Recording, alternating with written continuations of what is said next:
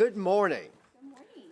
The Cypress-Fairbanks Independent School District Board of Trustees is now convened in a regular board meeting on Tuesday, June 20th, 2023, in the boardroom of the Cypress-Fairbanks Independent School District Mark Henry Administration Building, located at 11440 Matsky Road, Cypress, Texas, at 9 a.m. I want to welcome the members of our audience and our television viewers to this meeting of the Board of Trustees. As the Cypress-Fairbanks Board of Trustees, we are here to set goals, listen to reports, approve budgets, contracts, personnel appointments, and make policy for the district. It is not the role of the board to make day-to-day operational decisions. The management and day-to-day operations of the district are the responsibility of the superintendent. We have policies and procedures in place to resolve concerns and issues. This is a public meeting of the Board of Trustees, not a meeting of the public. The meeting is open to all who wish to attend and hear the matters discussed. Audience members may not participate in the meeting outside the designated agenda items for citizen participation or public comment. Disruption of the meeting by any person, including the audience, is inappropriate and will be addressed by the board president or the board's counsel as the meeting parliamentarian. Continued or repeated disruption of any board meeting by words or actions may result in removal or loss of the privilege to attend the meeting. Prior to this meeting, board members received information related to items on today's agenda. Agenda items will not necessarily be handled in the order listed on the notice. During the course of this meeting, the board may determine that a closed session is necessary. In that event, the board will meet in closed session to consider matters duly posted for this meeting as permitted by sections 551.071 through 551.084 of the Texas Government Code. These proceedings are airing live on the district website. They will also be available as video on demand on the district website following today's meeting. For the video to adequately reflect the proceedings, I respectfully ask that you please refrain from talking while others are speaking, and that you do as I do and turn your cell phone off in silent mode, which I have just now done. Thank you for taking the time to join us today and for your interest in the Cypress-Fairbanks Independent School District. With us today, we have one Boy Scout, Timothy Elmore of Troop 277. Are you in the audience? Here you are.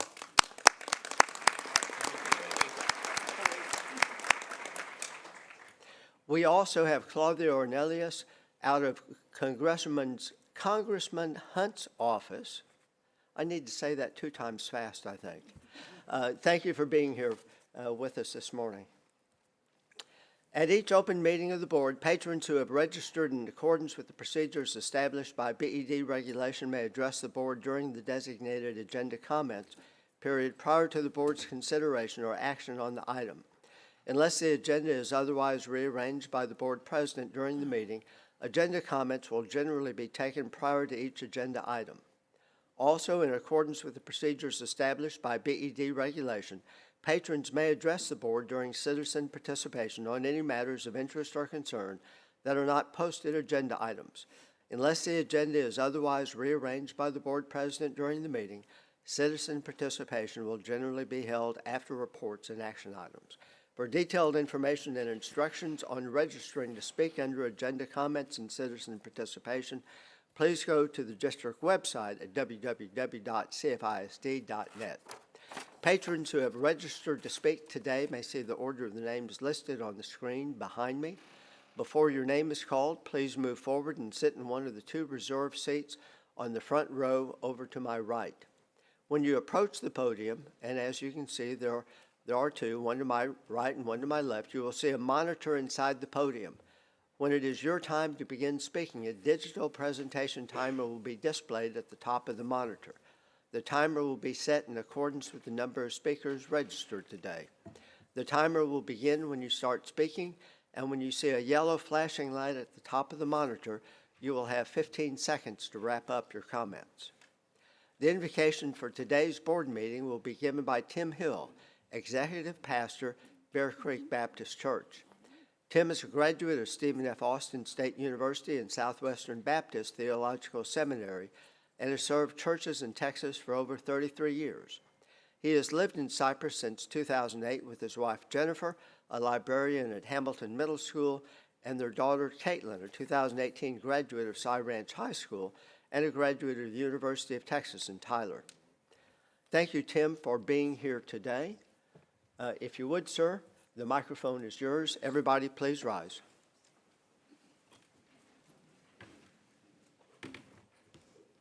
Well, Father, it's a privilege to call this community my home, and I'm thankful for these leaders who do such a great job of not only seeking to do what is right, but what is best as they serve and as they lead and as they make decisions. So I pray for all those in attendance, those that will be listening, those that will be presenting. And God, I pray for our board. I pray that you would give them wisdom in this full day of making decisions. God, we trust you. We know that if any point in time we lack wisdom, you tell us to ask and you'll grant it to us. So, God, we seek you this day and we give you thanks. And as I conclude, God, I want to thank you for Dr. Henry and for his wife, Cindy, and for the impact they've had on our community. God, I pray that you'd bless him in this transition. And God, I pray most of all for Cindy as Dr. Henry transitions. And God, I pray that as they invest more time into their kids and their families, that you'd fill them with joy. And God, we thank you for all that he's done and that this is his home and he'll continue to have an impact in our community in the days and the years ahead. I pray this in Jesus' name. Amen. Amen.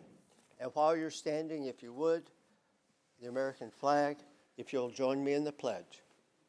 I pledge allegiance to the flag of the United States of America and to the republic for which it stands, one nation, under God, indivisible, with liberty and justice for all. Please be seated.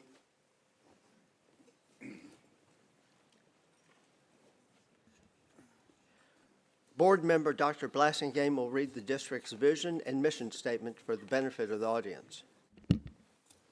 Our vision at CFISD is formed from the acronym LEAD, to learn, empower, achieve, dream, LEAD.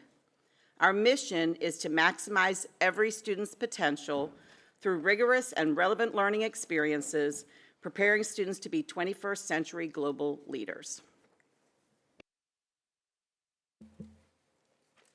We will now proceed with the remarks and recognitions portion of the agenda.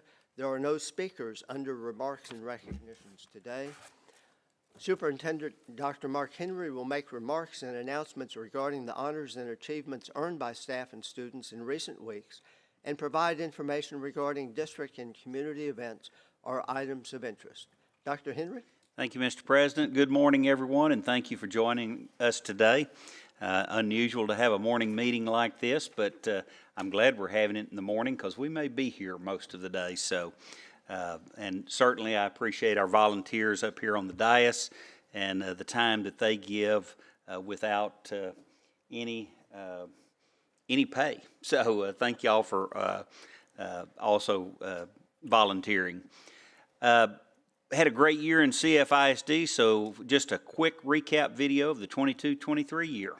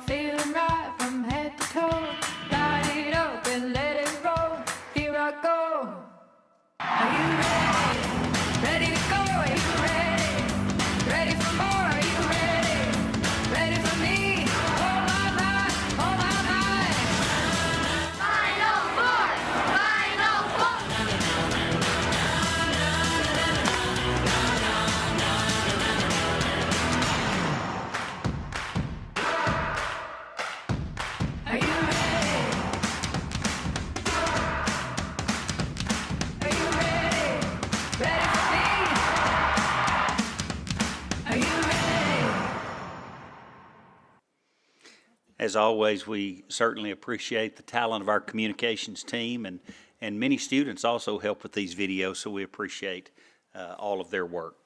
The class of 2023 graduation ceremonies took place between May 23rd and 27th at the Berry Center. A total of 8,956 graduates from our 12 high schools walked the stage. Nearly 58,000 guests attended the class of 2023 commencement exercises, while 65,000 others live streamed the graduation ceremonies.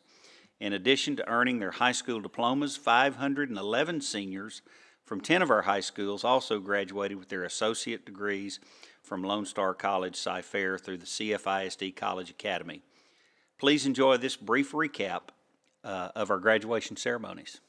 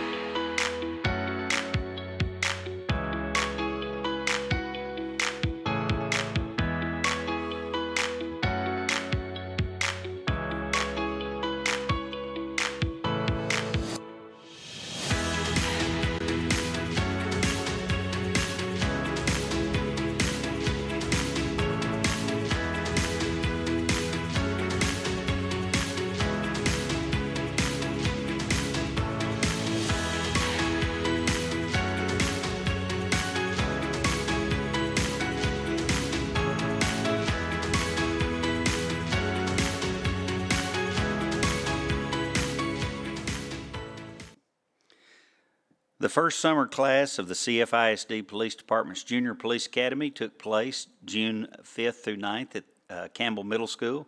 Please enjoy this video highlighting a great program.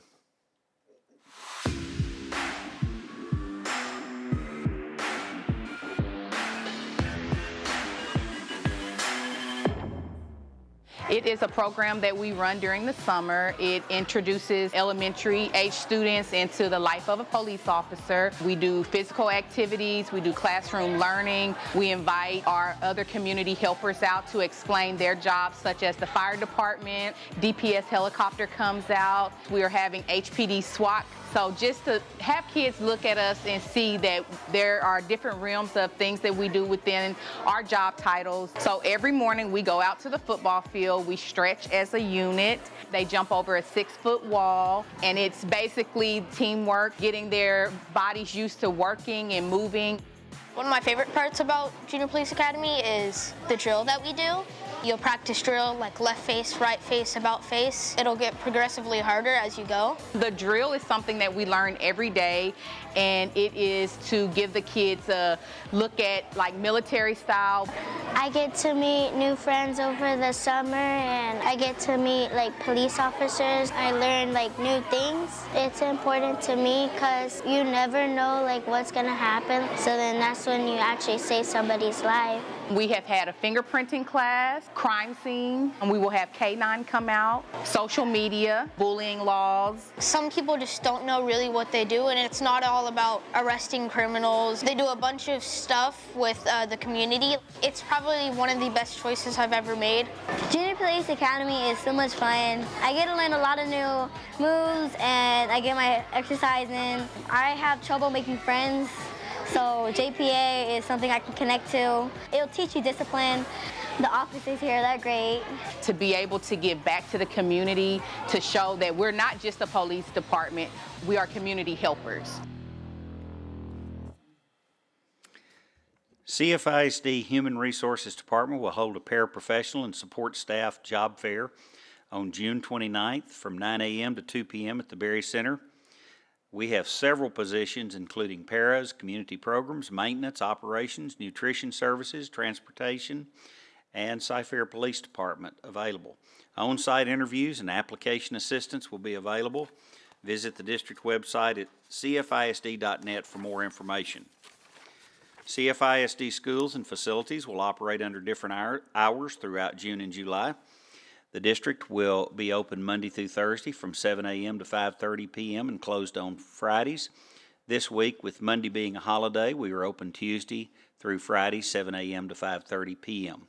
During the week of July 4th through 8th, schools and facilities will be closed on Tuesday, July 4th, and operate under normal hours, 7:30 to 4:30, on Monday, July 3rd, and Wednesday through Friday, July 5th through 7th. As mentioned, the district will be closed Tuesday, July 4th in observance of Independence Day.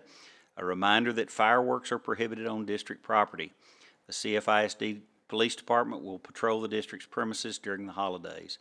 Please, if you observe anyone violating those requests, contact the Cyfair Police Department at 832-237-2373. We recently named 2 principals, so I'll turn it over to Roy Garcia for these and his last announcements. Thank you, Dr. Henry. President Jackson and Board of Trustees, it is always exciting when we have the opportunity to announce new principals to you and to the CFISD community. And as Dr. Henry said, we have 2 principals to introduce to you today. And we will begin with our new principal for Lee Elementary School, Miss Lori Johnson. It's okay.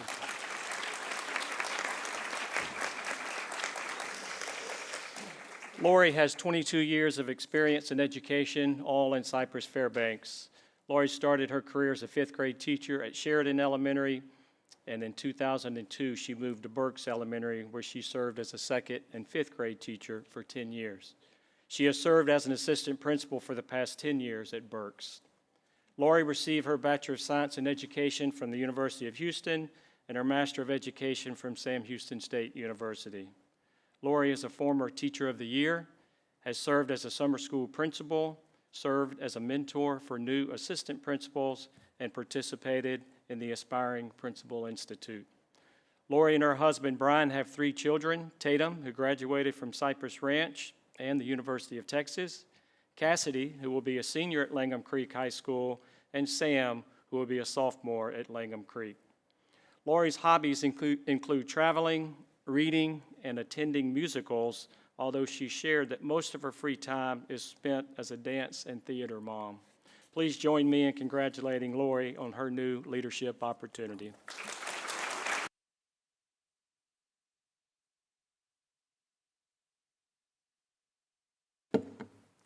Good morning. President Jackson, Board of Trustees, Dr. Henry, thank you so much for this opportunity and privilege to be the next principal at Lee Elementary. I have been able to meet with the parents, staff, students at Lee. They have welcomed me with open arms. They are fiercely proud of their successes and their traditions.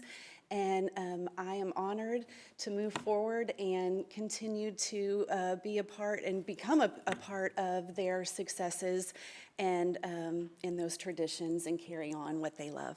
Thank you. So I have with me today, I don't know if I'm too far away, my family. So this is my husband, Brian, my daughter, Cassidy, my son, Sam. My daughter Tatum lives in Chicago. She's in school, so she can't be here. My mother, Barbara, my sister, Leanne, and my aunt and uncle, Mary and Roger Rivette. Thank you guys for being here. Without them, you don't get anywhere. So they are all in for everything that I do. So I always love and appreciate everything that you give.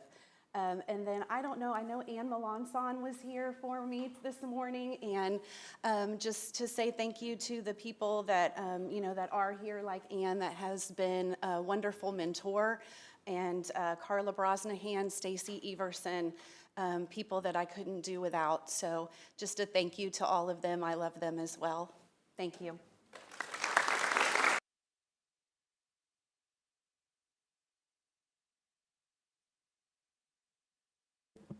Our final principal announcement for today is for our new principal at Cook Middle School, Miss Danielle Sebastian.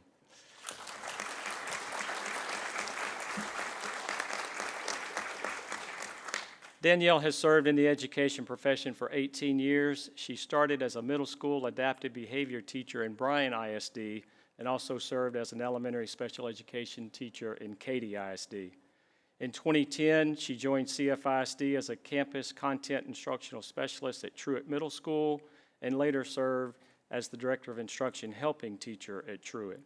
Danielle has served as the Director of Instruction at Cook Middle School for the past 9 years. She received her Bachelor of Science in Interdisciplinary Studies from Texas A&M University and her Master of Education Administration from Lamar University. Danielle is a former Teacher of the Year and a certified trainer for blended learning. She served as a summer school principal, participated in the Executive Education Academy at Rice University, and participated in the Aspiring Principals Institute. Danielle and her husband Doug have 2 children, Dean, who will be a junior at Langham Creek, and Adam, who will be a freshman at Langham Creek. Danielle's hobbies include traveling, camping with her family, and simply exploring new places. Please join me in congratulating Danielle on her new leadership opportunity.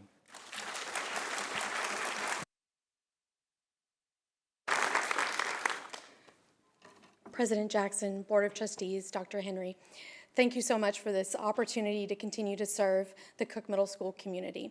It's been my absolute pleasure and joy to be a member of that Ranger family for the last 9 years, and they are an absolutely amazing group of kids, staff, and community. And so it's my absolute pleasure to continue to work with them, to continue their traditions and their commitment to excellence. I'm excited about collaborating with the staff there because they are a highly dedicated group of professionals, and there are kids, the Rangers are like no other kids there are. I would invite all of y'all to come out and meet them. They're lovely.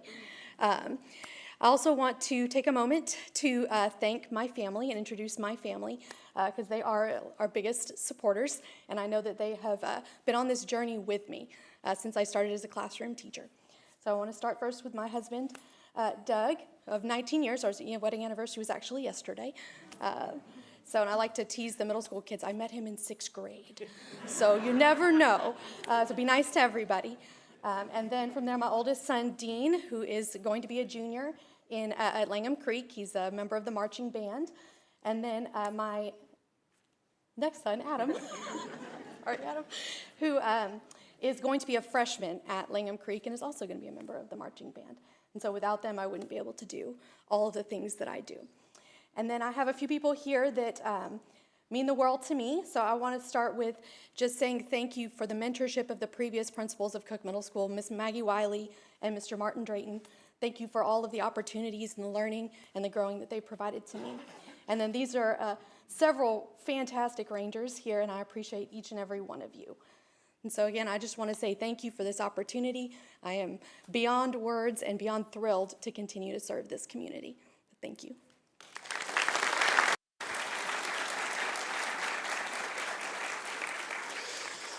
We will continue our announcements, and Christina Cole will take care of the next one. I'm delighted to introduce Irene Ruiz as the new Assistant Superintendent for School Leadership.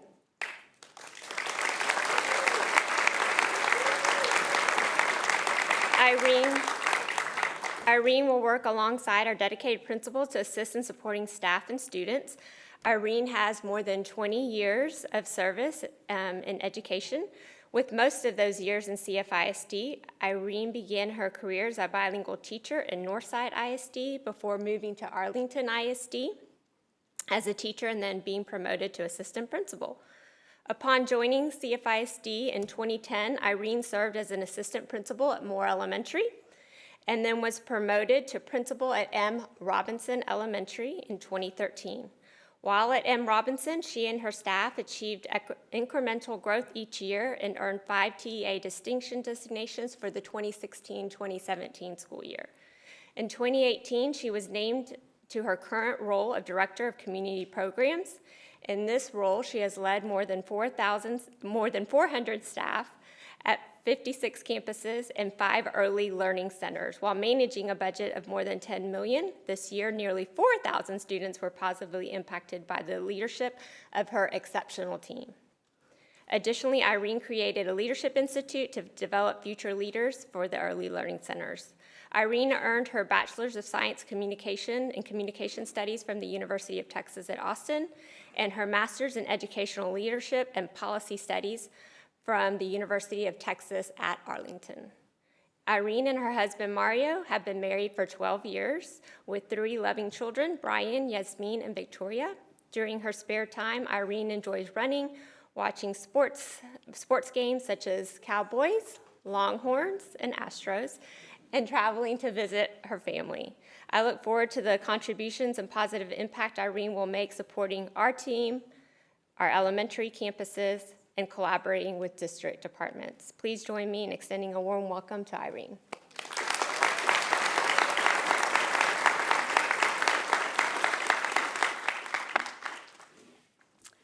Good morning, President Jackson, Board of Trustees, and Dr. Henry. It is truly an honor and a privilege to be here serving in this role, supporting our outstanding principals and campuses. When I joined the CFISD family 13 years ago, I knew I was joining a great district, but I never imagined the incredible opportunities I would have to learn and grow under such impactful leaders along my journey who invested in me. Leaders like Laura Harmon, who hired me into the district at Moore Elementary and took me under her wing as I began to learn all about the great things in CFISD. Stacy Everson, who was my awesome AP partner. Together, a Longhorn and an Aggie, office divided, but oh so united as AP partners. Roy Garcia, who entrusted me with a principalship at M. Robinson Elementary, and who always encouraged us to lead with kindness and be the model. Dawn Tryon and Nadia Stovall, who served alongside with me to help lead M. Robinson to success along with our team. Donna Shepard and Dr. Carla Brosnahan, who supervised and guided me through many firsts as a principal and many unique situations.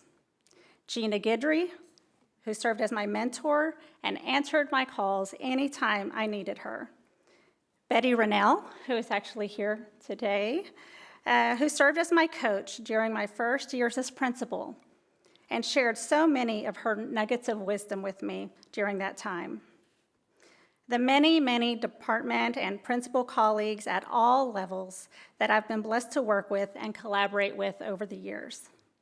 Teresa Hull, who believed in me and entrusted me with the Community Programs Department. Sharon Barnes, who supported me as I transitioned to my director role.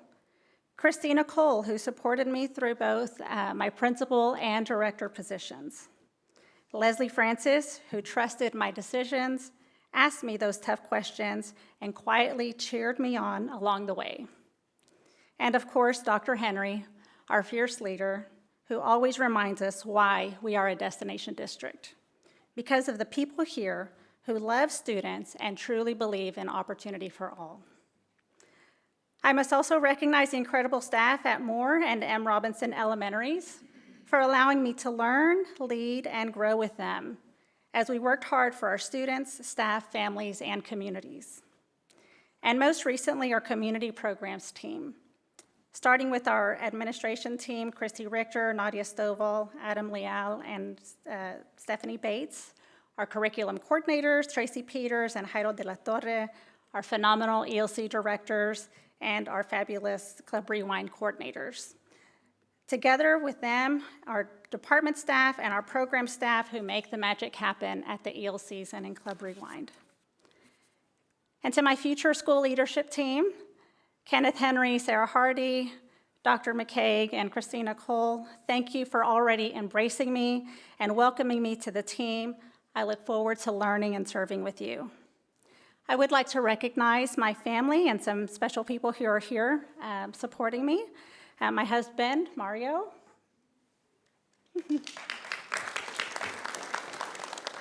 Our dear friend, Dr. Ike Agba, he has been through many highs and lows with us, especially during my mother's cancer treatments. He was there nonstop for us.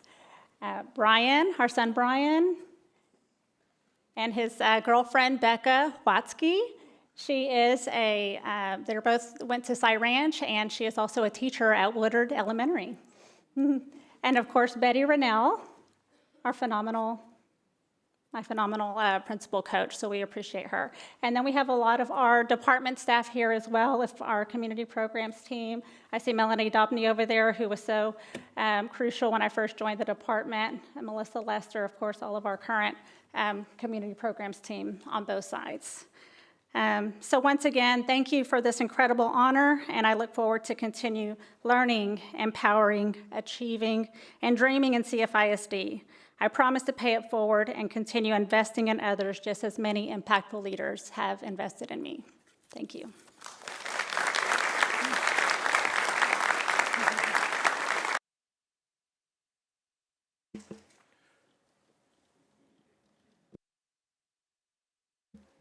I think Matt is next. President Jackson, Board of Trustees, Dr. Henry, I am very proud to introduce Jesse Claiborne as the next Assistant Superintendent for Facilities and Construction. Jesse has worked in commercial and K-12 construction for 21 years, including 8 in CFISD. He started his career as a project manager for urban construction in Denver, Colorado in 2002. In 2008, he became an estimator for Heartland Acoustics and Interiors. Jesse came to CFISD in 2015 as a project manager. He was promoted to Senior Project Manager in 2016 and Director of Technical Field Services in 2018. Later that year, he became Director of Construction Field Services, where he was responsible for leading a team of 7 project coordinators, 1 special projects manager, and 1 warranty manager. In 2022, Jesse moved to Director of Project Management, leading a team of 8 project managers and 3 project secretaries, overseeing the construction of new projects and renovation projects. Jesse graduated from Texas A&M University. I was waiting for the whoop. Did you do that, Jesse? With a degree in construction science. In his free time, Jesse enjoys spending time with his family, playing disc golf, and working with children at their church. I couldn't be more proud to introduce Jesse, and just working with Jesse over the years, if you look at his bio, he has been promoted and moved from leadership position to leadership position. I have very high expectations of Jesse. He does a fantastic job. I'm so proud of him. So please join me in congratulating Jesse on his new leadership role.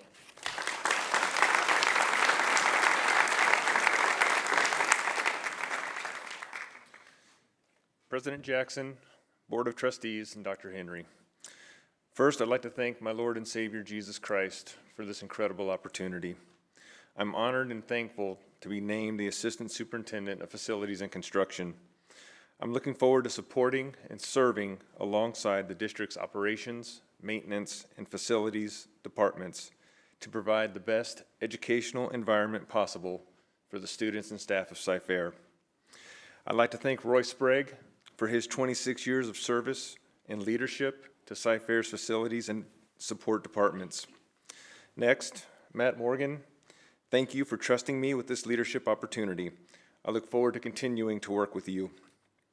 Additionally, I would like to thank the maintenance, operations, and facilities teams and everyone who works so hard day in and day out, often late into the evenings and at night, to keep our facilities in great shape.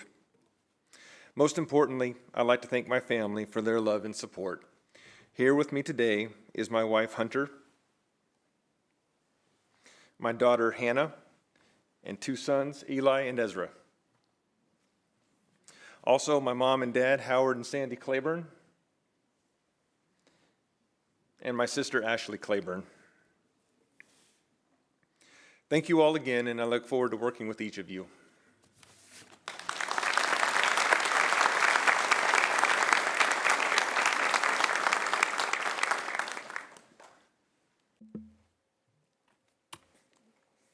We will now proceed with other recognitions. Out of Congressman Wesley Hunt's office, we are privileged to have Claudia Ornalius here to recognize Dr. Mark Henrys for his years of service to CFISD. And Mark, during this recognition, I'm going to ask you to go ahead and step down on the floor as opposed to staying seated, because not everybody can see you when you're hiding behind that computer screen. Claudia? Thank you so much for this opportunity, Dr. Henry, President, trustees. I am here on behalf of Congressman Wesley Hunt to present a congressional proclamation for Superintendent Dr. Mark Henry for his outstanding achievements over the years. So if I may read the proclamation.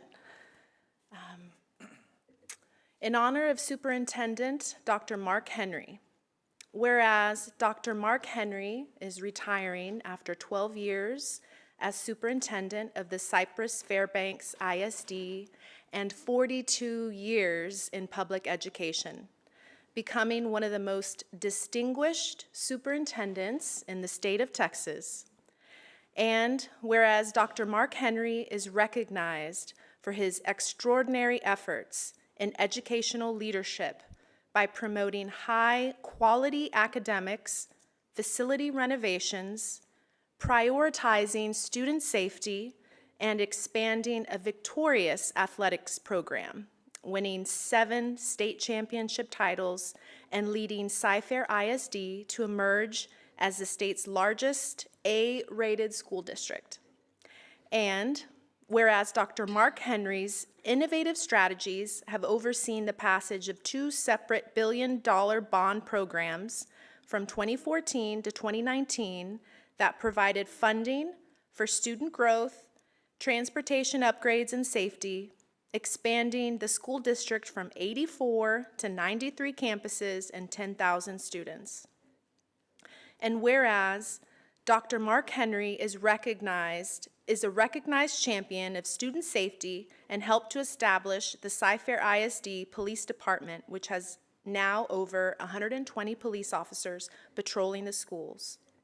And whereas Dr. Mark Henry is a true public servant known for his community involvement, having served in 2018 as the chairman of the Cyfair Chamber of Commerce, and is currently a trustee for the Cyfair Educational Foundation Leadership Committee, remaining selflessly committed to the Cypress community. And now, therefore, I, Wesley Hunt, Member of Congress, representing the 38th Congressional District of Texas, do hereby declare May 8th, the day that Dr. Henry announced his retirement, as a day to recognize and honor Superintendent Mark Henry. Signed, God in Texas, Wesley Hunt, Member of Congress.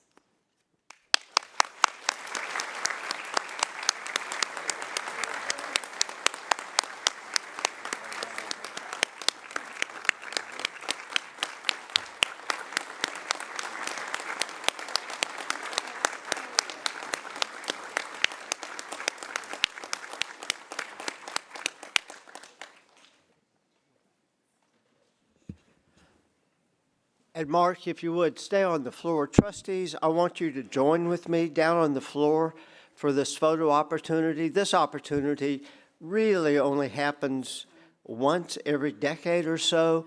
This is very special. Mark was previously recognized at our state capitol by a resolution signed and proffered by every member of our delegation committee, but also representatives from other districts where Mark has served. So trustees, if you would, please join me.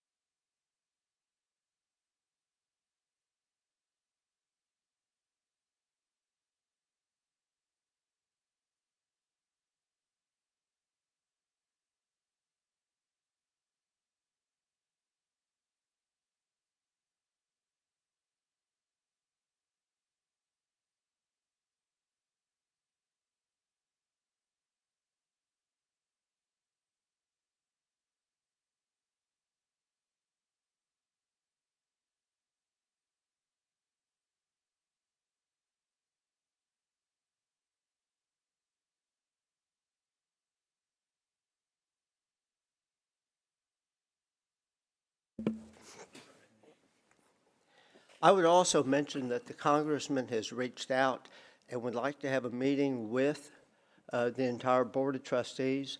And so I'll visit with Mark and also Marnie. If the entire board comes together, that means we have to have a posted board meeting. But there are certain exceptions for educational situations.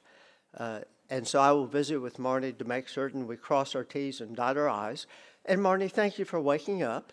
I always appreciate it when council is awake.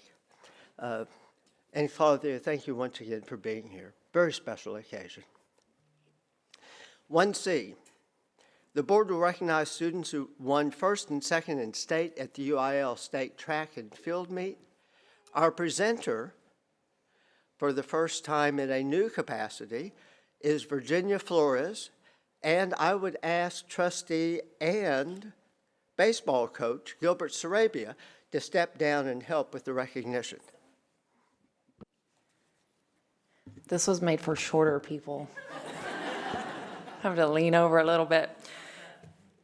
President Jackson, Board of Trustees, and Dr. Henry, it is my pleasure to be here this morning representing our athletic department to present to you a group of athletes and coaches that achieve the absolute highest levels in the UIL competition in boys and girls track at the UIL State Track Meet held on the campus of, yes, the University of Texas, May 12th and 13th.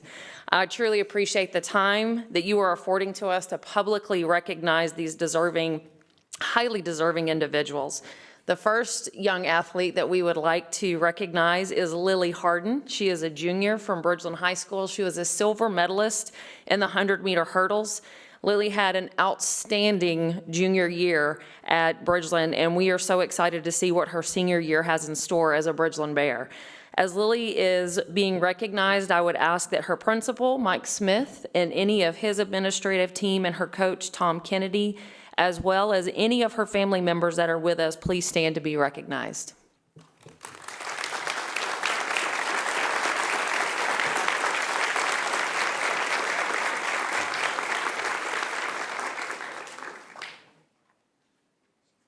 You have to take a picture now. Nice try, Gil.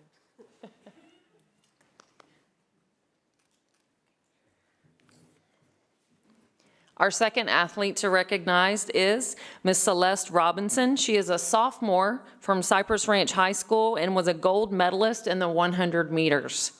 Celeste is a two-time state qualifier, and as a sophomore, we're excited to get to see Celeste compete for 2 more years as a Mustang.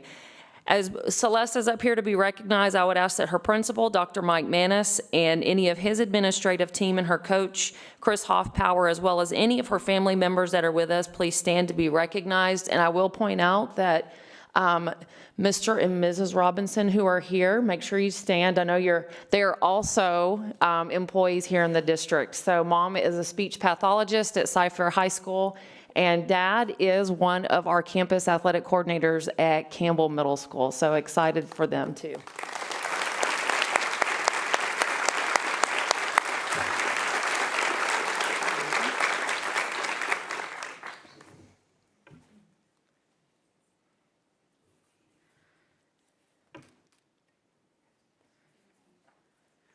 Our third athlete to be recognized is Alex Ornelas. He is a senior from Langham Creek High School and was a gold medalist in the 300-meter hurdles. Alex is a 2-time state qualifier and has been a fixture on the medal stand throughout his career. Alex will be taking his talents to the University of Illinois, where he will compete for the Fighting Illini. As Alex is being recognized, I would ask that his principal, Dr. Martinez, and any of his administrative team, I know his coach recently took another job up in the Round Rock area. We're going to try to get him back. But I did see his coordinator, the campus coordinator, Coach Thompson, is here. And I would ask that any of Alex's family members to please rise to be recognized.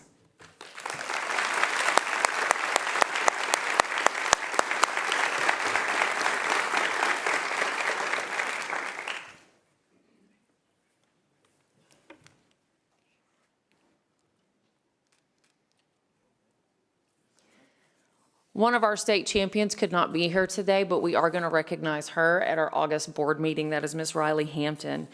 As we conclude this portion of the meeting, I want to thank the board and Dr. Henry's administrative team for their support of our athletic programs. Celebrations like this would not be possible without your collective efforts. Thank you.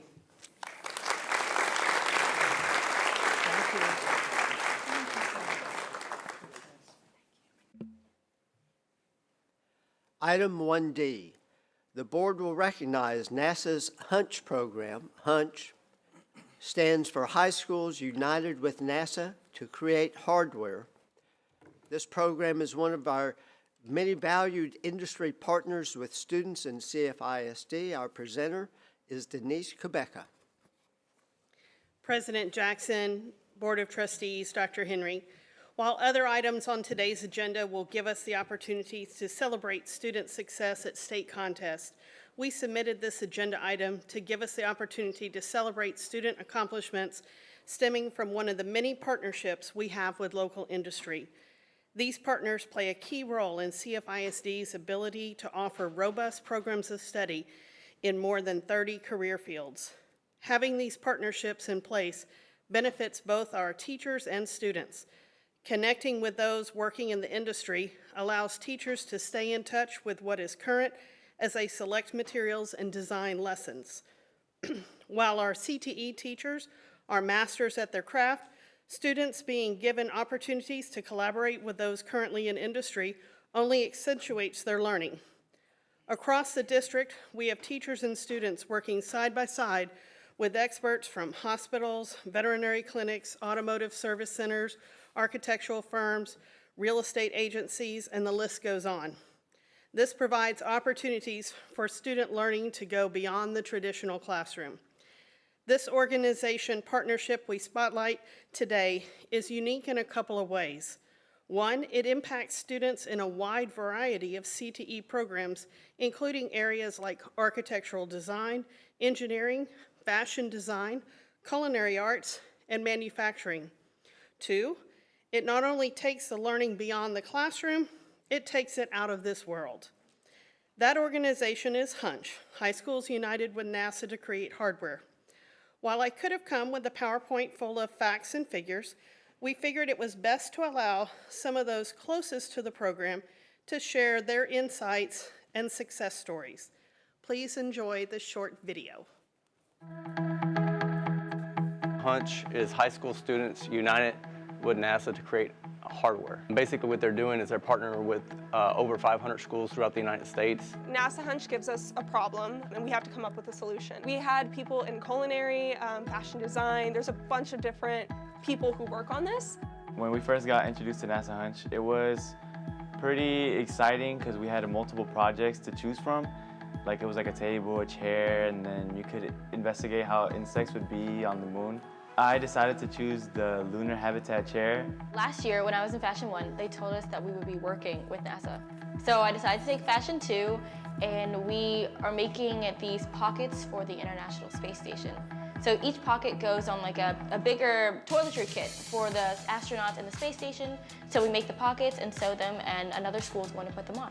Really valuable for NASA. So because our high school students are involved, we have people here that went to Cypress-Fairbanks. So the fact that they are seeing people that work at NASA, hopefully it brings them up to the idea that they can start and do their same kind of engineering that they want to do here as well. I think it's neat that we can partner with NASA HUNCH. It gives me a little taste of how engineering really is. I will be working with NASA over the summer, 5 days out of the week, to work and sew with the ladies who come to our school. Throughout the school year, the teachers work with the students, and we end up picking the best students to stick with us and work through the summer internship. It has to meet our tolerances and standards that NASA set for all flight hardware. And so that's what the kids learn here, hands-on. I feel like you get a grasp on what it'll be like if you ever get into the engineering field. Everyone I talk to, they always say like, oh, I wish I had something like that in my high school. And because I did, I mean, it led to me getting my current job at Oceaneering Space Systems. Essentially, I worked for NASA, you know what I mean? It's really cool to see something that I built with a bunch of my friends is gonna be made and put in a place for the public to see. To be as semifinalist, as well as just getting that signature from Glenn Johnson and the NASA team, I feel like it puts me over a few other students. During my time at CFISD and Hunch, it really taught me more than just the basic level of being a machinist. So whenever I entered the workforce, I was well above what most people are. Jump-started my career probably, 10 years. When you add on the extra opportunities, like we got to go see the youngest female architect in Texas who went here. We got to go to her firm and talk to her, and then you add NASA to that, it's amazing.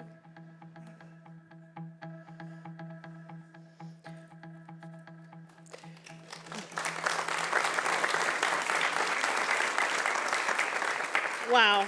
The excitement in the student stories we heard in the video reminds us of why we do what we do, and that student success in CFISD goes beyond state test scores and trophies. The students interviewed are just a sample of the countless students across the district who are getting a jump start on what comes next by taking advantage of opportunities to learn with industry equipment and materials, earn nationally recognized certifications, and train side by side with experts, all at a fraction of the cost.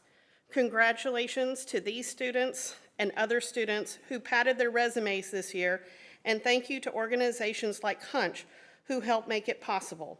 In CFISD CTE, we encourage students to stop asking, why would you, and start asking, why would you not take advantage of all CFISD has to offer? Thank you.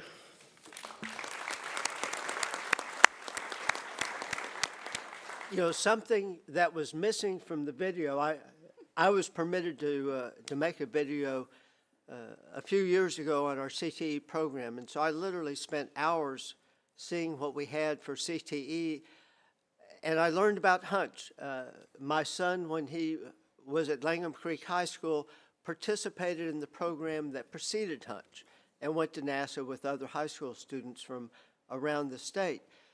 But what I always found interesting, these students have made products that are at the International Space Station. That's pretty amazing.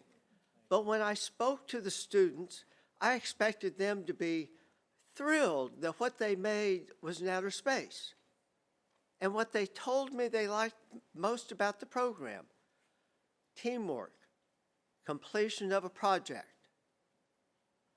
So it's always interesting when you talk to students that I, as a trustee, I think we're doing one thing, which is producing future astronauts, right? But the students were more, had a different view of the value of this. I do think that once they're older, they'll look back and say, wow, we really did build something that literally went to outer space.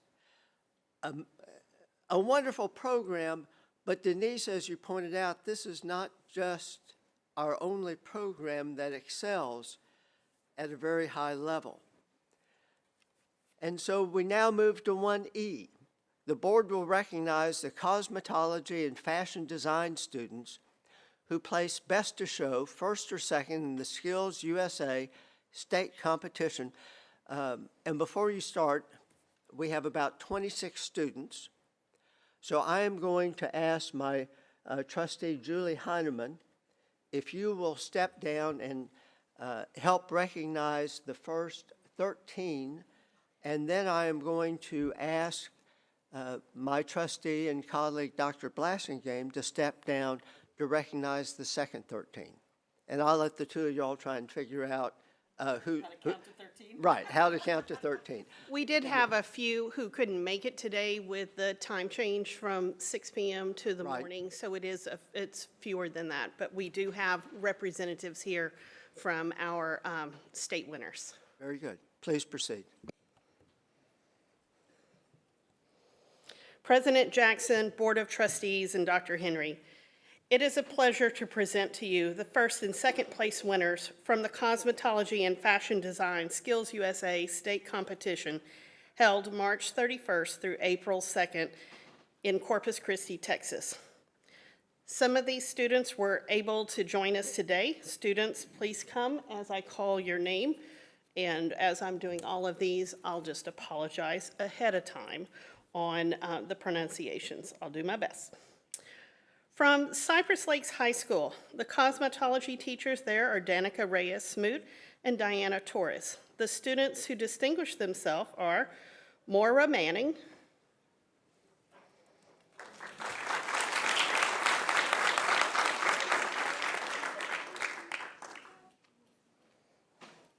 Karen Cornelio,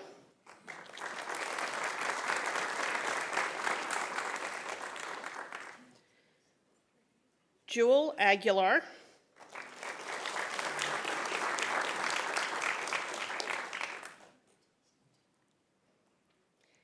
and Tristan Sinville.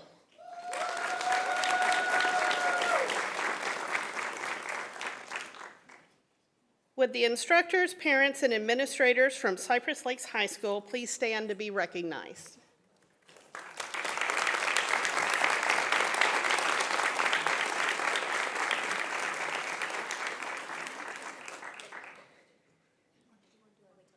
You want to do a big one? Okay. All right, from Cypress Park High School, the cosmetology teachers are Darla Drake and Norvell Curry. The students who distinguish themselves are Audrey Eccles,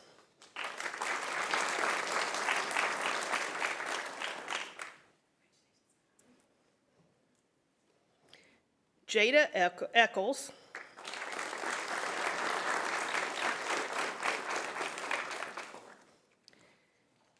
Destiny Presta,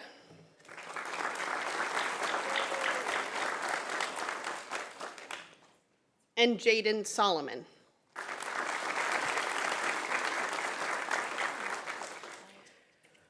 Would the instructors, parents, and administrators from Cypress Park High School please stand to be recognized?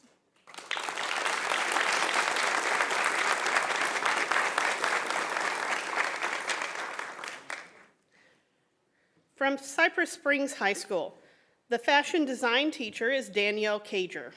The student who distinguished herself is Kelsey Patterson.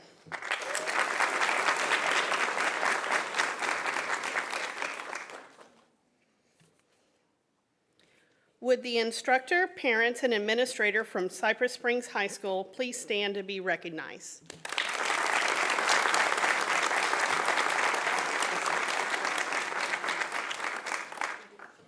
Do a group photo. We congratulate these exceptional students, and we thank the board and Dr. Henry for honoring our talented cosmetology and fashion design students today.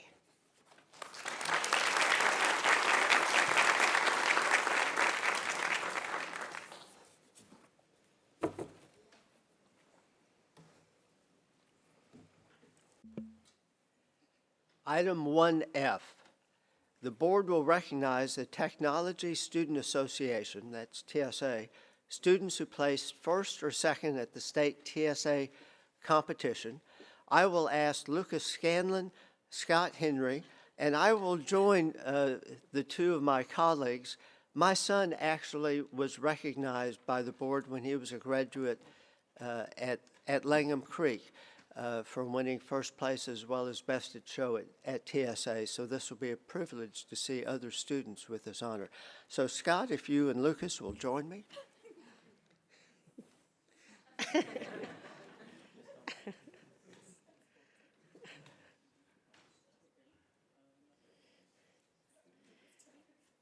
President Jackson, Board of Trustees, and Dr. Henry, it is my pleasure to present to you Cypress-Fairbanks ISD Industrial Technology students who placed first and second at the Technology Student Association State Convention held April 13th to 15th in Fort Worth, Texas. Several of these students were able to join us today. Please come when your name is called.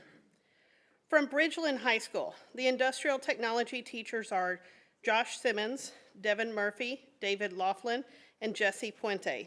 The students who distinguished themselves are Ilion Alana,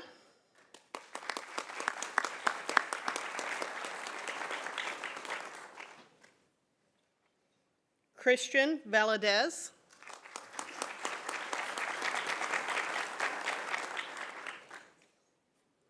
Jonathan Van Duzen,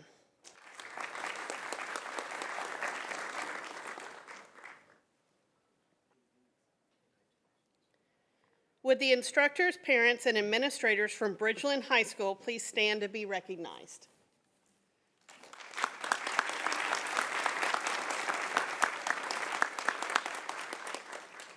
From Cypress Creek High School, the industrial technology teachers are Tracy Blackman, Michael Daniels, and Clyde Salzman.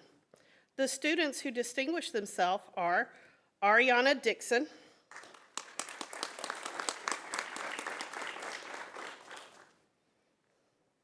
and Isabel Utai.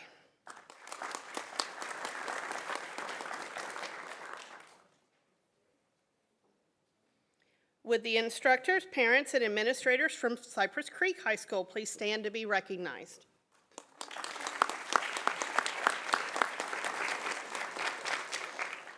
From Cypress Park High School, the industrial technology teachers are Cornelius Cooley, Spencer Heasley, Louis Islin, and Bob McIntosh. The students who distinguish themselves are Atta Awanda,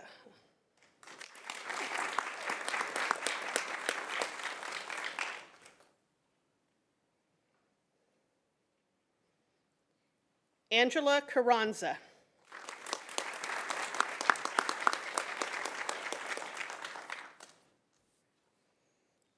would the instructors, parents, and administrators from Cypress Park High School please stand to be recognized?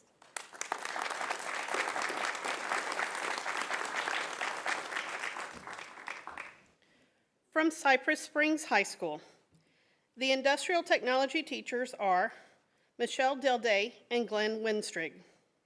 The students who distinguish themselves are Sharon Amah,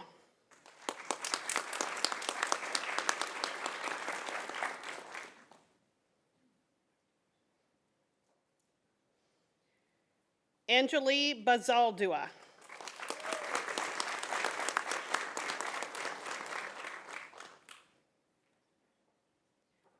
Leonel Guzman,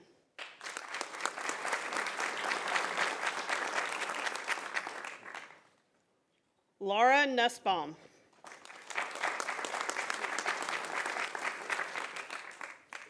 and Jeffrey Solis.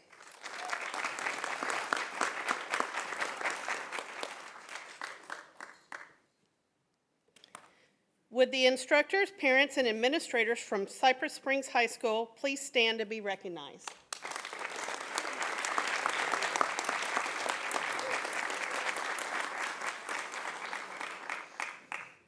From Truett Middle School, the industrial technology teacher is Jeff Osborne.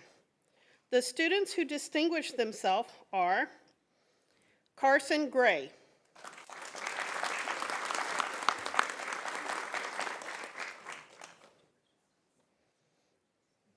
Caliburn Mann,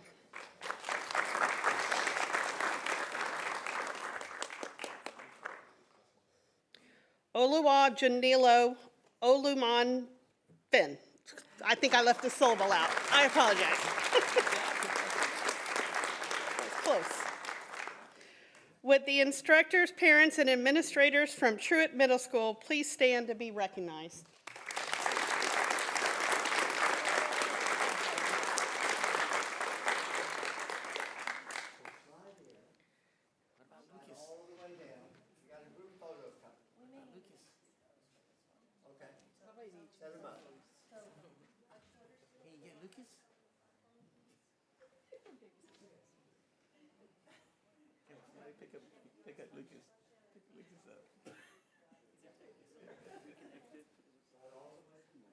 I think we're blocking Mr. Scanlon. Somebody pick up Lucas. Hold him. Y'all need to swap. Yeah. Okay, make sure y'all can see me. All right, okay, here we go. We congratulate these exceptional students, and we thank the board and Dr. Henry for honoring our talented industrial technology TSA students today. Thank you.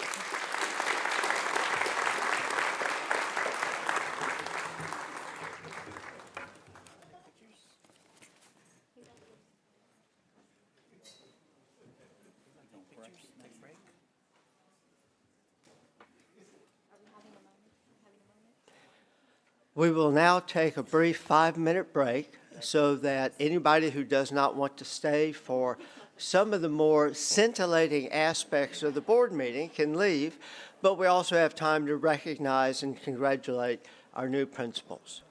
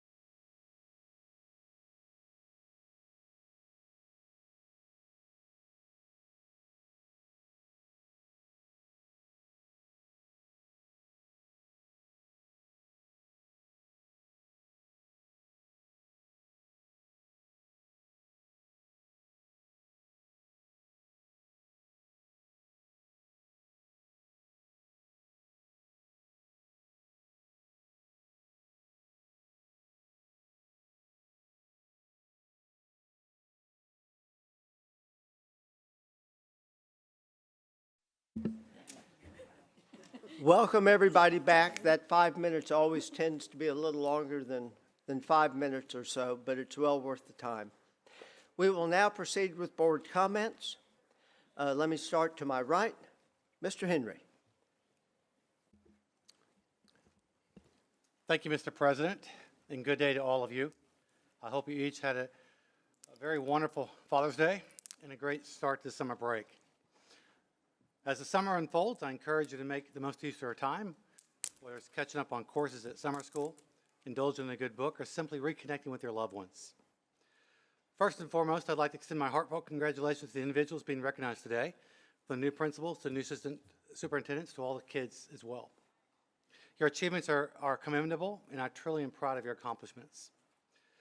Also like to congratulate our recent graduates and wish you the very best as you embark on a new chapter on their lives beyond high school. The ceremonies at the Berry Center were executed flawlessly. I must acknowledge the tremendous effort put by the individuals and teams involved. This event truly reflects the hard work and dedication of numerous individuals. Since the last board meeting, I had an opportunity to attend several school board-related training sessions, both national and regional levels. These experiences have been incredibly enlightening, as I had the privilege of listening to experts engaging with my fellow board colleagues on a range of topics, from student outcomes to reading improvements. One particular insight was a class focused on accountability to responsibility. And let me share with a couple of takeaways that this individual talked about. He said one of the reasons board veers away from strategic role is because of due to lack of sufficient or accurate information. He says another bullet point was by prioritizing our growth and accountability plans, we can address issues of retention and enhance our capacity issues. And the last was that we crucially recognize the community as our customer, and that 70% of the people who don't have kids in school pay 90% of the school taxes.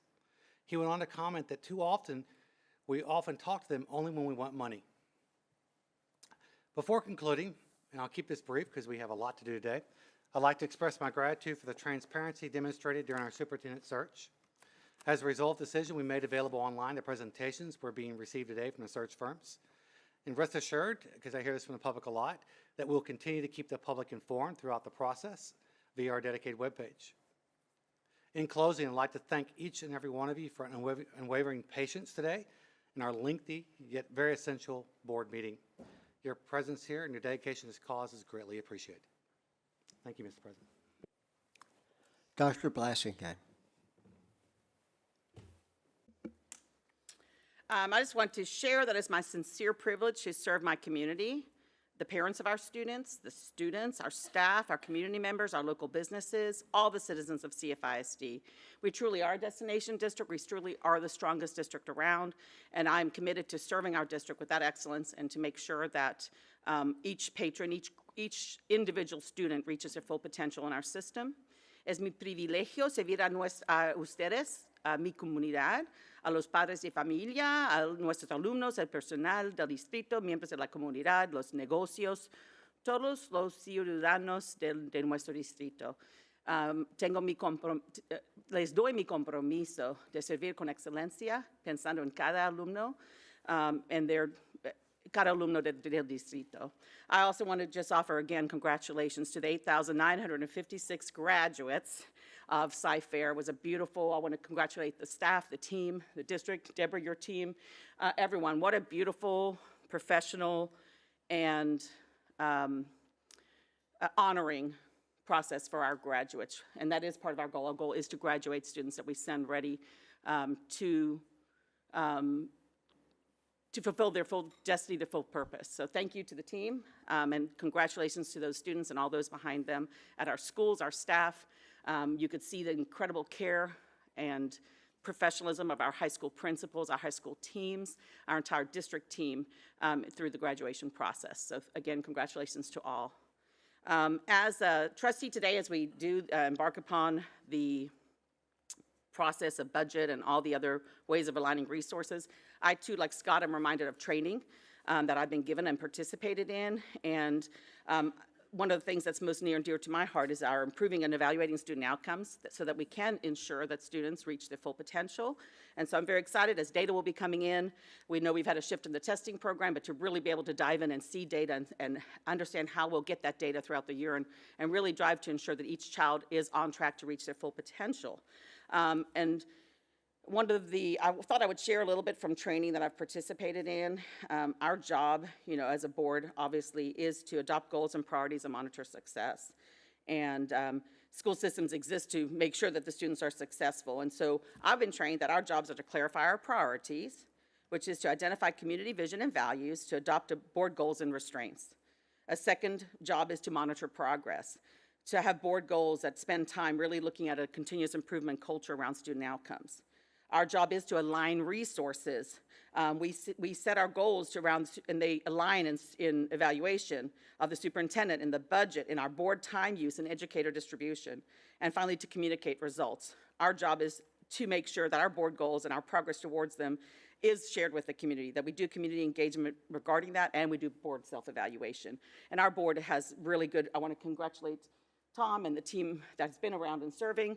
We have really are ahead of many systems in really being able to set board superintendent evaluation and board evaluation and self-evaluation to really make sure we're driving our progress. So I really look forward to the opportunities to continue that culture of that professionalism. So we make sure, and that is why I mentioned this, because today we are looking at the budget.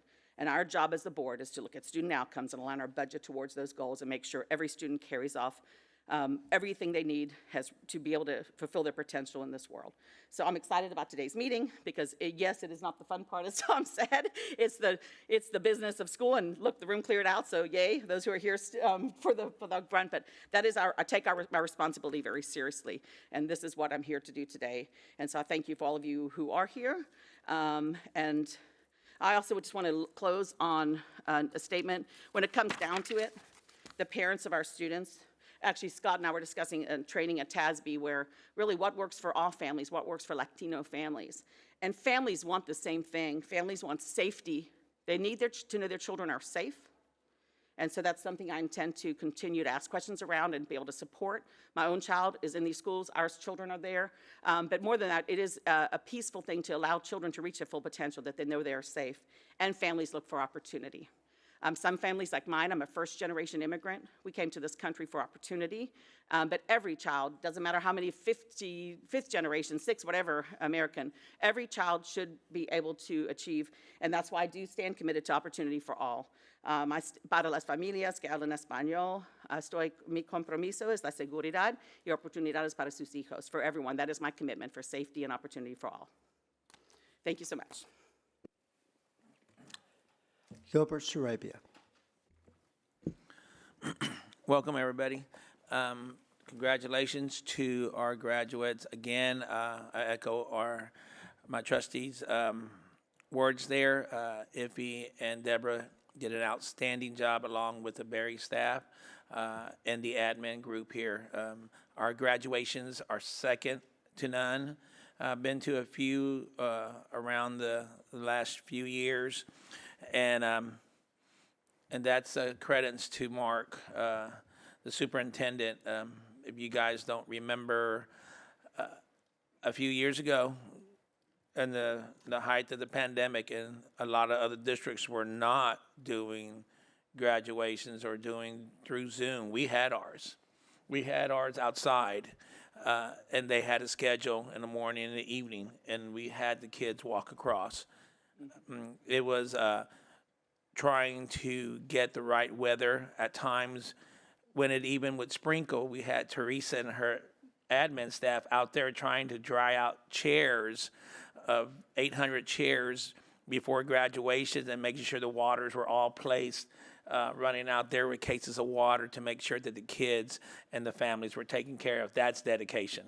And again, our graduates, congratulations, but the staff, second to none, as always, Deborah and Iffy and the rest of the team. I like to, this is a good part of the time when we have the celebration of the kids and their achievements. Gold medal winners, the senior Langham kid going to Illinois.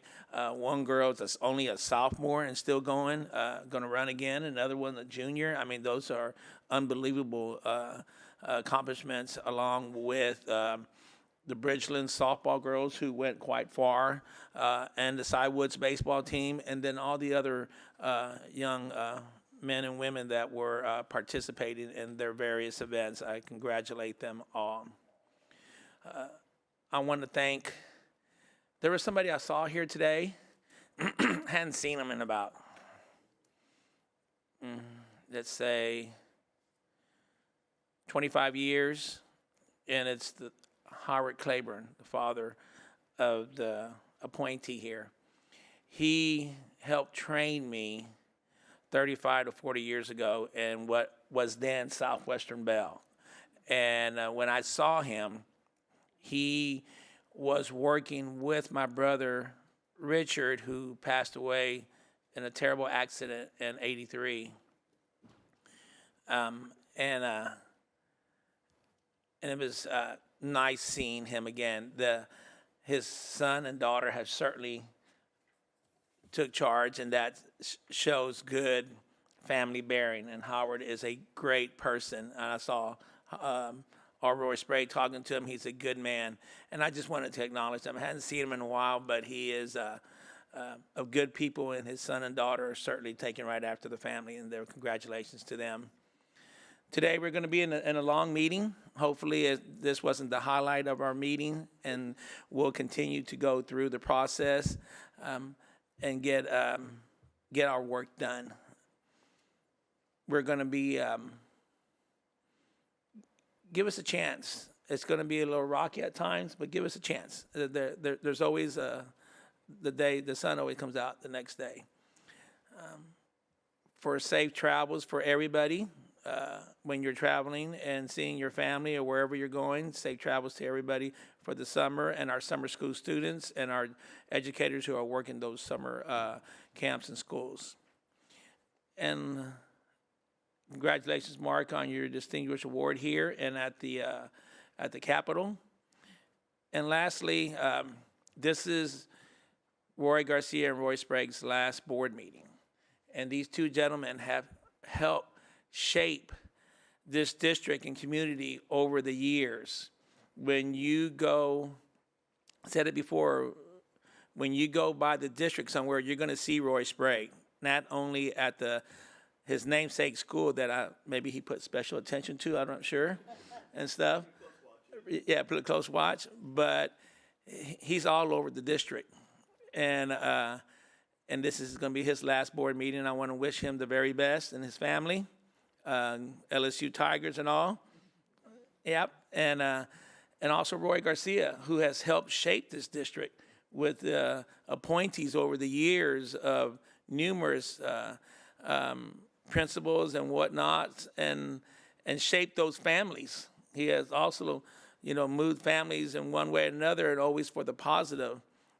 These two gentlemen will be sorely missed, but as mentors and great leaders themselves, they have shaped their predecessors to take over, and I'm sure we have as much confidence in them as we did Roy Sprague and Roy Garcia.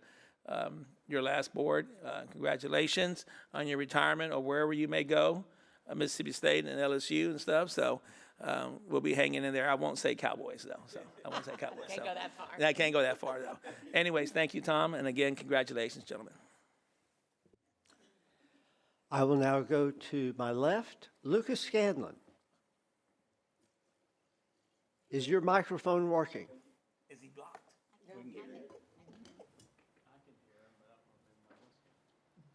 Scott, can you hear me? Okay. Good morning, all. And so I call in from sunny Florida, and pardon me as jets fly overhead because I'm not too far away from Air Force Base. Amazing timing.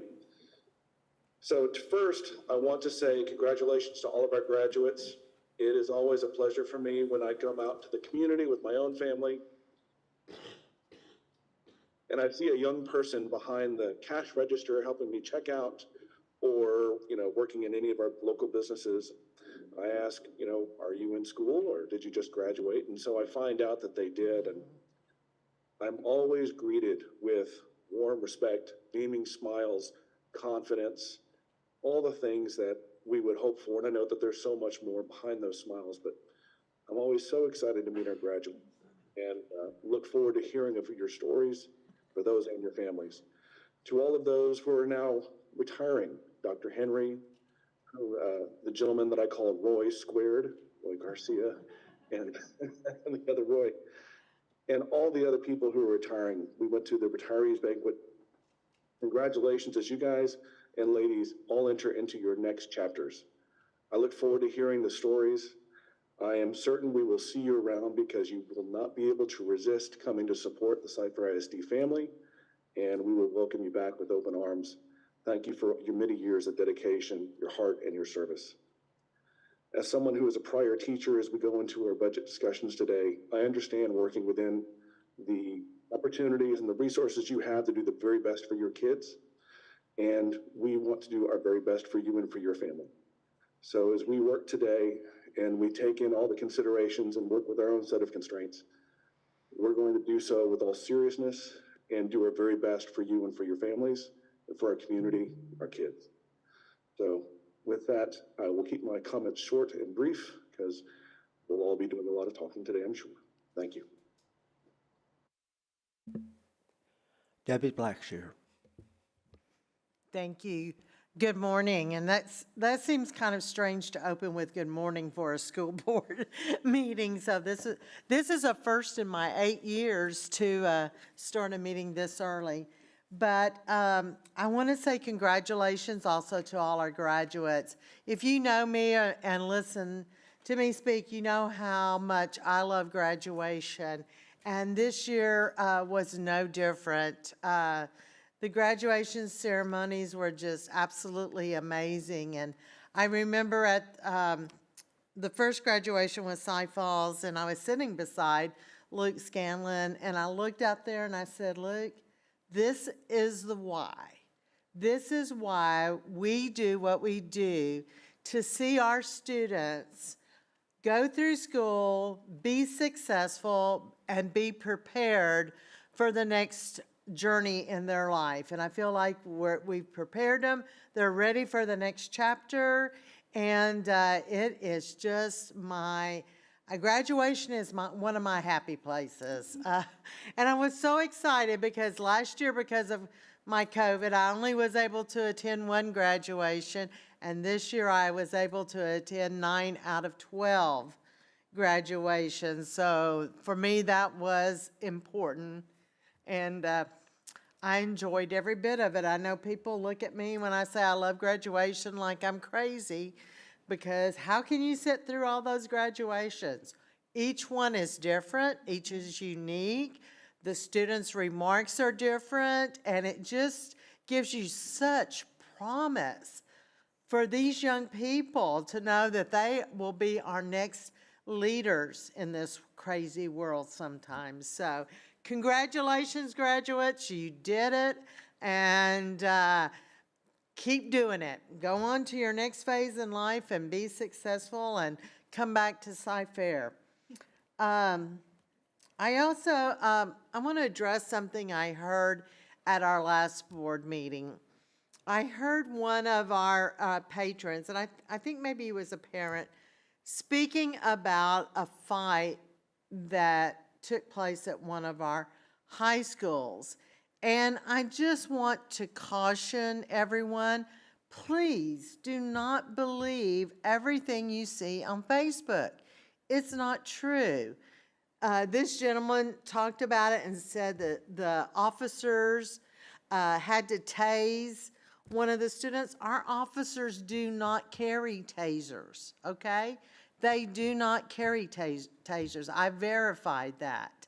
And so often the information is correct. And we even had an incident where one of our board members saw one on Facebook, and it didn't even happen at our school once we checked. So please check, if you see something on Facebook that's concerning to you, call up here and ask to speak to administrator and verify that it even happened, because they don't. And another thing, he was concerned about the fighting in our schools. You know, I'm going to tell you right now, we do not have a class, Fighting 101, okay? We don't encourage that in our schools, and we talk a lot about parents' rights. And I am all for parents' rights and parents being involved in their students' education. It is very important.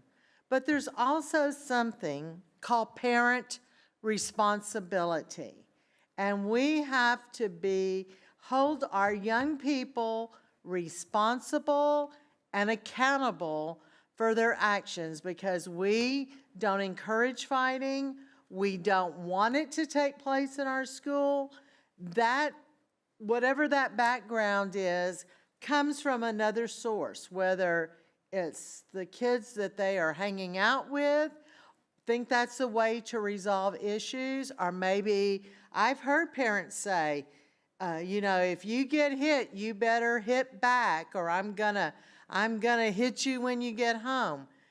No, that is not the way to resolve conflict. And so I guess, you know, I'm just saying, please verify information, because everything you see on Facebook or Instagram is not necessarily true. Then going on to something more pleasant, I want to congratulate all the people that that were introduced today as new leaders in our school district: principals, assistant principals,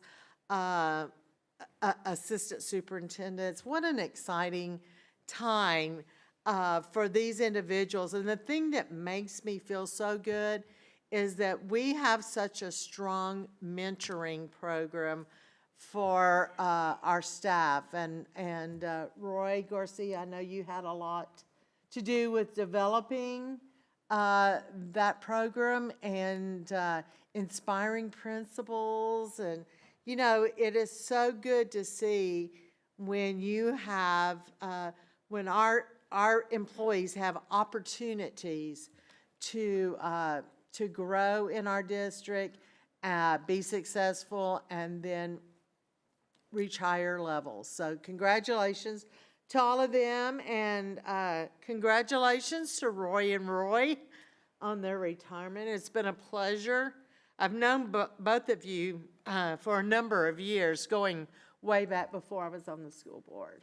So thank you for your leadership in this district. We are a better school district because of both of you. Thank you.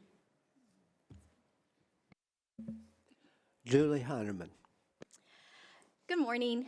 Let me back up. Yesterday I had coffee with a friend, and I actually patted myself on the back a little for having my board comments well planned and typed out so that I could stay on task. And then I printed them this morning and left them at home. So, but it's okay, because I really only had one thing on there that I wanted that's different than what has already been shared in regards to what's happening in our district. And I just wanted to say thank you to all the folks that are working on summer school, the administrators, principals, teachers, support staff that are working with our students over the summer to help kids who maybe need some time and some extra effort to catch up, or to stay, to maintain their progress that they've earned, or to maybe even get ahead. So just thank you to everyone who's working hard over this summer. I appreciate it. And then also, Dr. Henry mentioned that he was acknowledging the board as volunteers who are not paid. And what we saw this morning, that's how we get paid. It's recognizing and acknowledging the success of our students, whether they are successful in academics, athletics, workforce preparation. That is the payment. At least I feel that way. It's very fulfilling, not just to see them graduate and cross that finish line, but to know that they are so well prepared for their futures because of all the different opportunities that we provide and that they take advantage of and make the most of, like working with NASA or architecture, engineering, all those things that we saw today. And so that's the payment in my heart. So thank you.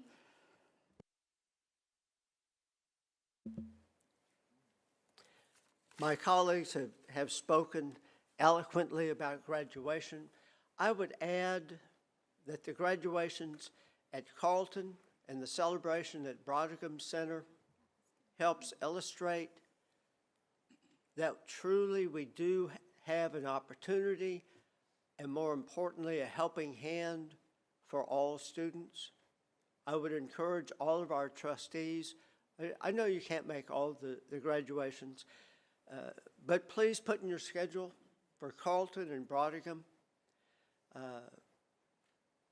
The stories that you see move past you will both tear at your heart, but remind us why we make opportunities for all students. I would point out that of our peer group, which is the 5 largest school districts in the state of Texas, that Cy-Fair has the highest graduation rate at the 4-year level, but also at the 5-year level.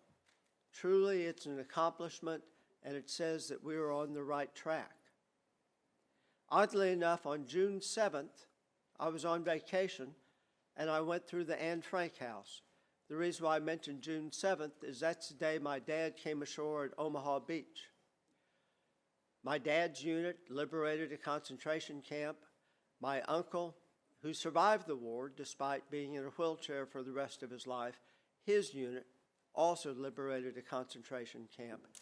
And it saddens me when students display symbols of Hitler's regime. It happens every year. It can't be stopped. But knowing the sacrifice of my dad and literally millions of other Americans, it always saddens me when that happens. We will be talking about the business of the district going forth. I too attended training, but what I remember is not the most recent training, but training I attended a few years back. It was the superintendent of Dallas who conducted the seminar. He's now the superintendent of HISD. He made a couple of observations. One, he scoffed at the CFISD business model. Our model has always been one of incremental improvement. He indicated that is not the correct approach, that you needed bold changes. Some of his changes included closing of schools, but he supported the concept that you constantly have to weed out the bottom 20% of teachers and principals. And of course, that was popular in the business world for a while, particularly at the firms Arthur Andersen as well as Enron. It did not turn out well for those two firms, and I don't know that the bottom 20% rule is the appropriate approach for a business model. If you hire properly, then you want to retain every one of your teachers and every one of your principals. As a board, like all boards, we always struggle with what direction do we want to take. HISD, I have always said, has been a great laboratory for new ideas. And although I love their new ideas, I really don't want to bring their ideas, or at least most of them, into our district. HISD favors balkanization. They did this by opposing zoning. So HISD doesn't have zoning, rezoning, and the creation of specialty schools. Not quite a flavor of the month concept, but something along that line. As we know, their business model of education ultimately failed. Their concepts sound wonderful, but in practice, they have not been able to make those work. From my perspective, the vote we took on zoning in for this school district was, do we follow the CFISD model or do we follow the HISD model? The majority of this board said we will follow the Cy-Fair model and reject that. of HISD. A couple of closing comments. The CTE program that we highlighted today is exceptional. When I did my analysis of CTE, an interesting statistic that stood out, those students who took at least one CTE course graduated at a much higher rate than those who did not. And it reminds me of what the students in the Hunch program told me. Participation in that CTE course taught them teamwork, but also completion of a project from an idea stage to ultimate completion. And finally, of course, I want to say thank you to two of the people, one of them's gone on my left, who had the biggest smiles today, Roy Garcia and Roy Sprague. The work that you have given to this district has truly been exceptional. Roy, of course, you and I knew each other as band parents. And Natalie, yes, I will push the Langham Creek button one more time, yes. Right? I've been counting. I think it's about 20. So. Yep. But a simple thank you is never enough, but that's all I have to give to both of y'all. And with that, I will conclude my comments, and let's get on with the business of the district.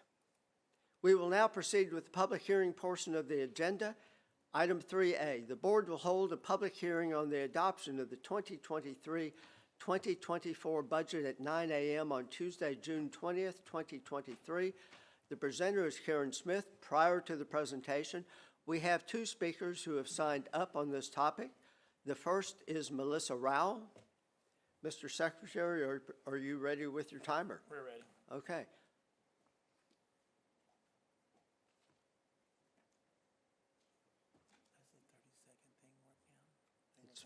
It's 15 seconds now. Our next speaker is Tanzania Williams.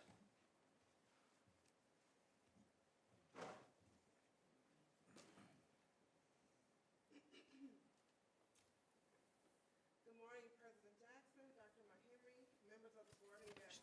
I'm Tanzania Williams, president of Cypress-Fairbanks, NEA. Ladies and gentlemen of the board. I'm not really nervous enough. So just a minute while we reset the clock. Okay, ready, begin. Good morning, President Jackson, Dr. Mark Henry, members of the board and guests. I'm Tanzania Williams, president of Cypress-Fairbanks, NEA. Ladies and gentlemen of the board, I stand before you today to address the critical issue of staff compensation and advocate for a well-deserved pay increase for our dedicated educators. As a concerned member of the community, I strongly support the Texas State Teachers Association's call for higher salaries for teachers and staff in Texas, and I would like to highlight the key points they have raised. First and foremost, raising all staff salaries is crucial to attract and retain high-quality educators. An increasingly competitive job market offering competitive compensation packages will help secure and keep the best teachers in our district.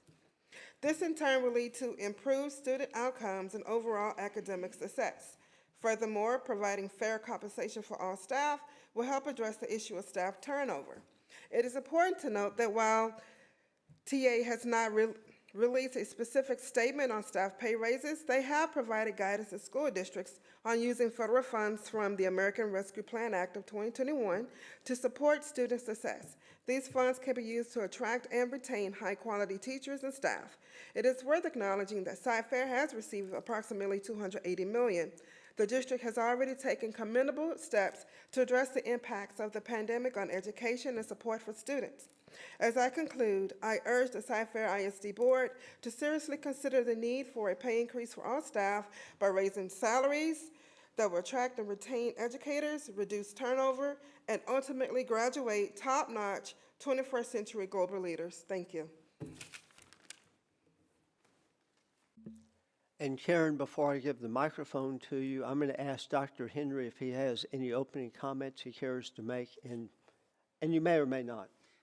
Yes, Mr. President, thank you. I can say as a 32-year superintendent in the budget we've tried to prepare for my 33rd year as a superintendent. It's the most difficult ever to to be honest, the state has shown a lack of concern for public education in the state of Texas. They've neglected us because they're too busy fighting in Austin, and we've kind of been left out of the mix. And I can tell you, when I was in Galena Park a dozen years ago, and the state was facing a very, very difficult financial time, I was the first person that told our community and told our staff, look, there's no money available, but that's not the state's fault. It's just a downturn in the economy, so we need to just take our medicine and do the best we can to prepare a budget to take care of everybody the best we can. That's not an excuse this time.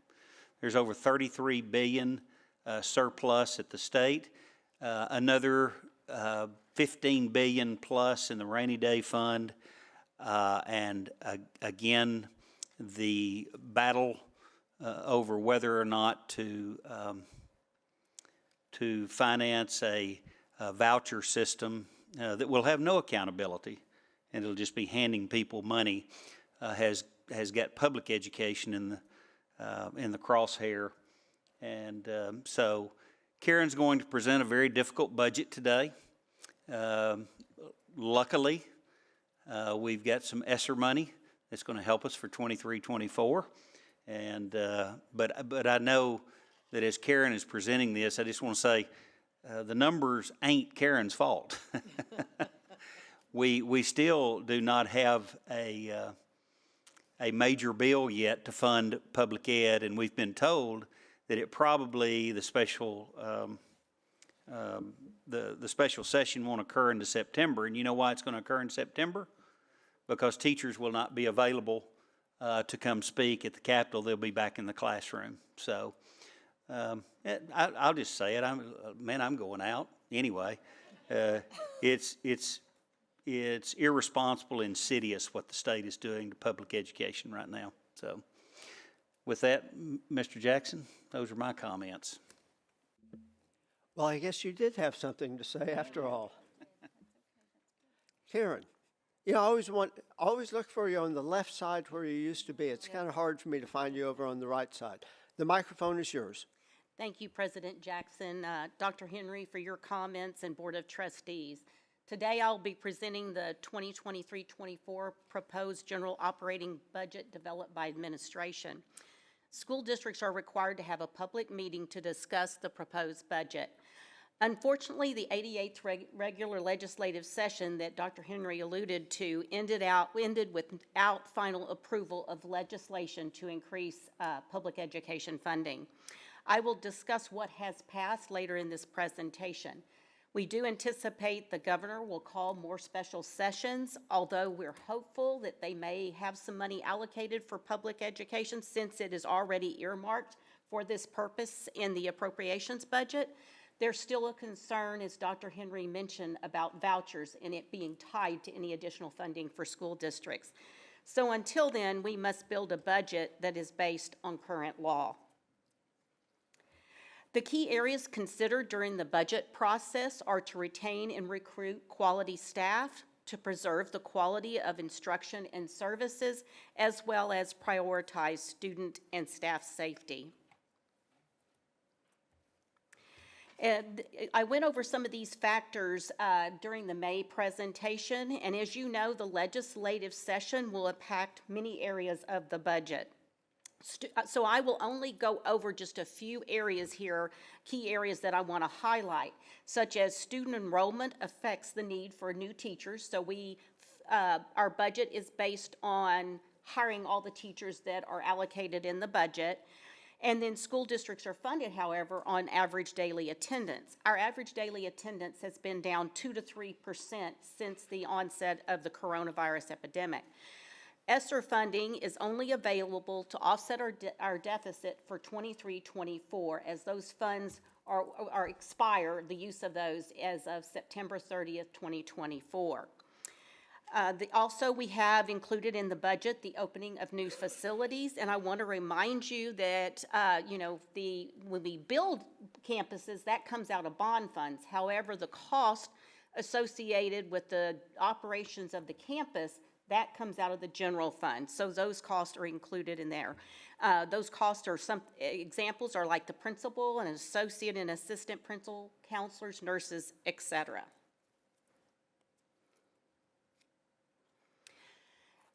Dr. Henry already mentioned about the surplus. The comptroller estimated the surplus for this biennium will reach $32.7 billion. And they are also anticipating that the end of this biennium, the rainy day fund will actually increase to $26.4 billion. You know, that's a total of $59.1 billion with no additional funding provided to school districts.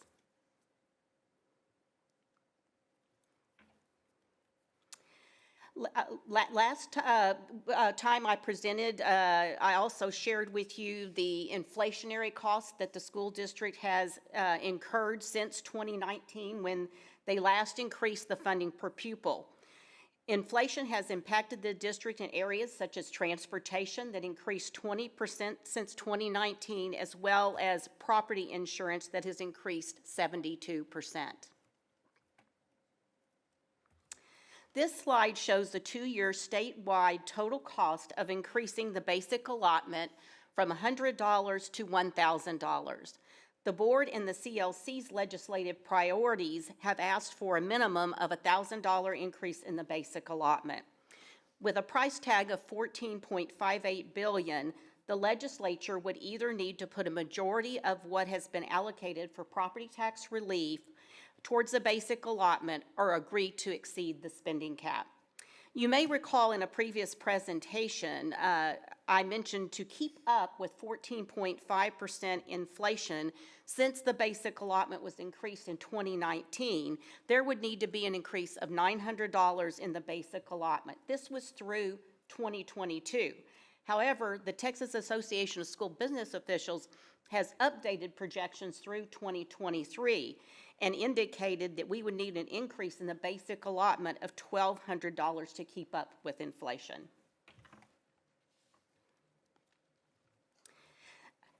Committee Substitute House Bill 1 is the biennial state budget appropriations bill, and it was signed by the governor on June 18th.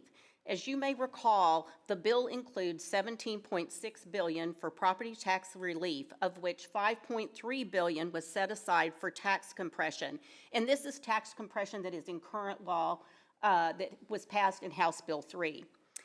No bills passed as the vehicle for allocating remaining funds, and the legislature is at a standstill on how to best provide property tax relief in the first special session. Also, $2.4 billion was set aside for an increase in the golden penny yield, which also is in current law that was in House Bill 3 that was passed in 2019. That amount, it yields us about $18.5 million. Also, $588.5 million was set aside to limit TRS active care health insurance increases to 10%. $1 billion was also set aside for TRS benefit enhancements, such as one-time supplemental annuity payment for certain retirees, and to provide a cost of living adjustment to eligible retirees contingent on enactment of legislation. There is $5 billion that was set aside for public education. However, the House and Senate could not reach a compromise on House Bill 100, which was the vehicle for allocating a majority of the $5 billion. House Bill 100 included a slight increase in the basic allotment, modification of several of the special program allotments from average daily attendance to enrollment, as well as modification of the special education allotment and several new allotments. Included in the $5 billion was $300 million for school safety, which was in House Bill 3, and then $500 million for quality instructional materials.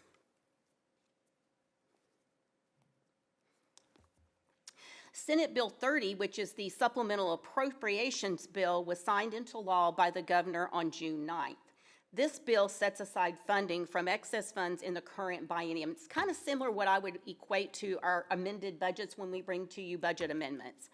$1.1 billion was provided for school safety grants, and then $2 million will be provided to TEA to regulate school library books.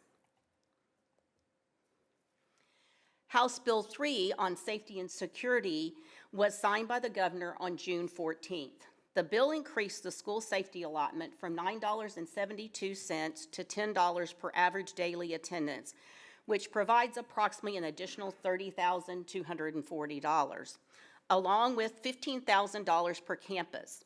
The total new funding based on these two items would be approximately $1.4 million. And as a reminder, the district spends approximately $43.5 million in the general fund alone on police, mental health intervention team, and counselors. There was discussion about increasing the school safety allotment to $100 per ADA, but that was not ultimately included in the final version of the bill. The bill does require armed school safety officers at each campus during the regular school hours.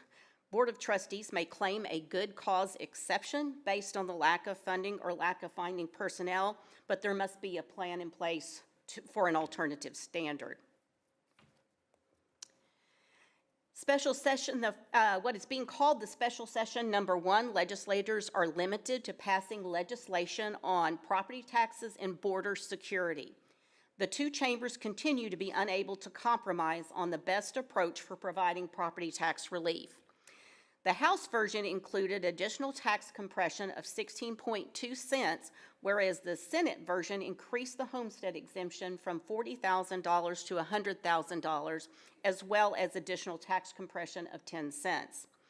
It is doubtful the governor will add any additional items until the property tax relief plan is settled. In fact, the governor has vetoed bills indicating the bills will be reconsidered at a future special session only after property tax relief or education freedom legislation is passed. As you can see in this slide, total property taxes and state aid funding has decreased from 2022-2023's adopted budget by $7.1 million, resulting in less funding available to cover expenditures. According to House Bill 3 passed in 2019, school district M&O tax rates will be compressed to the lower of the state compressed rate or the local compressed rate when property values per student increase by more than 2.5%. The more property values grow, the lower the compressed rate or the base M&O rate. Districts will report their property values in late July to the Texas Education Agency, and TEA will calculate the local district's compressed tax rate probably in the first week of August. The preliminary Harris Central Appraisal District values reflect a 9.91 increase in property values. Since CFISD's value growth exceeds the growth that the state had in their state compressed rate, the district's local compressed rate will be lower than the state's. Therefore, taxpayers will see a decrease in their 2023 tax rate. State aid is based on the current year comptroller's values versus the values provided by the appraisal district.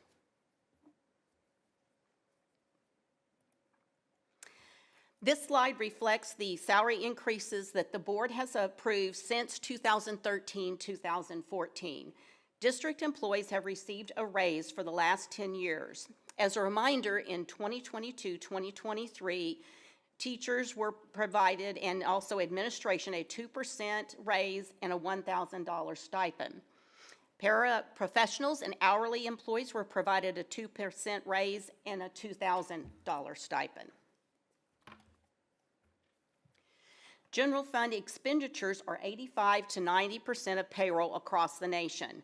For CFISD, payroll was nearly 90% of our budget in 2022-2023. As a result, you can only imagine raises have a significant impact on the budget. A 1% raise for Cypress-Fairbanks ISD costs $9 million based on our current pay scale.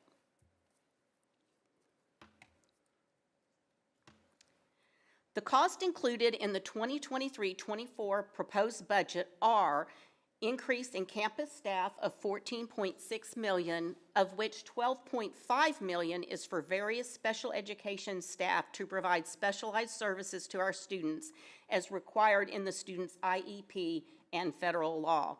Other increases are an increase in benefits and teacher retirement of $4.3 million, an increase in insurance premiums of $2.6 million, an increase in utility costs of $1 million, and then the operating cost to open new facilities that I mentioned earlier of $9 million. The remaining $2.1 million is for net increase in Harris Central Appraisal District fees, election expenses, contracted services, general supplies, et cetera, due to inflation.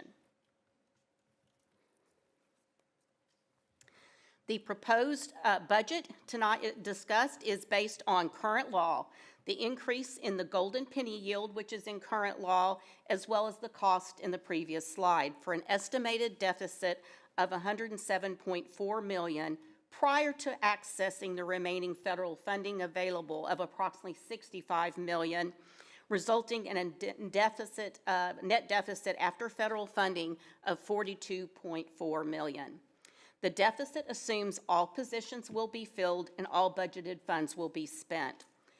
The general revenues consist of local revenue of $619.4 million, which is mostly property taxes, as well as state revenue of $423.8 million, which is comprised of state funding and the TRS on behalf, and then federal funding of $27.1 million, which is comprised of our school health and related services. That's our reimbursement for Medicaid expenses associated with services to special education students, ROTC, and then indirect costs on grants. Other sources of $200,000 represents revenues from auctions. Our operating expenditures are expected to be approximately $1.2 billion based on the expenditures previously discussed. 67% of expenditures go directly to the classroom in the form of teachers, aides, and other items to support the classroom. If you include instructional support and district operations to support the classroom, then it is 96%. Only about 1.8% is spent on administration. In addition to the general fund, the district must also adopt a budget for the debt service fund and the food service fund.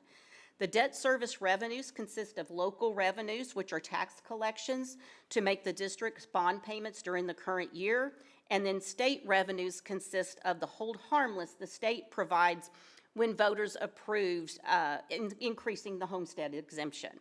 Federal revenues consist of the subsidy for the district's qualified school construction bonds, and the expenditures are for the current year bond payments.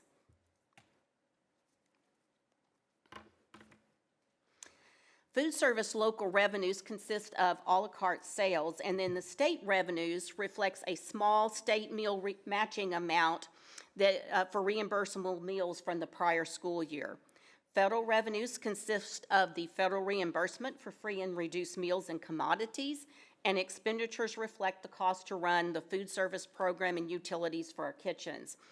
The debt service expenditures that you see here relate to the requirement for governmental entities to separately track leases and software subscriptions. So what are the options for the budget for 2023-2024, and really 2024-2025 also? It is to increase the basic allotment and or other funding. That would require a special session for that to occur. Just to highlight one of the amounts that had been mentioned by the legislature was increasing the basic allotment by $50, and that would provide about $7.3 million. Also, to modify the adjustment to the state property values for the optional homestead exemption. And what this would be is our state aid payments that we receive assume that we do not have an optional homestead exemption. Therefore, if they modified it, then our state aid payments would take that into consideration. This would require legislative action, and there really was no appetite for this during the legislative session. But if they recognized 100%, it would provide the district about $62.1 million. The other option would be to remove a portion or all of the 20% optional homestead exemption. This would require board approval and notification to the appraisal district by July 1st. The district loses approximately $49.2 million in the general fund alone by providing the 20% optional homestead exemption.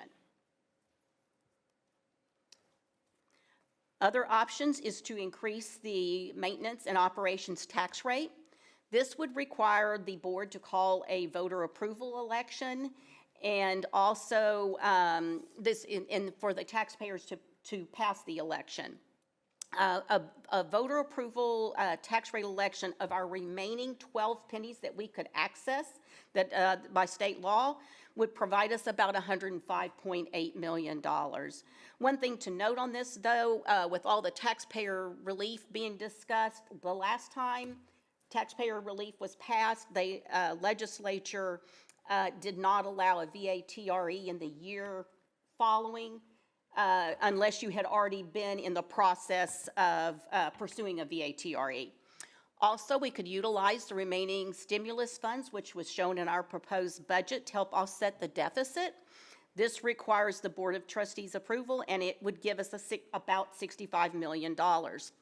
We could also use a portion of fund balance, and what is recommended by whether it be the general, like Government Finance Officers Association, as well as our bond rating agencies, is a minimum of 4 months in expenditures and fund balance for school districts that have a June 30 year end. We could also, the district is also planning to form a committee to discuss efficiencies, sources of new revenue, and potential budget cuts in preparation for the 2024-2025 budget and not having federal stimulus funds available. As I mentioned earlier, the district has experienced 2 to 3% reduction in average daily attendance, similar to other districts in Texas, since the coronavirus. A 1% increase in average daily attendance would provide the district an additional $7.4 million. Our expenditures, it's very difficult when 90% of your budget is payroll, so that is something that we would have to be evaluating. So the message to our legislators still needs to be some of the items, these items listed here, because relaying these messages with the special session, such as increasing the basic allotment. It is critical for all districts to have additional funding to provide the necessary resources to the classroom and raises for our staff. There was initially a 6th golden penny that was in the bill, the House Bill 100, and that would be is helpful to the school districts also. Also, costs outside the classroom are increasing, so they need to realize it's not just the costs within the classroom. Budgets, as you well know, are being built now for June 30 year ends, and school districts with the August are building their budgets, and teachers are making their employment decisions now. So without increased funding from the legislature, cuts could be on the horizon for school districts throughout the state of Texas. So now I am open to any questions that you may have regarding the presentation. Karen, thank you. And I'm going to do what I did last time we had our budget discussion. I'm going to turn to the more senior side of the board first.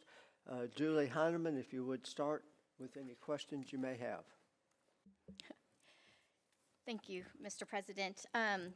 Karen, and to your team, I know you've been working nonstop on running all these different numbers and scenarios, including many that I've been sending to you over the last 2 weeks, and I do appreciate that very much.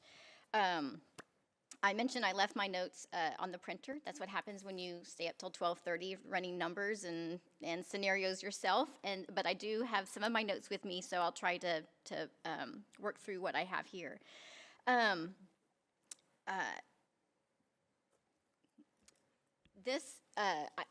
appreciate all that you're doing to try to show us the full situation, the scenario. Debbie and I just mentioned to each other on the side that, I mean, this makes us sick to our stomach that we're in this position. As Dr. Henry said, we don't have to be in this position. The state has so much money. They just haven't made the choice to fund public education, which is Article 7 of the state constitution, is that the state will fully fund public schools in Texas. So I encourage us all to hold our elected officials accountable to the state constitution, that they are responsible for funding public schools, and they are currently not fulfilling that constitutional requirement. With that said, I still remain optimistic. I think we can figure this out. Obviously, our expenses are up and our revenue is down, so that puts us in a deficit. So the challenge is, how do we create a budget that will support our priorities, our goals for our students? I know you've presented a budget that does not include raises. We must have raises in this budget moving forward. So we have to have raises. So in looking at all the numbers and all the scenarios that you provided, they answered all my questions, Karen, and thank you again. I feel that we need to have a 3% raise across the board, and then we need to figure out how to pay for that, okay? I asked Karen and her team to run different scenarios, as if we did like a tiered structure where we tiered our raises. If we didn't provide raises to our administrative level, our executive administration. I'm sorry, team, I just wanted to know what the number was. It's $250,000. It doesn't save us. So I'm sorry, but I did want to just see what the numbers would be. I'm only here a half a year. Yeah, I know, right? It doesn't affect you much, but it affects a lot of other people who spend so much time and energy and effort pouring into our school district. So I just wanted to see, like, that number. It's more important that we look at providing raises to all of our employees, especially teachers, to make sure that we do continue to recruit and retain the best in our classrooms, because that's what impacts our students the most. So looking at the options, Karen, that you provided, obviously increasing the basic allotment is the number one choice we would have, right? And that we don't have control over that, our state legislators do. Mm-hmm. So we need to hold them accountable to do that. But we're gonna move forward assuming that they are going to fulfill their state constitutional requirements. That's how I feel. That's the optimist in me, that they are going to come through. In terms of modifying the adjustment to state property values, and I'm on slide, I don't even know what number this is. Mm-hmm. It's the first slide where you talk about options for the budget. Let's see. Oh, I just saw my face up there. That's a weird feeling. Keep going, one more.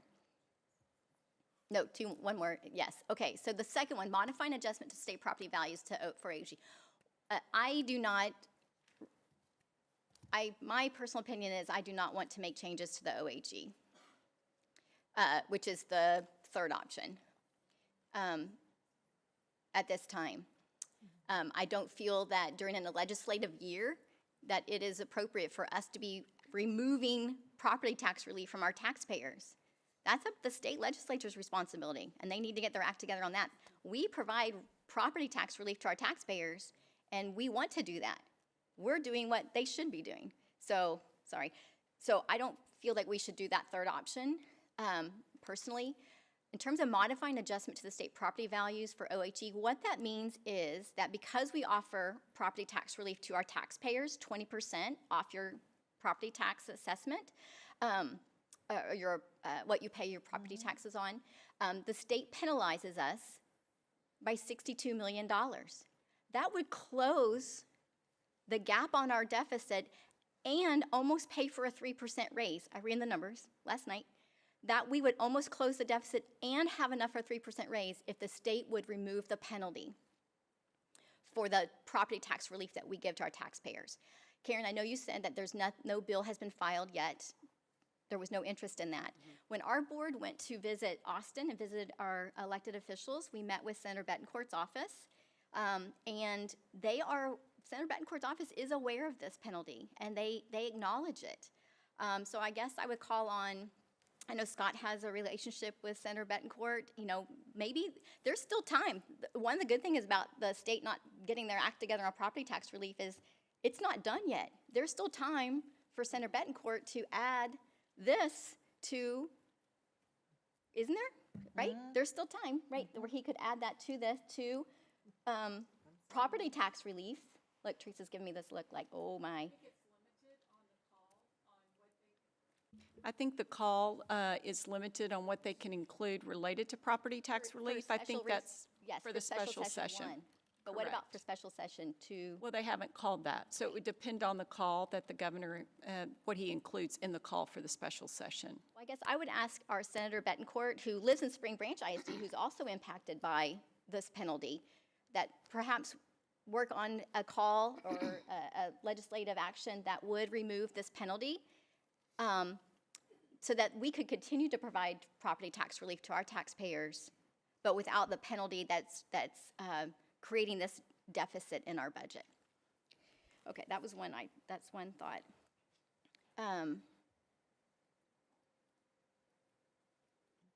I personally don't support having a TRE at this time. Obviously, we'll use our leftover ESSER funds. And Karen, thank you for reserving those funds. You stretched those ESSER dollars over as long as you could, knowing that this fiscal situation could possibly happen. So thank you for that foresight. Those funds are going to expire, so now is the time where we will use them. And thank you for maintaining that long-term perspective. I appreciate that. In terms of utilizing, now I'm on the next page, in terms of utilizing the portion of the fund balance,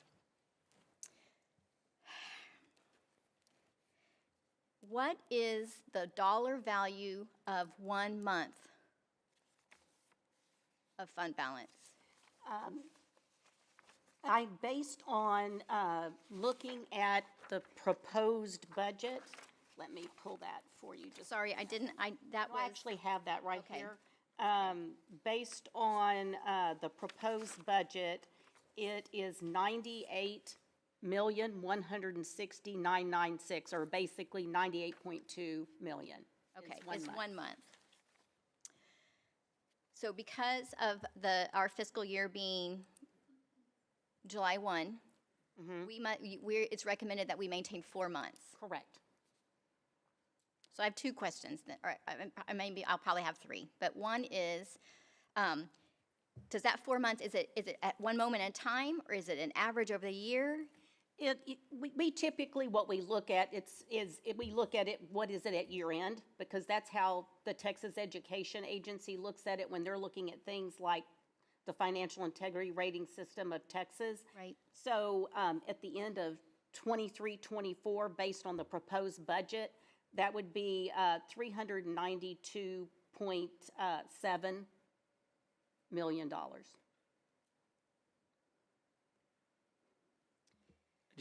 I just want to add one thing to that on a positive note. Yeah. If the state does decide to fund for enrollment, that was actually my next question. that's a huge help to us. Yes. Yeah. And then I would also remind the board that fortunately or unfortunately, we have 400 or 500 positions every year that go unfilled because we just can't find people. Right. Which on average, I think Karen told me is another $20 million. Yes, sir. So. That's correct. Well, and that goes, and absolutely. Why I'm asking about fund balance is, I know we want to, the board has expressed we would like to maintain 4 months fund balance. And we've received that guidance from our financial advisors. My question is, how much can we pull out of fund balance if we need to pay for these raises now until the state comes through for us? Well, we would be able, I guess you could say, with a raise, Yes. we would still be within 4 months of fund balance in 2022, at the end of 23, at the end of 2024, June 30, 2024. Right. However, we would not have 4 months in fund balance in 24, 25. Right. Because we would no longer have stimulus funds to offset it. Right. So you're looking at a 2-year cycle. I'm looking at just this year, how we can pay for this. Okay, that makes sense. Before I leave the fund balance question, school districts who have an August 1 fiscal year start, they only have to maintain 3 months fund balance. Is that correct? It's the recommendation. It's not a requirement, but it's the recommendation. And it's because we have to wait 2 months longer for property taxes to come in. Right. So how hard is it to change our fiscal year date? Well, We could do that. I'm just trying to find money. I'm shaking the couch cushions for We would have to do that in adopting the budget, and we would have to let TEA know. I can't remember what the deadline is. But one of the things that happens with that, when you do that, you have additional months, so it actually is a one-year hit to fund balance. So it doesn't, it really doesn't help. Okay. Again, I'm just trying to, I'm looking for golden pennies, silver penny, any copper pennies, any pennies I can find. And that's one of the reasons, Ms. Heineman, a few years ago, a lot of districts went from August 31st to June 30th because it bought them a little money. Got you. Okay, I wasn't aware of that. Okay, I think my last thing I was going to mention was exactly what you just said, Dr. Henry, is if in a future special session, if the state legislature will reconsider funding schools on enrollment versus attendance, that would be a huge help too, because clearly our fixed costs, our payroll costs are all based upon full enrollment, is based upon enrollment, not attendance. We have to make sure we have teachers and classes and buses and everything as if every student was coming to school every day. So that would be something that, again, we would encourage folks to share with our elected officials. Okay, I think that's all I have right now. Okay, thank you, Karen. Thank you, Mr. President. Debbie Blackshear. Well, is there anything left? I'm sorry. You did an awesome job, Julie. I probably have more comments than anything, and I too support Julie in the 3% raise for our teachers and our staff. And looking at this budget, I just want to point out to teachers that, let's see back and let me find the slide. Senate Bill 30, which the governor has already signed, has 1.1 million, I think, in there for safety, which I totally support, but it has $2 million for library books, for TEA. I'd just like to ask our teachers, how does that make you feel that while our governor and lieutenant governor talk about supporting teachers, our governor has already signed a bill more concerned about library books than he is about funding our schools and paying our teachers adequately? What does that tell you about the priority in our legislature? It really, just as Julie and I were talking, it makes me sick at my stomach to see sometimes the priorities our state government places rather than on what is truly important, which is funding our schools. So just like Dr. Blassingame says, we're interested in outcomes of students. We've got this big surplus in our government, and they're playing games, and I'm sure part of that is that he's holding, I feel like, this is my personal opinion, he's holding us hostage because he wants other things, and his priority is charter schools, and that impacts funding of public schools. I don't care what they say. Anyone that, has anything between their ears knows that public schools will be impacted by charter schools if we give money to charter schools. No accountability. It doesn't make sense. We passed a bill so TEA can look at library books, but the most important thing is our teachers, our students, and seems to be no priority there. So, I don't know, our people have to start really getting involved in elections, because you can see the impact on our district today as we talk about budget and money and looking for sources. I don't want to take away the homestead exemption either, because that's important to our taxpayers, and it's hard to take away something that they've had for years, and I think that's also part, I know people move to Cy-Fair. It's been proven through the Cy-Fair Chamber of Commerce because of our school district, but also the fact that we have a homestead exemption is important to people too. So, Karen, you and your staff have done an outstanding job with what is just a monumental task before us with the budget, and you know, with there being not knowing what is going to happen with funding, we do have to pass a budget today.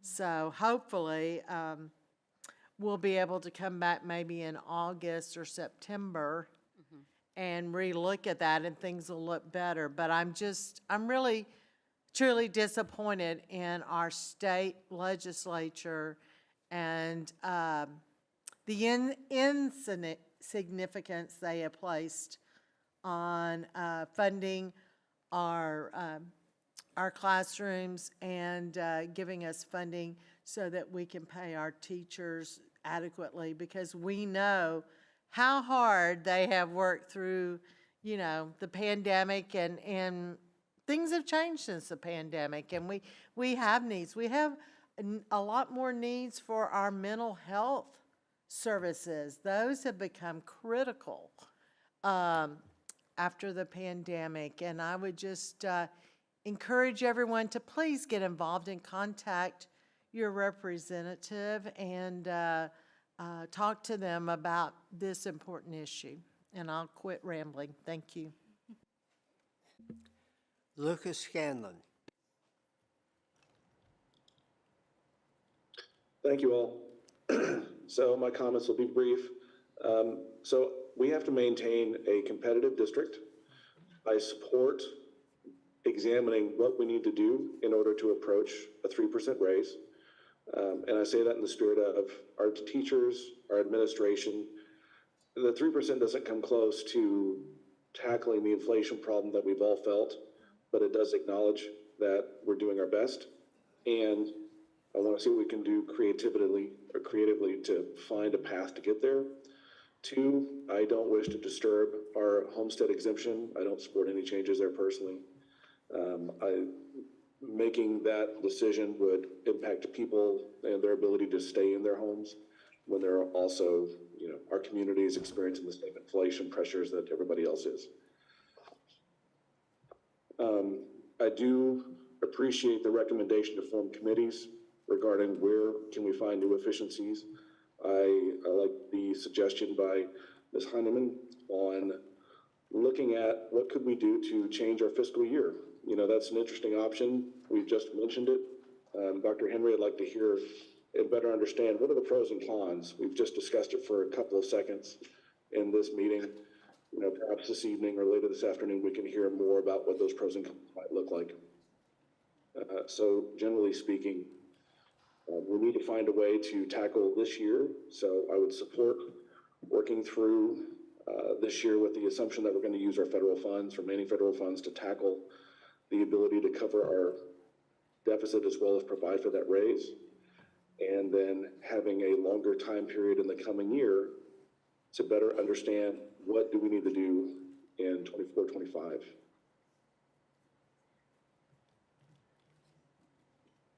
Those are my comments for now. Gilbert Sarabia.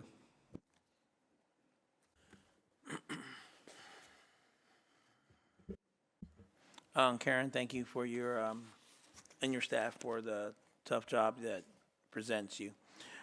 What do we have right now in our fund balance? Our fund balance is about 520 million. That would be approximately.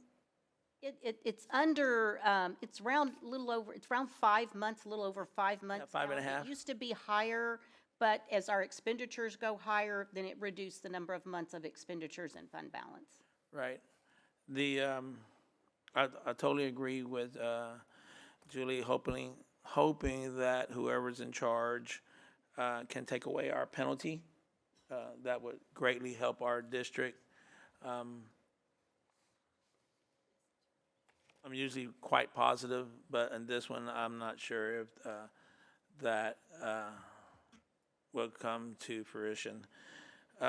We do have a chance, like Debbie said, coming back in August and September with hope that things have changed and stuff, and we're certainly hoping for that.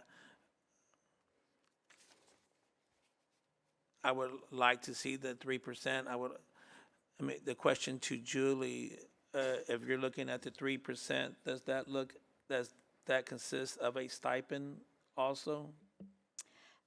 Gilbert, Karen can answer very specific questions, but based upon the numbers I was running and with her answering many of my questions over the last few days, it does not include a stipend because a stipend is a one-time bump. I was trying to focus more on a long-term raise for employees, and 3% to me is a minimum. To me, that's a minimum. I wouldn't suggest if we're going to do a raise, it has to be at least 3%. Ideally, we would want it to be more. But at this point, we're just adding to the deficit, right? So we're trying to, until we can increase revenues, lower expenditures, which is going to be very difficult to do, or ideally have some relief from the state legislature. Right. If I heard correctly, the 1% raise would roughly come out to almost 10 million. Yes, it's 9 million, assuming the same pay structure scale now and no increase in starting teacher salary. That would change if we increase starting teacher salary. Right, and I know it's a tough situation. I would love to see the 3% raise, but the ESSER funds that exist that you're going to use, that can be used as we had before for a stipend. Is that right?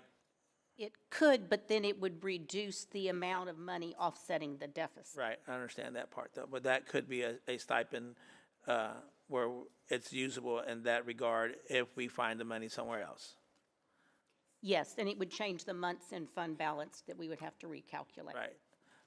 So I do like Julie's idea. I like to see the 3% with a stipend, and we can work through that. And it's going to be a lot of work looking into the numbers and stuff if that comes up. So anyway,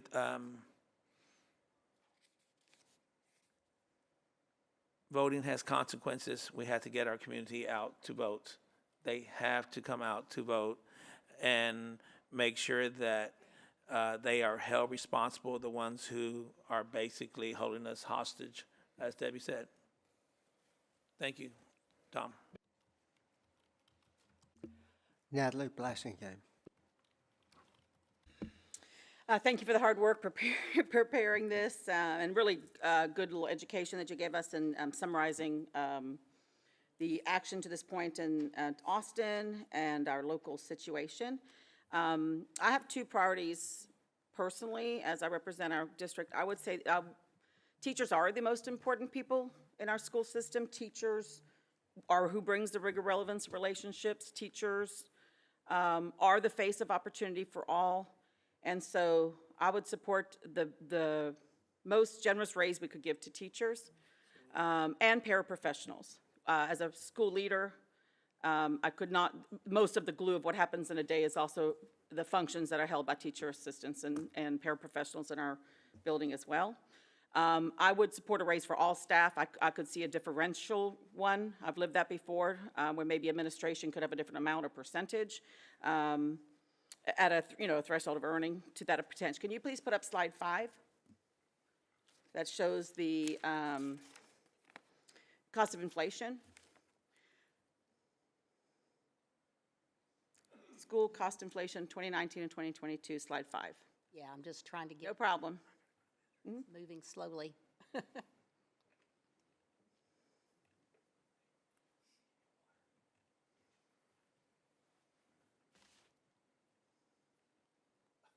has a little lag. Sorry. It has a delay.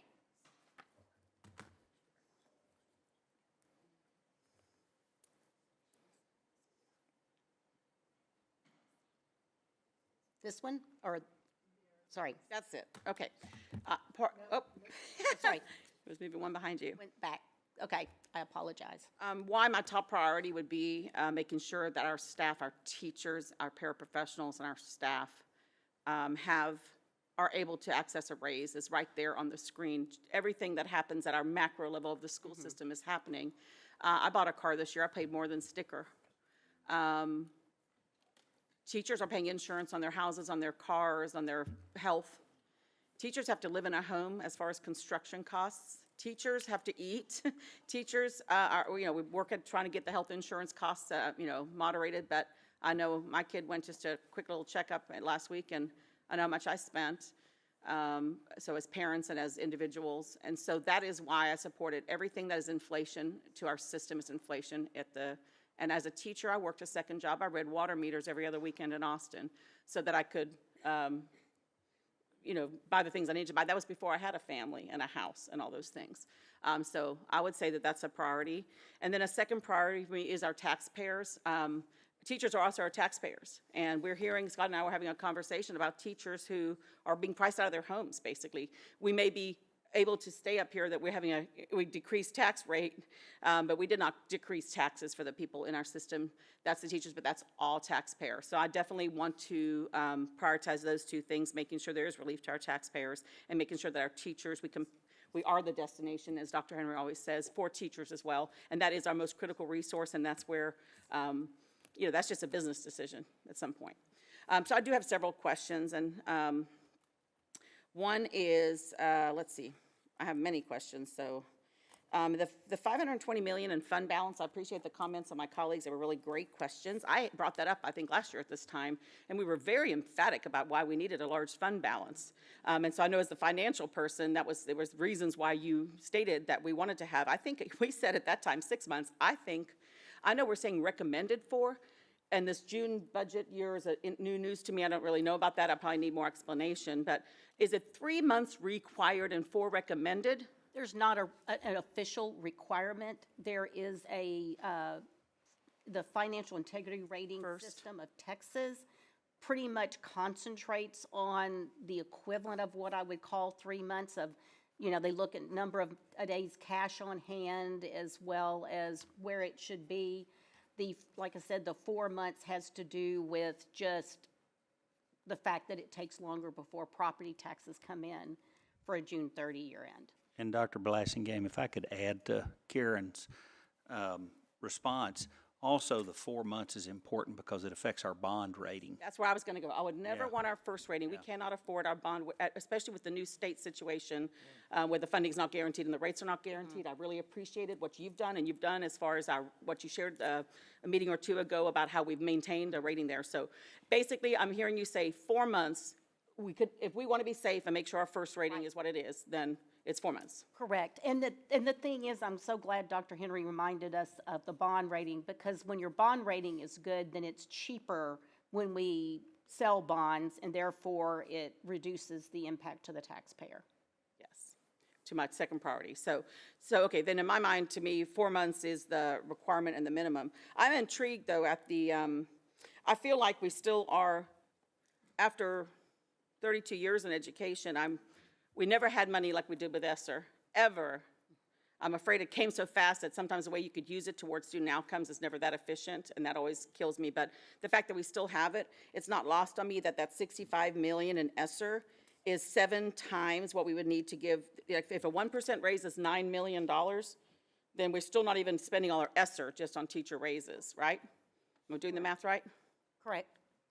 Right. So that's just something that this could have been so bleak.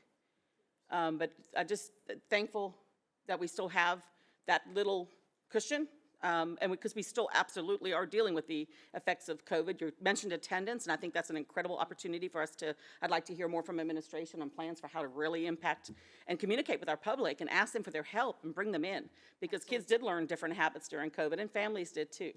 about, you know, really going to school, is it necessary? I'd also like us to look at creative instructional arrangements that allow attendance to be counted even for kids who don't maybe want to come to a building every day. I think we have to get creative around that. Virtual options and such as that could be something that serves kids and still gives you choice to families, and also gives you, you know, ADA or attendance, credit for attendance for a student. Makes sense? I think that would require legislative change, though. Okay, explain.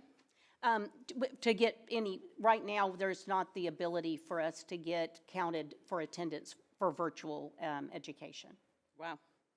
It's only allowed with the, what's it called, the, Dr. Henry, that virtual school, that there's only one scenario allowed. TXVSN only? Yes.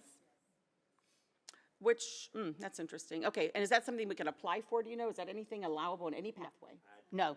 No. Okay, well, that's just a second question. I know we're doing budget, but I just, how we provide choice and make sure we capture as we really dive in and have a committee and look at how we can increase attendance and work with our community. I think we will find some people decided that going into a building isn't there, like, you know, maybe there was some other arrangements. And so just being able to really exploit what would work for families. Okay, back to budget. Sorry, that was program a little bit. Karen, you mentioned, and now I think Julie or Debbie asked the question, what were our budget versus, I know we're coming to the close now, June 30. What do you think is the budget versus actual total expenditures? What was that gap, that delta between what we actually budgeted, like Dr. Henry mentioned, the teachers and positions we can't fill? 2023? Ending this school year. Okay, I just want to be sure I would. Yeah, I know, I'm always leaving which year. 22, 23, ending now. Okay, our original deficit that we, that was adopted was 109 million. The deficit before accessing ESSER funds is about $70 million. Of which that difference, what that difference reflects is unfilled positions plus moving the stipend from the general fund budget to ESSER funds. So $39 million basically in difference between budget and actual? Correct. But like I said, 22.7 million was moved to ESSER funds, so it's probably, you know, a little bit, it's under that amount, probably closer to 25 to 30, right in that little range. But, and this is, ooh, my own head's catching up with my own head, so I need your brain.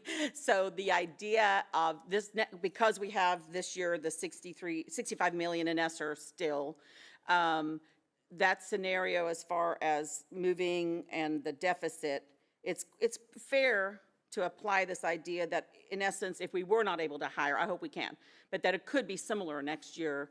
You're correct. Okay. You're correct. 39 million. So I'm just, in my head, that's a sort of a play on. Well, no, well, that's not the unfilled. I would say 20 million related to unfilled. And then the other costs and savings and other things. Great, okay. Can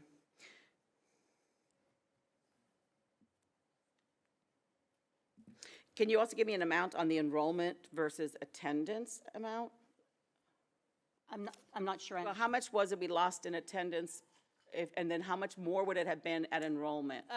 Our average day, if we were where we used to be pre-COVID, we ran between 95.5% to 96% average daily attendance.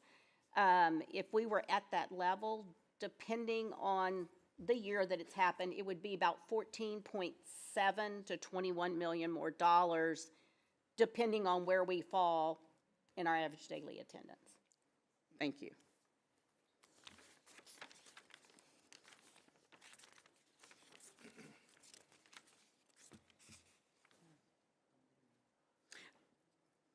I'm not sure it's necessary to the grander decision-making in the original decisions we'll need to make, but have we, can I get budget information by school and student outcomes? Like how much we spend? I know we had a discussion a couple months ago, for example, the high schools that were smaller, when we couldn't fix the zoning necessarily like we wanted to, the efficiencies of scale to make sure that opportunity for all was there, for example, an art teacher. Maybe if a school's smaller, they can only have one that does the CTE courses, but maybe not the other courses kids want just in their program. So that, is there a, and I've had this question with Linda before, you know, the schools with most poverty have the hardest struggles overcoming like literacy challenges and math challenges. And so I'd like to see the spending, I'd like to see that we don't just go gross in how we spend as a system. Can we get efficiencies in how we spend around need and making sure the kids with most need are also getting their, how the budget looks. So a school level by outcome, like school did this, their outcomes were this, and the budget was this. And I don't have that particular information, but we do budget more towards schools that are economically disadvantaged. And that is part of our, actually in our budget book on the per pupil allocation that we provide more to the campuses that are economically disadvantaged than to the campuses that are not economically disadvantaged. And do we know if it's working? I believe it is. I believe it would, but I'd like to know, like, how do I know? Where's the data to track and know, is that, which ones of those should we adjust more or less or do more of or less of? So Dr. Blasingame, when we, obviously Karen provides the budget for all of our schools, but then any additional funding that we have, for example, State Comp Ed. State Comp Ed is provided to campuses based on their needs. So we look at their data, we look at the reading levels reports, we look at the state data, and then based on that, we assign so many State Comp Ed positions to them. The same thing happens with the ESSER funds. It's not by chance that we have ESSER money. We took that ESSER money, especially that 20% that was required, and divided over 3 years to make sure that we had money each of the years for systems and programs that we were going to implement. So it's always done based on the academic data that we have for kids. So a couple things. One is, that raised a second question. Let me decide which one to address first. Okay, so first is, I think it's the right thing to do, and I think I trust you as a professional, and the things that what you bring and do in programming are excellent, and you were thoughtful.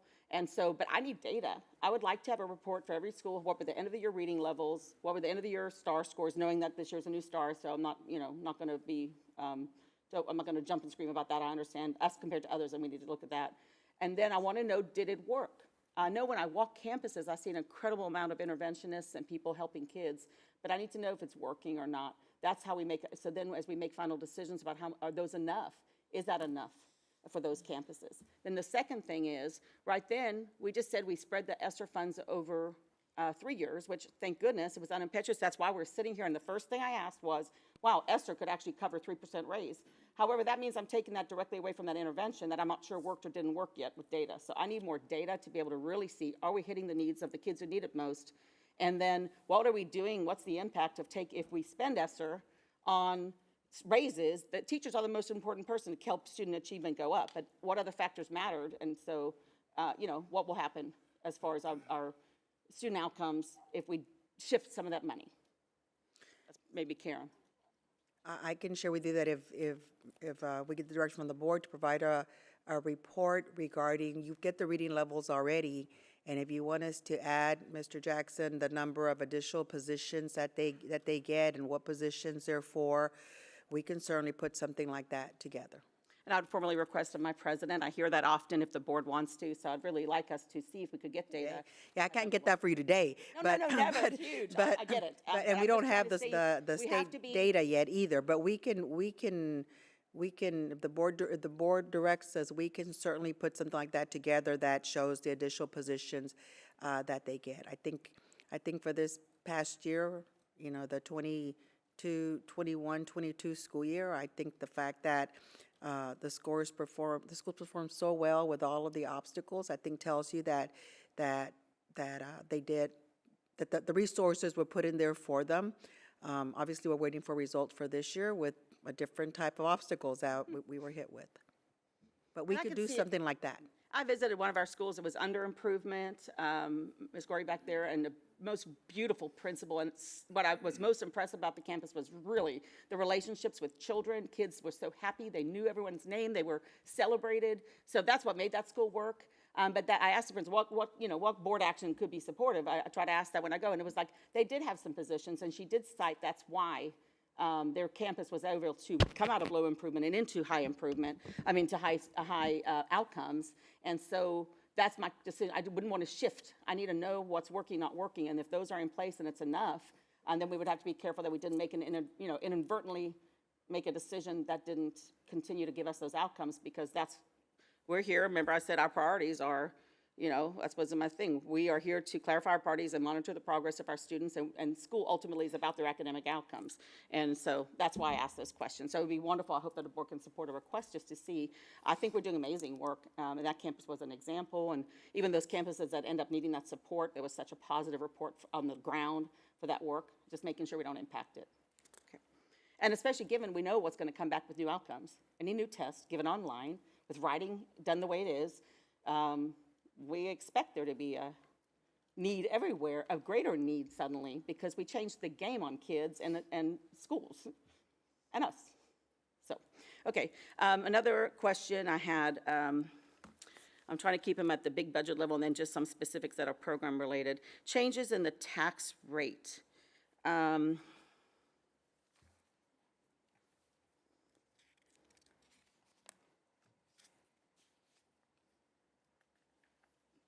Trying to form my question, Karen.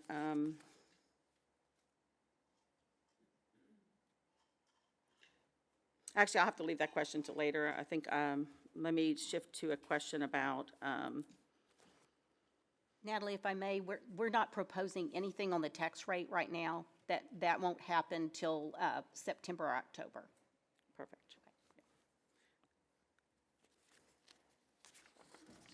I did have then, just let me ask a question, and I don't want to talk too long, give my colleagues a chance, and then maybe I'll ask more questions afterwards. The money, the safety dollars, Debbie alluded to those, the $1.1 billion in school safety grants, the other, House Bill 300 million for school safety. I'd like to hear, I have questions just about how that's intended to be spent, or where the planning happens, and how I, as an individual board member, can get more information about the plans around safety as a priority for our families.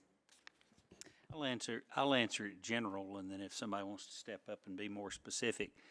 But we way outspend the money that we're going to receive, so we're way above and beyond what the funding that the state's going to provide. Just to give you an example, we spent well over $200 million in the last 10 years making our schools more secure. So if you took that $200 million out of the $1 billion they're allocating across the state, we would have one out of every $5. So I think we're going to use it to help offset a lot of the great things that we're doing already. Anybody want to add to that? We do have a safety and security presentation on the agenda today, so we'll be able to get a little more specific about the expansion and enhancements that we're making to our safety and security measures.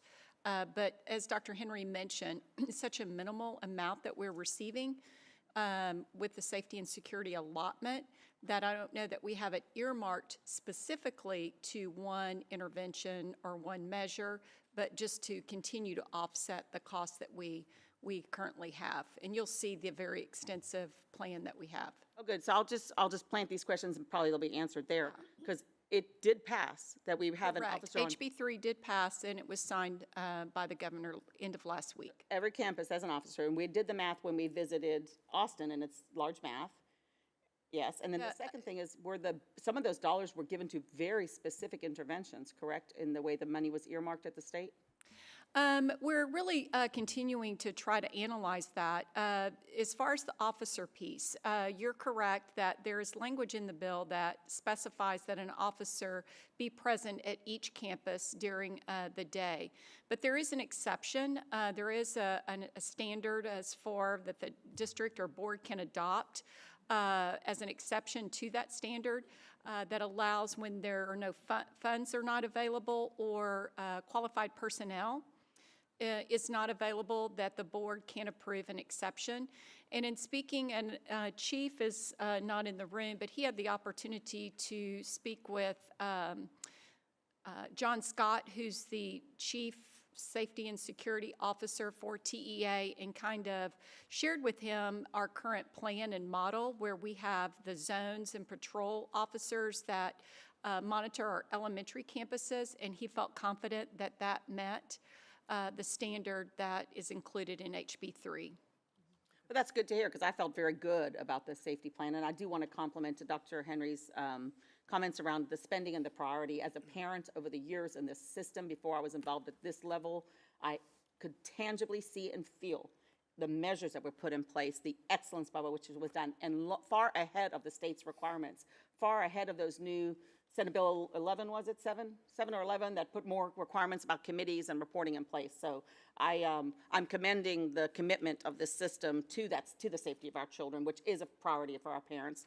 I felt like I was concerned about within this and prioritizing teacher raises and how that might impact our ability to do that. So, I look forward to the safety presentation.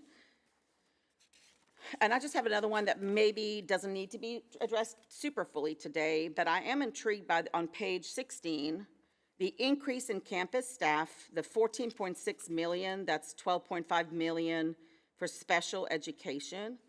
I just would like a little more detail about exactly, I don't know that any federal law changed. I'm hoping we just see that there's more need for kids to make sure we're giving a level of service to all students that meets their IEPs and allows, I know I've had concerns, around options of advanced coursework for special ed students and, how that is impacted by being able to have staff that supports kids in classroom and that kind of stuff.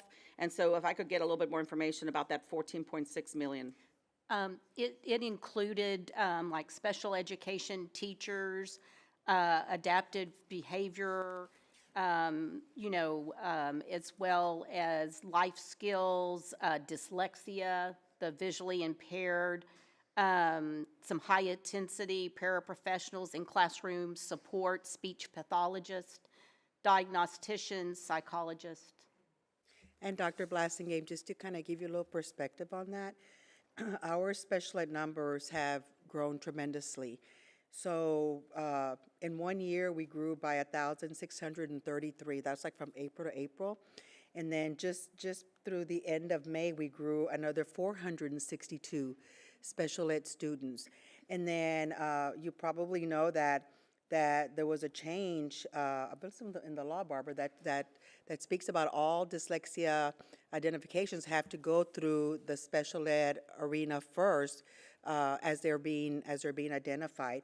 So it's the needs of our kids, and as you know, it's not one teacher to one child always. Sometimes it's 2 or 3 teachers or a parent to a child. So it takes a lot of staffing, but that is a significant growth in our special ed population. I fully support this, and I understand, especially given the federal push on Texas and the cap that was kind of placed upon schools. And if we have every child reach their full potential, opportunity for all, I fully support that need. I'm glad to see it. What I would love to be able to have access as a board member to the kind of analysis that happened there. You said that we looked at life and dyslexia and impairs and speech and just that level of information about what the numbers were, where they're going, how many are this, that, the other, because it's going to take, that kind of level of work and people on the job doing it. So thank you for the work you have done on that, and any more visibility for us on those things would be amazing. Well, and Natalie, if I may add, it's so important for us to remind our legislators to fully fund some of these areas. The state funding that is provided for special education is $80.5 million, and we spend $126.1. Yes, when we took our tour in Austin to talk to our delegation, those numbers were staggering. I thanked you last meeting for providing in such a visual way. Our CLC was another group that was putting it out there, but that is a staggering difference, and there's so many things that are not funded at that level. So thank you for that explanation on special ed. I think that might be, let me just double check.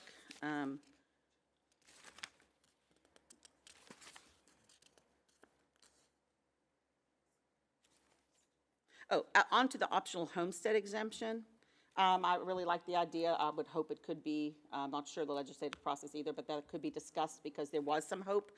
There was attention. There were some people who had statistics around those who were under that optional homestead, those that were under recapture and not. And so, I also would not want that as that second priority, as I said, taxpayers, the taxpayers being considered in our budget, and I would look at efficiencies and those kind of things before I want to look at the optional homestead exemption.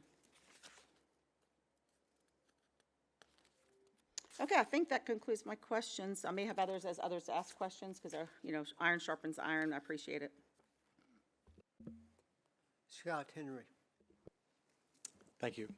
And thank you, Karen, very much for your time. I'll try not to duplicate my questions, but I have some clarifying questions maybe you can help with. And I do appreciate the handout we got earlier, which talked about the state allotments. This might be a good document to actually put online so people can understand how much we are paying towards things the state does not fund. On that special education, kind of follow up on Natalie's question, I know, I think someone mentioned 126 is what we spend and the state provides us 80 million. This 12.5 million, is that additional? Will we get any recapture back or any money back from the state on that? You're talking about the payroll related that's in the budget? Is this mainly payroll? Yes, sir. Okay, thank you. That was my question. Yes, sir. Awesome. That's no additional funding. That's just I didn't additional think cost. so. Want to make sure, just to clarify that. As to the 3% raise, I figured that up as what, around 27 million, is that correct? That's correct if we don't change the starting teacher salary. If we change the starting teacher salary, then it'd be a little more than that, depending on what the board recommended on that starting teacher salary. And what I remember correctly is $42 million deficits, that's about around 69, 70 million, somewhere in that range, is what we need to make up. Is that correct? What's the total we need to? Our total deficit that's part of the budget right now without a raise is 107 million. 107 million. So if you added, before ESSER, though, that's before ESSER. If you add ESSER with it, you're correct. Now I'm following you. I'm sorry, Mr. Henry. No, just trying to get, Yeah, so I have no, all the you're right. details in front of me so we can make good So decisions. you're right, the 42 plus the 30, which would be over 70. Yes, you're correct. So in regard to HP3, I know you put in here that we can qualify for not getting the extra police officers at each school as is mandated. And you said, did I hear you right, it's 1.4 million? Is that? Yes, the additional funding from HB3 is estimated to be about 1.4 million, and our current school safety allotment, that's just added to our school safety allotment, is about $1 million. So that's $2.4 million when we spend over 40 million in our general fund towards police officers, the mental health intervention team, and counselors. Thank you for just making sure I had that written down. What other questions I have?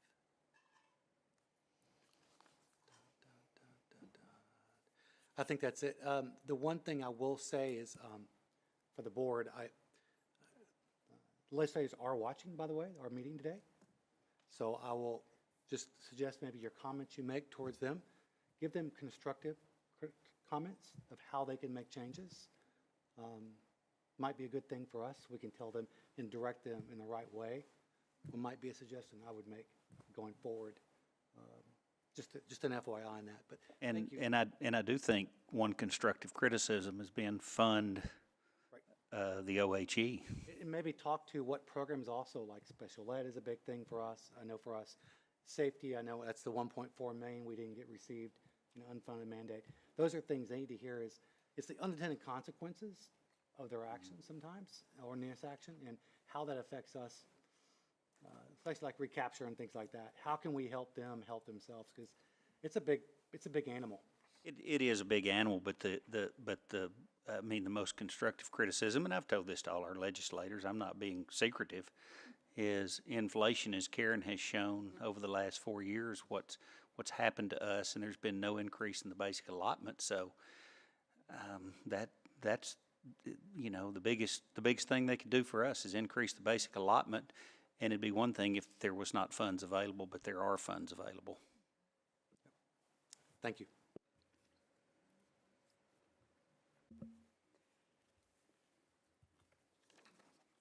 I have a, a number of questions as well, but first, I want to go back, take a look at the big picture.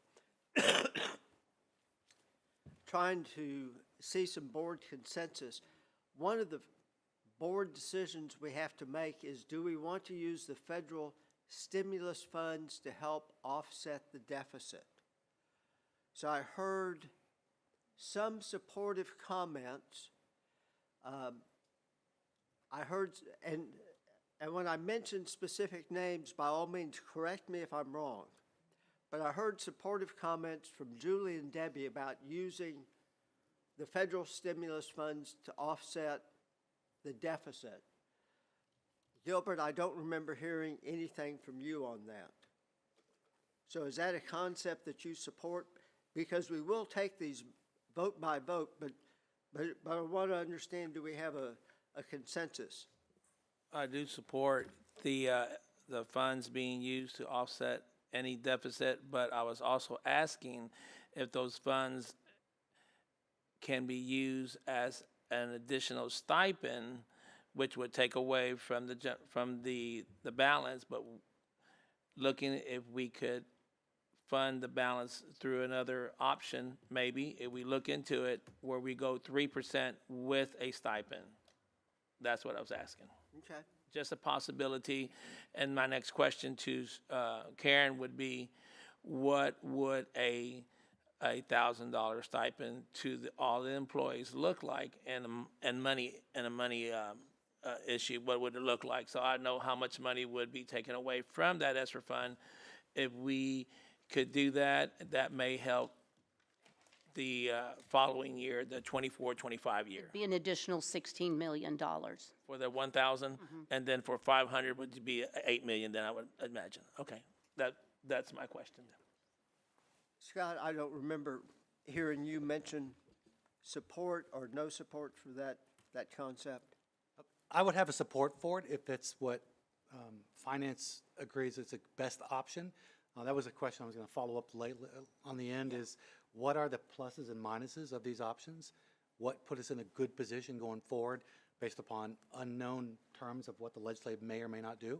And what would set us up for success versus get us in a pickle later on? I would say, using the stimulus funds to offset the deficit would definitely be the route to go, because that, it reduces the current year deficit and the impact that would affect us in 24-25, and be less money that we have to look at. What do we do if the legislature doesn't do anything? Because right now it's just unknown. Then I would be supportive, Tom. Natalie, same question.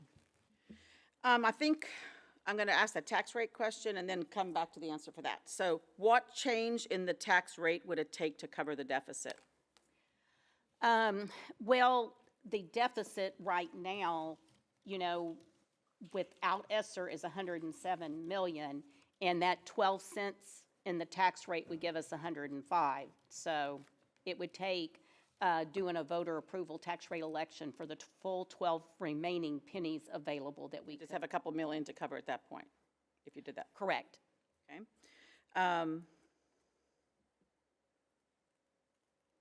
So Tom, it's a complex question to me, because I have not been given data enough to know the causality of the money being spent that's ESSER for student interventions and how that would be impacted in order to understand. I want teacher raises, and because then it would come down to sort of the only way then to keep our amazing staff and make sure they're empowered to continue to have the students grow and attain and achieve. It might be that we'd have to dig deeper into our instructional strategies, how we teach kids to read, who teaches kids to read, how we cohort kids, how we structure, classroom time, even the things the state puts on us for how much time must be spent doing social studies, science, this and that, which are not, reading and math. And so I feel like it's a bit complex for me, but ultimately in the end, teachers are the answer. And so if the question is, would I be in favor of using the ESSER funds for the budget deficit because we're giving teachers raises, or just in general? It is however you wish to address it. I just want to get the board to focus on this one specific item. Yes, I think I made in my comments the statement that I would support using ESSER funds for budget, yes. And Lucas, I think I heard you indicate that you supported the use of the remaining federal stimulus funds to help offset the deficit. Is my memory correct on that? Yes. Okay. Your memory is correct on that. I did mention that. Mr. Jackson, can I clarify one thing, or maybe it might help Dr. Blassingame? Dr. Blassingame, there is a required 20% of the ESSER that must be used for the instructional needs that you just spoke about. That is still in place for next year. Excellent. So of this money that Karen's talking about, this 65 million, does that already have the 20% taken out? No. Correct, Karen? That No. money is to protect it for next year. That 65 million is after the 20%. So good. what we looked at is what was already allocated out of the ESSER funds, such as the 20%, and that's the remaining unallocated, unspoken for is the 65. What wonderful news. Okay, that's an easy yes. Good news. Yes.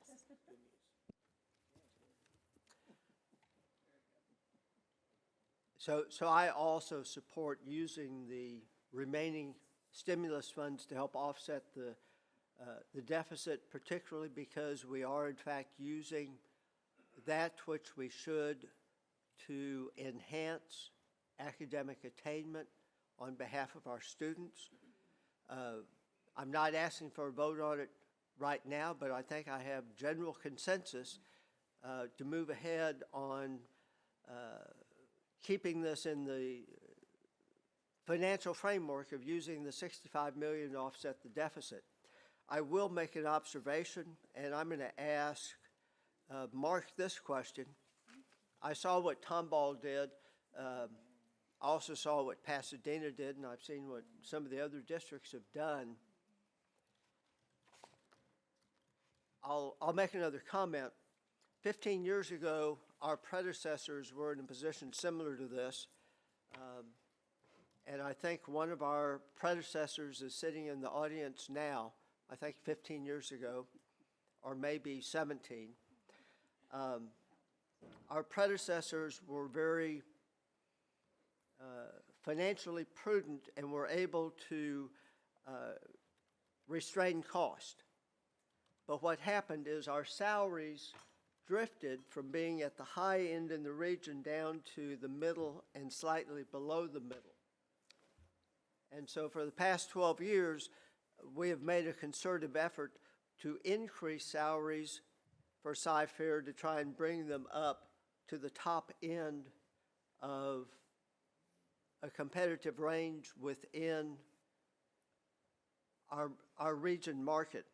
And so the question I have for you, Mark, and Tomball's a small district, so they are not going to dictate. However, the new superintendent for Dallas is certainly making waves with pronouncements of salary increases. Do you anticipate that we need to increase our starting salary? And if so, what are different decision points for us?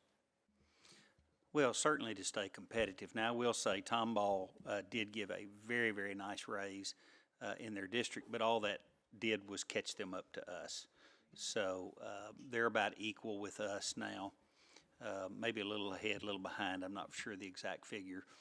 And then Klein just voted, you may have seen yesterday, I think, to give a 4% raise. Now, that moved them ahead of us. And certainly we do compete with Tomball and Klein and Spring Branch and Katy and HISD. We compete with them for teachers. But we've managed to stay in the top quarter over the last decade. And, you know, personally for me, I think you have to up that starting teacher pay if you're going to give a raise. You need to go ahead and expend that little bit of money, because when we go to college fairs, you want to have that starting teacher pay that is competitive with people around you. Certainly, the budget deficit has me concerned, but I can say of all the districts that I have visited with, they're all in the same boat we are. But they're trying to hang on to their people, and I know when Stuart was here, we used to have budget planning 5 years at a time. Now we just try to survive from year to year. So I think that's what we're trying to do now, is balance a fair employee raise, being conscious of the deficit. And I can tell you, I was on the other side of town when we did it last time, but Cyfair had to go through some pretty serious cuts. We're already in the process. We know how to do that. We're going to have a committee together, and we're going to lessen the impact of the deficit in 23-24 so that we're in better shape in 24-25. So a couple of comments. One, I remember the cuts because I chaired that committee to come up with the cuts, and then I had to face people later as a trustee whose budgets I cut sometimes as much as 20%. So your recommendation to the board is that we increase starting salary. Do you have an idea as to, or should I go to either Linda or Karen, as to a recommendation for us to think about for an increase to starting salary? Are we talking about a $1,000 increase or $1,500 increase? My recommendation, and you're looking in that 3% range, is to go to 62. I think we're at 60.5. Isn't that right? That's correct. And I, Dr. Henry, you had asked me to look at the several options, and a 3% raise, if we go to starting teacher salary of $62,000, would be $31.2 million compared to 27. And at 61.5, it would be 27.6. But the reason it's so much more when we get to 62 is we're dealing with some of the not enough difference in the steps, on the teacher scale when you go up to 62. So that's why it's that. Okay. Yes. I'm glad you mentioned the scale and what that does to impact. I have been a person recruiting teachers, and I definitely know that we have to have a number that looks good in those fairs. But I also want us to be, every time we say that, our experienced teachers, which if I can tell you, the magic of Langham Creek High School is teachers that have both experience teaching the content and know how to build relationships, and no message that we send to our experienced teachers in this budget process would be worth it. So yes, both. What are the sacrifices? What else would we have to do in order to make sure all teachers are given, because we looked at the inflation is happening to your teachers that have 25 years experience as much as the one who's coming in off this, into the profession. And we want to keep them in the profession. So Karen, I have, now that I have a sense of what the board consensus is, one, that we want to use the federal stimulus funds that are not already allocated to offset the deficit. There is a general consensus for a raise. I have, counting noses, I think to my left, there are three that support a 3% concept. To the right, Gilbert, I know you were specific. Natalie, although you were non-specific, you generally supported. And Scott, I think I heard the same from you, that you were generally supportive. So I hit Karen with a series of step-by-step questions saying I may or may not ask these. And that's really what I'll share with my colleagues. I do for every board meeting. I hit the associates, and when I look at something, I say, I may ask this. Then again, I may not. But I don't want them to be blindsided as much as possible. So I think these step-by-step will get us to a manageable decision point for the big numbers. So let's roll through these. And of course, I have to chuckle. Whenever I ask a question, I always come up with my own answer. And generally, my own answer is right on target. This time, it was not, which is kind of embarrassing. But let's go through the questions. First, what is the current year fund balance as of June 30th, 2023? Mr. Jackson, that should remain at the $520 million, or 520.2 million, because of offsetting the deficit with the stimulus funds. However, a portion is restricted, resulting in spendable fund balance of how much? Of 509.5 Okay. million. Now, to go back and remind us, total expenditures for the year ending is how much? For what we expect for, or what they were at June 30th, 2023, they were $1,124,758,152. 1 month of reserves is approximately how much? Let's see, 1 month of reserves, because you have to take into account the proposed budget. Right. Which does not include a raise at this point in time, would be 98.2 million. Okay. 4 months of reserves is approximately how much? 392.6 million. Okay. Next question. How much in reserves do we have above the 4-month level?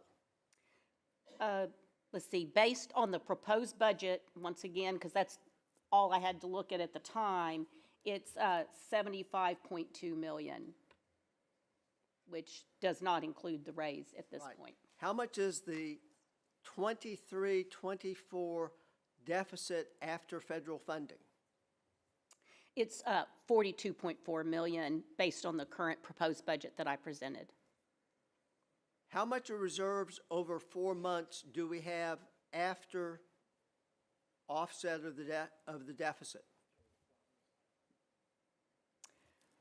Let's see, I want to be sure I'm understanding what you're saying there.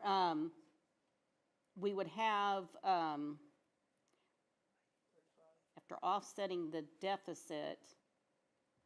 So above 4 months at June 30th, looking at June 30th, 2024, we're looking at 75.2 million, which includes the deficit net of ESSER of 42.4. Correct. The deficit in 24-25 is approximately 116 million, and that includes the additional cost you gave us to open an elementary school and then some other miscellaneous items.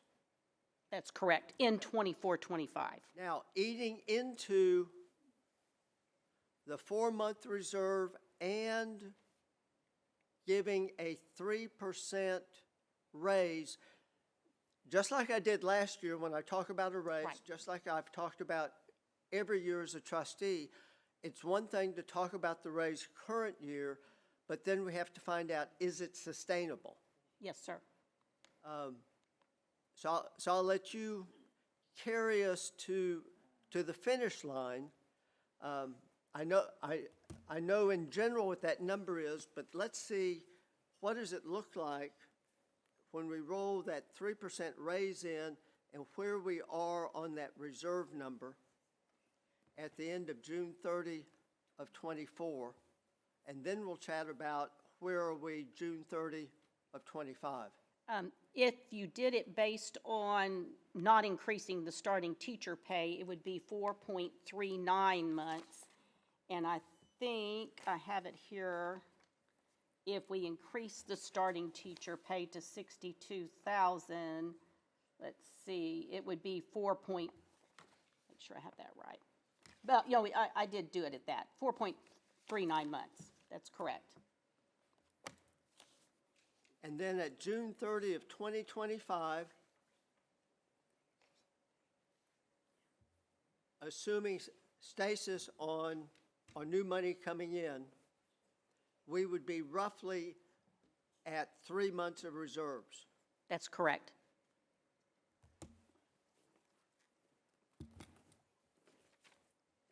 And so I think we can assume that something is coming in from the state. We have no idea how much. But this tells me that if the board wants, it would not be financially imprudent. That's almost like a double negative. For a 3% raise and an increase of starting salary, because at June 30 of 25, we'll have reserves of approximately 3 months, and there's a lot of good things that can happen between now and then. So do I have the numbers right? You do have the numbers right. Okay. So that is what, those are the numbers that I wanted the board to have in your mind when we approach making a decision. And I love to focus on the reserves because it's, you know, it's that big picture number, but as a board, that's really the only thing we can grapple with. Natalie, I'm like you, I want to be down in the weeds. You know, I want to know how many people we're buying. But for these decisions, unhappily, we have to be way up in the air. I'm not going to call for a vote on that. What I do want at this point, since we've moved forth to the numbers both at June 30 of 24, but more importantly, June 30 of 25, let me see what other questions the board members happen to have, and this time I'll go in reverse order. So let me start with you, Scott. You're asking for questions, Tom, so make sure Right. clarify. And from a board focus standpoint, and we can change it, but what's on the table is a 3% raise and an increase to starting salaries of how much? To 62, from 60,500 to 62. Okay. And the fact that at June 30 of 25, we'll have 3 months of reserves. And so the microphone is yours, sir. And just to clarify that number as well, and that's with a fully staffed, is that correct? That is correct. That is correct. Which won't happen. Right, well, that's why I want to ask that question. And so, and I know Deborah doesn't always do it, no. And 2 Roys are leaving, so that leaves us a couple of. Funny. With 600, let's just say it's, that number is 600, what is that, what's the delta on, what's the? I'm sorry? If we don't fully staff, just because of economic reasons or reasons, what would that, what number could that be for a year? The number that has been running the last several years is around 20 million. 20 million. Which would help get us, you know, help us out with, you know, with where we really are, you know, being above 3 months. Okay. That was my only question on that. Thank you. Natalie. I always think to the worst case scenario out front and then we make the decision. So I think priority is teachers being well compensated and tax, you know, not overtaxing our citizens. Given we made decisions about boundaries and rezoning to equalize our schools out till a certain year that seemed like it was nice. I was happy since it was my first one that we weren't going to have really tough things too soon. So really, what is going out for bond? If we have 4 months of bond, if our first rating could be impacted by this decision, what kind of bond forecasts, or how many bonds are we going out for to where if we got a lesser, what would it cost us in the rate that we got for our money in the bonds if we went to 3 months, not 4 months of reserves? We actually have an item where we're going to talk about that a little bit later, but our schedule is probably in 2025.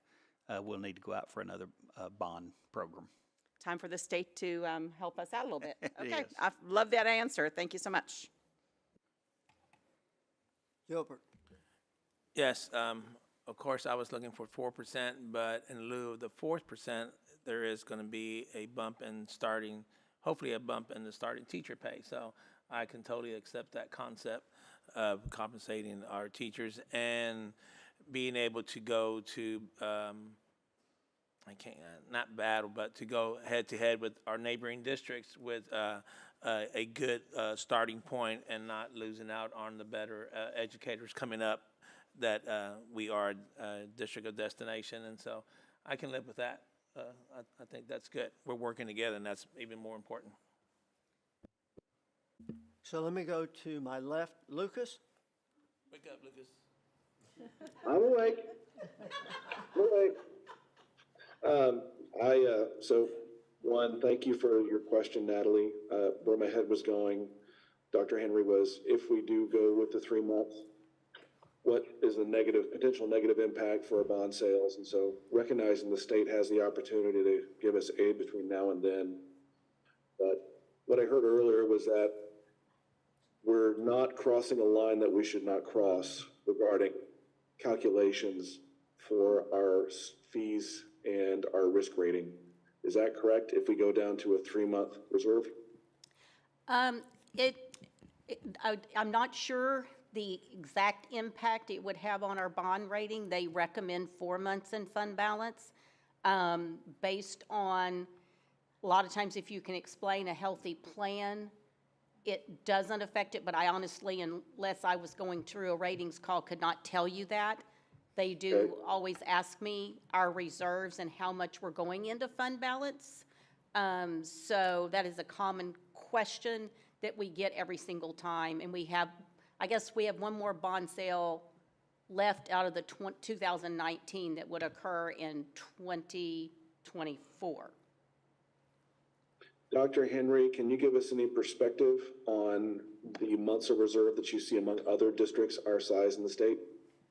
We have a much healthier reserve than most large school districts. We made that a conscious effort over the past decade. In all honesty, Mr. Scanlon, we've done that to prepare ourselves for the situation that we're in right now. You know, just like you do at home, we've been putting money back for a decade for hard times. The difficult, what's difficult for us right now is there's really not a reason for there to be hard times. So that's what we're having to come to grips with. Yep.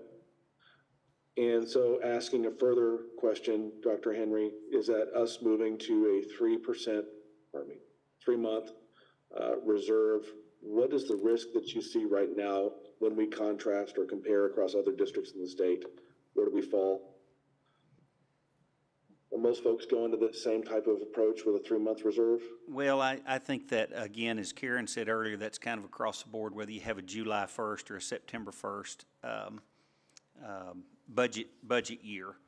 But I would say most districts shoot for a 3-month reserve. Certainly you would like to have a little more than that, but in this day and time, three months is a very, very healthy reserve. And so I feel confident that in all honesty, Mr. Scanlon, even though I won't be here in this role, I'm very confident that that number will be larger than 3 months, although I probably just gave Karen a stroke. I think it's going to be much larger than 3 months because the beauty to me is the legislature has a chance in 2023 with a special session, and they have another chance in the winter, spring of 2025 to address this situation. So we got 2 bites at the apple before June 30th of 25. Okay. All right, thank you. So generally speaking, Tom, I support our approach that you've described of moving to a 3-month reserve. Debbie.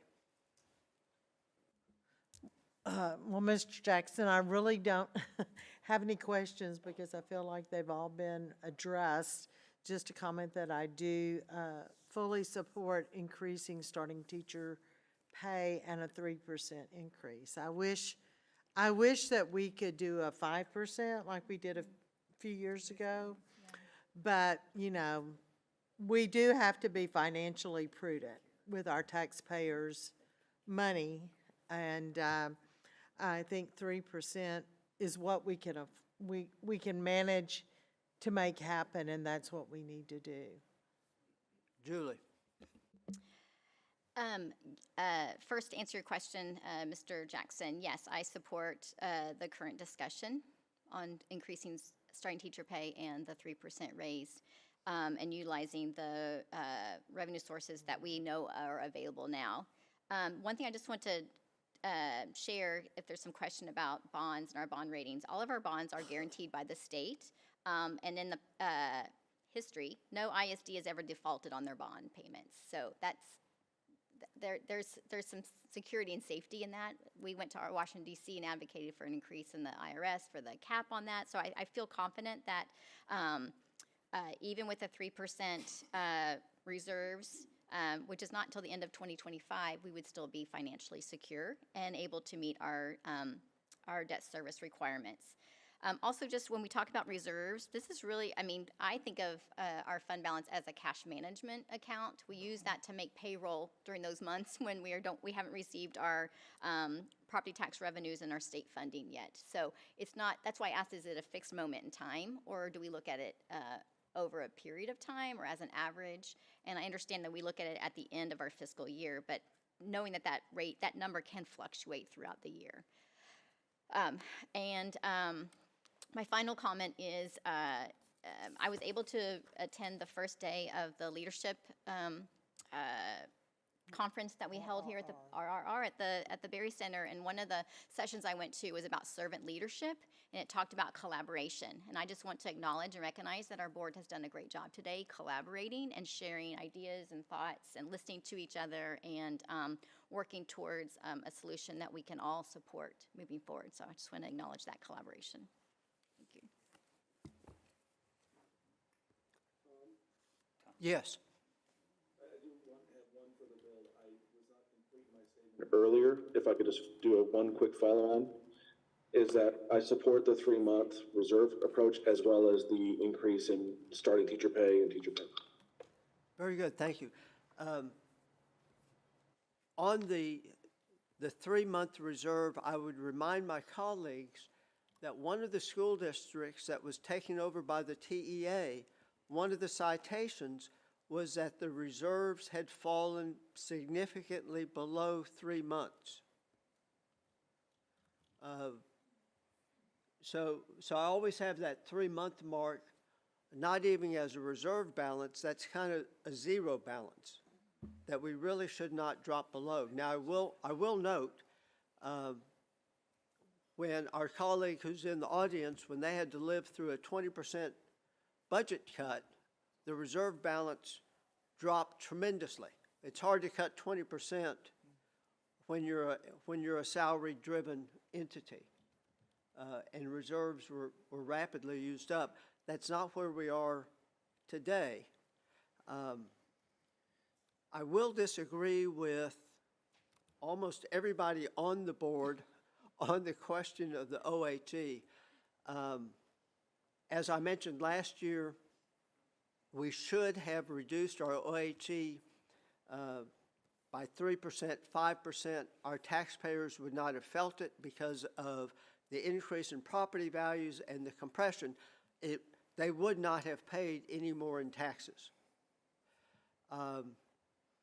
I know when most of us went to Senator Betancourt's office, his was the only office that acknowledged that there is, in fact, a penalty, the way we trustees use it, for the OHE. And staff at his office did indicate that perhaps there might be some form of, for lack of a appropriate term of art, some type of reimbursement of that penalty. And as I mentioned in that meeting, you have to start with conversations before anything that can happen. But I disagree with my colleagues. The CFO, putting my CFO hat on, and certainly I was one for the bulk of my professional career, the right thing to do is to cut the OHE by 3 to 5%, but there is absolutely no support for that idea. I have looked at the numbers. If we cut it by 5%, it wouldn't give us that much money. it would give us about $10 million year over year. But it would not increase taxes at the standard average house rate of $300,000.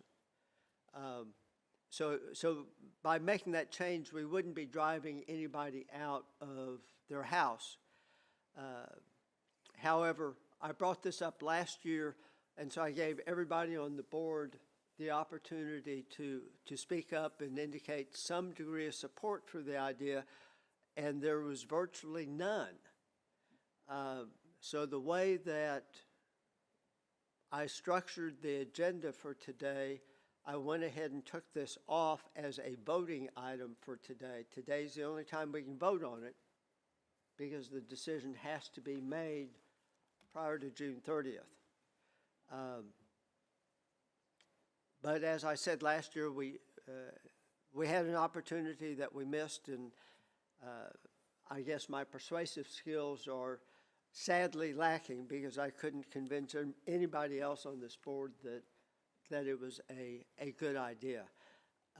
I do think we have consensus on how to address raises and how to address the federal fund, the application of federal stimulus funds to help offset the deficit. It does not appear as if there's any appetite to require a voter approval tax rate election, and these are all the big items. Management's indicated that they'll be forming a committee to take a look to see are there ways that we can reduce expenditures. I already know all the easy ones. So all we have to do is go back to that report that I gave to the board, I guess 13 years ago now, and there won't be many new items in there. Basically, you cut positions, you cut stipends, and then you cut programs.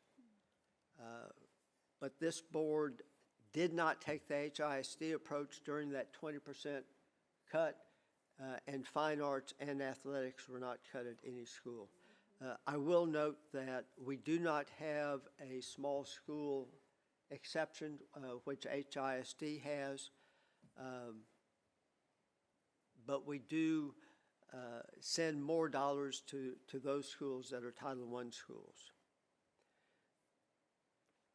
So now let's go around for the next round of questions and our comments. Uh-oh, Marnie is falling asleep over there, but that's okay. We don't need counsel just yet. So let me start to my right. Scott, do you have other questions, comments? I have one last question. Sure. Let's say the legislator goes ahead and gives us a $1,000 increase in the basic allotment.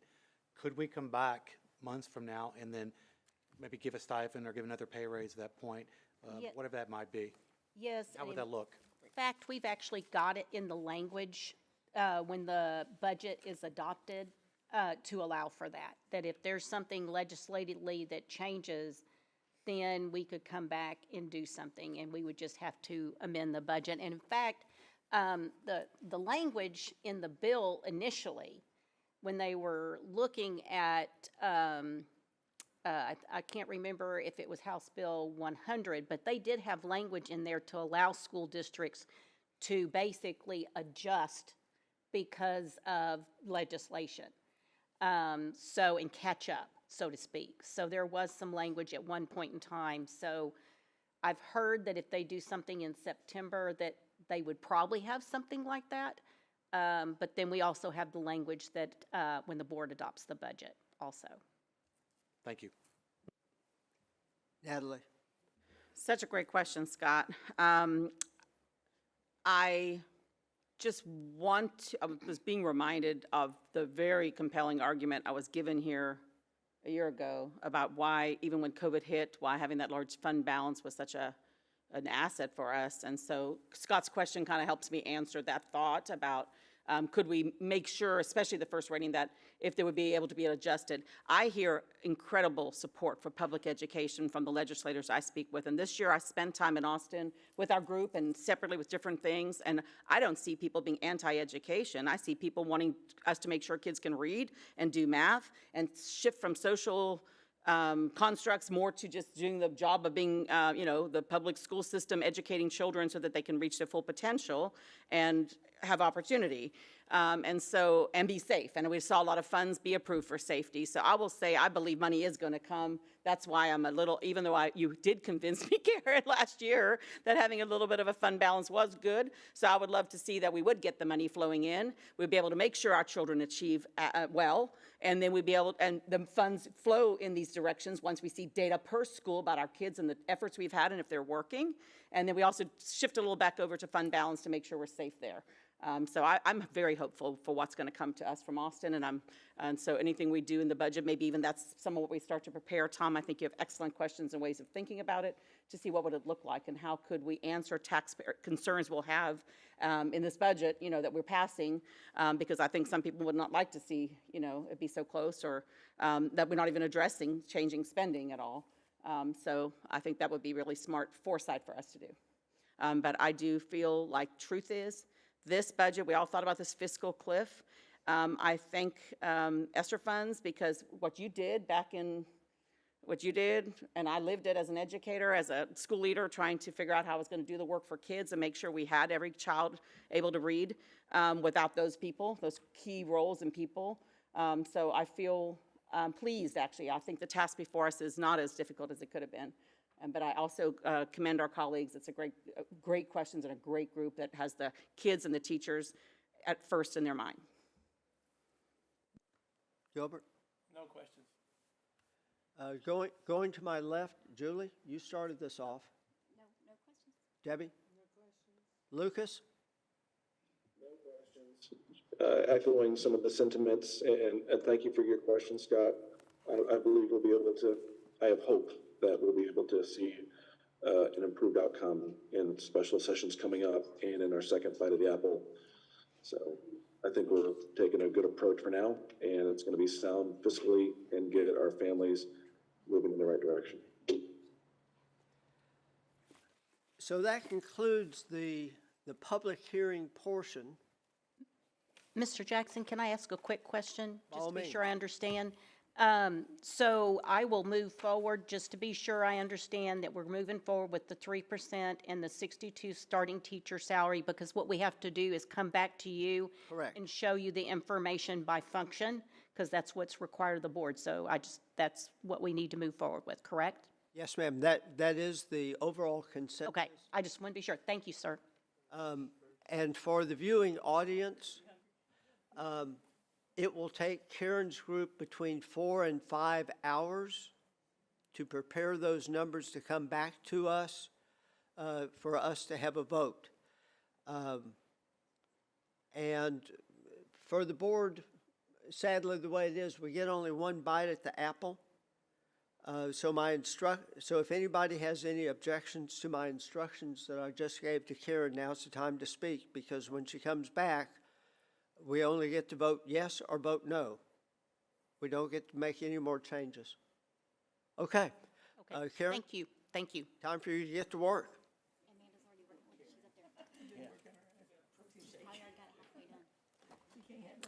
Okay, it is 12:57. Marnie, now that you've awakened again, and I appreciate it, is this a good time to take a break for lunch? Yes. No. So we will not take a break for lunch. We will proceed with the agenda. And I'm glad you were awake to answer that question. As stated earlier, agenda items will not necessarily be handed in the order listed on this notice. We will rearrange the agenda to begin with discussion item 6A, followed by action items 5Y, 5Z, 5AA, and 5H in that order. 6A, the administration will discuss the district-wide intruder detection audit report findings. After a brief presentation, this item will be discussed in closed session pursuant to Section 551.076 of the Texas Government Code. There are no speakers on this topic today. The presenters, in no particular order, Chief Mendez, Scott Hudson, Teresa Hall, whoever's going to grab the microphone. Chief. I believe it's me, sir. Good afternoon, President Jackson. Board of Trustees, Dr. Henry. We're going to cover the intruder detection audits. Let's get that right. For this last go around with the state, as you can recall, we've had this occur all school year long, where the state has sent inspectors out to do intruder detection audits. And so if we could go to the next slide, since the state audit started in September, 73 campuses have been completed, 45 elementary schools, 16 middle, and 12 high schools. 40 campuses have passed all 4 phases. 22 corrective action verified and approved, 11 corrective actions needed closing out the school year, and that's part of what's happening today. The Safety and Security Committee has met on the final campuses that we need to bring before you today, and you have received that information. And again, if you need to discuss it, we'll do it in closed session. During the time period of April 14th through May 19th, 20 campuses completed, 9 campuses passed all phases, 11 campuses with findings. Again, the District Safety and Security met and reviewed and approved the corrective action plans for all findings on 6/6/2023. So that is where we are to date. It's my understanding that these audit detections audits will continue into the new school year. And so we can expect to do this all next school year at every board meeting. Any questions? All righty. And Gilbert, just as a reminder, these are questions that are appropriate for the public as opposed to closed hearing. Very general in nature. Okay, for our viewing audience and for our attendees here, our district is compared to in the state as leading in this area, or? Well, I don't know the results of other districts. So every school district is the same as us. They get their results and their findings are in closed session. I know that we make every attempt to lead the district in safety and security, and the state. And so we want to be that leading agency as we move forward across the state with every school district, that they rely and look to us for answers on how to provide safety and security for our students the best way possible. Right. Have you been approached by other districts on how we do things here? Several. It's not uncommon for us to get, or for me to get phone calls from other school districts, not only in the state but across the nation, on how we handle safety and security for a large school district. Being the 3rd largest school district in the state, and based on our numbers, we're pretty large compared to most school districts across the nation. It's not uncommon to receive phone calls for guidance and advice on how we provide safety and security and help other districts. And am I correct in that what the legislature was asking for all districts to now adhere to, we've been at the forefront with this for a few years already? Yes. So the way we provide our safety and security, we do it in a layered approach. And so everything that we provide to a campus is done with the mindset of keeping an intruder outside of the academic areas of a school. And so this board and previous boards in the last bond elections, with putting in different levels of security, with fencing, with the security vestibules, with academic doors, with bullet-resistant glass, with intruder locks and walls, and separating open campuses into a podded environment so that there's walls and doors protecting them, is all in order to provide time for first responders to contact an individual who means to cause harm outside of the school. Yes, thank you, Chief, for your time and all your staff, and for taking care of our employees and students. Teresa, with all the money we have spent over the past few years, in my opinion, way ahead of what other districts have done, Is there any chance of us getting reimbursement on that money? Karen and her team, there are some security grants that were included, that allocation or allotment that's included in SB 30, which is the supplemental budget bill.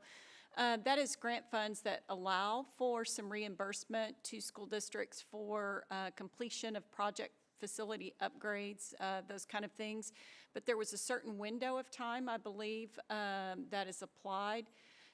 So some reimbursement, not full reimbursement because we started this so long ago.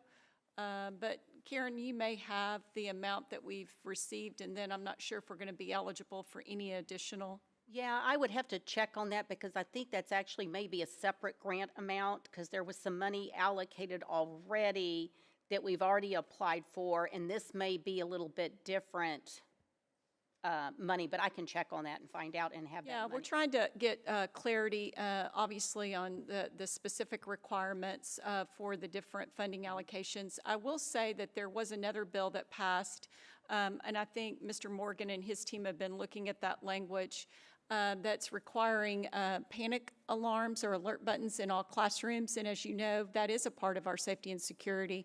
But in our elementary floor plan, we only have the panic alert buttons in the pods and not in individual classrooms within the pod.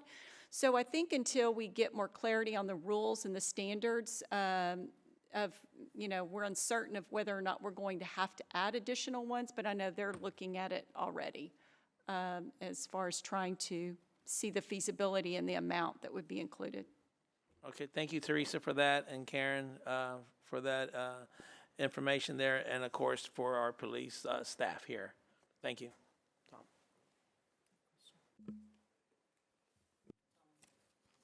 Yes, Natalie? I definitely appreciate all the work. It's an incredible lift with how many humans we have in schools, big humans, little humans, down to every single classroom door. These audits are extensive and a high standard of safety, and so I appreciate all the work that's done. I do have just a question on when it says 11 corrective actions. Are there any schools that had findings that have not had corrective action plans reviewed yet, like after the June 6th special called meeting? So you're asking if any campuses have not been done yet? Well, I said like there's 11 corrective actions needed. Were those addressed in what we had at the safety meeting, or there's still some more that we're going to see? No, ma'am. We made sure to get everybody covered because of the timeline that was required. And because there's not a board meeting in the month of July, our campuses did a fabulous job in making sure that their corrective actions were taking place or taken care of within that last day or two of school, and even a day or two after school had ended, to ensure that we met the timeline to get before the board so that we could provide our report to the state as required. Great job. And then I do have another question I'd like to ask, but I'll ask that privately. I'm not sure if it crossed the line of Tom's line of what's. Okay. Thank you so much. You bet. 5Y, the board will consider making a determination that good cause did not exist as required by law for Mariah Henry and Kristen Tolliver to resign their respective employment contracts. This item will be discussed in closed session pursuant to section 551.074. 5Z has been removed from the agenda. 5AA, the board will consider approving the superintendent's recommendation to give notice to Nicole Graves that it is proposed her employment with the district under a term contract be terminated. It is further recommended the president of the board notify the teacher of the proposed action to terminate her employment contract pursuant to 21.211 of the Texas Educator Code. This item will be discussed in closed session pursuant to section 551.074. 5H, the board will hear presentations from the superintendent search proposal finalists and consider taking action to select a consulting firm to conduct the superintendent search.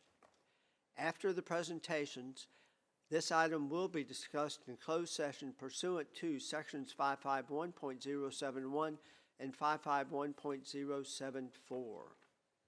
Presenters today, Marnie Collins Sims, She is now finally smiling at me, which is always nice. JG Consulting and Thompson and Horton. Marnie, the microphone is yours. Yes, thank you, Mr. Jackson. And I'm going to invite, because I see Mr. Guerra sitting in the audience and Dr. Fraley, I'm going to invite you to the podium to be our first presenter.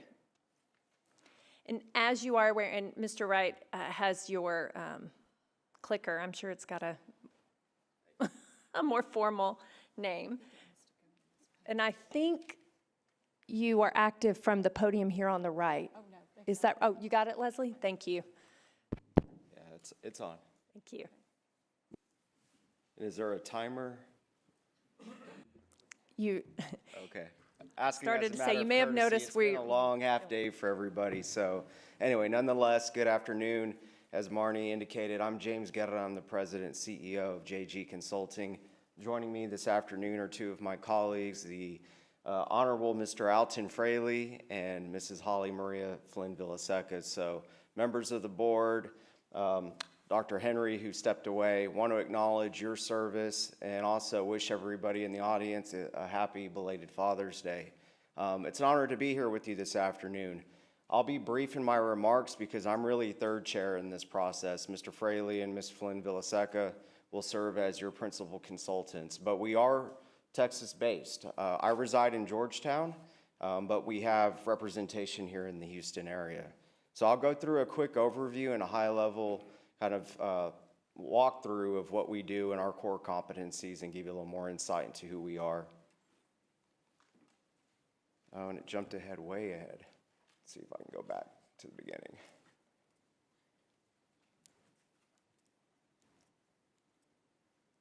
Sorry, thanks for indulging me. I don't know how it ended up so far ahead. Okay, so this is the team. I indicated that Mr. Fraley, Mrs. Flynn Villaseca, and myself will serve as your primary consultants.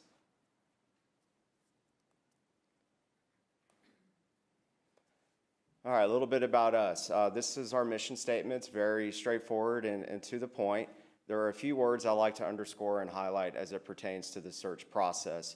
One, we provide an equitable process, not only for you as trustees, elected officials, for your community members, your staff, and your students, but we also adhere to a very inclusive and transparent process. We believe in inclusivity and transparency as it pertains to our process. So nothing that we do will not include and will always include your input. So it's a very collaborative process in nature. We will seek your input and your directive as we support you in this endeavor. We work at the will of the board. So it's important for us to acknowledge that our representation to Cy-Fair ISD is to you as elected members of the board and ultimately the community members and students and staff that you serve. Impact can be measured in many ways. I think one of the greatest attributes that you have working in your favor and your advantage as a school system in a community is that you have a superintendent with a storied career. It's something to be said this day and age with the sitting superintendent who has served as long as Dr. Henry. We've had the good fortune of representing other superintendents, other school districts who recently retired and who have left the profession and joined Mr. Fraley in the recovering superintendent environment. Most recently, the A-Leaf Independent School District, Mr. Chambers, we conducted their superintendent search. Just finished with Killeen Independent School District, where Dr. Kraft served for more than 11 years. And the list goes on and on, Dr. Thomas Randall and Lamar Consolidated. So we have good representation in the state. And I like to use baseball analogies since the Astros and others are doing so well here representing us, but we're batting 1,000. So we have never failed a superintendent search. And that's something we're very proud of. And as the owner of the firm, incredibly proud of the team for holding that shingle very high. I mentioned some of the districts and jumped ahead, but most recently you can see some of these across the state. I mentioned A-Leaf, Killeen, represented my hometown in Austin ISD, San Antonio Independent School District, Houston ISD, and Socorro ISD. A lot of stories can be shared with you this afternoon, but want to be mindful of time. But we'll share with you that hearing some of the remarks today about Houston ISD, There were some trying times during that search. We conducted that search in its entirety during the pandemic. Myself and Mr. Fraley and others on the team conducted more than 200 community engagement stakeholder meetings during the onset of COVID, because it was still hot and heavy where there weren't many engagements like this where we can convene in person. So we had to use all of our resources available to engage the community, engage students and staff to solicit their input as we developed a profile that was reflective of all voices. So really proud of the effort that my team put in to conduct that search. Some of the differentiating factors that you'll hear from us today include those 4 bullets on the right side. Earlier I mentioned an inclusive and collaborative process. We utilize what we refer to as an on-demand interview portal. We subscribe to a platform called Modern Hire. They were recently acquired by HireView. If you're familiar with some of these tools, they're very common in the private sector, but essentially what they do as a board, they enable you to review and to vet and to screen candidates along with us and our team to better understand what skill sets, experiences these superintendent candidates possess. So we're going to present to you not only the artifacts of the application materials, which include letters of interest, resumes, academic credentials, verification forms, all of the above, all of the standard items that you would normally see. Each of you will receive an iPad. When we present the candidates, you'll have an opportunity to review all of those digital artifacts. In addition, you'll have access to the interview on-demand interview portal. There's simply 4 or so questions. One question might be, what drew you to the position of Cypress-Fairbanks ISD, and how does this support your long-term goals and aspirations? So it gives you an idea of who the candidates are. It's treated much like a standard interview without replacing the in-person interview. So this is just a preface or a preliminary to the traditional interview experience. But it gives you an idea who they are before you choose to bring them in for an in-person interview. The second component, this is at your discretion. By no means do you have to use the second differentiating feature for us. We have a cognitive test which identifies 3 key areas: their cognitive ability, their motivation, and their personality. It's also known as the Wonderlic assessment. But it's just something that we use as an aside, but again, by no means do you need to use that. The surveying tool that we use is through our own subscription through our CRM. We subscribe to Zoho. We can administer as many surveys as you wish applicable to this community. I'll give you a recent example. In Killeen, who we recently supported in their community, we had 4 different surveys, one in English, Spanish, Korean, and German. Being that Fort Cavazos, formerly Fort Hood, is there, a lot of foreign languages spoken in that community. In real time, we could administer as many surveys as you like, working closely with your staff, your communications department, and creating a unique search page accessible on your district's website. I noticed that you've already taken some steps in securing and developing a web page. We would simply create a complimentary supplemental page that, again, in the spirit of transparency, gives your community, your staff, and your students an opportunity to see where we are in the major milestones of the superintendent search. And then the other piece that I failed to mention, we just recently, in the last couple of months, launched superintendentsearch.net. So we are the owners of a new job board, a new platform. We are Texas-based, but we are a national firm. We've conducted superintendent searches, executive level searches, and the like across the United States. There are 22 representatives of the firm in Texas with more than 50 across the United States. So we will leverage every resource that we have to recruit the best talent to serve as your next superintendent. This is a screenshot of what the on-demand interview experience looks like. Those are the 4 questions that we utilized. In this case, this was Houston ISD when Mr. House was hired by the Board of Trustees there. Very direct, very simple. They're timed questions. You'll, again, will have access to that experience when we present the candidates to you. This is a screenshot of what the one-score Wonderlic assessment looks like. I mentioned that there are 3 areas. If you think of a stoplight, green shows that the candidate performs really high in that level. Yellow is considered somewhat cautionary, and red is a hard stop. or a no. The superintendent search portal that I mentioned is our new website, and again, it just enables us to cast a much wider net. But as I stated early on, we work at the will of the board. So one of the questions we will ask you when we begin the process, what is your appetite for conducting a national search? Do you prefer local, regional candidates, or are you open to us recruiting talent from afar? And again, that's at your discretion. The survey simply looks like this. We can disaggregate all of the data and provide it into a very meaningful report. When we create the leadership profile, and for us that's synonymous with the job description, we will present the draft profile to you publicly. So that way, again, everybody can see what we're doing. And then we'll also, as a supplement to that, provide you with a summary, a synopsis of everything that we've heard from the community engagement meetings. So the first part of the executive search process will be to understand what it is you're looking for and the qualities, characteristics, and traits of your next superintendent. And as we start to learn from you, we'll also ask you who in the community, both internally and externally, can we hear from? Who should we listen to? As we gain all this incredible input and feedback, we'll begin to synthesize that information, create a profile that is meaningful and reflective of this community. And then all the while, we'll have a number of surveys, and again, as many languages as you like. So that will work simultaneously as we're working with your staff, with you, the students, and also your community members.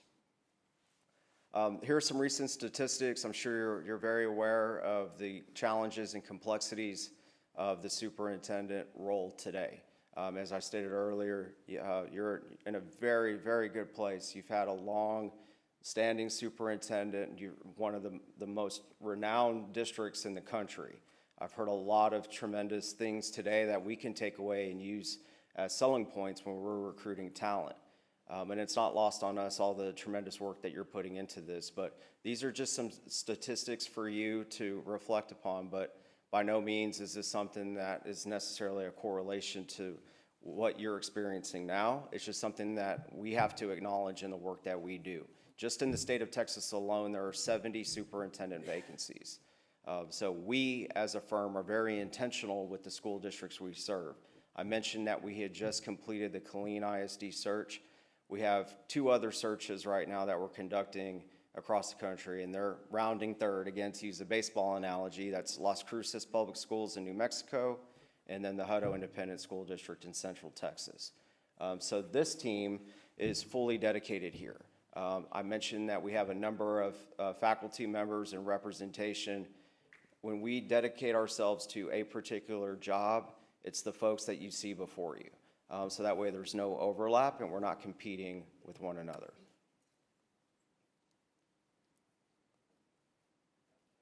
Our recruitment channels, again, can be very varied in terms of our exposure and how far and wide we want to reach. Most common will work within the traditional sectors, so recruiting educators, those who have served as teachers, principals, central office administrators, sitting superintendents. We've conducted more than 30 superintendent searches across the country during the last 8 years, and all but 2 times have the boards that we've represented hired what we would consider a non-traditional candidate. That's somebody who might have served as a CFO, an attorney, or not the traditional pathway that we would normally see here in the state of Texas. We also work with business leaders, philanthropic leaders. We're currently being considered to potentially represent a nonprofit in education for their CEO, and then other public sectors. We are a diversified group. We've conducted city manager searches in the past. We've represented other entities within education as well.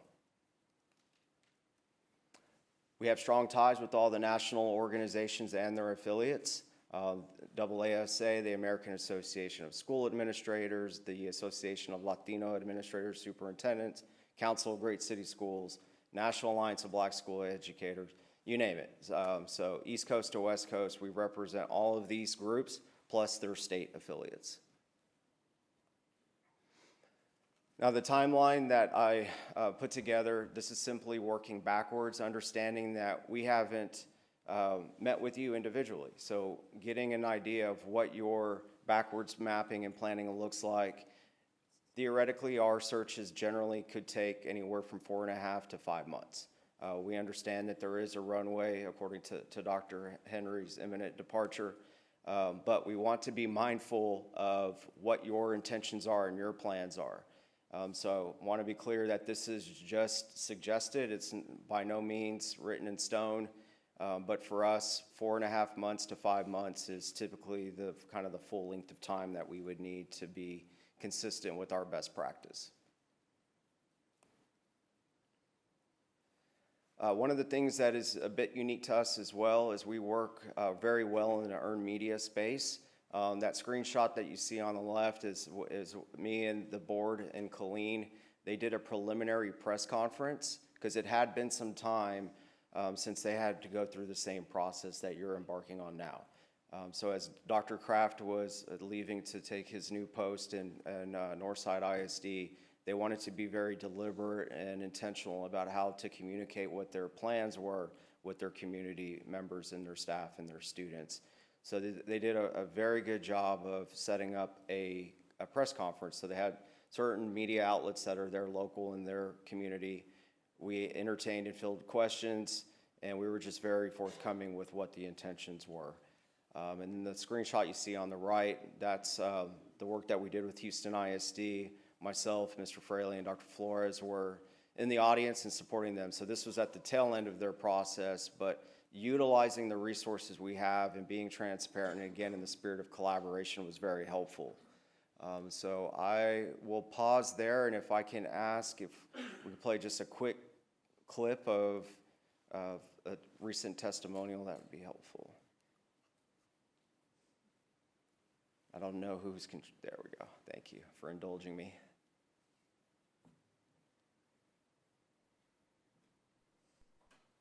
This is my comeback. Start yours at purdueglobal.edu. JG Consulting is a powerhouse. They put you in a position to compete at very high levels. And I've been a superintendent now going on my 6th year, and I still have a very strong relationship with the firm. So it's a long-term family type environment with JG Consulting. My name is Dr. J.A. Gonzalez, and I'm superintendent of schools for McAllen ISD. We're a high-performing school district. We have approximately 21,000 students in our district, 2-time A-rated. We earned the post-secondary readiness distinction, and we also earned the Financial Integrity Rating System of Texas. We have multiple blue ribbon schools, so very proud of the community and the staff, and we're excited about the future in McAllen ISD. If you look at the number of superintendent positions that are available in the great state of Texas or across the nation, they're extremely limited. So you're getting into a very, very highly competitive environment. So my experience in working with the firm was one in which I felt like I was important, and I felt like I can ask any question that I wanted to, and all my questions were important to them. So that was good to know. And when I went into the process, I knew that it was going to be a process that was well thought out. If you look at the individuals that work for JG, there's a lot of practitioners, so they truly understand the intricacies of the education process because they've been in the game. So that makes it one in which when you're an educator and you're applying for a superintendency, you want to work for a district that you fit with, and this firm's going to make sure that they're going to put you in a position to get you there. Okay, thank you. And I believe that concludes the quick overview, so I think if it's appropriate, we'd like to answer any questions you might have, and I'll invite my colleagues to join me. Let me start to my right. Scott Henry. Thank you for your presentation. You mentioned earlier, I think I heard you say 70 current people are looking for superintendents right now. Of that, how many do y'all have, do you think, around that number? So that's a statistic, at least that I'm aware of here in the state of Texas. So right now, we only have one, and that's the Hutto Independent School District. And who will be the lead consultant from your firm? Mr. Fraley, second chair, and then respectively third chair. To make sure. Yeah. And currently, how deep and wide is your pool of candidates you have today? I mean, what is your, I know we hear that, but can you talk to that, please? Absolutely. So our respective network across the United States is in the thousands. Typically, a district this size will generally draw somewhere between 50 to 60 candidates.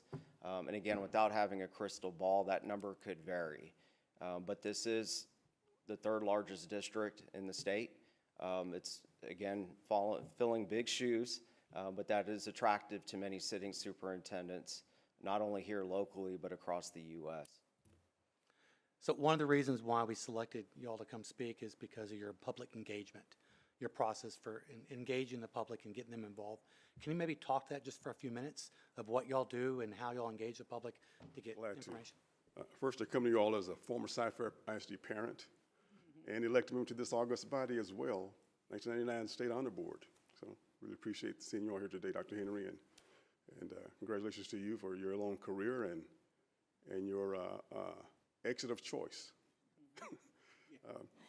One of the things, very unusual nowadays.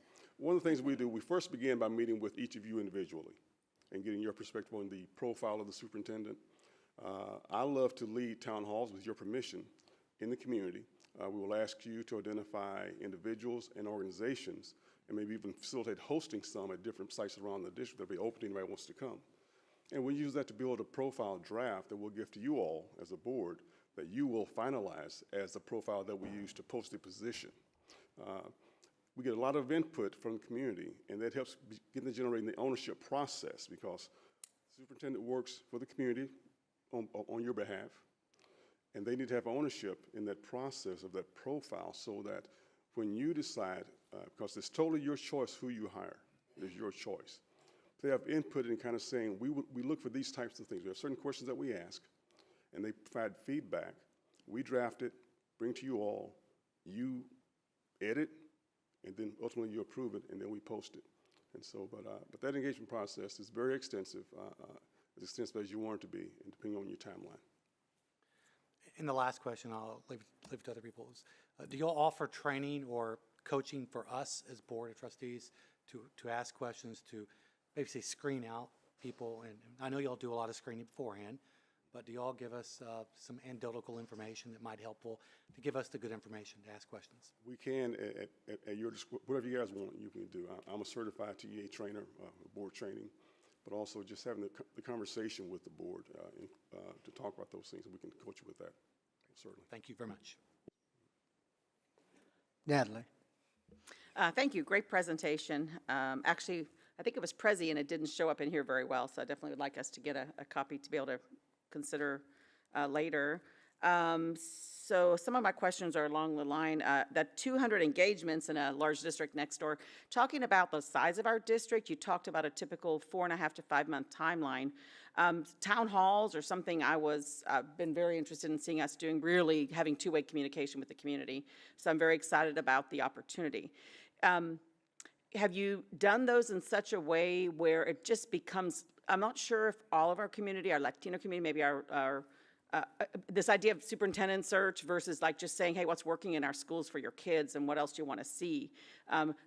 What's the flavor of those town halls, and can they be I know you're creating a job profile out of it, but really are you creating a referendum to us as a board about what our community wants us to set our goals around? The questions that I've used in the past have done just that, where they've gotten the community to talk about, beginning first with their aspirations. We don't begin with problems, it's aspirations, because problems are in the context. Aspirations that they have, we ask for those types of things. We ask them for celebrations. Then we ask them for challenges and opportunities. Then we ask them to kind of talk about the characteristics of a potential candidate as well. And that does give a good message to the board, I do believe. Sounds exciting. And then those engagements, to me, is there a way for any single, not just chosen people that we know and have relationships with, but that each single parent, citizen would have a chance at some point to have had multiple opportunities to engage with us? And then the timeline question on that comes up. Yeah, what we did recently in Lamar Consolidated, we had in the colored track town hall meetings that were open to the public. We had those folks live in the audience. We had some that could come in virtually as well. So we'll have not only the groups such as maybe your chamber conversations, folks like that you identify, maybe local pastors organizations, folks like that as well, but also just open town halls as well. And I noticed you said software in multiple languages. Do you also have opportunities in multiple languages for community input in those town halls? Yeah, we do, absolutely, and Yeah. Ms. Flynn Villaseca speaks better Spanish than me, so. Sí, entiendo. Good afternoon. I would be more than happy to help co-facilitate some of those town hall meetings in Spanish. I'm fluent. Okay. And the one thing I'll add, just for clarity's sake, so with like Lamar Consolidated, Houston ISD, and others here in the Region 4 area, due to the size and the complexity of these town halls, we create a macro and a micro kind of environment. The larger group meetings, if it's appropriate and at the will of the board and with your staff's support, we can consider a hybrid format where we're there engaging the community in person live, all the while those that can't be there physically can join us virtually. We've used things like YouTube, Facebook Live, what other format you deem appropriate with certain guardrails and constraints to maintain an effective meeting. We can do all of the wedding planning and get those details coordinated, orchestrated to where it's an effective meeting. This week, where I'll be working in Las Cruces, we're doing public forums because in that state, it's an open meeting state, so open meeting laws. So we're actually required by law there to interview candidates publicly. So that kind of environment, we've learned a lot because Mr. Fraley and I have done quite a bit of this around the country and some of the best practices we can share. So it's a good question. You gather digital feedback as well as spoken feedback in those sessions, so you have that. And then do board members, it's a listening tour of the system, are board members typically part of those engagement sessions? Some yes, some no. It depends. We had one community where they felt the board would be too intimidating for the staff of the folks who will come, and others, we had board members there to kind of provide a welcome. Next question on the interview portal on demand. Are we able to customize questions? Because I think someone having to think and share their on the spot is very powerful, and so those can be customized. Because you've already given sample questions, so there's things some people could anticipate, but we'd be able to ask questions that maybe were very specific to our system. Absolutely, yeah. It's a bespoke kind of opportunity or process where we can customize those questions. And they are timed. One thing I did fail to mention, as a candidate, you're allotted 2 to 3 minutes to respond. So you have to think quickly on your feet, and you treat it like you would a standard interview. However, it is a timed exercise. And there's no one on the other end, so the three of us are not there to ask the questions. You use your device, whether it's a laptop, a desktop, a tablet of any sort, because it's device agnostic, but the candidate is required to answer in a timed response. Back to, all of you avoided the timeline question.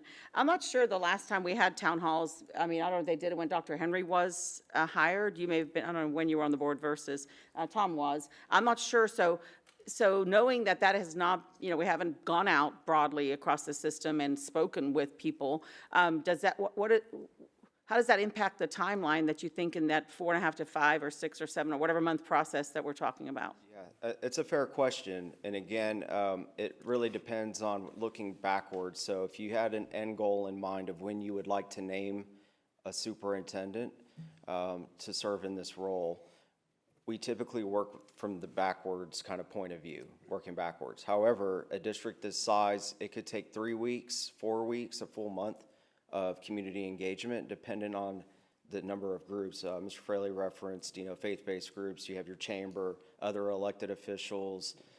Again, the macro, micro, both internally and externally, because we'd like to hear from your principals, both at the elementary, secondary level. If you have student advisory groups, we'd like to learn from them. We're going to meet with each of you for an hour at a time to understand what it is you're looking for. It's a lot of information. We can meet upwards of 200 different groups over the course of 3 weeks. Could be 4 weeks, again, dependent on what your vision is. We're going to customize the timeline according to what your aspirations are.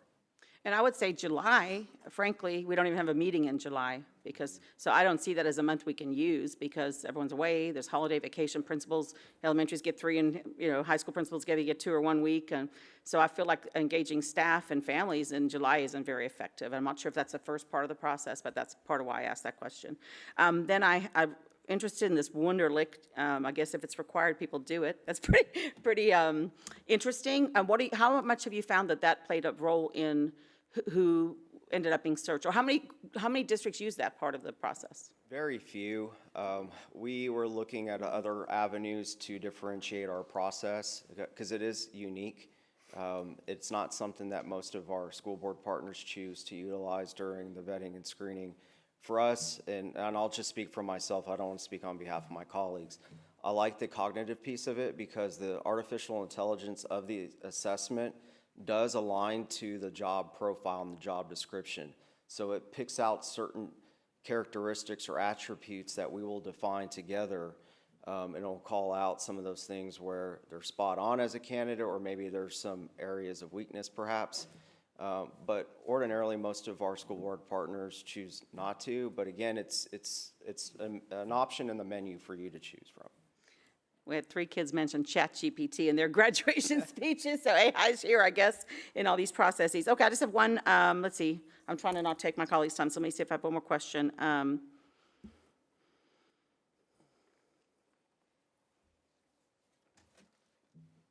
Actually, I'll leave my questions there. Thank you so much. Thank you. Gilbert. Thank you guys for coming out and presenting. One question I had, will you, or can you, or have you routinely looked back into the background of the candidates and in a way to where, since the last 3 or 4 years have been tumultuous, to see how they handled the pandemic issue, how did they handle the freeze if they're located here in Houston, Texas? How did they handle the opposing views that were presented to them wherever they may be at? Have you routinely looked up these questions, or can you actually? We've actually had board members ask those questions during the interview process. Good. I think where we're at now in the state, it's going to be imperative that we know a little history on how they handled it. Not only, I'm sure they're going to be extremely qualified, otherwise you wouldn't bring them to us, but a little bit of in-depth background to see the tough questions and the tough issues. I'm very proud of how Dr. Henry performed during these last 3 or 4 years. So we would be quite interested in knowing some background in depth. Sure, absolutely. And I will share with everyone that we engage with a third party. The company is Baker Eubanks. And so their sole purpose as an organization is to conduct thorough background checks. And we incur the cost of that. So we do not only the reference checks and your standard vetting and screening that any executive search firm would do, but we hire them to go even further. So they'll check everything from credit history, verifying academic credentials, looking into the different municipalities where he or she may have lived and worked professionally or just lived personally. And those reports are very robust. So I would tell you on average, each report that we'll get back for the candidates can be anywhere from 40 to 60 pages. But that's, again, for our benefit and for yours. We want to bring forward every bit of information that we uncover so that as a board, as a body, you're making an informed and educated decision. But the other thing I'll also underscore is the fact that we will talk with the references that the candidates will not necessarily list on their resumes or their formal packets. Our network is very broad and very vast, so the benefit of working with such a well-known group is that we can speak with folks who aren't necessarily going to be listed for public consumption within their packets. So that way we can determine if there's anything that we need to know, we can bring forward and we can share that information with you. And our verification forms require, if there's any sort of impropriety, they have to disclose in writing what the issue may have been in their professional history. And I think we might just... If I could add one thing also is that having served as a state president here in TASA, and still working at TASA as an executive coach, there aren't many folks worth knowing that I don't know about or can find out about. So, and I've already been contacted by some just saying, will y'all do the Cypress search? I said, I don't know. Well, if you do, please keep me in mind. And those three I will certainly keep in mind. And there are others that I probably would not encourage as well, as much. Well, thank you for answering that. And like, it's not necessarily going back into delving into make sure they have a super clean slate. I just kind of want to know their in-depth on how they handled the last few years and stuff, so. And just to double down, I think on what James was saying earlier, during the actual interview process, you're able to craft some questions that would allude to, can you walk me through how you handled X part of the pandemic or the freeze? What did you do when schools were, kids couldn't come to the schools because the operations were down? How did you handle that? What were some of the alternative plans that you had in place ready to go so students wouldn't, those kinds of things? But we can work together to craft those questions. Right, and those may be some of the questions that maybe Scott might have been referring to, like, can you give it a heads up on, this is our first superintendent search, what are some of the questions that need to be asked and stuff like that, so that way you can kind of lead us in that direction. Thank you very much. You're welcome. To my left, Lucas. Of course, I have a truck backing up right outside my, so thank you all. Tom, you may want to go to somebody else and come back to me with all this noise right next to me if it's coming through. Debbie. Thank you again for your presentation. For a school district our size, how many applications or candidates do you think you'll receive? If I may, I'll just say, based on using historical data, it could be anywhere from 40 to 60.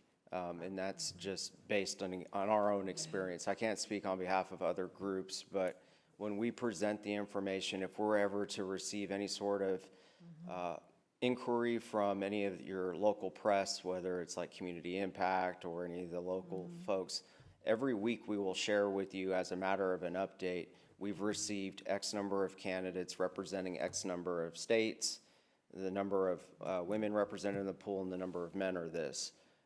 But again, based on size and our own experiences, I'd hedge my bets that it's somewhere between 40 and 60 without having a crystal ball. And that's a good, healthy pool. And how many do you anticipate that you would pass on to us? That could vary. We're going to look for the talent and the candidates that most closely fit your leadership profile. And again, giving you recent examples, it could be 12, it could be 8, but we're not withholding any of the candidate information. So you'll have access to all of the candidates, but as far as our firm's practice, we'll provide to you who we feel are the best fit from the total pool, whatever that number is. But the delta will be accessible to you as a board. So we're not withholding any candidate information. Okay. Okay. Thank you. Julie. Thank you very much for the very thorough presentation. I think after the great questions that my colleagues have asked in your presentation and then the original response to the RFP, I think we have a lot of great information and understanding of the value of your services and what you would bring to a partnership with our boards. Thank you. You're welcome. Lucas, back to you. Thank you. So again, echoing many of the comments and questions that we've already had, and double downing, we would look at this as a partnership with our board. So we would be relying on your guidance on what questions are we not asking that we need to consider and bring forward. I myself have been in consulting for 20 years. So I'm looking forward to the true consulting, which is what questions are we not asking, your key recommendations on based on your experience and what works, what does not. Echo comments that I've heard from Natalie, Dr. Blassingame, community engagement is going to be very important to us. Echoing Gilbert's comments on how did they handle themselves in the past through some key decisions. Obviously, we'll be asking those through the interviews, but getting some of those as your perspective as well, because you're going to have a nice broad look at all of your candidates. We'll be looking for that impact that your team can bring to us, and I look forward to this discussion. Thank you. We do appreciate your being here. Sorry to keep you waiting. The board does move, but sometimes we take time moving. So I appreciate your patience. You mentioned that you have a 100% success rate, and congratulations on that point. If you measured it in terms of tenure of your placed positions, if we looked at how long the superintendents you had placed at each of those school districts, what type of story would that tell us?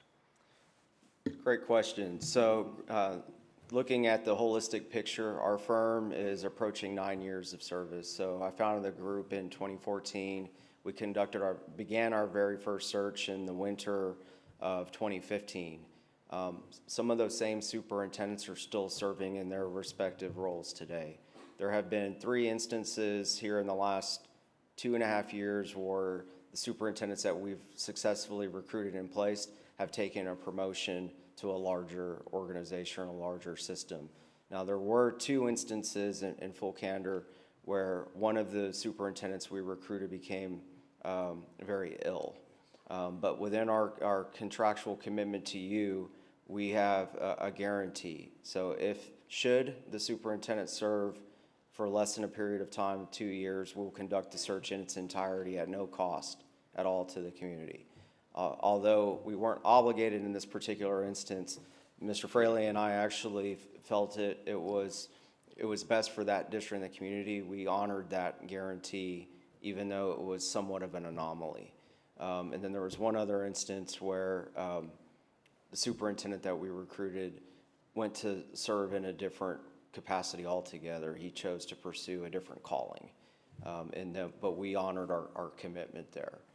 So if you look at the total holistic picture of roughly 30 superintendent searches, only 3 times, but a couple of those were promotions where the superintendents moved on.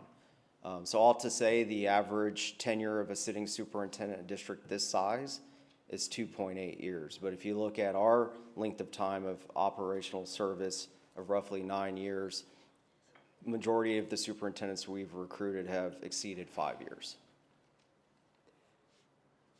When Gilbert talked about background checks, I'm reminded of the fact that in the greater Houston Standard Metropolitan area, there have been 2 school districts where, for lack of a better word, there's been hiccups in the background of the superintendents that were placed. And certainly when I think of background checks, that's exactly what I'm hoping would not happen in our case.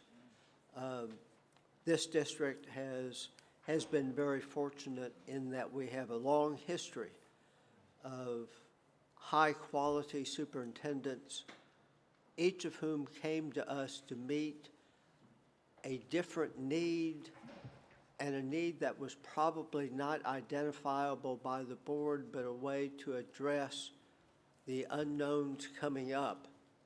But none had unknowns in the background. Certainly, I was attracted to your firm because of your successful placement of districts within Texas and the reputation of those superintendents that had in fact been placed. And I do want to say, good to see you again. It's probably been about 3 or 4 years, I'm thinking. Oh, no, I remember the last time you and I chatted. It was shortly after we had been identified as an honor board. It was within 3 or 6 months after that. So welcome back. We certainly appreciate your service as a trustee, but we also appreciate your service as a superintendent into the education of all children within the state of Texas. Will you also be doing an evaluation of our district and potential needs of this district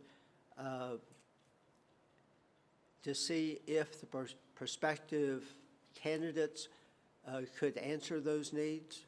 And I'll give you a very specific example.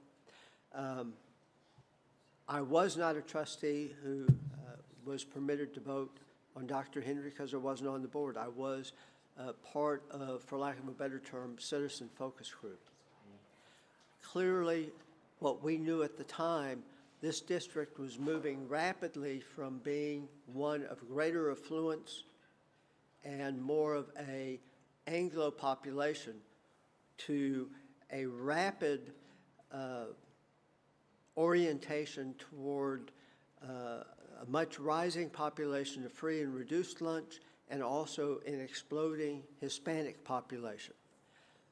Mark came to us out of Galena Park, where he certainly had experience in that area.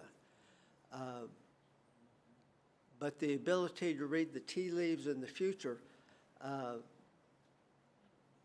is certainly something that you would hope to be able to match up with the superintendent who comes. The superintendent who preceded Mark, David Anthony, his skill set actually matched that which we needed. And then, of course, before him was Rick Berry, and you needed somebody who could say, oh, we're going to more than double.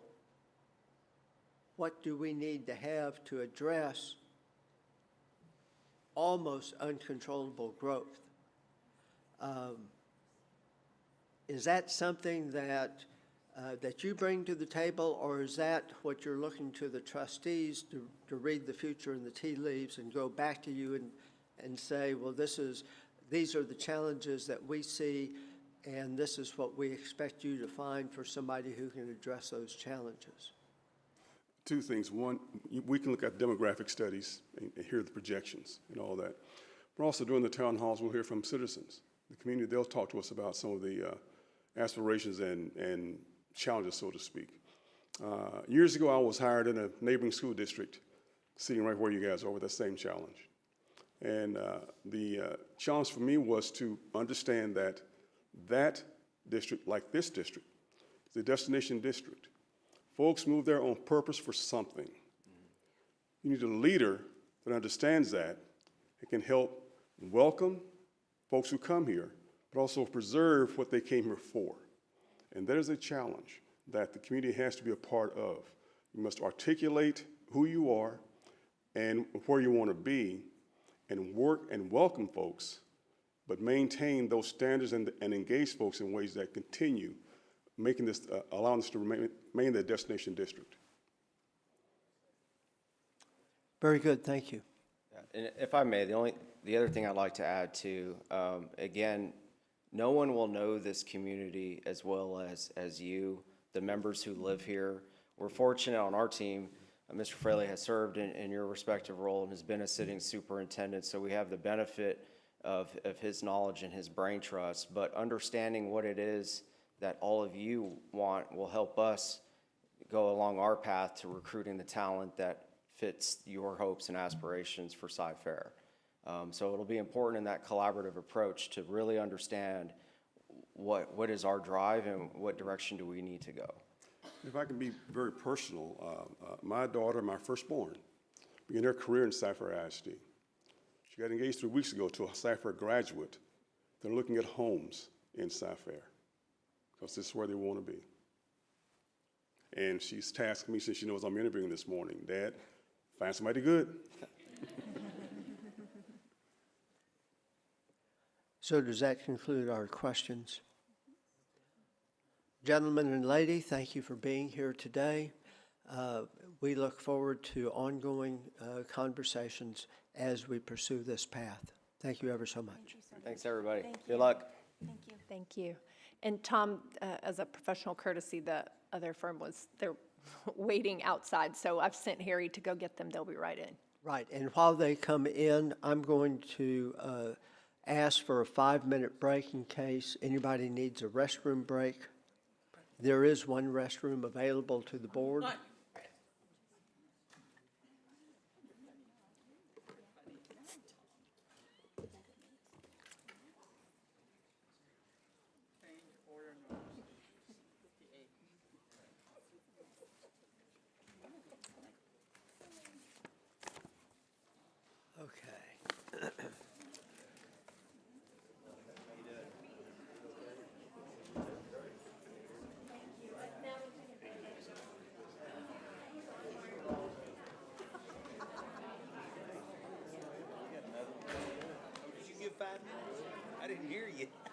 That's a smart move. You need to stand up, get the circulation I going. had to get a charger here. I need to go up there and say hello to Alton too. Slips Yep, yep. away.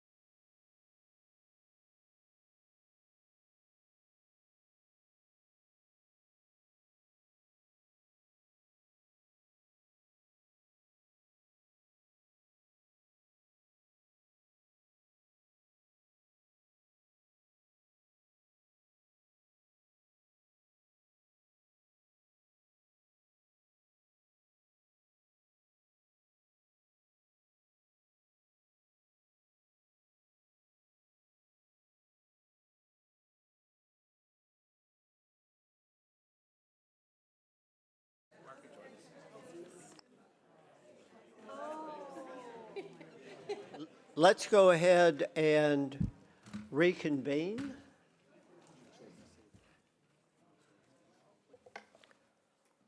The board will now hear a presentation from the superintendent search proposal finalist, Thompson and Horton.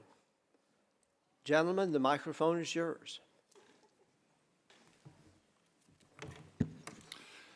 Well, thank you, Mr. President, members of the board. I'm David Thompson. We very much appreciate the opportunity to be with you today. This is Dr. Mike Moses. I'll let Mike introduce himself in more detail in a moment.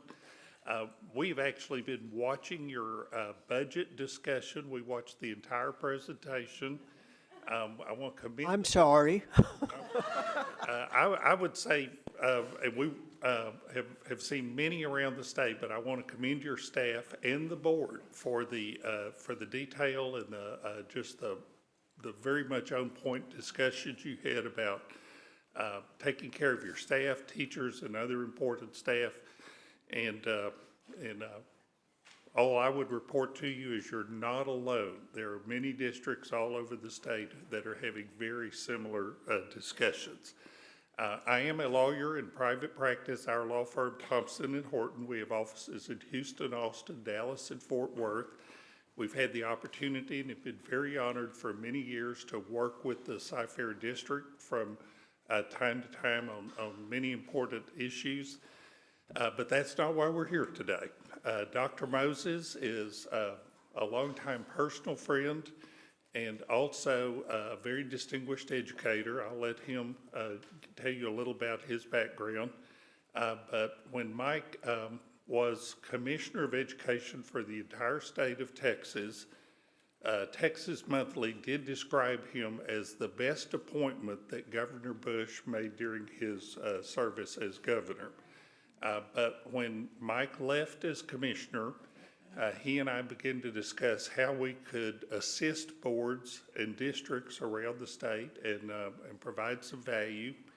And so we started about 22 years ago working with districts to assist boards as you go through superintendent searches. We've done right at 200 searches over that period of time. We are not a full-time search firm. Mike has had many other professional obligations over the years, and I'm a practicing attorney and certainly have many obligations.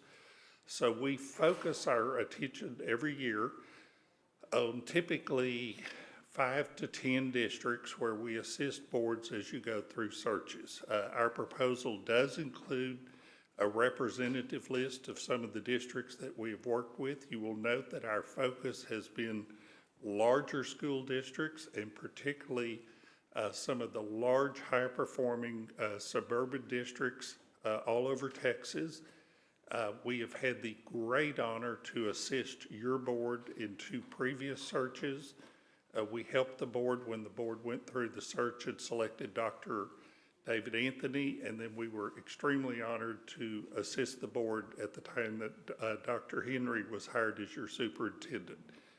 And we would be remiss today, Mark, if we didn't commend you on your outstanding career and the great contributions you have made, not only in Cy-Fair, but to the whole state of Texas.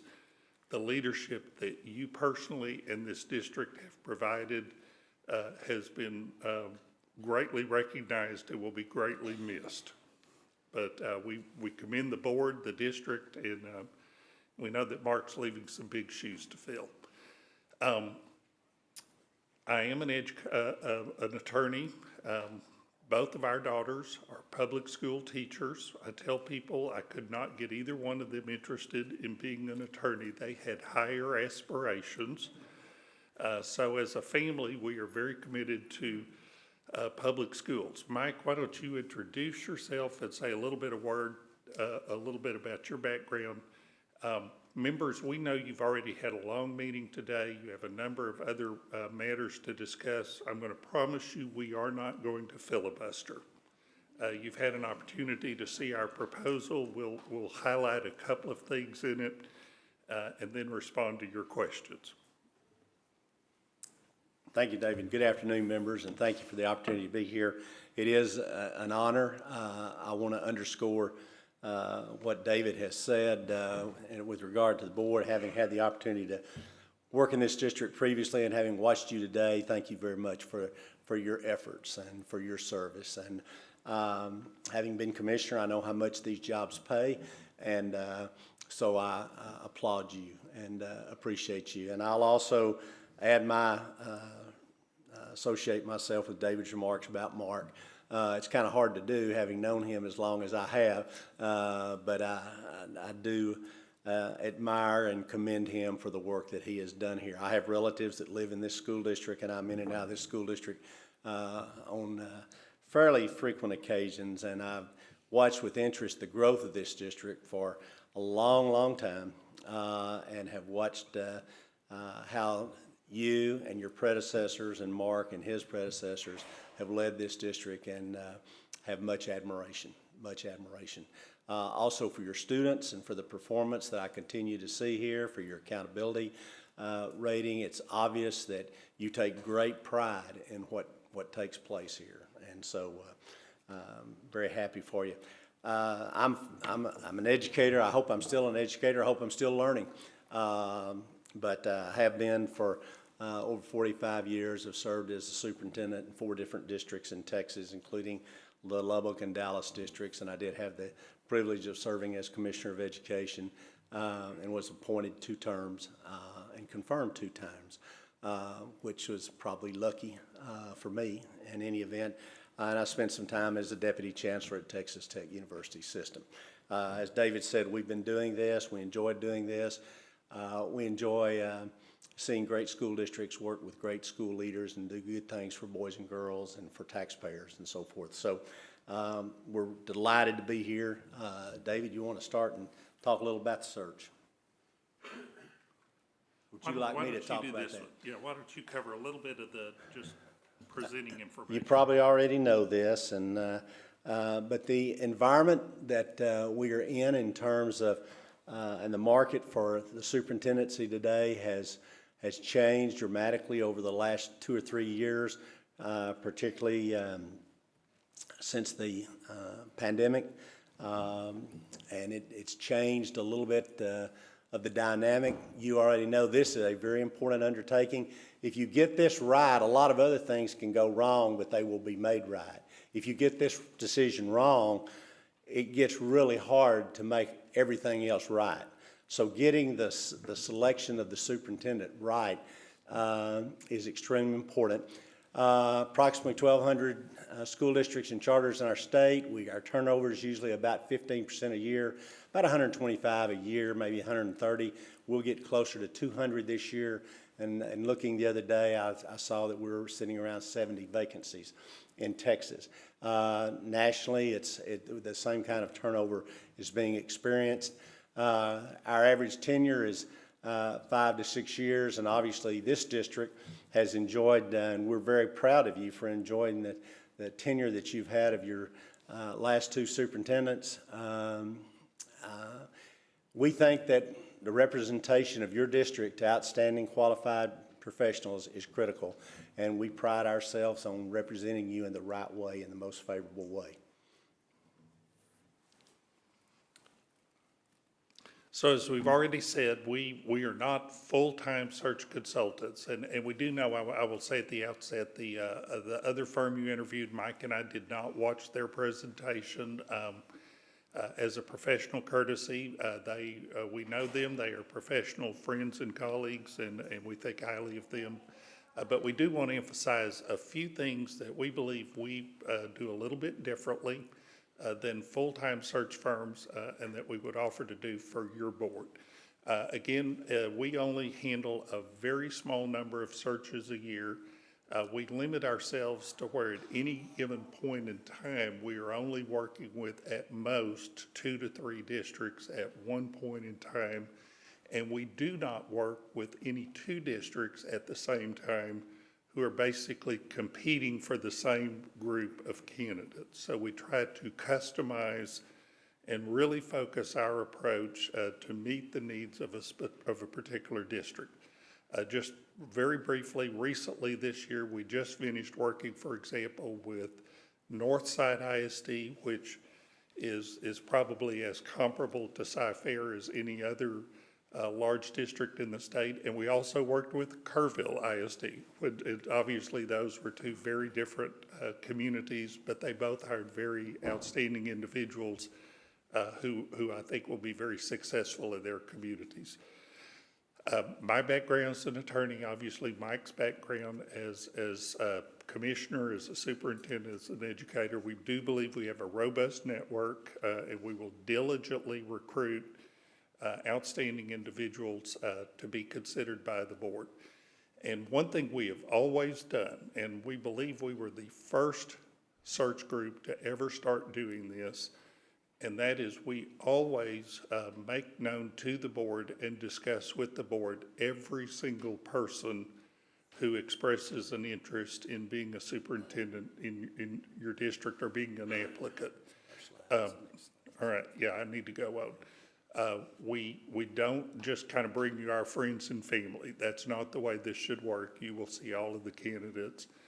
We've never worked with a district that was not able to successfully complete the search process.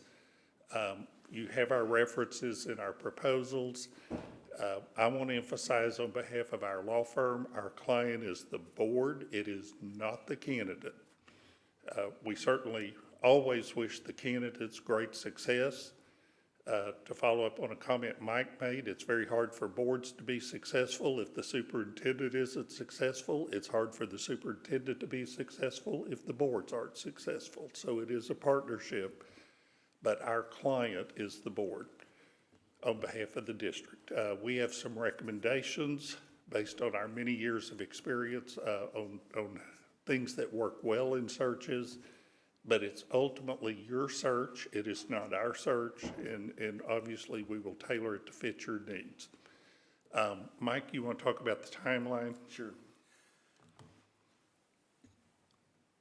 We like to work with the board to establish a timeline. It kind of creates some discipline for the search. We also like to say that a timeline is a tool. It's not the master. As we said, it's your search.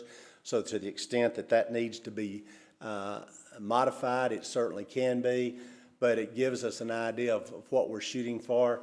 You didn't show me how it's this advances. The big high tech. Yep. This is just, if you'll notice the top, this says suggested timeline, and that's exactly what it means, but it just gives you an idea of what some of the activities that we think need to occur. And again, given the announcement that Dr. Henry had made and his timeline, we kind of operated with that timeline and worked backwards.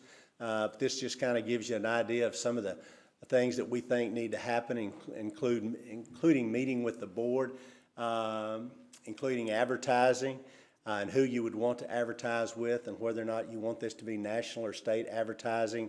We have some thoughts on that. We also invite outstanding people to certainly to apply for the job, but also we're looking for nominations of outstanding people. We think we have, as David said, a pretty robust network, but we like to be sure. And we are also interested in finding those experienced superintendents, people who are in the power stroke of their career, but we're also interested in identifying rising stars as well. So there are different ways of going about trying to get the right people in the pool to be examined. We've got some suggestions there, and you can tell, you say, well, why does that timeline work that way? Well, if you go look forward, if you say you go to November 1st or thereabouts and you start trying to work backwards, and David, now make it go backwards. That one. That right there. If you say, well, we've kind of got to we want someone in place by November, well, we've got to get a contract approved. We have to have a 21-day waiting period before we can enter into a contract when we name a loan finalist.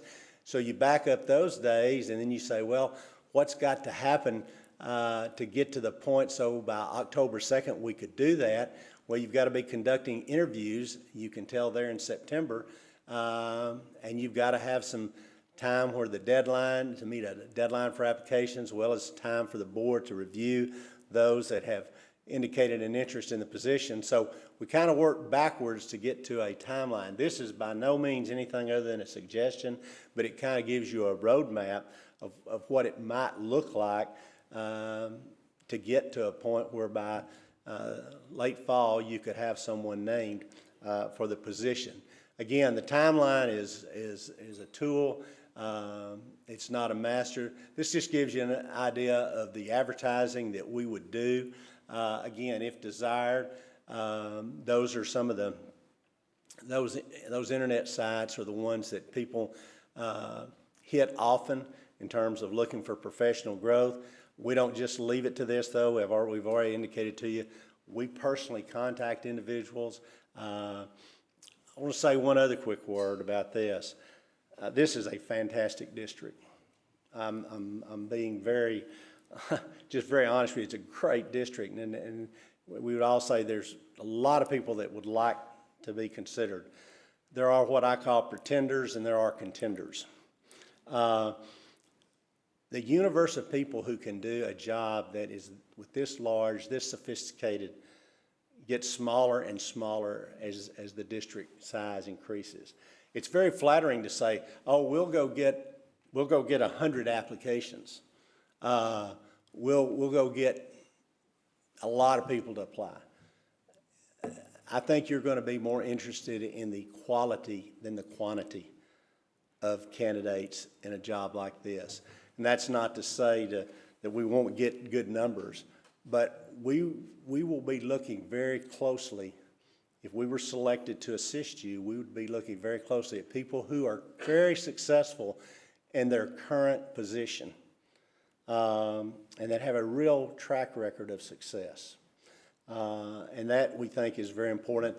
You can see there, you know, we encourage you to, if we're selected, to let us be your agents and to handle communication for you, and we welcome everyone.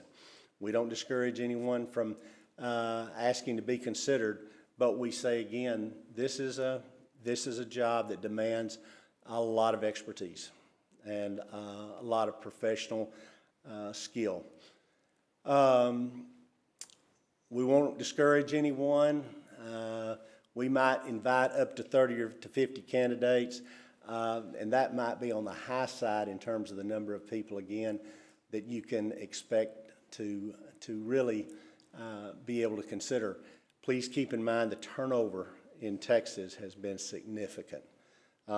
You will get out-of-state candidates, should you wish to consider out-of-state candidates. And we have, David and I also know people who have left Texas and gone on to be superintendents out of state, seen the error of their ways, and would like to come back to Texas. And we do stay in touch with those individuals. But we will ask for nominations and from people that we know in the profession that we think know where the difference makers are. Anything you want to say about recruiting, advertising that I've not said? No. Okay, we'll keep it moving then. You want to talk about community engagement? Why don't you say a word about that? So getting an opportunity for your community to be engaged, to contribute their thoughts on the search is obviously always important in any community, whether it's a large district or a smaller district. But I want to say a word for just a moment. Think about all the titles that we use in America for elected officials. Just think about it. President, congressman, senator, governor, council member, go down the list. There's only one term that is really unique, and we use it in the context of education. What do we call elected officials in education that is different from every other elected official? A trustee. Because you hold something in trust. You hold your community's children in trust. You hold, in many cases, the future of your community in trust. Your community has entrusted you to make decisions on their behalf. So community engagement is important, but remember, this is ultimately a decision that will be made by the individuals who have been given that responsibility, and that is the board. With regard to community engagement, a couple of decades ago, everyone would have said, well, we do community forums. You know, we do what some people euphemistically describe as open mic nights, where any individual can show up and for 2, 3, 4 minutes share their thought and they go on. And we can do that if you think those are important. Now, what we have found and what we do is do online surveys and engagement, and what we have found is you get a lot more participation when you give people an opportunity to participate to a survey on that's linked to the district search on your homepage than by doing the in-person, simply because you're accommodating people's schedules. They can do it at different times. If you need to do some of the in-person stuff, we can certainly do that. But we're going to very candidly tell you, you're not going to get as much participation. You're going to get a lot more feedback with some of the tools that people are used to using these days, and that frankly fit in people's schedules better. Now, in addition to that, Mike and I have always done something that we believe is very unique, and that's focus groups.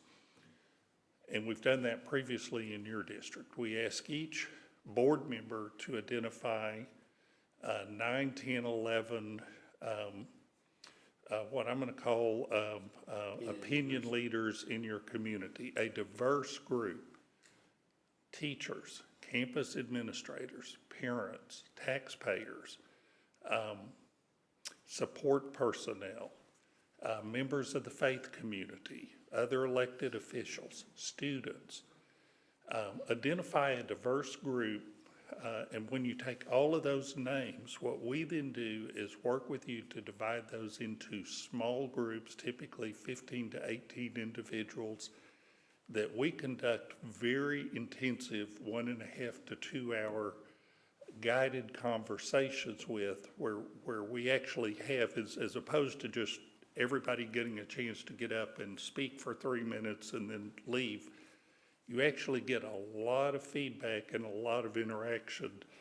We capture all of those comments, organize it, and what you can tease out of that are themes, priorities that emerge over the course of many hours of interaction that boards frequently find to be very helpful and very valuable.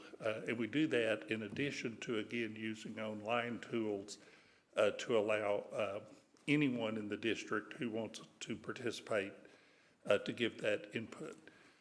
So we do want to get the community input. You are going to want to see that community input. What we would emphasize to you is, remember, at the end of the day, you are the ones who have been entrusted with the decision. It is your responsibility and prerogative to ultimately make that decision.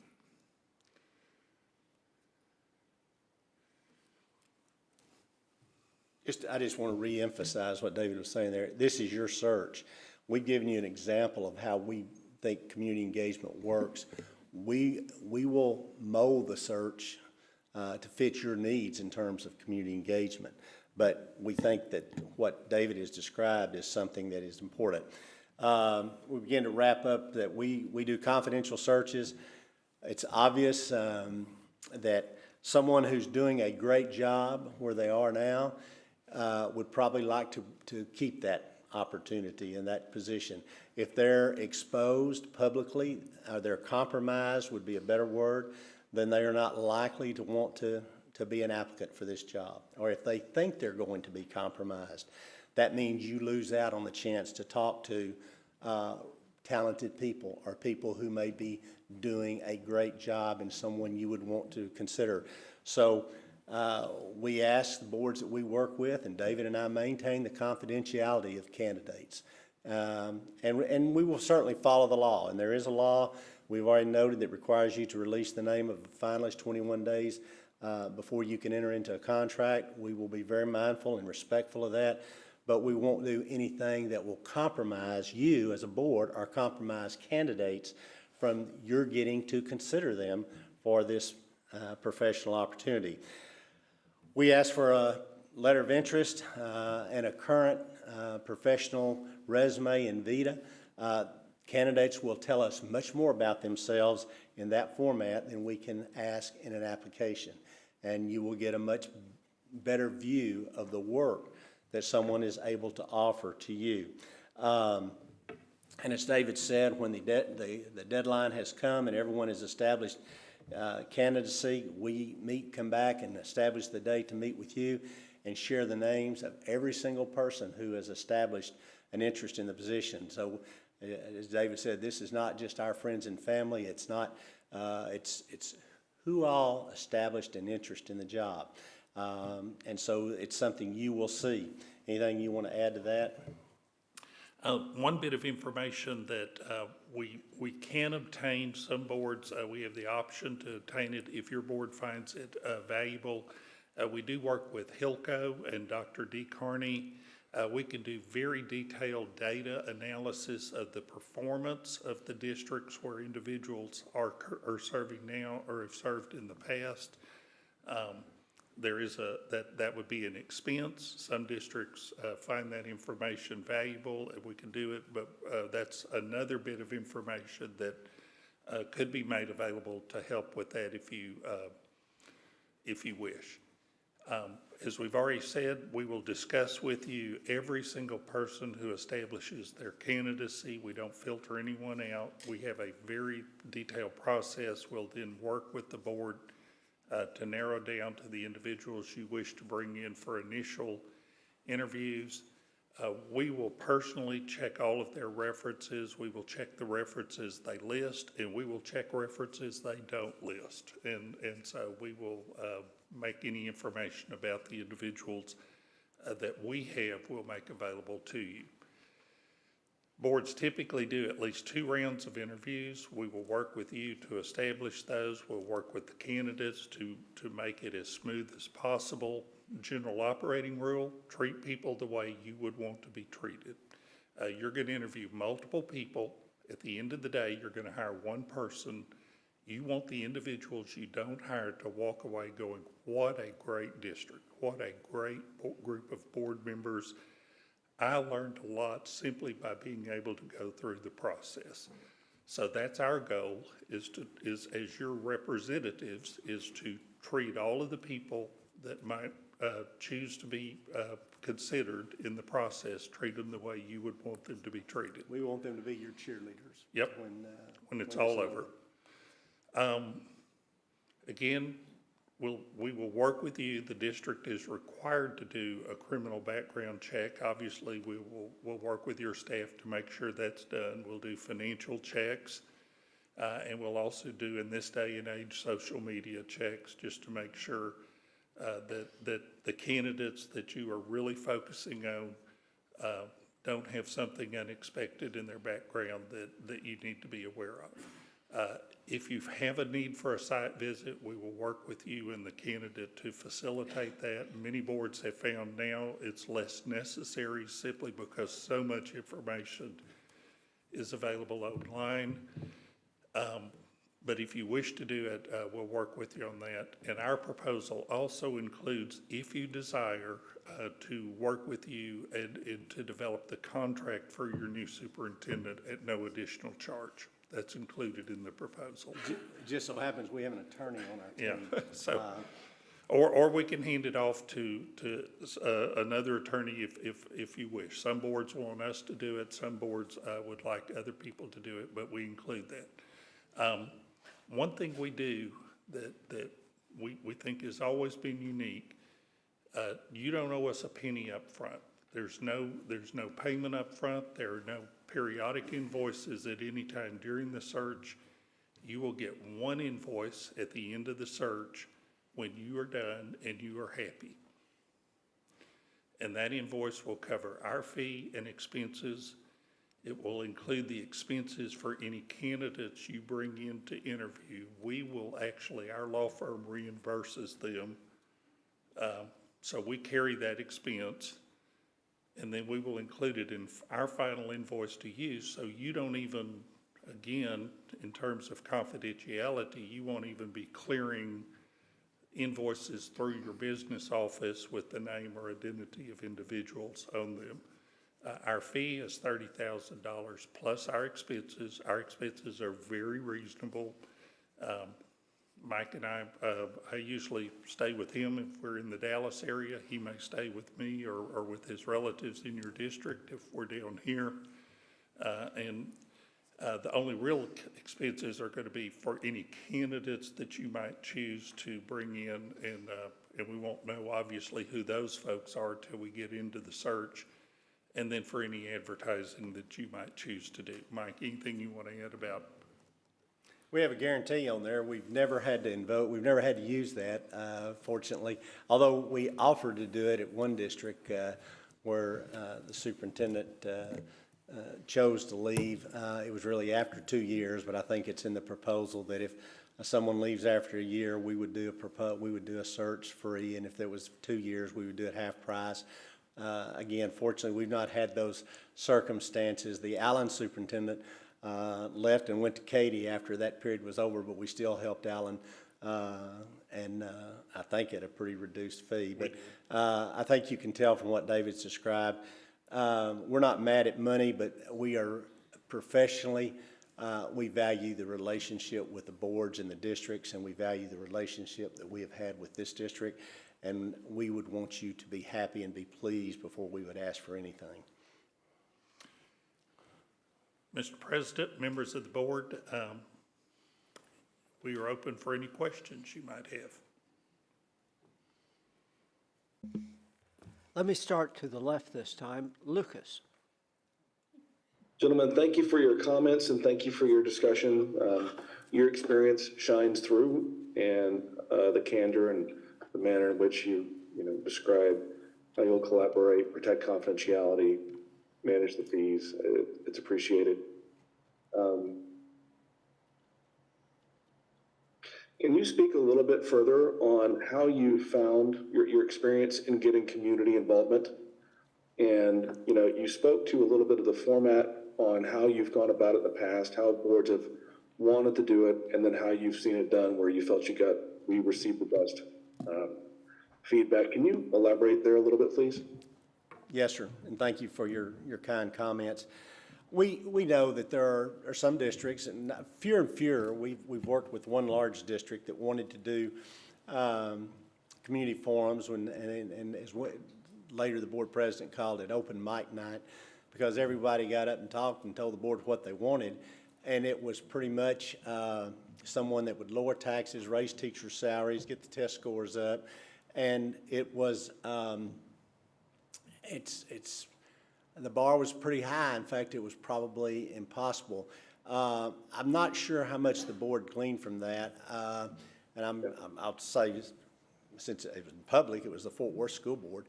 But I think that what David has mentioned, that when you basically have a nice link on your district website to the search with your budget, your information about your student performance, information about the board, about the district, and you have a place where citizens can go and offer input with maybe some specific questions that you'd like to see them comment on.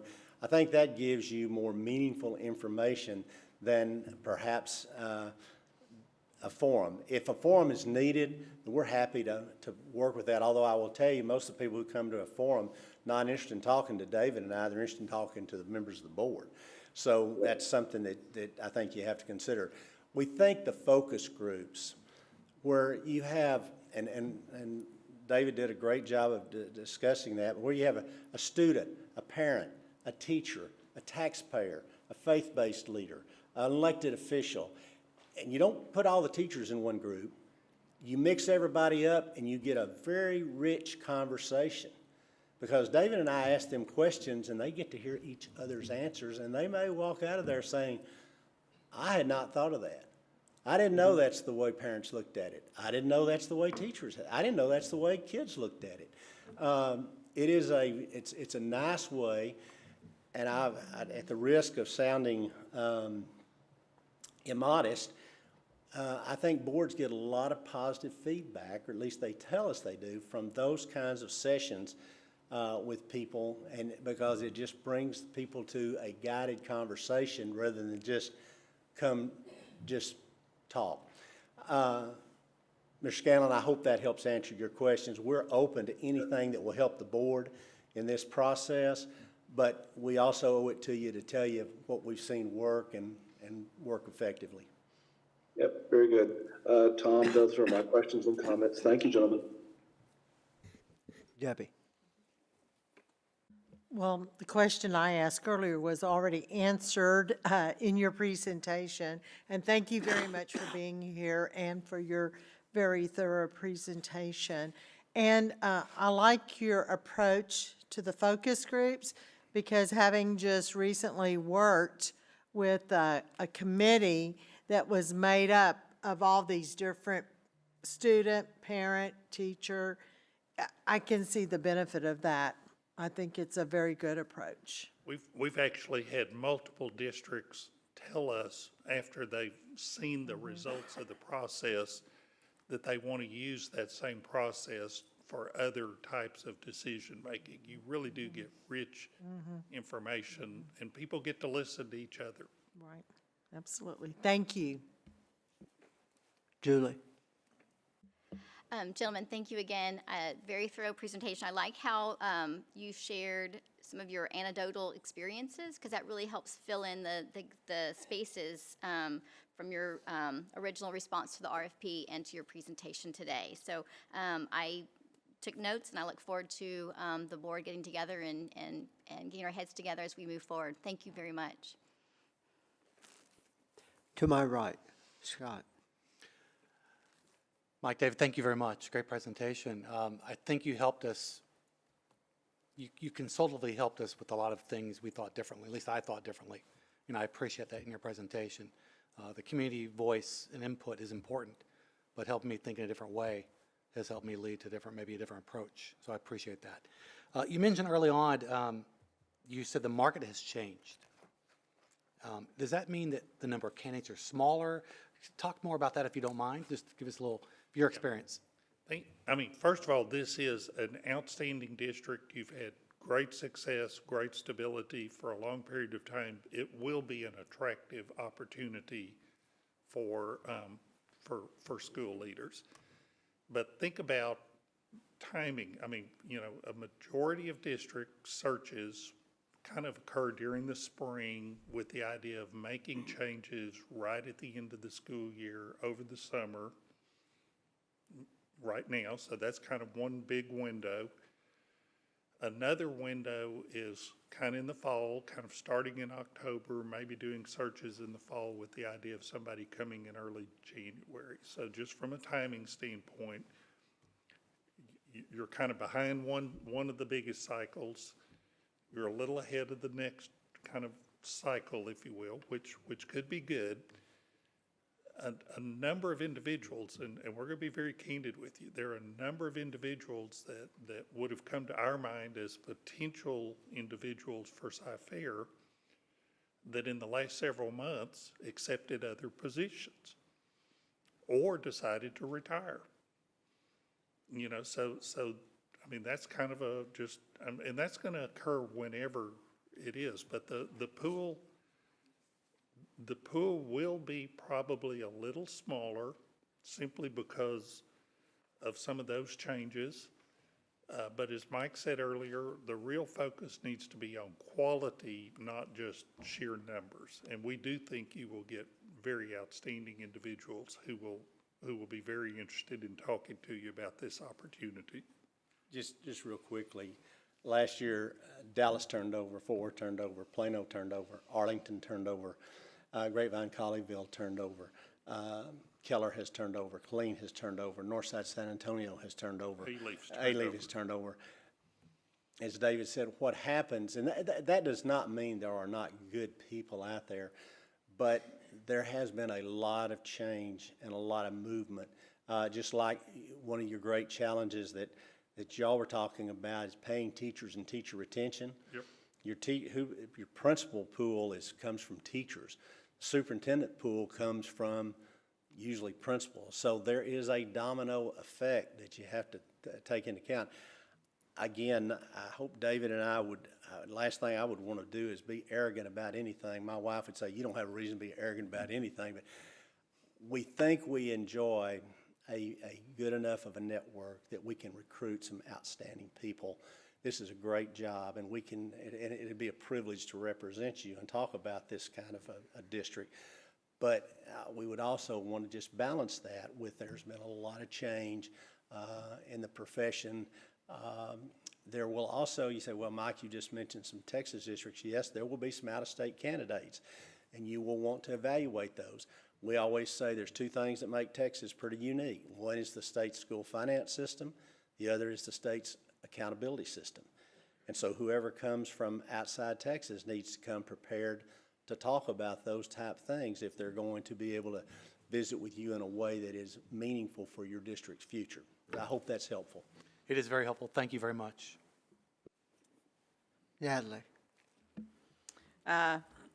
Truly honored. I have a lot of respect for both of you as professionals. We've been in boardrooms, never directly interacting because you've been on the other side of the dais, but, and thank you for your leadership at the state level and even the humility upon which you bring yourselves. So I do have a couple of questions. I think what you just said to us is that Dr. Henry has to extend his stay through May. So that wasn't bad. You heard me. But you know what? It was such a sad moment last graduation. Why don't we just give it one more round? Because that did raise some questions. So one of my first things was about timeline. And, you know, we hope to have another person of that caliber that lasts that long. And so limiting our pool by middle of the year search was a concern anyway. And so, but also on timeline, the tool, not the master, I was intrigued by the concept of, and you've started to address it with Scott's questions about community engagement, but it seems like it was driven, you know, from the date backwards, and I'm not sure the community engagement part. At first I thought the community engagement part didn't have necessarily enough meat to it. And then I understand what you said, you actually have some wisdom on how that process works. But I do have questions about community engagement. It might not be, and because I trust the trust in front of me, it might be that there's two things I'm trying to do, so I'm omitting a bias up front. But I've been a citizen and owned my home for 22 years in the district. I've been a parent, I have a 17-year-old. And there hasn't been, I feel like because we've been able to be amazing without too much two-way communication. We've had this sort of chosen groups of people and forum type groups and committees formed to support political, you know, messages to Austin and that kind of stuff. And so there's been a lot of select committees, maybe not exactly like that, but there have been those, and there hasn't been that much community conversation. Literally, we have not been out asking people, and I've been a fan of the idea of community roundtables. It may be, so I guess my question is, what could you see as you've said, you know, they come up with, you know, walk some water, you know, heals, you know, people because of the fact that they're going to lower the taxes and raise the this and that. What could you propose as a format for community engagement forums and sessions that could yield us a good profile of a superintendent, but more than that, aspirations of the community, so that we would have that to launch on, because that is our job as the board. As you said, trustee. Right. There are two big ways that boards go about developing profiles. And just think about this. One way is the board sit down on the front end and you plan yourself and say, okay, here's what we want. And you kind of work out your profile on the front end before you even get far into the search. We really don't recommend that.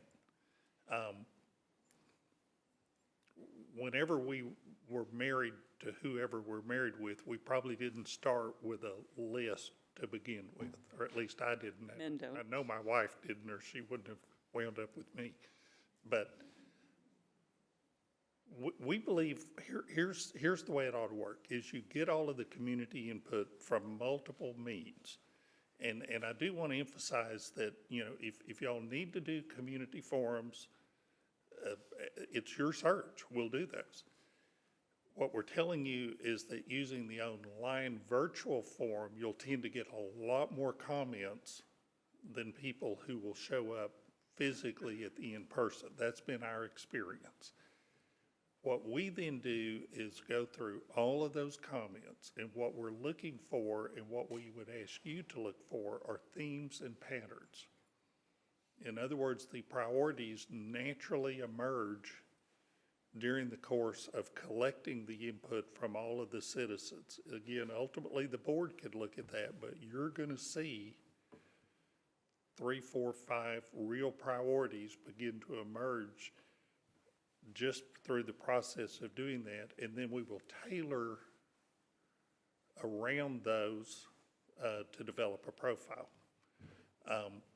And that's really the way community input ought to work. It guides or informs the board, but ultimately it's not a substitute for you actually evaluating the candidates and ultimately making the decision.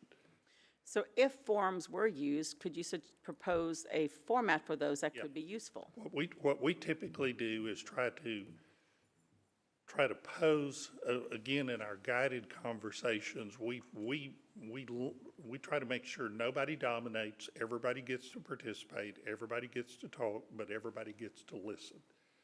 And we have a series of questions that we use in that guided conversation. So if we were doing an open forum, we would probably put those questions up as suggestions for people to tailor their comments to. And we would actually use those to guide any online responses. Now, ultimately, people who show up at an in-person forum, they're going to say whatever they want to say. But you can at least give them some prompts, if you will, that would hopefully help tailor the comments so that the board gets useful information. That's helpful. I do feel like you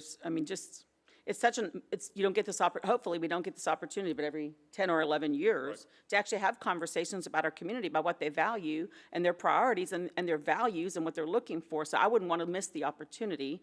And so that's why I'm asking those questions. What could that look like? Because we need to hear a fresh voice from those out there. And this is it's like it would be a missed opportunity in my opinion. So thank you for that clarification.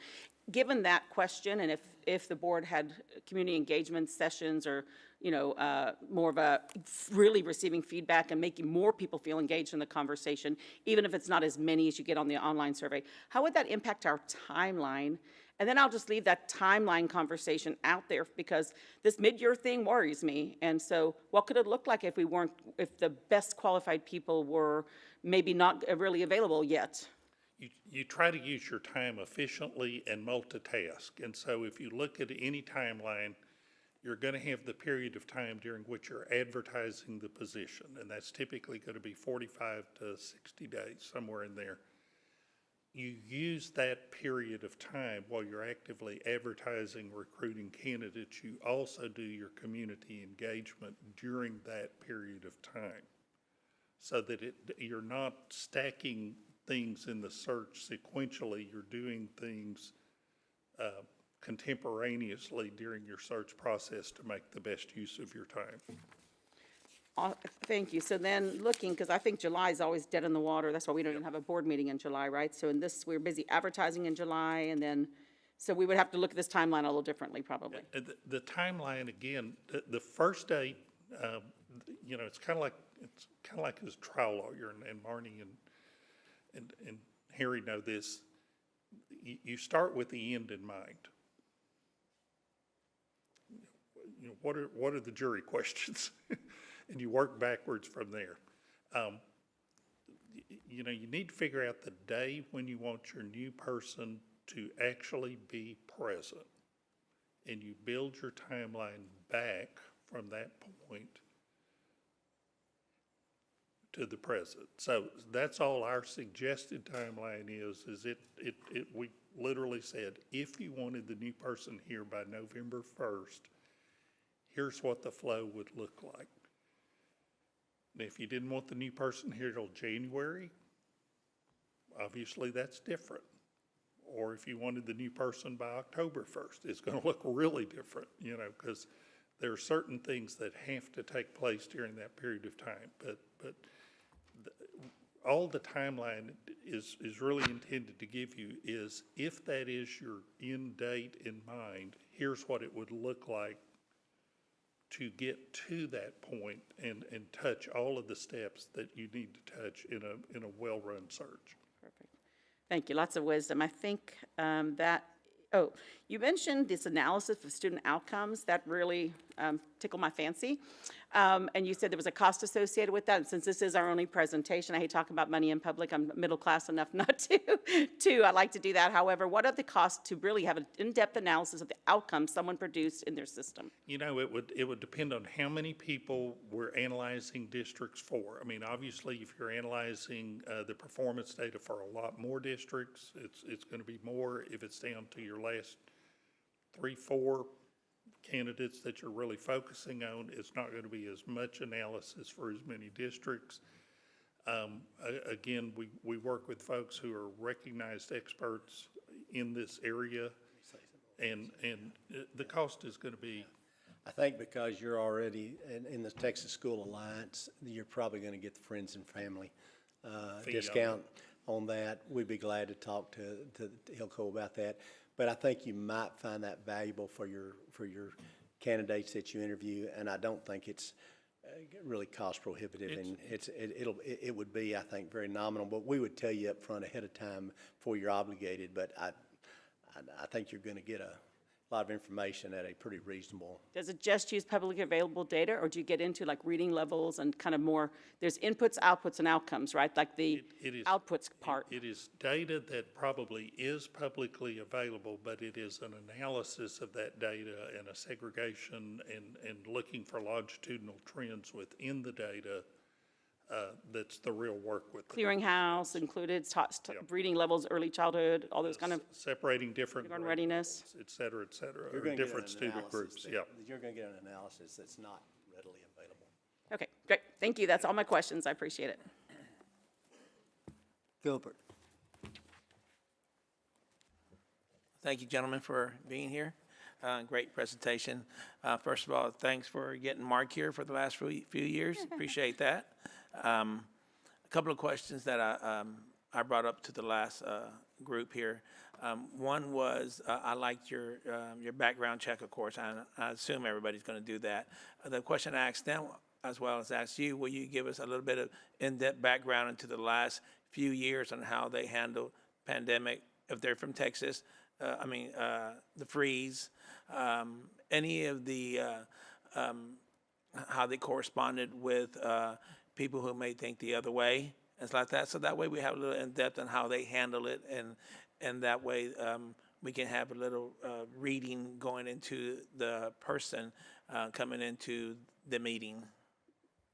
Yes, sir. We'll go back several years, and we will address some of the hot topics like CRT, library books, and issues that have been before the public, the mask wearing, vaccinations, COVID, and so forth.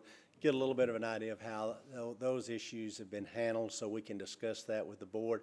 One other thing I would also add, we will offer to you, David and I have a battery of questions, of about 100 questions, and they're broken into about 7 or 8 categories of school leadership, school administration, without going into a lot of detail with you today. But when we come and meet and talk with you about the individuals you'd like to interview, we help you to prepare an interview and for the interviews with questions. You can use them or not use them, but we think you'll find them pretty valuable. You can customize them to Cypress-Fairbanks Independent School District, but I think it will also, it helps us know what questions to ask candidates, but I think it will help prepare you for an outstanding interview time. And the interview is extremely important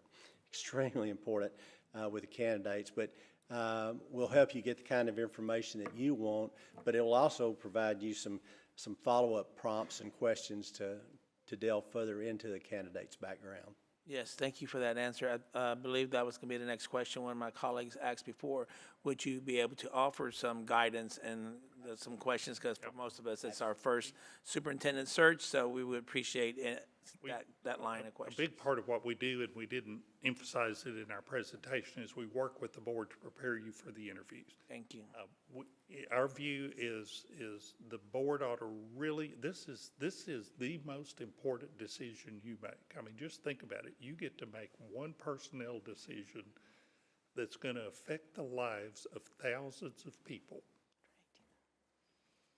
And you want to be ready to do it well. And so our goal is to have you prepared at every stage of the process so that you feel confident, you feel comfortable, you feel ready for every stage as you go through the process. We'll spend quite a bit of time with you preparing for the interviews. As Mike said, we have a battery of I will say, legally approved questions that you can tailor or use to guide you in the whole range of operations of a school district, including community relations, including board superintendent relations, finance, personnel, et cetera. It's pretty comprehensive. So we will work with y'all. That is a big part of the focus, is to help you be prepared at every stage of the process, including for the interviews. Thank you. The last question I had was, I know, well, from what I heard from you guys was that there has been a lot of hiring going on lately in this subject here, and say we missed out on a few, just how the ball rose. You did bring up something earlier, with the size of our district and where we are at, a district of destination and stuff. Will you be sending us anybody who, and I'm going to put this in baseball terms, okay? Will you be sending us anybody like an Altuve who's established on the way a few more years, or Tucker who's in the prime where he's at, or like you said, an upper-comer like a Jeremy Pena who's busting at the seams, and you can see stardom all over him? He wants to play for the Texas Rangers. God darn it. And Marnie, I tell you, yeah. Let me say about we will recruit a diverse pool of candidates for the board. And we hope that when you decide, if we were asked to assist you in the search, and we go through this process, and you look and we review all the candidates, and you will see that we have recruited people from all ethnic backgrounds, men, women, and people that are in different points of their professional careers, I mentioned. People who are probably, very experienced. I would consider Mark to have been an experienced superintendent when he got here. You may find another group of candidates that I would say those are the people who you call are in the power stroke of their career. They're just about to hit that point where they're going to be really strong for the next 10 or 15 years. Right. And then occasionally you find that rising star, somebody that is the superstar that is there, that has not emerged but is about to, and we've got them on our radar screen. And you say, well, okay, who are we going to interview? Well, we're going to interview about 6 different people, and some of them are going to be at different stages of their career, and some of them, they're not all going to look alike.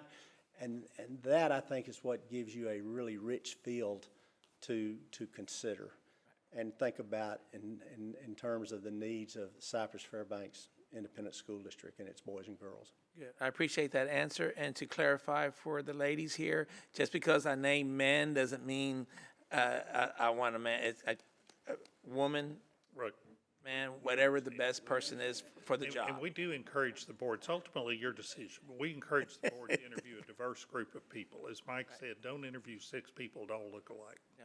That I are all wanted at to make the sure same that was stage clear. of their career. You'll learn something by talking to different people. Even if you don't hire them, simply talking to people at different stages of their career will be helpful to you. Well, I appreciate those answers. Very good. Thank you very much, Tom.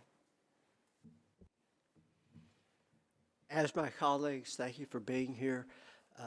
Commissioner, I would mention that another Bush appointee, who I count as a good friend, Jody Lee Giles Jr., has spoken very highly of you, and that was even before I met you as well, and everything he said about you, all positive comments, all turned out to be accurate. So, thank you.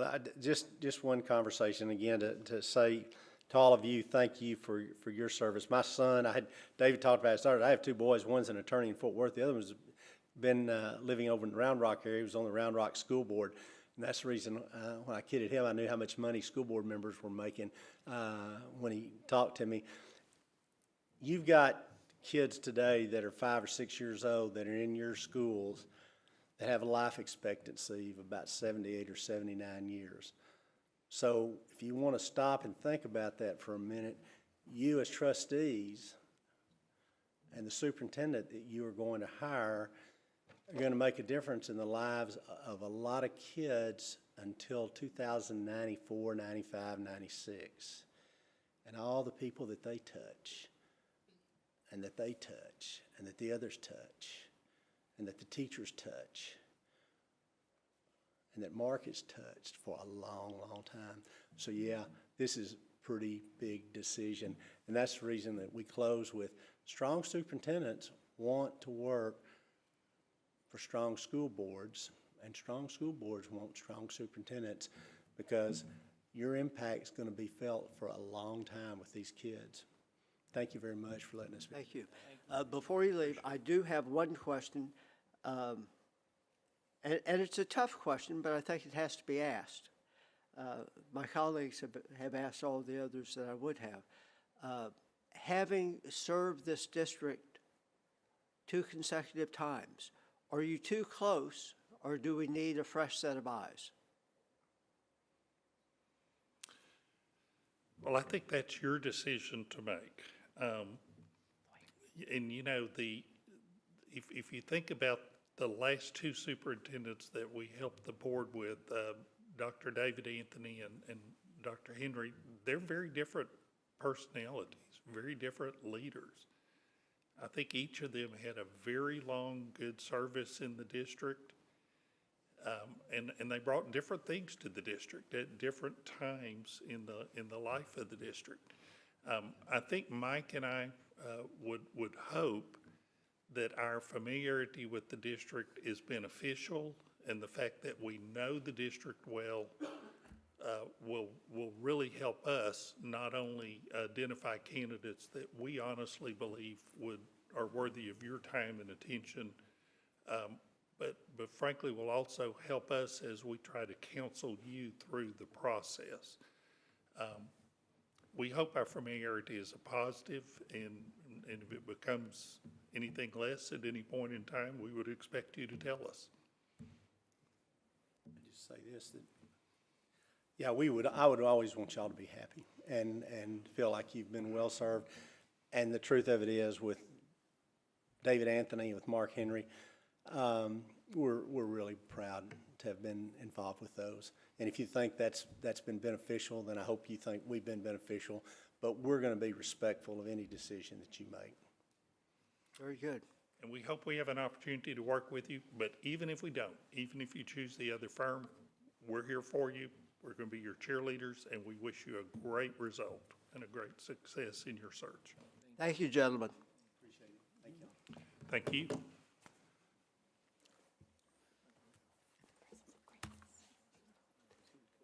May I have a motion to move into closed session on agenda items 6A, 5Y, 5Z, 5AA, and 5H?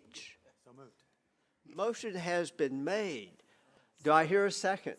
Second. Motion's been made and seconded. All in favor, please raise your right hand. Holly, motion passes. Thank you.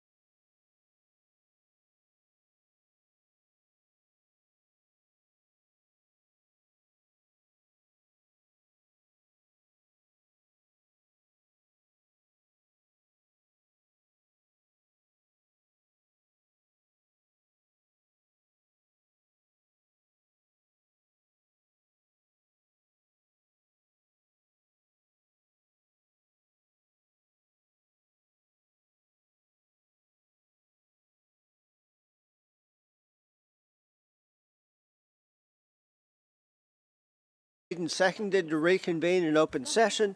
The time is 4:15. We are now back in open session. We will now take action on agenda items 5Y, 5Z, 5AA, and 5H.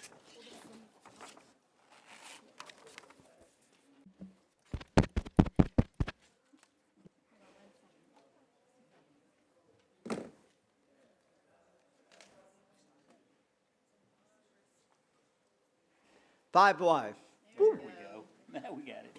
The board will consider making a determination that good cause did not exist as required by law for Mariah Henry and Kristen Tolliver to resign their respective employment contracts.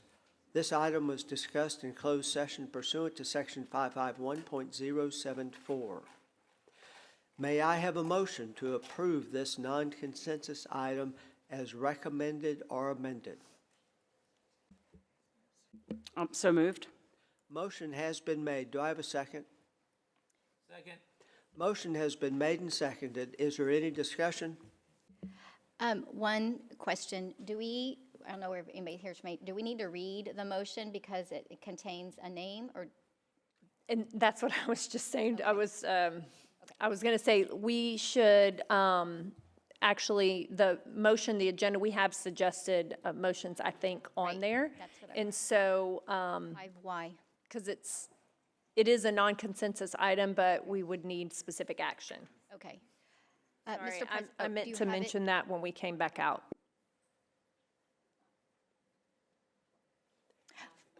Okay. So do you have it, Julie? I do. I move that the Board of Trustees render a finding under Texas Administrative Code, Section 249.17D, that good cause did not exist as required by Texas Education Code Sections 21.105C, 21.160C, or 21.210C for Mariah Henry and Kristen Tolliver to resign their respective employment contracts, and notify these employees in accordance with the law that the district is submitting a complaint to the Texas Board of Educator certification for contract abandonment. I'm not going to ask for a second just yet. Marnie, as parliamentarian, we already have a motion and a second on the floor. May I use the modified Roberts Rules of Orders to have that motion withdrawn so we can entertain this new motion? Yes, and you can do that by notice of, as the board president. So we are withdrawing the prior motion that was seconded that's on the floor. So that has now been withdrawn. We have a new motion on the floor. I will entertain a second. A second. That motion has been made and seconded. Is there any discussion? Hearing none, I will call for a vote. All in favor, please signify by raising your right hand. Holly, the motion carries. Thank you.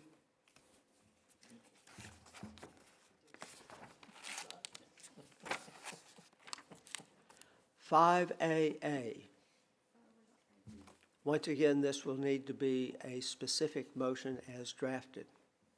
The board will consider approving the superintendent's recommendation to give notice to Nicole Graves that it is proposed her employment with the district under a term contract be terminated. It is further recommended the president of the board notify the teacher of the proposed action to terminate her employment pursuant to 21.211 of the Texas Educator Code. This item was discussed in closed session pursuant to 551.074. I will entertain a motion to approve this non-consensus item. Mr. President, I move that the Board of Trustees give notice to Nicole Graves that it is proposed her employment with the district under a term contract be terminated. Motion has been made. Is there a second? I second. Motion has been made and seconded. Any discussion? Hearing none, I will call for a vote. All in favor, please signify by raising your right hand. Motion carries. Holly.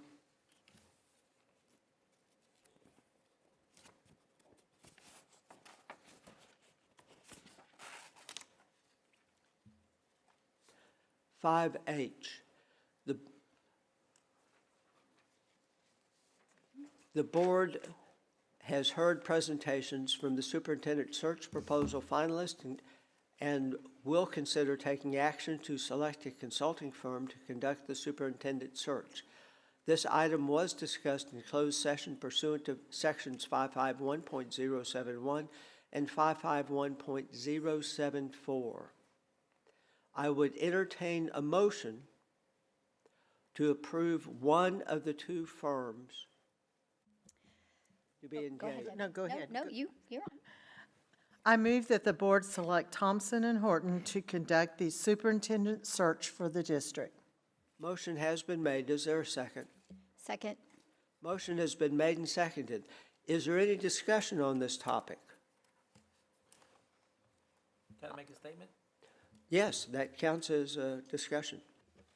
Yes, I'd like to thank both firms for coming out, and I believe both were very well qualified in their presentation and their ability to name our next great superintendent. Thank you. Nicely said. Other comments before I call for a vote? Hearing none, all in favor of the motion as presented and seconded, please signify by raising your right hand. That motion carries, Holly. The board will now proceed with the reports portion of the agenda. Item 4A, the administration will provide a written report of the School Health Advisory Council, known as SHAC, the annual activities to the Board of Trustees. We have one speaker on this topic, Linda Natal.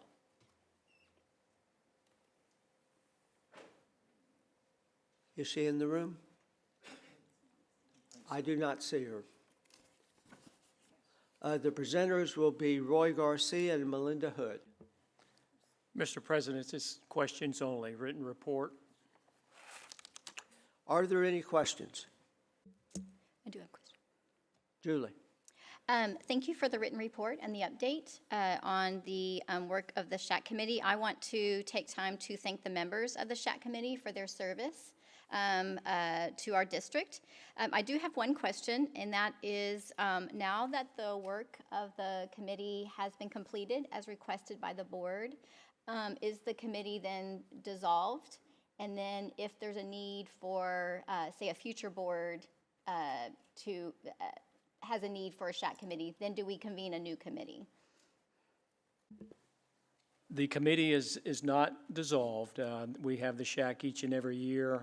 We will determine later this summer if there are any vacancies, and then we have a process for filling those vacancies. So it is an annual requirement that there's at least 4 SHAC meetings throughout the school year. So we will move forward with that. Thank you. Item 4B.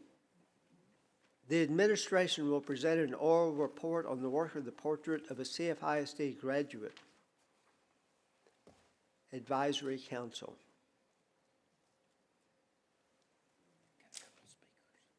We do have one speaker before we have a presentation, Monica Dean.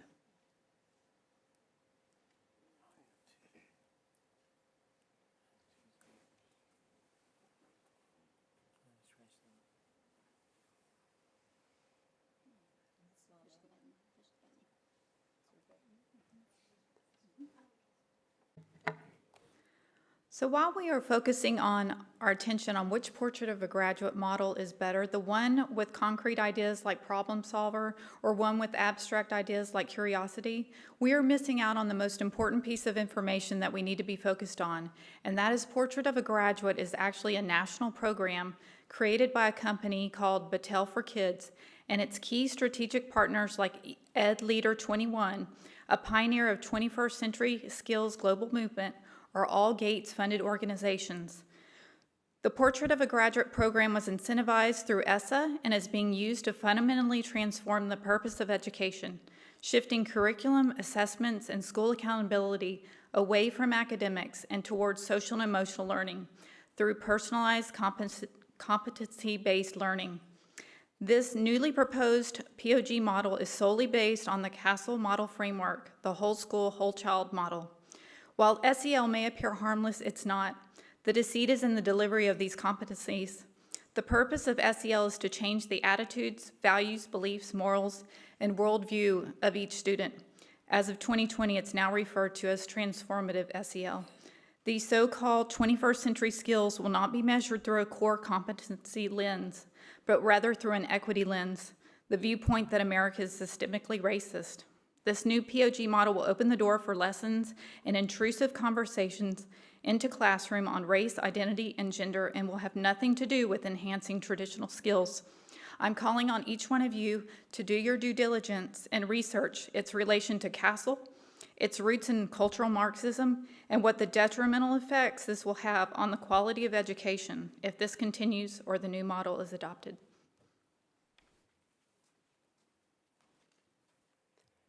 We have a presentation from Roy Garcia. Thank you, Mr. Jackson. I will turn it over to Abby in just a minute, but just to remind you, back in May at the board work session, we did have a presentation about the work that the CFISD, Portrait of a CFISD Graduate Advisory Council had been working on. And then based on feedback that was shared not only from the board, but also from the community, we brought the council back together, the writing team back together, and we want to just share with you what has taken place since that time on May 4th. So, Abby? Okay. President Jackson, Board of Trustees, and Dr. Henry, this afternoon, after a brief recap of last month's board presentation, we will provide you with an update on the continued work of our group. As you recall, a district-wide survey was conducted last spring and sought feedback from a randomized sample of parents, community members, and staff. Basilice and Associates worked with our technology department to distribute the survey in batches by zip codes to parents, community members, and staff. Not only did Basilice want to ensure a geographic representation of the district, they also wanted a demographic representation, including representation by ethnicity, economically disadvantaged, and at-risk indicators. Based on results from the survey, at the current Board of Trustees' request, 2 ad hoc committees were formed, Portrait of a CFIC Graduate and Opportunity for All. Both committees launched this spring, and this afternoon will focus on the work of a Portrait of a CFIC Graduate Advisory Council. The charge of this council is twofold: to review the Portrait of a CFIC Graduate and determine if any modifications are warranted, and to develop a marketing rebranding plan for the Portrait of a CFIC Graduate.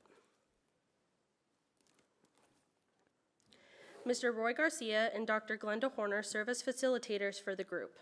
The membership structure includes trustees. As facilitators, Mr. Garcia and Dr. Horner collaborate and consult with the Advisory Council's coordinators, Dr. Linda Macias and Mrs. Debbie Blackshear, as they plan each meeting. Trustees, Dr. Natalie Blassingame and Mr. Scott Henry, attend, observe, and participate in each meeting. The council membership includes representatives from the 12 high school feeder patterns, accounting for 83% of the council's makeup.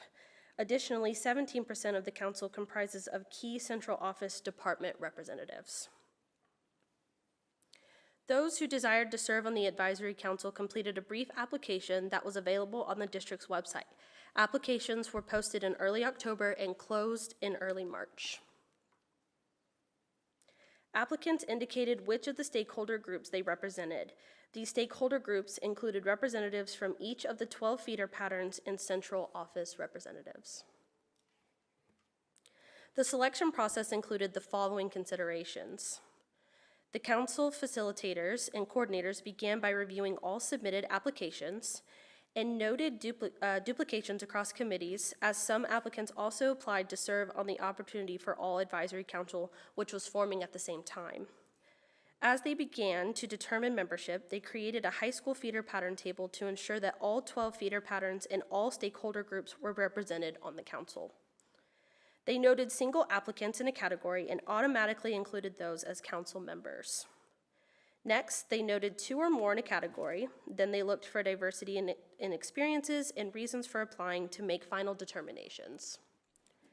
And finally, if there were no applicants in a category, they reached out to principals and colleagues to ensure additional applicants and ensure that feeder patterns were adequately represented.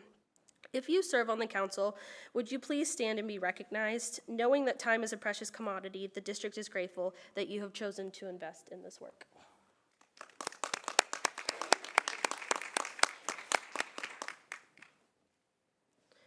At the May meeting of Board of Trustees, we provided you with an update on the work of our group along with a proposed modified version of the portrait of a CFISD graduate.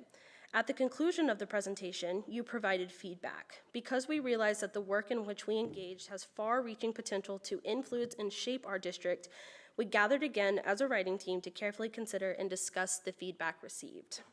Next, Jonathan Gutierrez, a community member, a parent, a product of CFISD, and a high school assistant principal, will share how the writing team proceeded following the May board meeting. Thank you, Abby. Before gathering with the full advisory council, the following members representing their respective feeder patterns or central office department met to consider your feedback. As pre-work, we viewed last month's board presentation and noted patterns and trends in your feedback. Then we came together as a team. We centered our conversations around the feedback, reached consensus regarding any additional revisions to the proposed modified draft of the portrait, and broke into smaller subgroups to draft any agreed upon revisions. In our smaller groups, we drafted a launch statement, a closing statement, and an additional trait. The aim of the launch statement is to introduce the modified portrait, while the closing statement is intended to recognize the original portrait along with the makeup of the group responsible for the modified version. In response to the feedback and ongoing reflection, an additional trait was added to further complement the modified portrait. Prior to coming to you today, we met as a full advisory council to share our proposed changes and seek the greater group's feedback and support for moving forward. Then, immediately following the full advisory gathering, we made a few small changes as a result of their feedback. Next, April Paredes, a community member, parent, and high school special education teacher supervisor, will share the updated draft reflecting these proposed changes.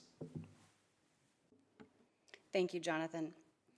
As you recall, our original draft presented at the May 4th board work session contains the traits of communication, integrity, curiosity, resilience, and empathy.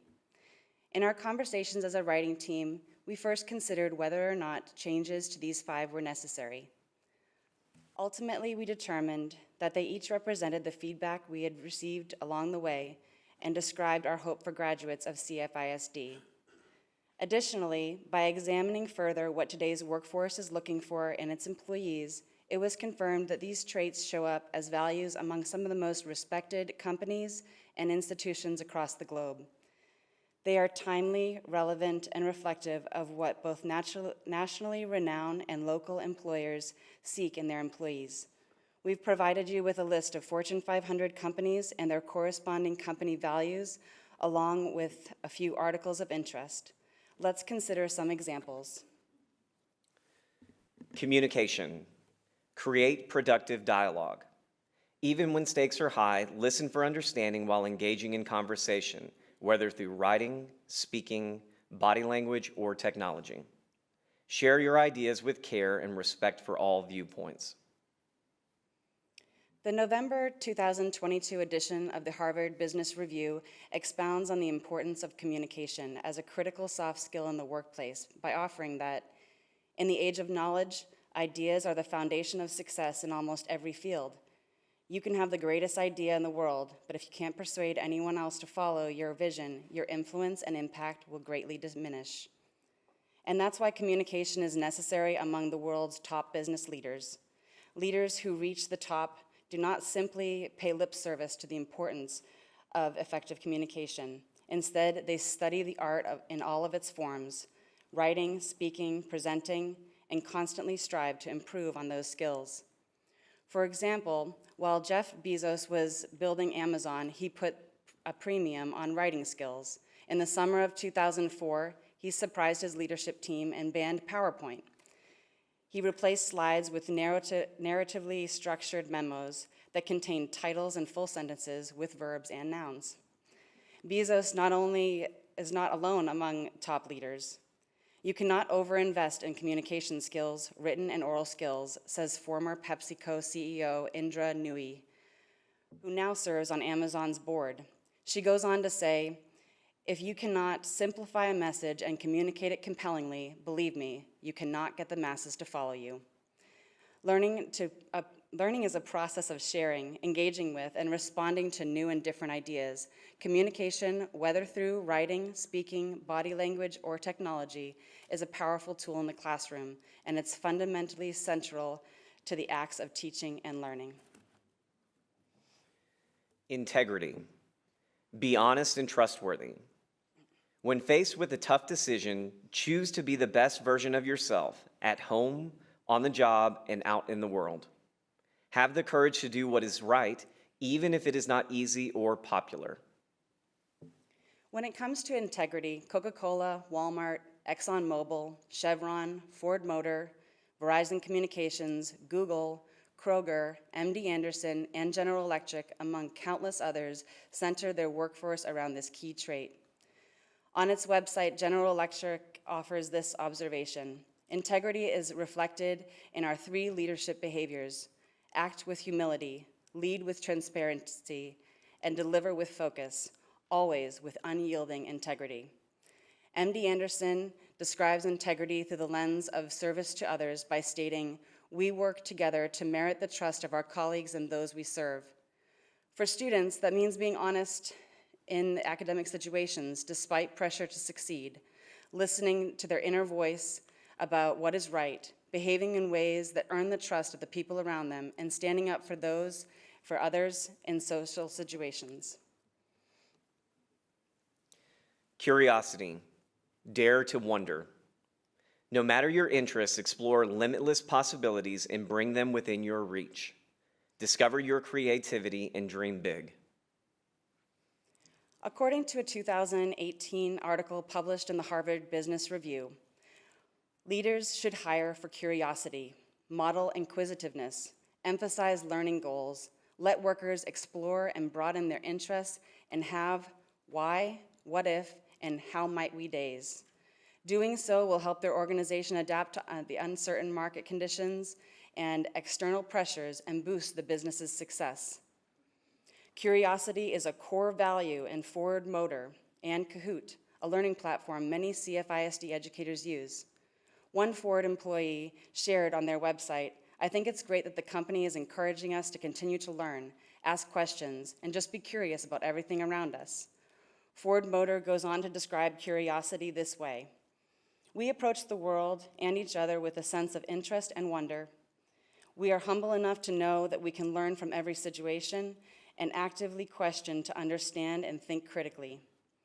Kahoot shares this: "Curiosity is part of human nature, and it lies at the heart of all great endeavors. It is what turns learners into amazing leaders and keeps those leaders learning." ABB, an international technology leader in electrification and automation, lists curiosity as a value. As a company, they describe curiosity as the belief that there is always a better way and that we can learn from failures and successes. Additionally, Red Branch Media, based in Omaha, Nebraska, holds curiosity as a value. One employee said, "Curiosity is a path of discovery and openness. It's constantly being open to trying new things or reimagining older ones in a new way to see if changing something will make it better. Most of all, it's challenging yourself to always be on a learning journey so that you can continue to grow and help those around you grow too." Another shared, "Curiosity compels us to discover what has, until now, remained unexplored. In a working context, curiosity allows you to step outside the traditional processes and see if things could be done differently, more efficiently, or creatively." In the classroom, curiosity becomes a key trait. As educators, we recognize that students engage in the learning process when they drive their own learning. Curiosity is a driving force. Resilience. Learn and grow from challenges. Even through failures or difficult circumstances, persist and adapt to find new solutions. Choose to learn from every experience. Increasingly complex working environments means organizations want employees that are adaptable and resilient. When hiring new talent, you may think technical, and interpersonal skills are all that matter.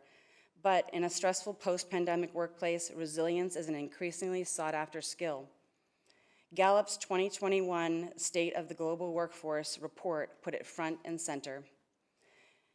As employers rethink their workplace in 2021 and beyond, they have lessons to learn from 2020. Most importantly, leaders need to recognize employee well-being and engagement's influence on workforce resilience. Tapping into resiliency in teaching and learning and pushing students to develop resilience is key to school success and the healthy development of students. Empathy. Think of others and how they feel. Despite our differences, seek to understand those around you and see the world through their eyes. Look for opportunities to serve and support. The trait of empathy shows up as heart at HEB, caring at CVS Health, taking care of others at Costco, taking care of our people at Home Depot, caring at JetBlue Airways, and care at Baker Hughes. According to Dan Brennan, VP at Baker Hughes, whether you're building and deploying digital technology or supporting a globally diverse organization to be productive and safe, showing empathy translates into social trust. For years, HEB's disaster relief units have lived out its heart by serving hot meals as well as providing showers, supplies, and mobile pharmacies to natural disaster areas. When Hurricane Harvey was on the horizon, HEB's disaster relief units were prepped and ready to serve the thousands of meals per hour to Texans that may be in need. Empathy allows students to see the world from another person's perspective and develop compassion for others. It's a vital component of learning and can help students build relationships, communicate better, and resolve conflicts. In review, these traits are timely, relevant, and reflective of what both nationally renowned and local employers seek in their employees. With these connections at the forefront of your thinking, we ask you to consider the proposed revisions made to the modified portrait that we previously presented. The first notable addition is a portrait launch or opening statement. We wanted to communicate that the portrait reflects and, in turn, complements the district's mission and vision statement. Let's take a look. Cypress-Fairbanks ISD will maximize every student's potential through rigorous and relevant learning experiences, preparing them for graduation and lifelong journey. CFISD scholars will lead by exhibiting. The opening statement will be followed by a list of proposed traits and their descriptors. As you can see, the aim of the launch statement is to introduce the modified portrait. Intentionally, we've connected the district's mission and vision statements to the modified portrait. In the closing statement, you'll see that we spell out the acronym LEAD. The second addition to the draft is an additional trait, innovation.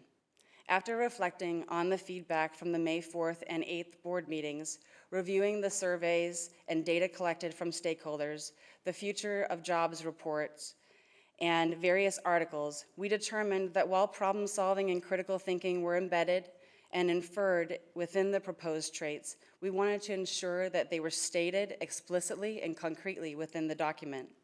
Let's take a look at this additional trait. Innovation. Develop new ideas or methods. As challenges and opportunities arise, use your knowledge and skills to think critically and be a problem solver. Improve the world around you.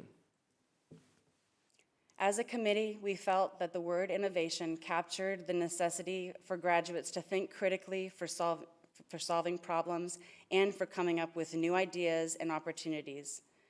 The aim is for students to use their acquired knowledge and skills, reading, math, writing, as they seek careers in engineering, robotics, welding, automotive maintenance, cosmetology, culinary arts, or whatever field or occupation they choose, in a way that improves the world around them. We believe the addition of the trait innovation creates a complete portrait of a CFISD graduate. You'll find that innovation shows up as a value for ConocoPhillips, CVS Health, United Health Group, Walgreens, IBM, Hewlett-Packard, Disney, Microsoft, and HEB. Microsoft believes that technology can and should be a force for good, and that meaningful innovation can and will contribute to a brighter world in big and small ways. HEB is always looking for better ways to serve its partners, customers, and communities and making their lives better. In describing innovation, they boldly say, "We are relentlessly dissatisfied with the present." As educators, we can leverage innovation in education to improve student outcomes from a purely academic standpoint, as well as develop those soft skills that students need to be successful in life. The last proposed addition to the modified portrait is a closing statement. The final statement has a fourfold intention. First, to recognize the original portrait. Second, to honor the various stakeholders, students, teachers, parents, business owners, and community leaders who guided and contributed to this work. Third, to communicate our hope that students take ownership of these traits as their promise. And finally, to tie back to the district's vision. Let's take a look. The CFISD Portrait of a Graduate was developed by a committee encompassing students, educators, parents, business owners, and community leaders across Cypress-Fairbanks ISD to establish a shared vision of soft skills and traits our students need for success. First developed in the 1990s, the current CFISD Portrait of a Graduate honors the original portrait and creates a framework that is inclusive of all students in our rapidly changing world. Our hope is that graduates will take ownership of these traits as their promise to the community for the type of citizens they will be throughout their lives. Learn, empower, achieve, dream. As you heard earlier, CFISD produced nearly 9,000 graduating seniors for the class of 2023, and you also heard that over 500 also received an associate's degree from Lone Star College, Cy-Fair, through our College Academy program. The Advisory Council's hope is that future graduates will take ownership of the modified portrait of a CFISD graduate as their promise to our community for the types of citizens they will be throughout their lives. Your feedback and that of our community led this group toward an even better version for your consideration. In closing, now that the group has completed a modified version of a portrait of a CFISD graduate, they are ready to begin planning and implementing a marketing and rebranding plan for the new portrait. The goal is to be able to roll out the modified portrait of a CFISD graduate when the new school year begins. Mr. Jackson and members of the board, please feel free to direct any questions and comments to today's presenters as members of the writing team, myself as one of the Advisory Council facilitators, and Dr. Macias as one of the Advisory Council coordinators. Before I go to the left or right to ask questions, I'm going to use the chair's privilege. This is a much improved document. This is, I don't want to say head and shoulders better because that would tend to diminish the initial work product, but this is dramatically improved. I think this document addresses the concerns that I issued. You may note that in some of my comments today, I did in fact address some of the traits here. I mentioned the firm Enron, full of talent, tremendously talented people, lacking integrity. Talent without integrity, production without integrity has no value. But by adding innovation, you clearly said this is a forward-looking document. You know, last time I spoke on this, I said, how would this fit for my dad? Well, let me tell you, a driving force for my dad's generation, often referred to as the greatest generation, was always integrity, first and last. Innovation replaces what I was. I was a content master. Well, in today's technological world, you need content awareness. You don't need a content encyclopedia. And that's where innovation comes in. I know this was painful to go back and re-examine your work, and I apologize for asking you to do it, but by golly, I am very proud of the changes that you have made, and I can say I wholeheartedly endorse and can support what you have done. Having said that, let me turn to my left and go to our single-dimension man at the far end, Lucas. Thank you, Tom. Echoing Tom's sentiments, I think I tell everybody that I work with that I'm a believer in emergent ideas that have a beginning, and there are opportunities to improve. You gather feedback and then go from there. So I'm never afraid of draft, and I always encourage folks that I work with for the first time, when we have to release a draft, there's an element of trust that goes with placing a draft in front of someone. And I think your team did a great job in taking in the feedback and creating this document. I wholeheartedly support the addition of the word innovation. I think it captures what I had hoped we would be bringing.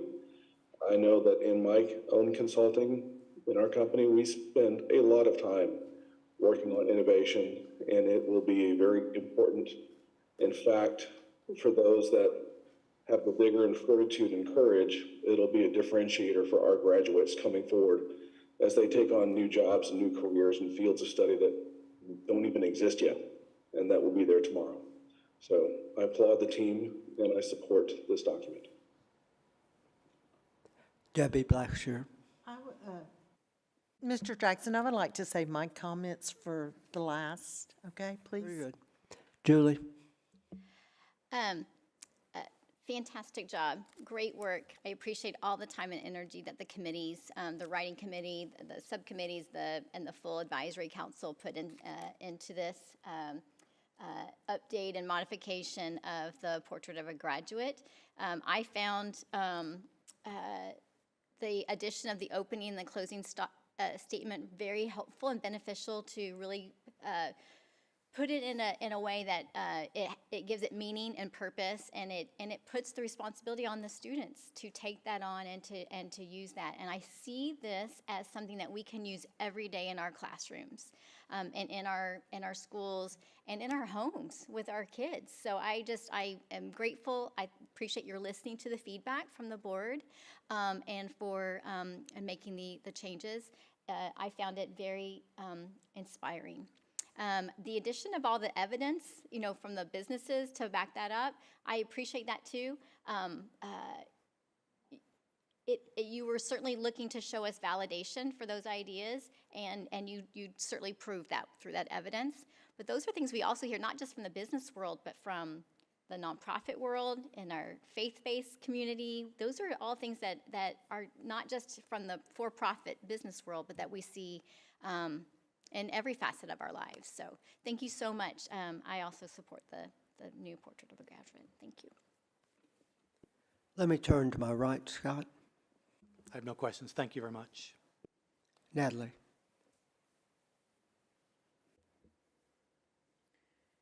I also want to express appreciation to the team and some stars within, and the grander committee for the commitment of time and for the great facilitation, even through the biggest rainstorm that came through here in a while. Our Zoom meeting was blown up. And actually, the community was blown up in some areas over that. There were trees down and stuff. So I just really appreciated the resilience that was shown by the group in sticking through it to get it done. I actually had an interesting conversation, things that were food for thought as an individual, just as a person, always open to what's best for our kids. I was in a school in Singapore that had been formed by a mother who school was not working for her child. So we got to tour the school, and I asked her, what was it? Her daughter was now like 23 years old, helping her run the school. And I said, what was it that made you pull her away from the school system? And she said, her character. So that struck me as, very interesting, and not surprising, but interesting. And also I had a conversation on a bus in Vietnam with there are actually pastors that serve and volunteer in Spring ISD, and they mentor and support students in like a 9th grade mentoring program similar to one we have. And we were having a discussion about those qualities that aren't always measurable, and how critical some things are. I would say for me, a very important aspect of my life is faith, and how do you measure that, right? But it's very important. And then I had another conversation with a gentleman from Fort Worth area. And so they really were good conversations, just outside of the context and a whole other place to see what is it, what are you building, what do you value? So some things that make me a little more comfortable here, this idea about preparing them for graduation and a lifelong journey. There are some criteria upon which you are a graduate, right, which have to do with your literacy and your math skills. And so I do think the framing of the opening comment is a little bit helpful to make sure that the main thing is the main thing, as well as, the kind of character our kids have. And I appreciate the idea at the bottom as a promise to the community. I do think measurability is necessary in some things, and I think we have to be purposeful about how we do it, but I do understand to Julie's comment about that students take some ownership of developing to the kind of character they are. I did go back and do another check. I appreciate now that we have writing, speaking, listening, problem solving. I'm not sure where reading is exactly still. Maybe it could have been in communication. I think that listening, speaking, reading, writing are 4 cores of the English language arts, curriculum. And then we always have problem solving and thinking critically. So that one is maybe something I would have liked to see there. But I definitely appreciate that this is shaping up in something that's aspirational. That's something that can look at, that can motivate students in the classroom every day, as Julie says. So I appreciate definitely the framing that was added to it. And so I don't really have questions other than maybe I would like to have seen, or was there discussion around reading or not being in there, listening, speaking, reading, writing, and critical thinking? Yes, and we tried to address that in the opening statement. When you graduate, or when a student graduates, they are guided by the TEKS, the Texas Essential Knowledge and Skills, and so every graduate is going to have that. And we are when Dr. Henry certifies graduates, they have to have that. This is in addition to that, but we put in there rigorous and relevant learning experiences. We specifically chose those words in there to address that specific item. That was our thought on that, and we did discuss that. Not there for me. I was looking, digging, so that's why I put graduation with the underline and lifelong journey. And then writing is something we've had people present here at the board. We've had people present here, families saying, my kid graduated and couldn't write, so that was called out here. And I know the new TEKS and the new testing and all that's trying to address writing as a whole. So yeah, I guess it's there. I would like to see that kids could read be super explicit. Yeah. Again, that is covered through the TEKS and the knowledge and skills, and as a graduate, they are required to do that. Awesome. Thank y'all for thinking through that. I appreciate it. Great answer.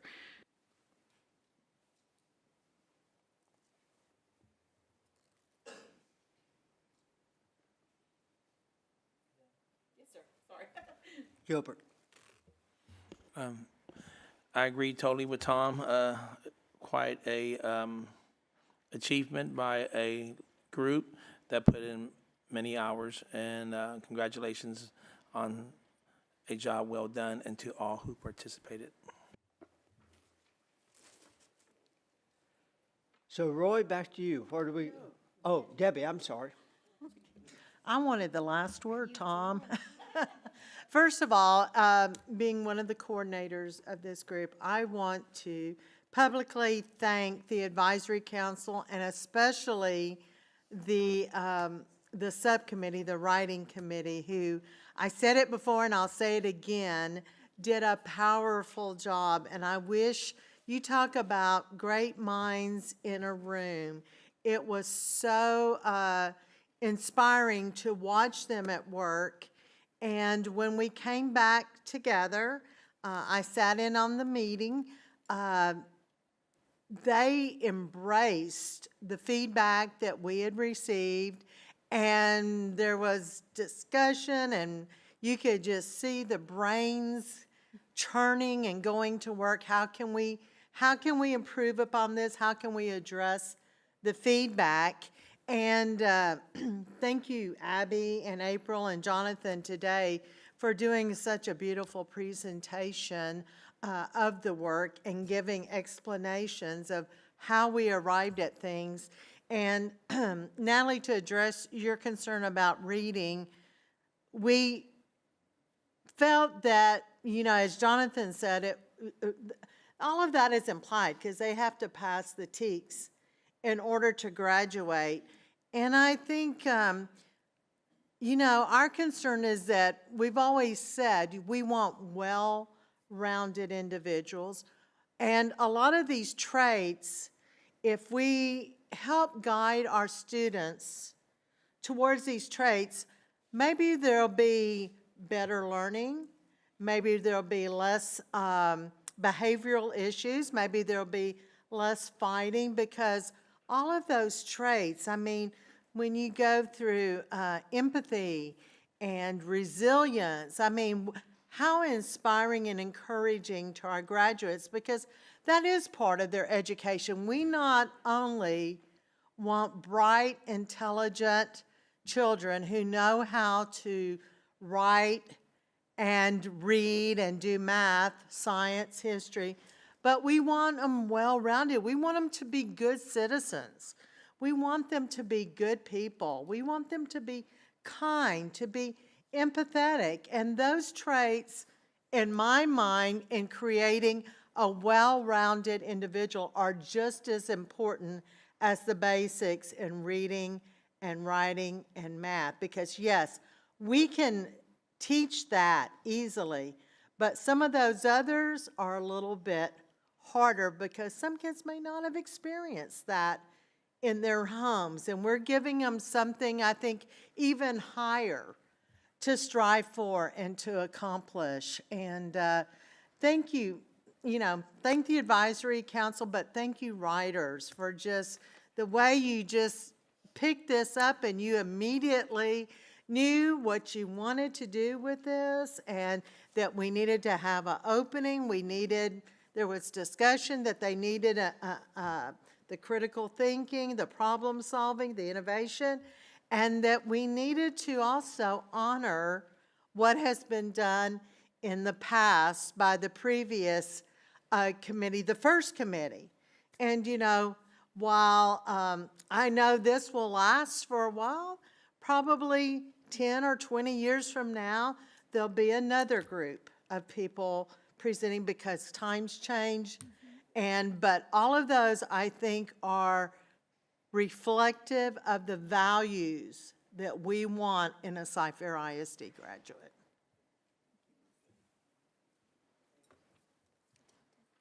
Yes, Natalie. Definitely wanted Debbie to have the last word, but I would say, I think that's an interesting, I agree, actually, these are more important in the end. But if we didn't also give a kid literacy, and obviously graduating, we would assume there's a level of literacy. But if we did not do the main thing school was called to do, then are they more important, right? Which came first, the chicken or the egg? Right. So if I give you this opportunity to develop, communication, innovation, integrity, curiosity, but I also don't ensure that you get the foundational skills, what have I given you as far as your opportunity to have a lifelong journey that's fulfilling? And I think it's not as much at the graduation, but how many drop out, right? What's our dropout rate? We're amazing and we outperform other places. Or along the pathway before graduation, all those on-ramps and opportunities to access the foundational education as well. So I think this is beautiful in what we're... And that's why we're, from kindergarten on is what will be emphasized to our kids. But, we tied it to LEAD. And to our mission statement, we talked about rigorous and relevant learning. And so I think, you want it spelled out, but it's implied there. I truly believe that, Natalie, and I think everyone in this district puts the value on the basics as well as these other things. Because yes, that's the teacher's job, is to teach the basics. But as you well know, being in education too, that most of our teachers or APs are more than just teachers and APs. A lot of them are doing some parenting to those students as well. Second parenting, let's say. April?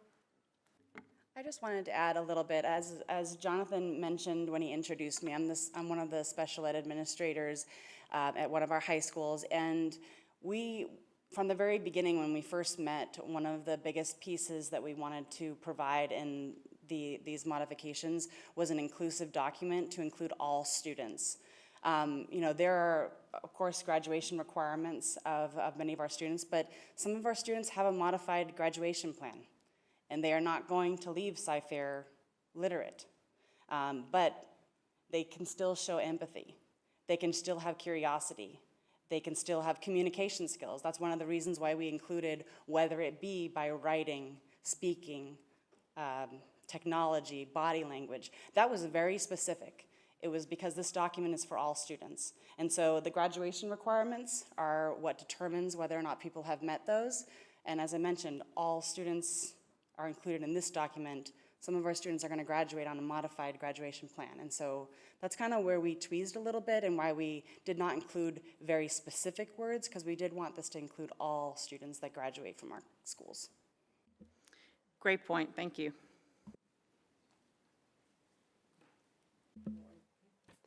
So Debbie, you wanted to have the last word. Do you have any words to give us? You know what? I couldn't have said it more eloquently than these three people have already stated this afternoon. And again, I thank the advisory council. I thank Dr. Horner for her helping lead us along the way, and Dr. Macias and Roy Garcia for their help in this process. And thank you for today's presentation. An amazing and awesome job. I'm proud of this document. Very good. Roy, do you have anything to add? I don't want to step on the last word. Very good. We are now going to take out of order item 5V. It was pointed out to me, nobody else knows this, it's 5:07 and we started at 9 o'clock this morning. 5V, the board will consider authorizing and ratifying the superintendent's procurement and execution of all necessary documents under the emergency exception in section 44.031 of the Education Code and CH local needed to remediate and or repair damages to Bang Elementary School caused by an unforeseen construction defect. There are no speakers on this item today, only questions. Looking to my right. Scott? What letter is this again? 5V. V, Victor. V is in Victor. I was looking for it too. Okay, let me go this way. Julie. One quick question. In the backup documentation, I didn't see a cost. Do we not know what the costs are at this time, or do we know what the costs were, but you don't want to tell me? Just kidding. I would love to know what the costs were, and I would love Don't to know share yet. it with the board, but I don't know. We're still investigating. Okay, okay. But this is, so this, what we're being asked to do is to make sure that once we're doing repairs now, and that's why you're asking for funding.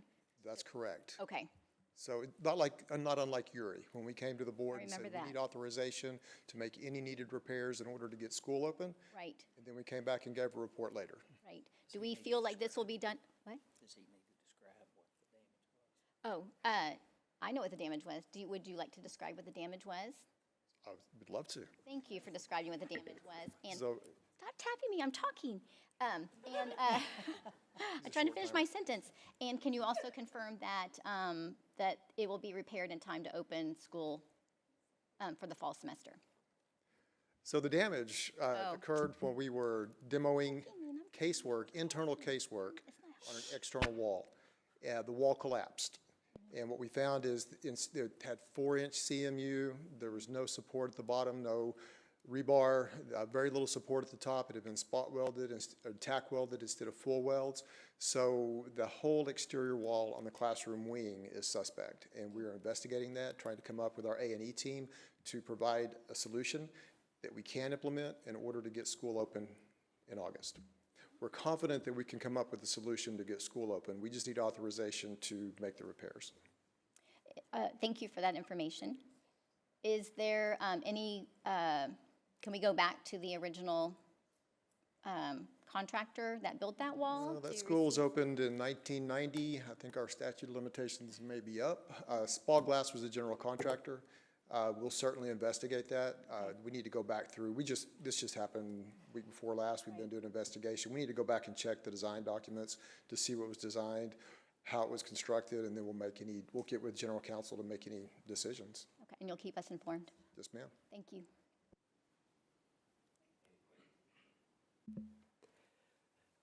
Some follow-up questions on that.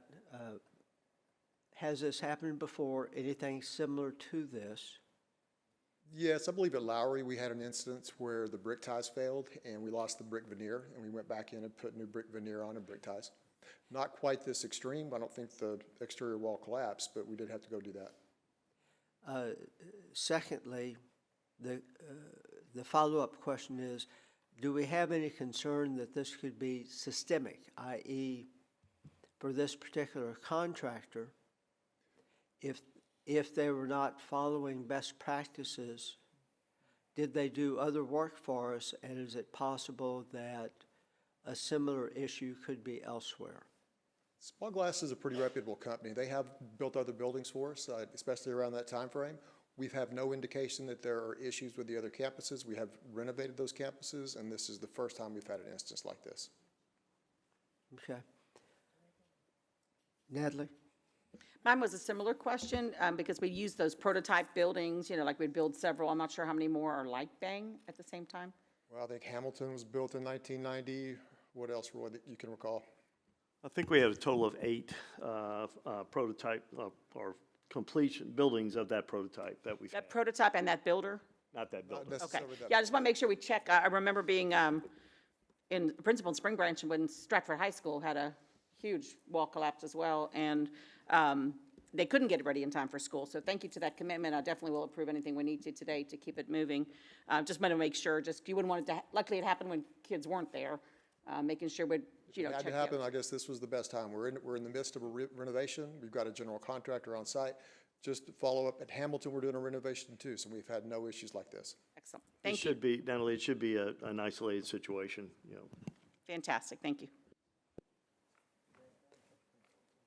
Other questions? Hearing none, I will call for a motion to approve this non-consent item.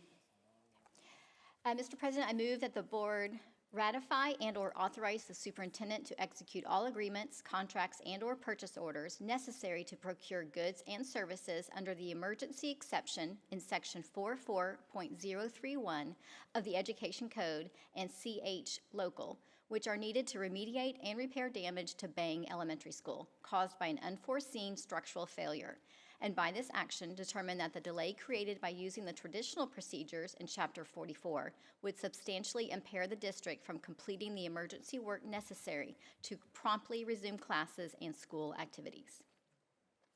Motion has been made. Is there a second? Second. Motion has been made and seconded. Any discussion? Hearing none, I will call for a vote. All in favor, please signify by raising your right hand. Motion carries. Holly.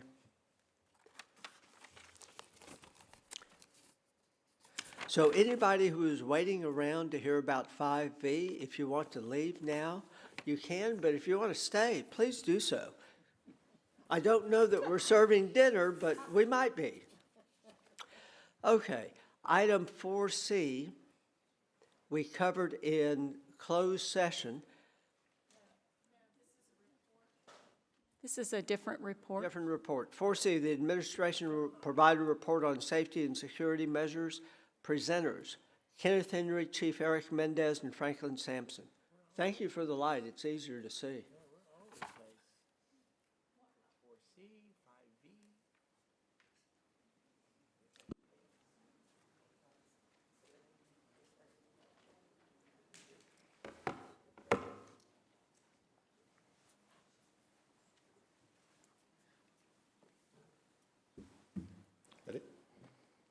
All right, President Jackson, Dr. Henry, and Board of Trustees, it's a pleasure for us today to share an update on the Safe and Supportive Schools Committee with you and some of the concentrated and collaborative efforts that have been made to keep our students and campuses safe.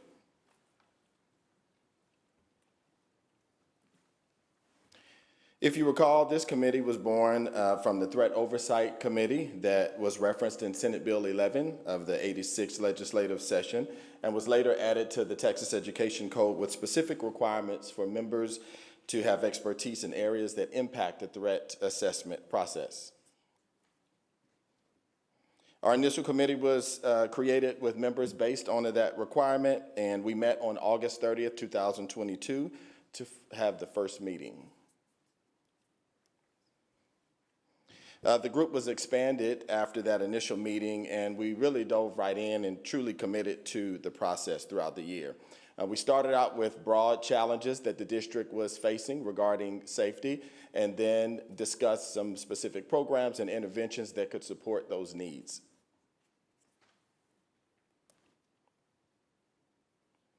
The committee operated with three very specific goals in mind: to identify current challenges in the area of safety and security, to review current mental health and behavioral initiatives, and most importantly, to determine some enhancements and modifications needed to better support student mental health and behavior in the coming years. You've previously been presented data from the 2022 CFISD Stakeholder Survey given by the Basilisk Group. If you recall, 32% of parents thought that student discipline was the biggest or the next biggest challenge that faced CFISD. 44% of the community answered student discipline, and 76% of staff answered student discipline. Student discipline was the highest ranking challenge in all three groups. The board listening tour in 2022 also gave stakeholders a voice in giving feedback regarding student discipline. While just under half of the respondents at 46% indicated that they noticed improvement, nearly a third of the respondents at 31% indicated that they had not noticed an improvement in student discipline. You've also been presented these full findings in the fall 2022 board listening tour open-ended response coding analysis, which was provided by the Hanover Research Group. Of additional survey questions, to the question of what are some of the biggest challenges or obstacles for the district in terms of student behavior, 59% of the total respondents answered student attitudes and behaviors. 22% answered school inaction, such as lack of consequences. To the question of what ideas would you like to share to improve student behavior, 47% of the total respondents answered accountability, and 46% answered more support and resources for staff, students, and parents. Further insight from the open-ended questions showed that respondent groups expressed several consistent concerns, including frustration with negative behavior such as bullying, vandalism, and violent outbursts, concern for understaffing and its connection to teachers and administrators feeling overwhelmed as related to consistently managing student behavior, and most respondent groups agreed that parental involvement was the key to effective student behavior management. So based on this analysis, several recommendations were given. Additional training and resources for staff and regarding student behavior, the examination and implementation of disciplinary policies to promote more consistent, equitable, and restorative outcomes, creating more opportunities for students to reflect and share how the district can support them, and improving staff recruitment and retention. And at this time, I'll turn the presentation over to Chief Mendez.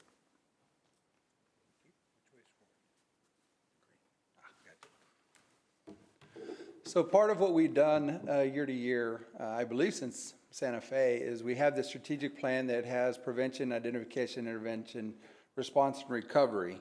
I'm going to cover prevention. So some of our current measures that you can see up on the screen include, obviously, the law enforcement presence that we have with CFPD.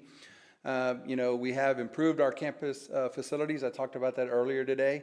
Limited access points, clear backpacks, The metal detectors, we require the ID badges, but not just with the ID badge information. On the back of the ID badges, we now have the suicide hotline information for our students, code of conduct and student handbook.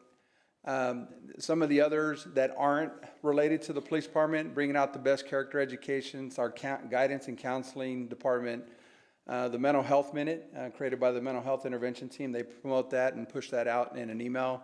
The DigiSave digital citizenship. Of course, we have our standard response protocol and standard unification method. We follow the national standard with the I Love You Guys Foundation. Our safety awareness training for our staff, and then new staff orientation. Some of our other current measures, again, we use the Cyfair tip line, and of course our newest part of the Cyfair tip line is the new text a tip, where an individual can now text in a tip to us and not just utilize it through the website or through a phone line. They're able to actually text in a tip. Again, we partner with our Fusion Center here in Harris County for social media monitoring, as well as our investigative group within the police department does social media monitoring. Our psychological services department provides services for our students. Again, I've talked a little bit about the mental health intervention team, but we have members on the team from the police department, the counseling department, and the psychologists that provide additional resources for our students when they've been in crisis and help them transition back into the school setting. Suicide risk screenings and response, the behavioral threat assessments, psychological first aids, and behavioral management pilot and well-managed schools, and that's something that we are currently doing. Response and recovery, every campus has an emergency operations plan, and we have a district-wide emergency operations plan. We're required to provide that information to the school safety center, which we do, and we do it every year that we're required to do it, and we, from memory, this last go-around, we had no issues, and our plans were accepted by the school safety center. Life-based crisis intervention training, our crisis response team, and then again, communication with parents through school messenger. And I believe I'm turning it over to Franklin at this point. My portion will cover identification and intervention, as well as a response and recovery. For this coming year, we'd like to expand our current pilot of our well-managed schools. The training of this program is a research-based classroom management framework that provides a school-wide common language for classroom teachers to use when teaching and addressing behaviors. We currently have 3 campuses that utilize this program, and we'd like to add 3 more middle schools along with 7 elementary campuses for this year. During the 2024-2025 school year, we'd like to onboard 4 additional middle schools and bring on 2 high schools for a total cost of $194,000.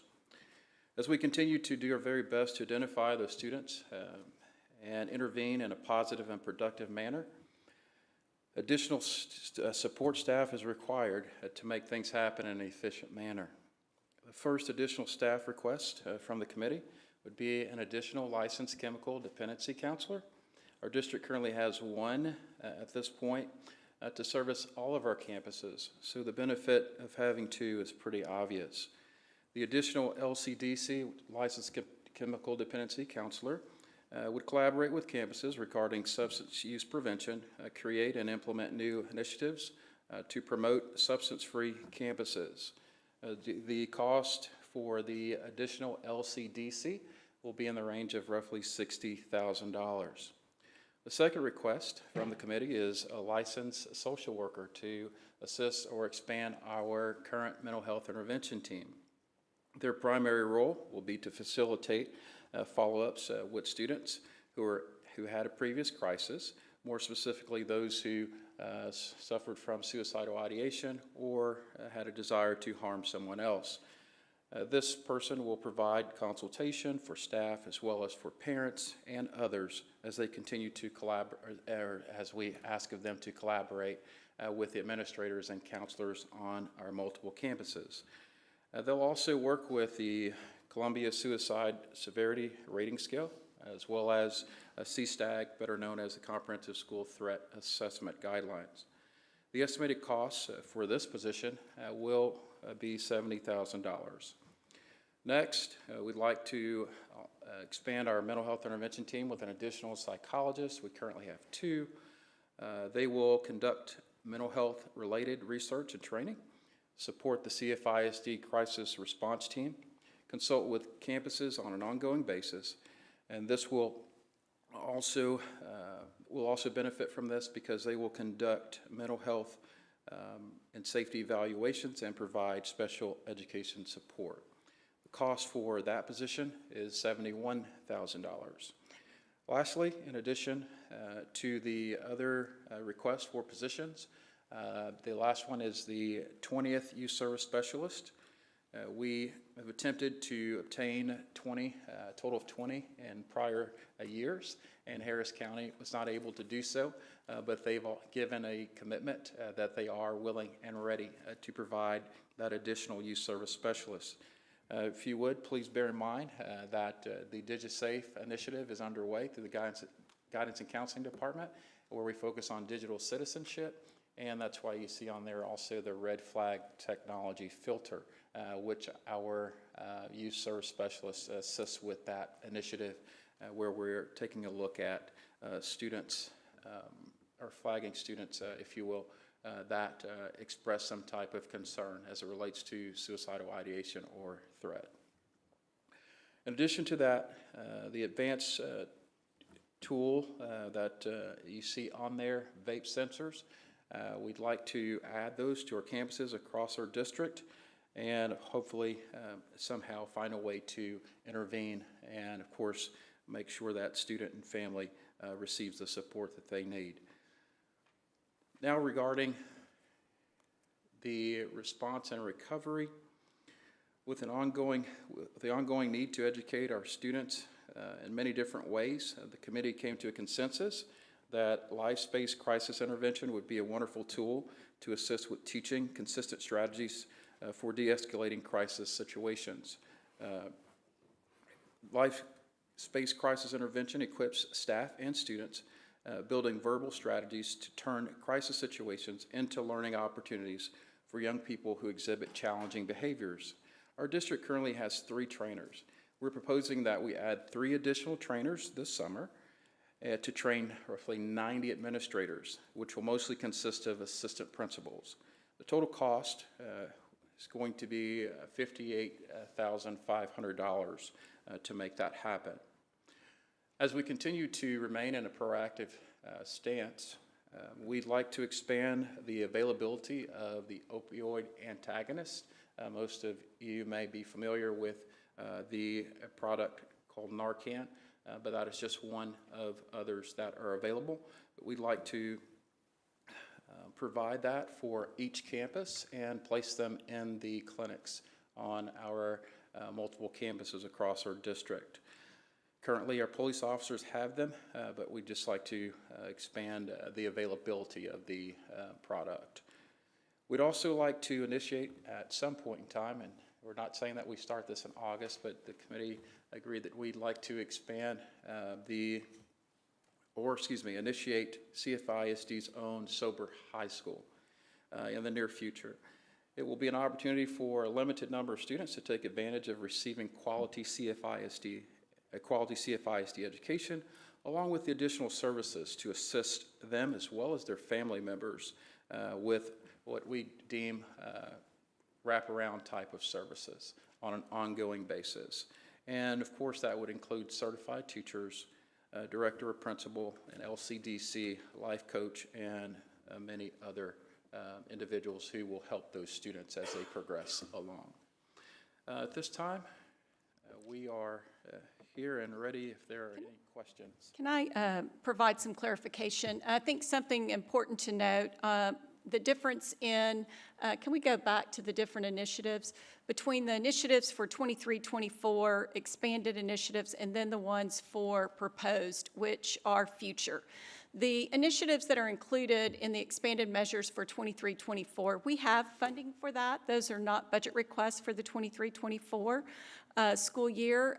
There was already a plan and some, I think it's CEHI funding that we are using for the training and also for the crisis intervention training and those positions. The proposed measures are different. We felt like it was important for you to know as a board and for the public to know that we're continually looking at our overall safety and security plan, and we have identified areas where in the future, if funding is available, that we need to have consideration for some of these additional staff members.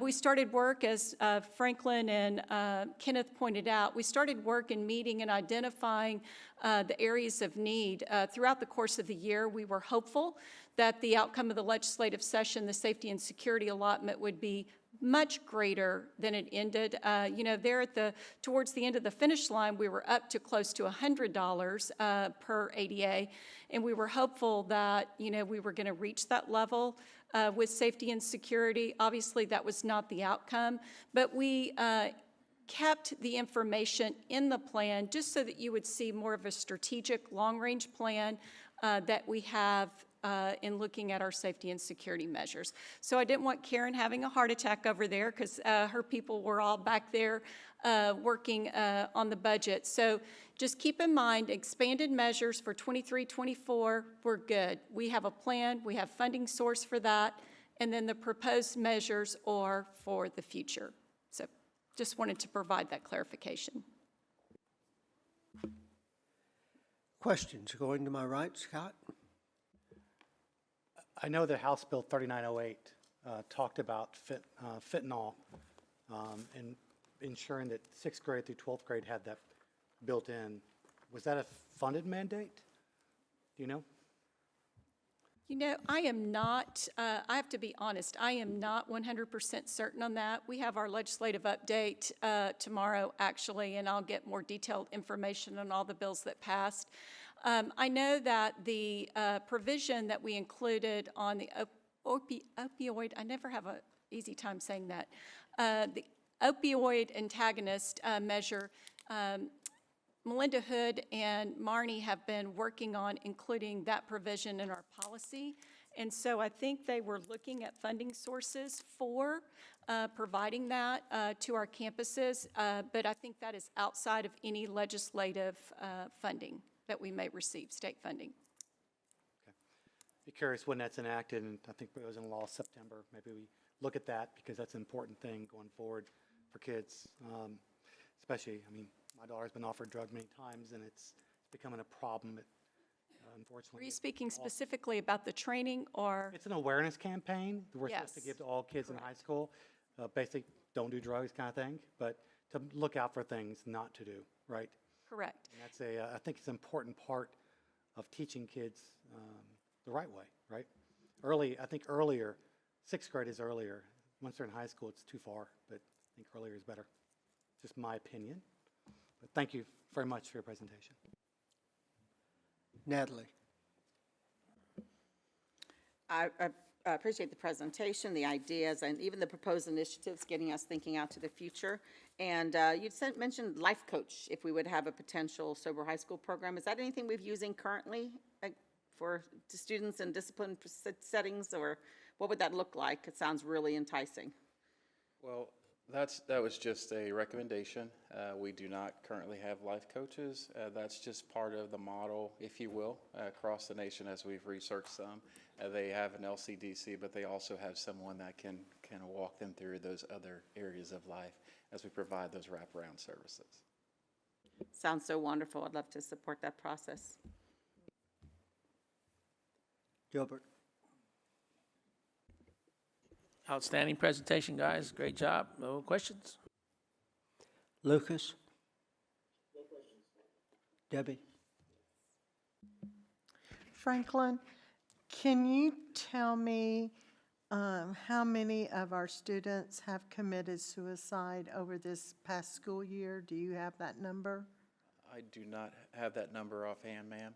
Okay. That is just something that I continue to be concerned about because I've known of several personally this past school year, and it just seems like still coming off of the pandemic and kids being isolated, and then, the problem that continues with bullying And, you know, kids feeling like they're not, some of them feeling like they're not loved. I guess I'm just interested in knowing what our counselors are seeing and, you know, maybe threats carried out. I don't know, at some time, Mr. Jackson, if we might want to have that type of report, if anyone else is interested. But I'm just concerned for our kids and the state of their mental health and well-being. And, you know, and some of your proposed measures and bringing those extra people in, because some of it is just, you know, it goes back to the fentanyl and the opioids and, you know, unintentional, you know, that they don't realize the consequences of what they're doing sometimes. So anyway, if you don't have those numbers, that's fine, but it was just something that I am interested in as a board member. And let me say this, Ms. Fletcher, that there may be a suspected suicide, but we right. do not ask for an autopsy or ask for the report, from the coroner's office. And out of respect, we have not requested that from the family. Right, right. So for us to really find out if one died by suicide, we would have to receive that report. We can suspect that it was suicide. Okay. But for the actual numbers, that would take an additional measures to do so. And we've just respected the privacy of the families. Okay, thank you. Yes, ma'am. Julie? First of all, I am grateful and proud of all the work that our district does to support the safety and security of our students, staff, and our community. Before we're even talking about things that are proposed or things we're expanding, you shared with us a long list of things that we do as a district. And that is something that's unique to public education, public schools. Not all schools do that. Not even all public schools do that. But that's something unique about our district, that we care so much about our students and our families and our staff, that we invest so much in the safety and security of our students. I wanted to ask a little bit about the behavioral management pilot, well-managed schools. Do we have any results from that yet, or is it because we just finished 1 year? Or what, do we have an update on that? Everybody's like, Oh, sorry. So Dr. Ogumake would probably better be able to answer it, but because this is our first year, I just know, do we have any sort of feeling? we had 3 campuses and we are collecting data. Okay. And so we plan to, in August, bring you a report of where we are at first glance. Okay, that'd be great, thank you. But obviously, you have a good enough feel about it that we're looking at expanding it to 3 middle schools and 7 elementaries this year. Absolutely. And we actually had a few more campuses that wanted to participate, but we take our example a little bit from curriculum, and we wanted to start smaller with the pilot and be able to evaluate the data. Great, thank you very much. You're welcome. In terms of proposed support through additional staff, I mean, obviously, we're in a challenging financial situation, being able to afford our current staff. I see value in all of these additional staff people that you have requested. I have met our licensed chemical dependency counselor, and she's phenomenal, but it's a big district, 93 campuses, and she does a great job as one person, but if we could double her, it would be fantastic. And I know, to Scott's point about educating students and parents about drugs and substance abuse and substance use, she does a fantastic job, but many of our campuses are trying to reach out to families and doing events at night and doing events, you know, during the day. I think the more that we can educate our students and our families, our parents, on these issues, it will help. And whether it's legislatively mandated or, you know, we take that initiative and do it and continue to do that ourselves. I think that's important. This is interesting, adding a social worker to MHIT. That is really a very, you know, you think that team is complete, but that's actually a piece that was missing. And so I appreciate you thinking of that. I think about our social workers that work with our students on our campuses and the value they bring every day, particularly at the high school level, and to think of adding one to that team, I think it fills a gap that I didn't realize existed. So thank you for sharing that with me. I absolutely support that. Vape sensors, 100%. I think that the more that we can do to put up barriers for students to vape or bring vapes onto our campuses, the better. We can't necessarily control what happens outside of our schools, but to help create more additional deterrence on our campuses, as well as the training as to why they shouldn't do that. I think that's really good.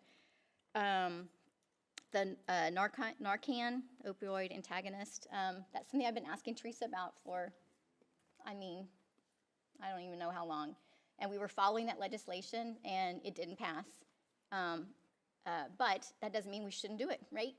Correct. I think, again, Marnie and Melinda have been working on a policy to bring to you that would provide that or have that available on our campuses. That's fantastic. And I'm grateful that I met with some of our officers. I knew they had it, but just having one more source on campus, whether it's to help a student, a staff member, a parent, or somebody who walks up to the parking lot, which has happened. So to be able to save someone's life, I think that's fantastic. And then finally, this idea of a sober high school, that is interesting. And that's the first I've heard that discussed or brought up. And I know I have a friend whose child left Cypress-Fairbanks to go to, they actually went out of state. So I'm curious, as Franklin, how many students do you think would we serve in that at a sober high school? And when we say sober high school, help us explain that. Does it mean we don't have drinking high schools and drug high schools and a sober high, like this is for students who, right? Can you explain that? Because this is not Fast Times at Ridgemont High. No problem. For the majority of those programs that are across the state, well, there aren't that many. Let me say that. There aren't that many. But the ones that are out there, they try to keep the numbers small. So when we say small, roughly 30 students or 40 students or so, that way there can be a focus in on those students, because we're talking about, at that point, a student that is not functioning well on a comprehensive campus. So we surely want to hone in on assisting that student who may have an addiction or similar, and then find a way to meet that student's needs as well as the family's needs. So this is specifically for students who have suffered through an addiction or are suffering through that, and they are looking for a place to go to school as they work through that. Yes, ma'am. And the end result, hopefully, will be that student either going to a 2-year, 4-year school or college or university or trade school. Also teach that student some skills, and also an opportunity for us to educate that student on what's available out there, because sometimes they aren't aware. Because many times with substance use, it's not just that student who's struggling, it's the family as a whole. So part of that Sober High School's focus is going to be to also bring that family to a point where they can be successful in society, not just focus on the individual student. You know, I really like that, because, you know, we talk about opportunity for all, and some, you know, we think about all that we offer to students, and we even talked about opportunity for all for kiddos maybe who have special needs. But opportunity for all also includes students who are struggling with addiction, and we don't just punish them and kick them out because they got busted for something and we throw them away. We need to try to help them and help them achieve their academic goals, because that's what we're here for. That's right. Okay, thanks for bringing that to us. I appreciate that. And can I just share again on all of those items, that is not for the 23-24 school year, except for the ones that we mentioned specifically as expanded measures. But for those proposed initiatives, again, we'll continue to look for other funding sources for some of those, be it grant funds or other federal funds that may be available to allow us to expand those initiatives, but we just felt it was important for you to see kind of our long-term plan for safety and security and some of the areas that we would like to hopefully include in the plan in the future. One very quick question. Debbie hinted at it. You would not be proposing any of these steps if we did not have a need, correct? President Jackson, that's correct, sir. Very good. Didn't need a quantification of it, but just needed to have that on the record. Thank you, sir. I'm going to take item 5BB out of order. The board will consider the adoption of the 2023-2024 budget, including the 2023-2024 staff compensation plan. The presenter is Karen Smith. Thank you, Mr. Jackson. Before we look at the budget real quickly, I just want to take a moment and thank Amanda Bowles, Melissa McInerney, Patrice Lang, and Rebecca Flores. They've been up there working very hard to make sure all this happened, plus last several months, but then also Ron Wyatt in Human Resources. He's been at our beck and call, and I really appreciate it, and Sharita has just provided us all the support that we need, so I just want to thank those people first. I'm ready to talk about the budget. If Joel, if you can, I don't have a clicker, if you don't mind going to the next slide. This is the revised cost of considerations. The only change that you see here is adding the $31.2 million for the salary increase of 3% on greater of midpoint or base, and increasing the starting teacher salary to $62,000. Next slide. This information is exactly the same, showing the general fund revenue of almost $1.1 billion. Next slide. This slide has been revised to include the $31.2 additional million for the salary increase. So that changed our deficit to $138.6 million before federal stimulus funding, for a revised deficit after the federal stimulus funding of $73.6 million. The next slides, next three slides are just, we are required to adopt our budget by fund and function. So this is just the function levels for the general fund, of which you'll see a majority of it is in instruction. If you'll go to the next slide. The next area where we have quite a bit is in the plant maintenance and operations, which is 8.3% of the budget. And then the final slide, you will see here the remaining items by function. And one of the things we're required to do is indicate the amount that's used for accelerated instruction, and that is $12.8 million. We have to allocate money towards that before we can allocate any other money in the budget. And then the next two slides, if you just quickly show those, the debt service and then the food service fund have no changes. So this is the budget, unless you have some questions, that would be presented to the board for adoption. I'm going to start to the left. Lucas? I actually can't read anything that's on screen, so I'm going to be listening by Braille to what you guys ask. Very good. Debbie Blackshear. No questions. Julie? Debbie, Karen, sorry. Karen, can you go back and put up the slide? Okay, no, wait. Yeah, before all the by function. I don't see the presentation on here. Keep going, like all the way. Are you looking for one of the slides from the previous, earlier? Okay, stop right there, okay. Oh, okay. And then can you go, okay, now go forward. Okay, keep going. Sorry. Okay, that's the one I was looking for.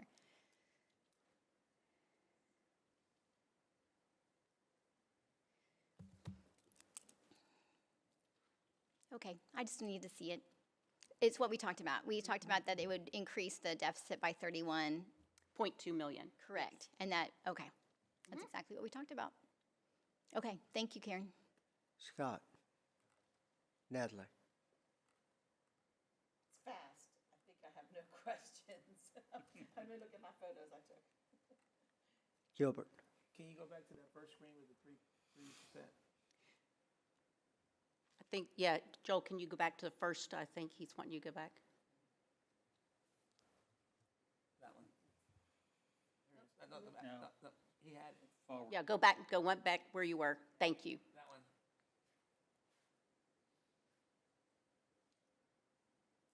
And we don't have it on our screen yet, right? No, you do not, because we just updated this PowerPoint. As we talk, right, yeah, okay. No questions. Thank you, Karen, and your staff. Okay, thank you. Karen, so where does this leave our projected fund balance as of June 30, 24? Just a minute. That, I think that, let me make sure I have the right numbers here. Just a second. With that. And then the immediate question after that is, how many months of reserves do we have as of June 30th, 24? Okay, let's see. That would leave our fund balance, let's see, I want to be sure. Wait a minute, I've got the wrong amount.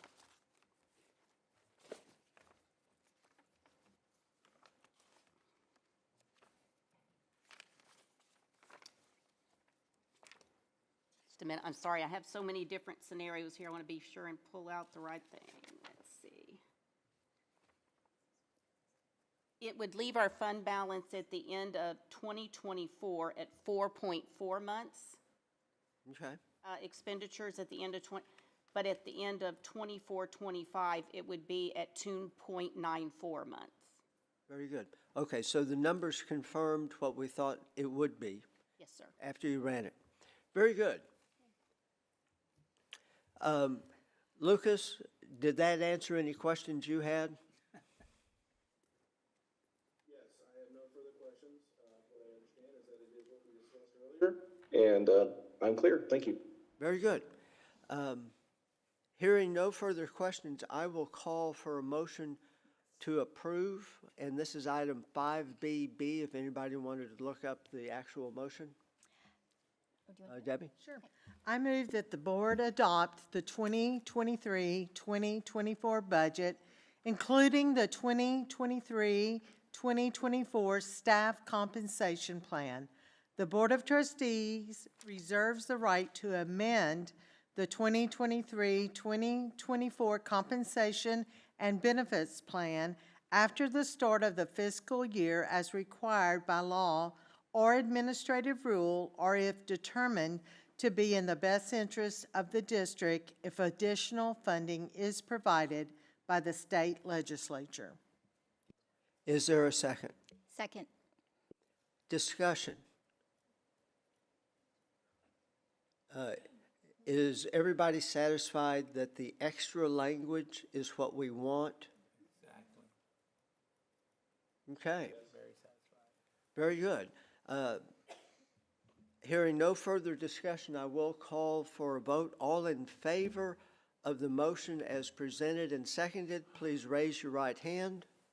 Lucas, is your right hand up? It is. Holly, please record that the motion passed unanimously. Lucas, where you are, it is now 6:53.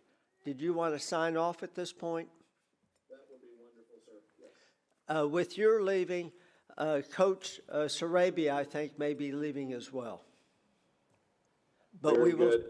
And yeah, and thank you for this. I also wanted to make sure that I heard the other items that we've already discussed. So I appreciate the work and our collaboration on all day today. It's been an honor to serve. And thank you for giving us a full day plus some of your vacation time. Give my regards to your family and my apologies. Bye-bye. Goodbye. Okay. Natalie said she'll do the clock. Okay. We will now move to item 4D, The administration will provide an oral report on the status of the 2014 and 2019 bond programs. There are no speakers on this topic today. The presenters are Matt Morgan, Karen Smith, Paula Ross.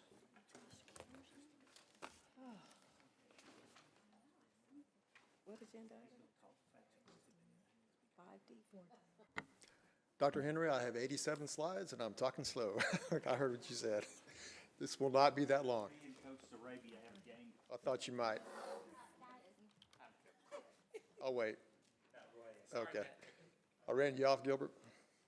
So, President Jackson, Dr. Henry, Board of Trustees, thank you for the opportunity to provide a brief update on the 2014-2019 bond. As you know, let's see if I can prove this. The 2014 bond passed in May of 2014 for $1.2 billion. This bond consisted of 6 phases. Phase 6 included renovations in Elementary 57 and Elementary 58. Renovations were complete in August of 2020. Elementary 58 contract was awarded in June of 2021. It's now the Sue McMichael McGowan Elementary School, and it opened in the school year 23-24. Elementary 59,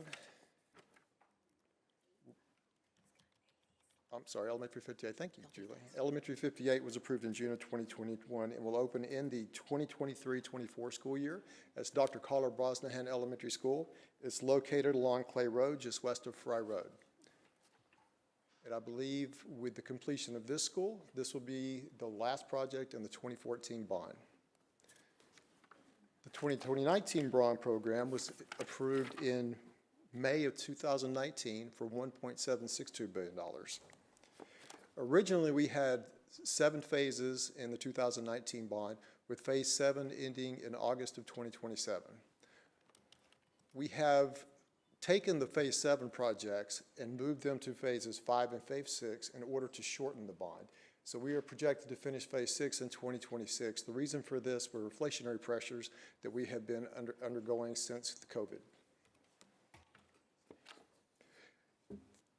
Phase 1 of 2019 also overlapped into phase 6 of 2014. We had a lot of projects that were going out to bid that were 2014 bond, but as we got into design on 2019, we realized that we were going to go do the work for the 2014 work and then come back in and tear it out and do the 2019 work. So we held those projects back. We combined bond funds from 14 and 19 for more complete projects. If you think about it, what we're doing in most of the elementary schools is the safety and security scope. The impact-resistant glass at high-traffic areas, additional lockdown buttons, video phones, card readers on exterior doors, classroom phones, exterior door numbering. And to date, we completed the classroom phones in November of 2021, and to date, we have installed 7,349 classroom phones. So every classroom in the district has a telephone. We also hardened the main front desk by adding impact-resistant glass, creating transaction windows to provide additional layer of security for our receptionist. The installation of security fencing was completed at all elementary schools last fall of 2022. We also completed several middle school and high school fencing projects around portables. We'll be completing the remainder of the middle and high school fencing around portables this summer and fall. We addressed security for open classroom concepts by creating pods of 2 to 6 classrooms with doors, including intruder lock sets and impact-resistant glass on the side lights. This is Emory and Hemingway. Most of our schools that we've done, elementary schools, all look the same. It have been great projects. If you walk into one of our renovated schools, there's not a whole lot difference between the interior of McGowan Elementary and one of our new renovated elementary schools. The 2001 bond phase included renovations, baseball, softball renovations, high school band towers, replacements, exhibit center, science resource, furniture replacements, and propane tanks for transportation centers. We completed Cy Falls, Cy Ranch, Cy Ridge baseball, softball fields in January of 2021. We completed all but Cy-Fair High School band tower replacements in 2022. The exhibit center was completed in January of 2022. It included an 8,965 square foot addition, increased the arena's seating capacity from 398 to 1,096, new restrooms, new dressing rooms, and addition of 40 pins. This was our 2022 Ag Show. It turned out really well.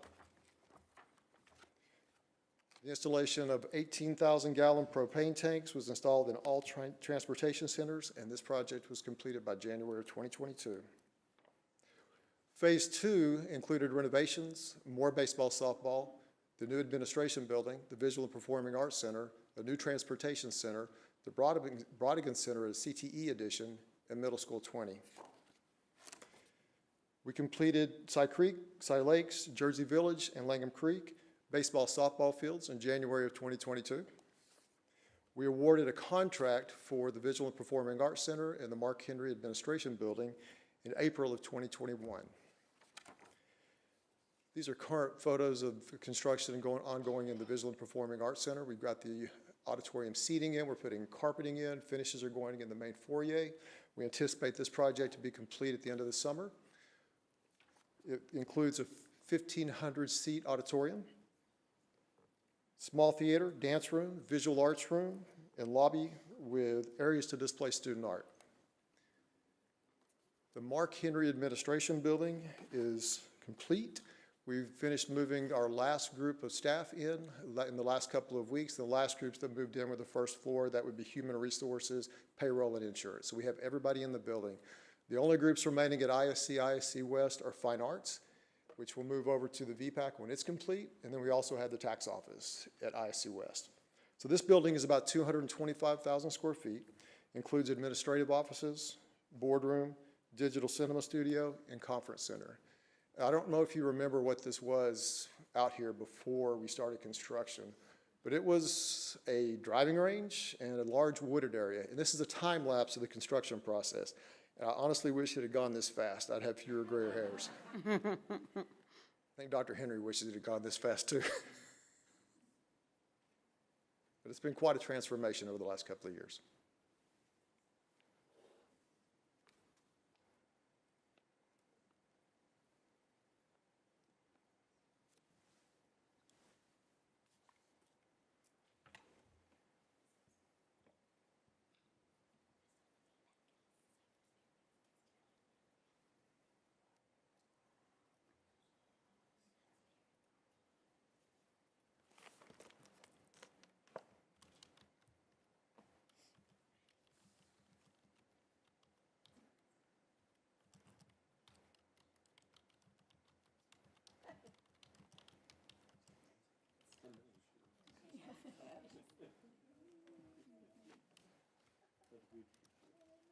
And just like that, Dr. Henry, we're done. Jarvis Transportation Center contract was awarded in September of 2021. It was completed in May of 2023. Staff has been moving in over the last couple of weeks, and I believe we're going to start running summer routes for the second session. It's located on the corner of on Jarvis and Wood Spillane Boulevard next to Cy Woods High School. It will accommodate 200 buses.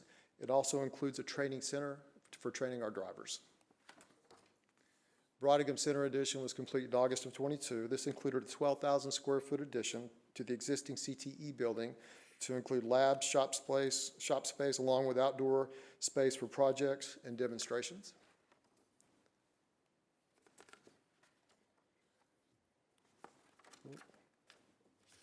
I don't know what this school is. I don't know how that got in there. The contract for the Roy Sprague Jr. AIA Middle School was awarded in May of 2021, and it's scheduled to open for the 2023-2024 school year. And well, Gilbert left, but I can assure you that no major modifications have been done to this building after contract award to accommodate Mr. Sprague. It's located in Bridgeland, next to Bridgeland High School and Wells Elementary, and will complete the educational village site in Bridgeland. It's going to be a beautiful facility. Phase 3 included renovations, more baseball, softball renovations, and a Ben Bradley Center expansion. All the renovations are under contract and will be, in phase 3 of renovations will be completed this summer, August of 2023. This is Bridgeland High School's new baseball softball complex. This is Cy Park. And this is Cy Springs. These are the last 3 other than Cypher High School that we needed to complete. So all high schools other than Cypher High School have brand new baseball softball complexes. The contract for the Ben Bradley expansion was awarded in May of 2022 and will be completed in the fall of 2023. This includes a 22,000 square foot addition and interior renovation. We're adding additional holding rooms, more storage for records, more office space for officers, and a new dispatch center. Phase 4 includes renovations, which will be complete in 2024. Elementary number 59, the Cy-Fair Master Plan, and the Cy-Fair multi-campus renovations, and the repurpose of ISC and ISC West. Phase 4 renovations are all under contract and will be complete August of 2024. And we're currently in design on ISC repurpose, ISC West, and ISC repurpose. The Cy-Fair Master Site Plan, we get a lot of questions about this one because it is a large project. We broke this up into 3 packages. Package 1 was site mitigation. Package 2 was the boulevard from Maskey to Telge. Package 3 were athletic fields and tennis courts. We're also going to be renovating Lampkin Elementary, Cypher High School, Arnold Middle School, and Maybelline Carpenter Center. Package 1 was approved by the board in February of 2022. It includes a detention pond, vaults under a future parking lot, that's underground detention vault, sanitary trunk line from Maskey to the Telge lift station. And this project will be complete in July of 2023.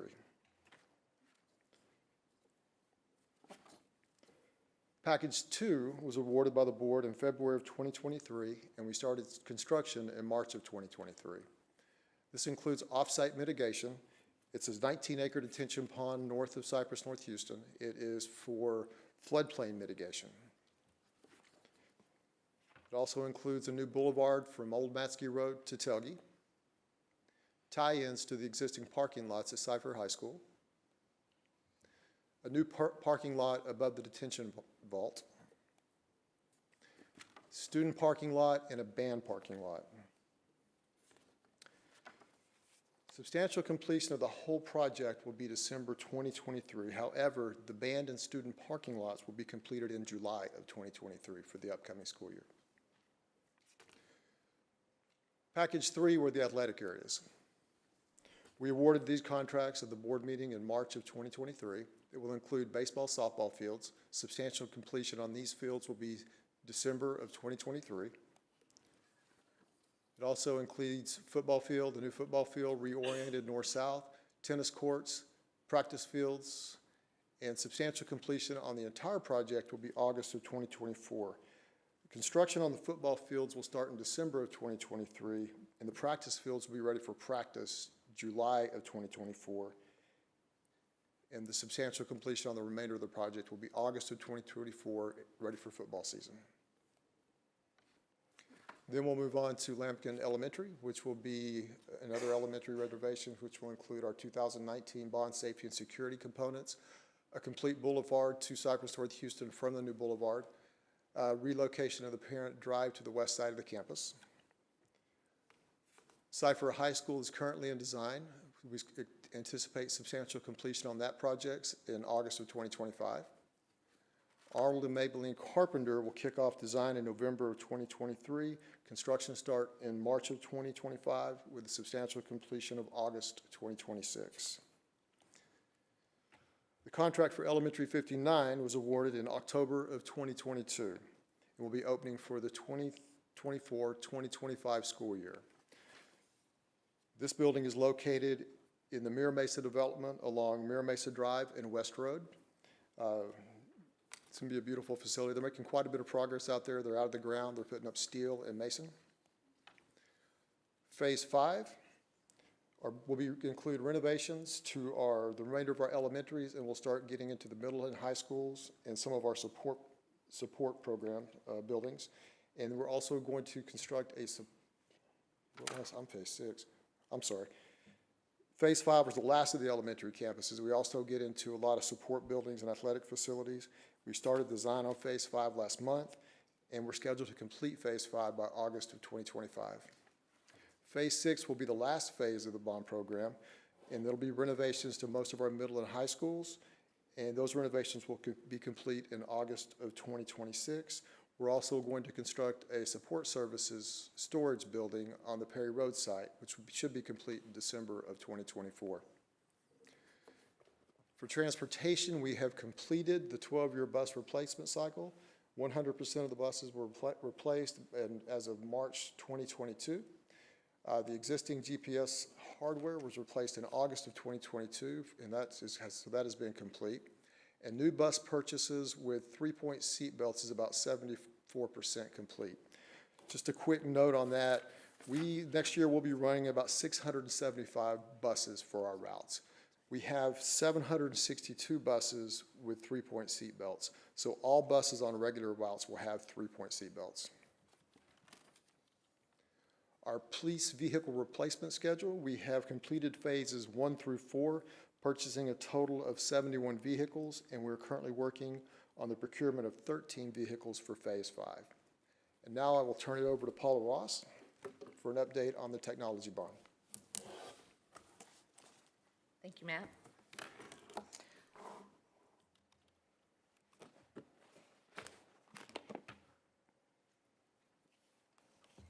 There we go. Air gap. Air gap refers to servers or networks that are not connected directly to the internet. The goal is to ensure that our network, our system backups are physically isolated from our network.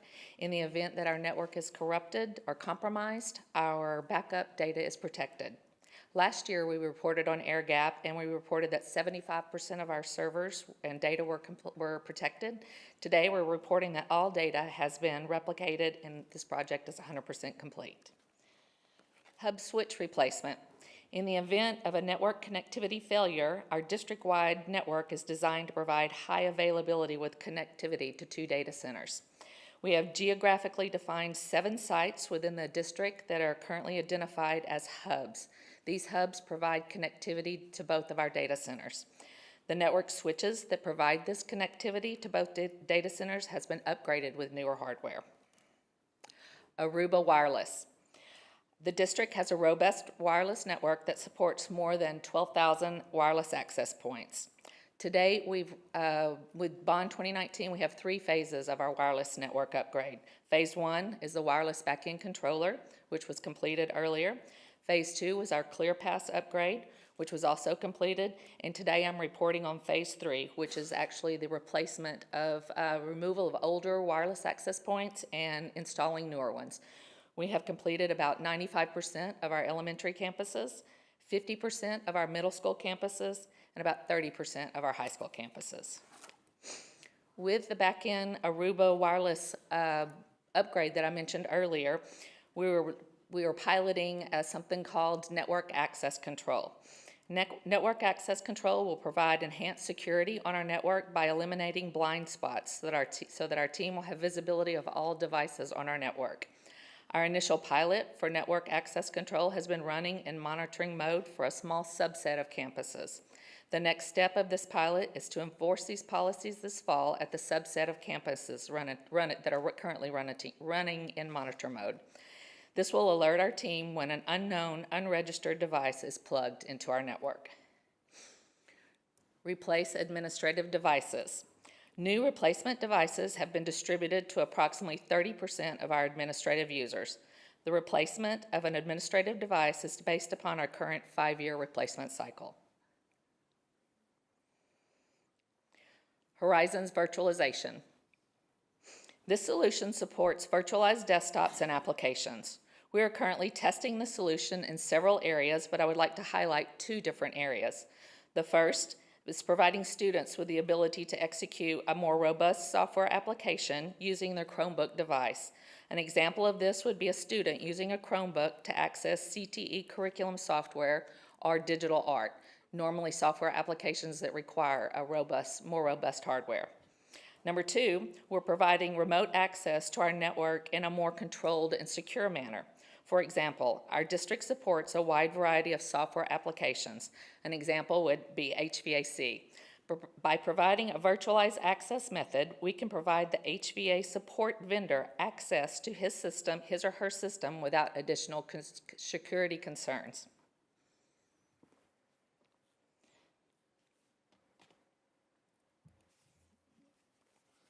Data center upgrades. Did I skip one? Data center upgrades. Several hardware upgrades and security-focused projects have been completed at the data center level. One project that remains is our F5 load balancer project. Load balancers aid in the distribution of network traffic across servers. Our load balancer environment is being upgraded and expanded to include additional security features to protect applications such as our finance system and our student information system.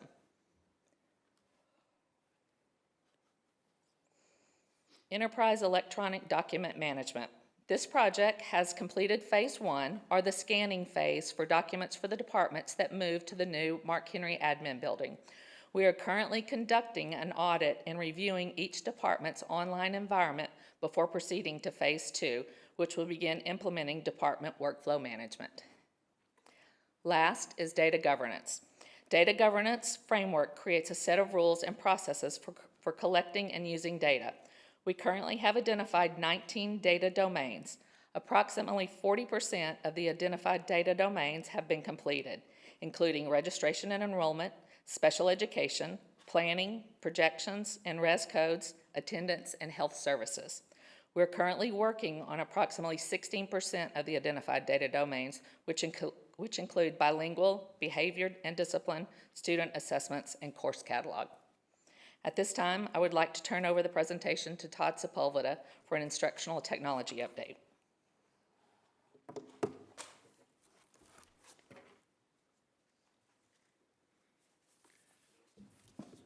Good evening. I'm going to share the instructional technology portion of the technology bond. So last year I shared with you that we've completed phase 1 of the one-to-one project. Putting $115,000 or putting a Chromebook in every student's hands. Currently, we're in phase 2 of that one-to-one project, which is replacing the Chromebooks, all those that have AUE'd, and AUE stands for Automatic Update Expiration. We are currently replacing the Lightspeed sound systems in every classroom. At this time, we've completed elementary and middle school campuses. They are completed in high school. High school campuses are going to be scheduled to start in the fall of 2023. So we're really excited about that. We are also, and I need to move forward here. We are also replacing the Promethean panels. So currently, all levels of English language arts, so that's elementary and secondary, have been replaced. And we will complete elementary totally by the end of the summer. Secondary science, we will start replacing secondary science in the fall of 2023. We've also started to replace teacher laptops. Elementary has completely been replaced. All teacher laptops have been replaced. Secondary English language arts have been replaced, and we will pick up with secondary science in the fall of 2023. And then also every new teacher that comes online, they get a brand new laptop as well. And then we have the break fix that is going on, ongoing. And then lastly, the hover cams. So those are being replaced as needed. And as those go offline, we have stock and we're replacing those. So at this point, I'll go ahead and turn it over to Karen Smith. Can you give me that, or I can come down there? Thank you. Thank you. The 2019 bond authorization has $315 million in unissued bonds left after the last bond sale that happened in April. Some of the items influencing the interest in sinking tax rate. I'm not going to go over all these particular items, but these are all reviewed during the bond referendum process and help us determine, we use these assumptions to determine what our maximum projected increase in the INS tax rate will be.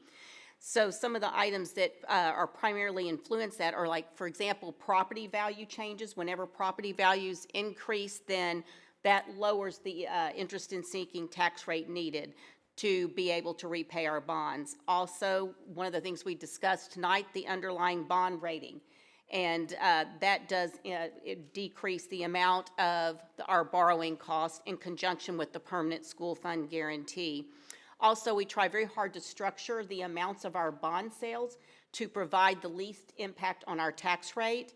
And then also the optional homestead exemption, that does impact the INS side of our tax rate, of our property values also. So when possible, as I said, we try to be careful and minimize what would impact the tax rate, but it's important to know that we're required to have an INS tax rate, that we must have one that is enough to cover the debt service payments for the current year. As you can see here in the 2014 bond authorization, we projected or told taxpayers that we thought we might have as much as a 4.5 cents increase in the tax rate. Of course, we were very fortunate, and with property values being where they were, as well as being careful of the different sizes of the bond issuances, we were able to actually go down a penny on the tax rate based from what we told taxpayers with the 2014 bonds. So it was at 41 cents, and we went down to 40 cents. And then with the 2019 bond authorization, we told taxpayers we expected a possible increase of 3 pennies, and so far it has remained, it's still at the 40 cents. And this slide just reflects that the tax history over the last 10 years, and as you can see, the total tax rate has decreased since the 2019 bond authorization was approved by the voters. And I believe it's time for questions from any of the team, if y'all have any questions. Going to my left, Debbie? Julie? I just want to say thank you for the update. It's great to see these projects coming to fruition. And just a note I want to make, when we talk about replacing things like technology, it's because there's a life cycle. There's a very short life cycle on that technology. So the bond, the lifespan of the debt matches the lifespan of the asset. And so as those assets are reach the end of their lifespan, we replace them. And so that was built into the program, and that's so that our teachers and our students have the most effective and useful tools in their in the classrooms. So just want to reinforce that. Thank you. Scott? Natalie? No questions, thank you. Thank you for a very excellent presentation that's very thorough. Next. 4E, the administration will provide a written report on the cooperative purchasing fees paid by the district for the 2021-2022 fiscal year. Questions only. Looking to my left, Debbie, Julie, Scott, Natalie, thank you for preparing the material. The board will now review the following action items.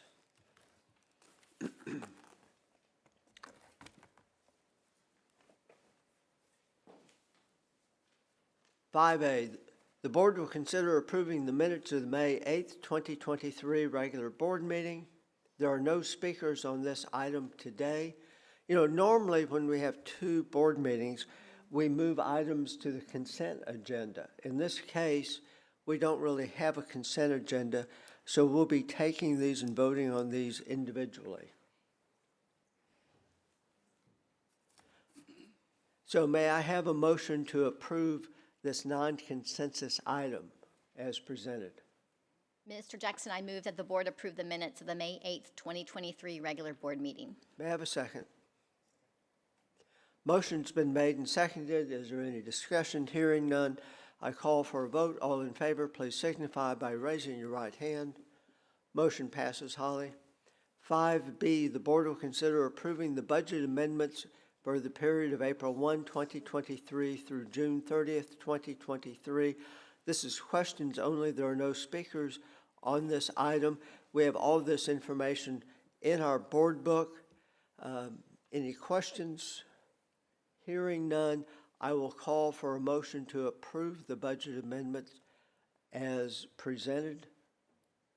Mr. President, I move that the board approve the budget amendments for the period of April 1st, 2023 through June 30th, 2023. Motion's been made. Is there a second? Second. Motion's been made and seconded. Is there any discussion? Hearing none, I would call for a vote. All in favor, please signify by raising your right hand. Motion carries, Holly. Item 5C, the board will consider approving a resolution for the commitment of the district's fund balance. Once again, we have information in our board book. This is questions only. There are no speakers.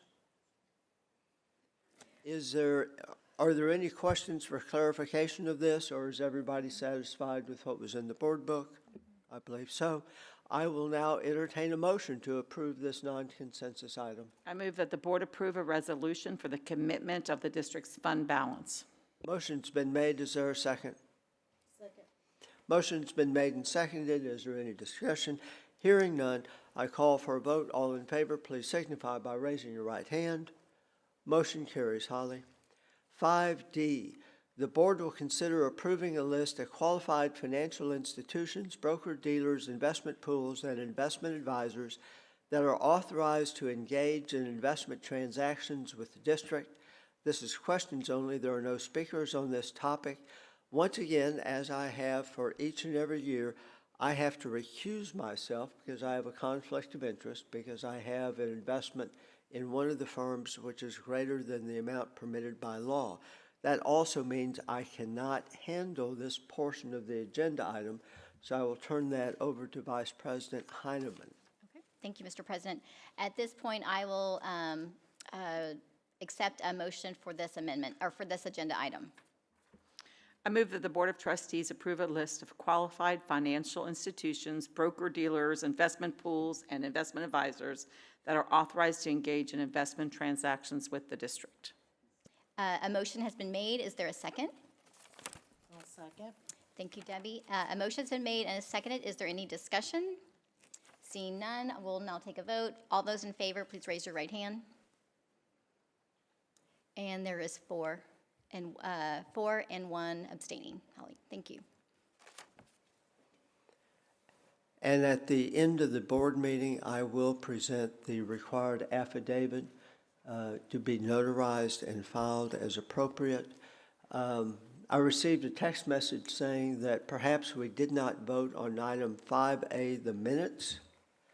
But it's my recollection that we did, Holly. And it passed. We can do it again. Item 5E, the board will consider approving engagement with Weaver and Tidwell LLP to perform construction audit services. There are no speakers on this topic. Questions only. Are there questions? I have one, which is an explanation. I requested that we put this item on the agenda. Our chief operating officer has retired. It is considered best practices that when the chief operating officer retires, that you have it's not a special audit, but it is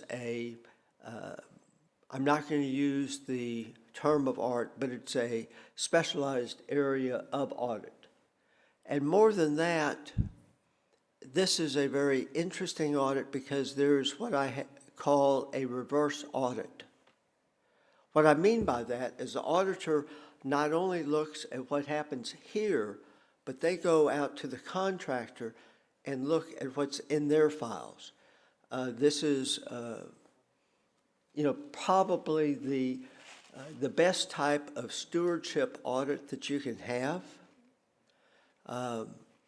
I did request, Karen, was it 5 or 6 years ago, when we had a policies and procedures audit as it related to construction? Yes, sir. And what policies and procedures related to, there were unhappily a couple of frauds that happened in school districts as it related to wire transfers. And so the question was, do we have policies and procedures in place that would prevent that from happening here?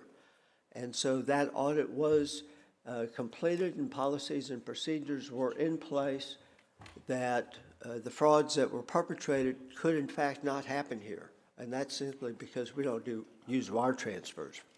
But more than that, could it be done with checks? And once again, you have some specialized audit procedures where you check the authenticity of the companies that receive payment. So once again, a specialized type of audit, that's not using the proper audit term, but I think it identifies what we're talking about from a lay perspective. This type of audit is in the same framework. I will now entertain, if there's no other discussion. Yes, please. I appreciate very much this opportunity. I think that, anytime there's such large amounts of money and a large system and a change of guard, it's great, even as a campus principal. Activity funds, just at that little level, there was always an audit and a clean coming in so that people could understand. And I feel, actually, I really feel like it'll be a really good learning process to see this reverse audit section where the businesses and our system, the records are there. I actually had a similar request I was going to make, and I guess I ask a question. What is our procurement software system? What handles all like the procurement contracts for the system?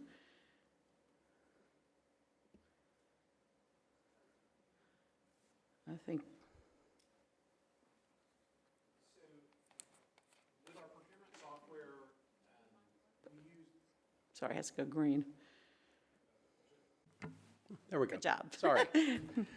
So we use the district's financial software to do purchase requisitions and purchase orders. For the actual contracts themselves, when we put something out for bid, it goes through a company called IonWave, which is, there were basically two competitors in procurement software like that, IonWave and Bonfire. Bonfire just recently purchased IonWave. And then for the actual management of those contracts, we actually have a committee working right now to implement a contract management software system. Right now, that's pretty much tracked manually or on Google Sheets. Yes, because the request I have was one, now that it's year end, I had a couple of, I was going to do my request that sort of was like an audit in that way, because this is just construction, but really just trying to understand all the, everything that was procured and the process by which it followed. And so I'm going to put the request out in an email. I'm not sure if it's possible in the internal system or not, and to see how much of that information we could get. But for me, in these budget decisions, especially if we're going to enter into a committee where we're going to have to figure out if there have to be cuts into the next year, I really, really want to understand that fine level, how we're spending down at those. We get the report that's required by law to say by category. So anyway, that's why I was asking. I don't want it to be an onerous request, but I definitely need some information to understand how we spend and our internal procedures. So, and maybe even the same thing as the superintendent's coming in, that's them, giving them that opportunity to understand how we look in the procurement arena. So anyway, I think I'll do by email. Maybe it's not totally, but it's in the same vein of this idea of really understanding how we operate financially and where we're spending our money. So thank you. That may be a little hard given that information, but we'll see how we can do. Okay. Dr. Blessingale, and Karen, correct me if I'm wrong, part of this construction audit, we'll look at the construction procurement process, correct? Absolutely. So we're going to audit that process as well. And that's something our auditors look at every year when they do our external audit. Since that's some of our high dollars that we spend, they always pull contracts to make sure that they have been properly procured. Yeah, because I'd asked for some information, just in general, trying to understand this, and I know that actually the area where there were not companies listed was construction related, and so maybe it's because we kind of have a manual process, but that's great. I really look forward to that information. That's great. I really look forward to the information that we'll get through that audit. Thank you for proposing that. Other questions, comments, discussion? I would entertain a motion to approve this non-consensus item as presented.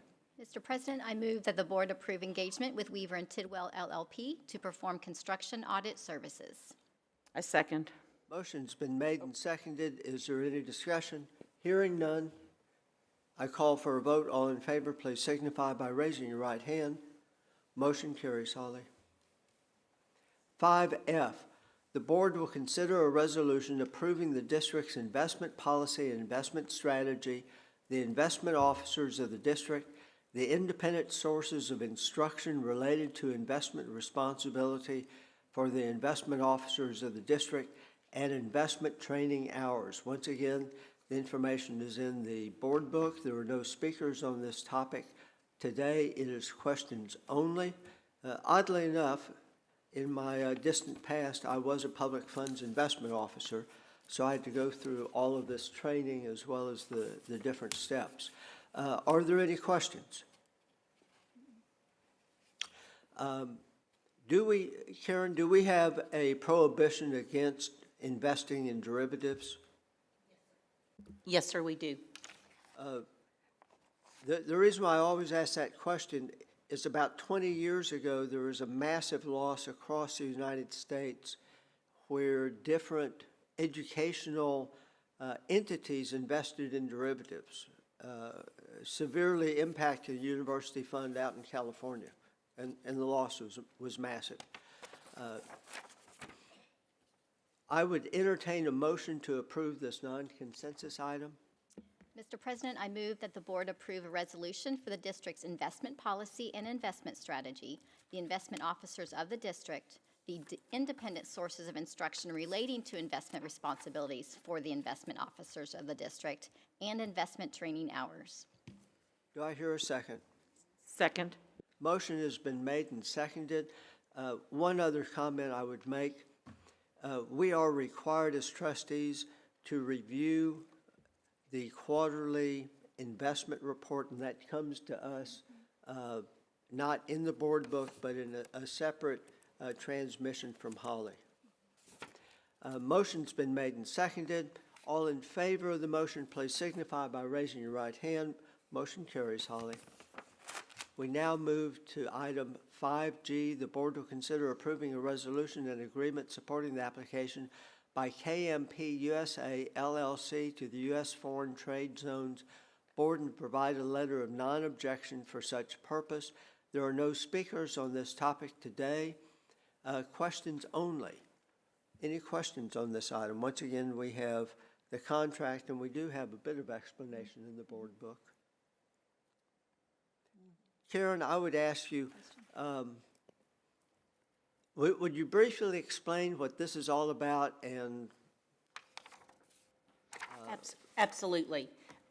We received a request from KMP USA for us to approve a foreign trade zone. And the Port of Houston Authority requires that in order to give a foreign trade zone, that all the taxing entities that it would affect have to actually provide what's called it's a non-objection letter associated with becoming a foreign trade zone. So what our particular agreement is in lieu of taxes, we are made whole for any lost taxes as well as any lost state aid. And they will also reimburse us for the calculation fee that has to be done to look at that. Typically, because they already, this company already has a Freeport exemption, and the difference between the two is a Freeport exemption, back when the district approved it, once you approve a Freeport exemption, it cannot be removed. So it's automatic if somebody wants a Freeport exemption. It cannot be revoked. And that's for personal property, for goods that are detained in the state for 175 days or less. And it provides a tax exemption for businesses that store goods in Texas for sale outside of the state. This particular foreign trade zone does require specific approval that the districts have to grant. And so what it does for KMP is it relieves them, even they're willing to go ahead and reimburse us and make us whole, because it prevents them from having to pay the duties at the port and federal excise taxes. So that's what the request is for, and then the agreement that you see there. Very good.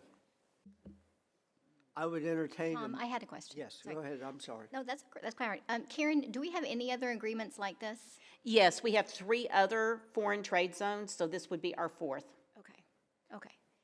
Thank you. Other questions? Natalie? No, it's a great question. Okay. Hearing no other questions, I will call for a motion to approve this non-consensus item. Mr. President, I move that the Board of Trustees approve a resolution and agreement supporting the application by KMP USA LLC to the U.S. Foreign Trade Zones Board and to provide a letter of non-objection for such purpose. Motion has been made. Do I hear a second? Second. Motion's been made and seconded. Any discussion? Hearing none, I call for a vote. All in favor, please signify by raising your right hand. Motion carries. Holly. We are now to 5I. I don't know that my voice is going to last all the way to the rest. We'll see.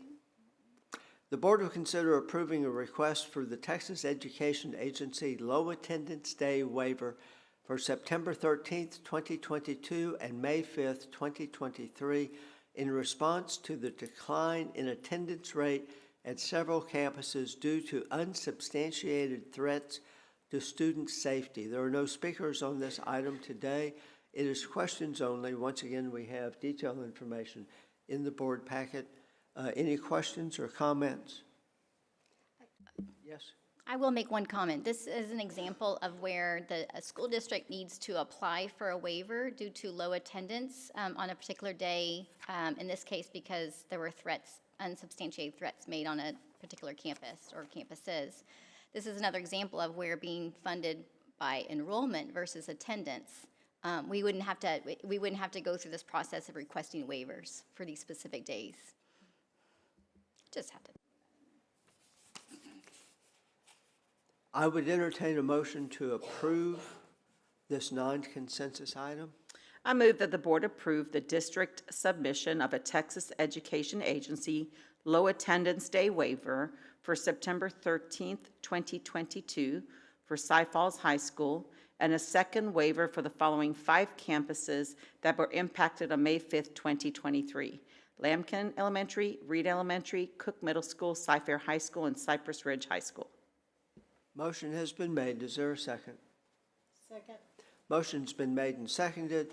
Is there any discussion on the item? Hearing none, I call for a vote. All in favor, please signify by raising your right hand. Motion carries, Holly. 5J, the board will consider approving the memorandum of understanding between Harris County Juvenile Board and Cypress-Fairbanks ISD to participate in the JJAEP for the 2023-2024 school year. No speakers on this topic. Questions only.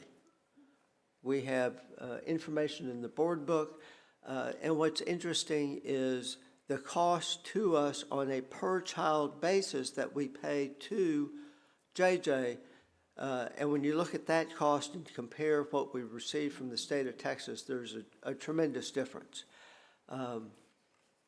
If there are no questions or comments on this item, I will call for a vote to approve this non-consensus item. Mr. President, I move that the board approve the memorandum of understanding between Harris County Juvenile Board and Cypress-Fairbanks ISD to participate in the JJAEP for the 2023-2024 school year. Motion's been made. Is there a second? Second. Motion's been made and seconded. Any discussion? Hearing none, I call for a vote. All in favor, please signify by raising your right hand. Motion carries, Holly. Item 5K, the board will consider authorizing the superintendent to execute a memorandum of understanding with Lamar University for student-teacher placements. There are no speakers on this item, and this is questions only. Any questions, comments? Hearing none, I will entertain a motion to approve this non-consensus item. I move that the board authorize the superintendent to finalize and execute a memorandum of understanding with Lamar University for student-teacher placements. Motion's been made. Is there a second? Second. Motion's been made and seconded. Any discussion? Hearing none, I call for a vote. All in favor, please signify by raising your right hand. Motion carries, Holly.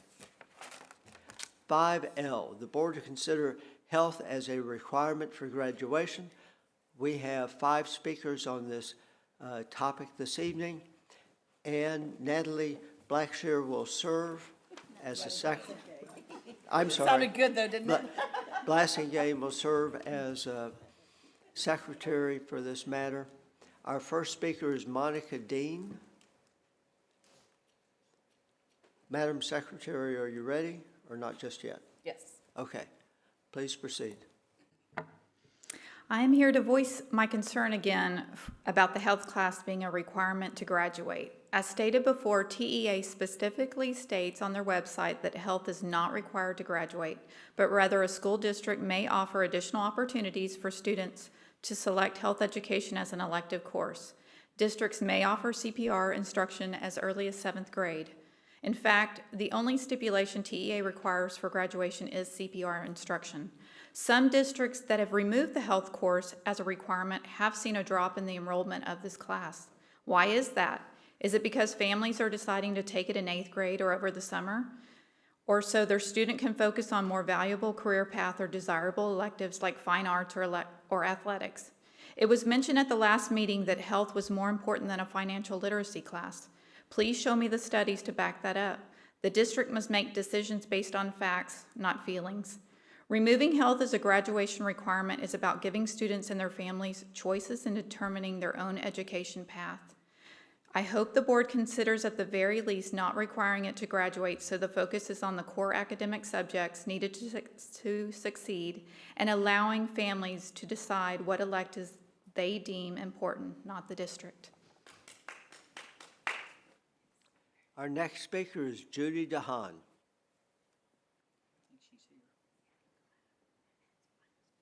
Our next speaker is Robert Flannery. Our next speaker is Stacy McDaniel. Our next speaker is Alexei Swirsky. Are there any questions or discussion from the board on this item? Hearing none,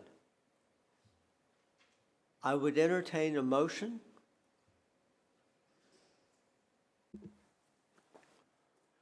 Mr. President, I move that the board remove health as a requirement for graduation for the 2023-24 school year. Motion has been made. Is there a second? A second. Motion has been made and seconded.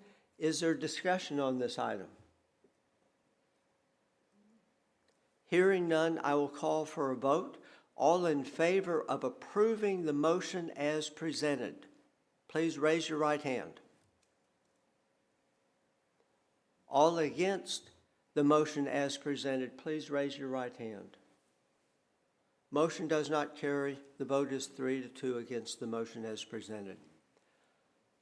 5M, the board will consider approving the list of advanced courses for exemption purposes 2023-2024. There are no speakers on this topic. Questions only. Is there any discussion?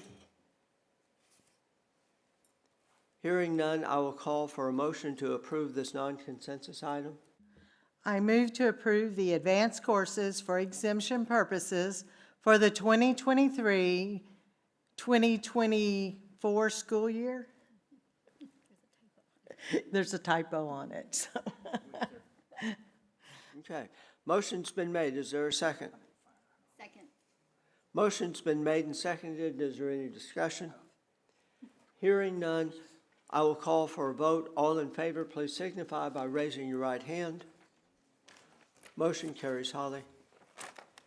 We're now to 5N. The board will consider approving the attached list of facilities for off-campus physical education, Category 1 for the 2023-2024 school year. No speakers on this topic. Questions only. Linda, please explain what Category 1 is, and is there more than one category? Is it on? Yes. Yes, Mr. Jackson, there are two categories. There is a Category 1 and a Category 2. The one that is in our policy is a Category 1, and this is really more of Olympic caliber type activities. It is activities that might lead to that type of action. It's a minimum of 15 hours per week of highly intensive, professionally supervised, that's a big key there, of supervised training. And the facilities and the instructors are really, they're supervised, they're not supervised, but they're evaluated by us. We go and we visit to make sure that this is it's truly happening. And the allowance for this really is that kids can miss 1 hour per day, and they really cannot miss any other classes during that time period. Very good. Thank you. Any other discussion or comments on this item? If not, I will entertain a motion to approve this non-consensus item. Mr. President, I move that the board approve the attached list of facilities for off-campus physical education Category 1 for the 2023-2024 school year. Motion's been made. Is there a second? Second. Motion's been made and seconded. Is there any discussion? Hearing none, I will call for a vote. All in favor, please signify by raising your right hand. Motion carries, Holly. 5-0. Golly. The board will consider approving the Navigating Life for Students Who Are Deaf or Hard of Hearing and the Methods for Academic and Personal Success MAPS innovative course offerings for special education. No speakers on this topic. Questions only. Once again, we had information on this in the board book. Any questions? Hearing none, I will call for a motion, thank you, to approve this non-consensus item. Mr. President, I move that the board approve the Navigating Life for Students Who Are Deaf or Hard of Hearing and the MAPS innovative course offering for special education. Motion's been made. Is there a second? Second. Motion's been made and seconded. Is there any discussion? Hearing none, I call for a vote. All in favor, please signify by raising your right hand. It carries, Holly. Thank you for the assist, Natalie. 5P, the board will consider authorizing the superintendent to execute the renewal of the 2023-2024 interlocal agreement with Harris County for specialized services at the Academic Behavior School, or ABS, West. No speakers on this topic today. Questions only. Any questions, comments? Hearing none, I call for a motion to approve this non-consensus item. I move that the board approve the 2023-2024 interlocal agreement with Harris County for specialized services at the Academic Behavior School West. Motion's been made. Is there a second? Second. Motion's been made and seconded. All in favor, please signify by raising your right hand. Motion carries, Holly. 5Q. The board will consider approving the renewal of the 2023-2024 interlocal agreement with Harris County for school-based therapy services. No speakers on this topic. The matter is questions only. Hearing no questions or comments, I will call for a motion to approve this non-consensus item. Mr. President, I move that the board approve the 2023-2024 interlocal agreement with Harris County for school-based therapy services. Motion's been made. Is there a second? Second.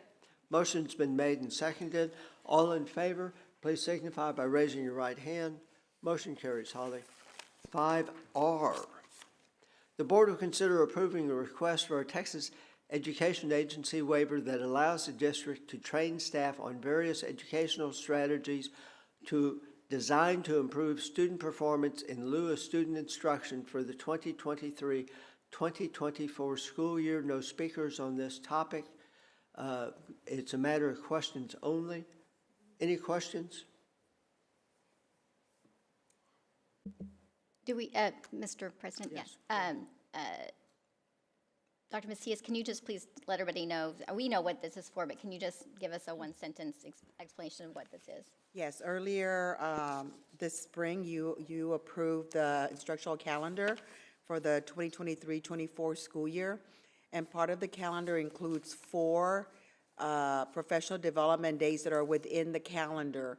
And the state requires that we submit a waiver to them requesting these dates because they also count as instructional minutes. I will now entertain a motion to approve this non-consensus item. Mr. President, I move that the board approve the request for a Texas, I move the board approve the request for a Texas Education Agency waiver to allow the district to train staff on various educational strategies designed to improve student performance in lieu of student instruction for the 2023-2024 school year. Motion's been made. Is there a second? Second? Motion's been made and seconded. All in favor, please signify by raising your right hand. Motion carries. Holly. We're now to 5S. The board will consider approving the Memorandum of Understanding and Agreement with the Texas Higher Education Coordinating Board, THECB, Texas A&M University, related to the Advise Texas College Advising Corps program. No speakers on this topic, questions only. In the board book, we do have a rather nice explanation of what this is, although I did have to Google it to make certain I understood in further detail. I'll entertain a motion to approve this non-consensus item. I move that the board approve the memorandum of understanding and agreement with the THECB, Texas A&M University, related to the Advise Texas College Advising Corps program. Motion's been made. Is there a second? Second. Motion's been made and seconded. I will call for a vote. All in favor, please signify by raising your right hand. Done. Holly, that one passed. We're now to 5T. The board will consider approving the 2023-2024 interlocal agreement with Harris County Resources for Children and Adults, HCRCA, for the services of 19 youth specialists. No speakers on this topic today. It's a matter of questions only, no presentation. Any questions, comments? Yes, Julie. Franklin, I know you're way up there, so but that's okay. You may be able to just shout from there. You mentioned in your earlier presentation that I thought I heard you say that Harris County did agree to sharing 20 youth service specialists with us. Was that for this coming school year? Did I hear what I wanted to hear? Did I? Because we could amend this to be 20 if we could. Harris County is willing to bring on board one additional one to bring us up to the total of 20. Yes, ma'am. I'm sorry? Turn your mic on. She said it's not included in the budget. So if I recall, it's $42,000 is our share. Correct. And Harris County picks up $42,000. Is that correct? Oh, and we just passed the budget, so you're saying we'd have to amend the budget to add $42,000 to the budget? I think we're just saying it's not part of the budget, and you're correct, it is $42,088. Yes. The youth service specialists are going to be paid out of ESSER funds. That was already planned for previously.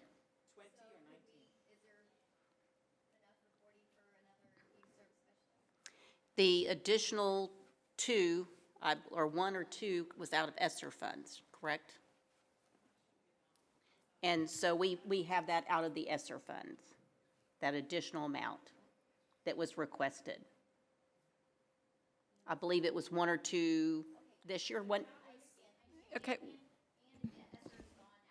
So this needs to be a sustainable position. So correct. Okay. So, okay. Well, let's hope that in the fall, when we amend the budget, after we receive additional state money, we could consider adding this and take that to amend this agreement with Harris County. Would that be possible? Yes, ma'am. The last time, yes, ma'am, we did so. We did kind of the same process. We did when we got to add the 19th one, didn't we? Correct. Yes, ma'am. Okay.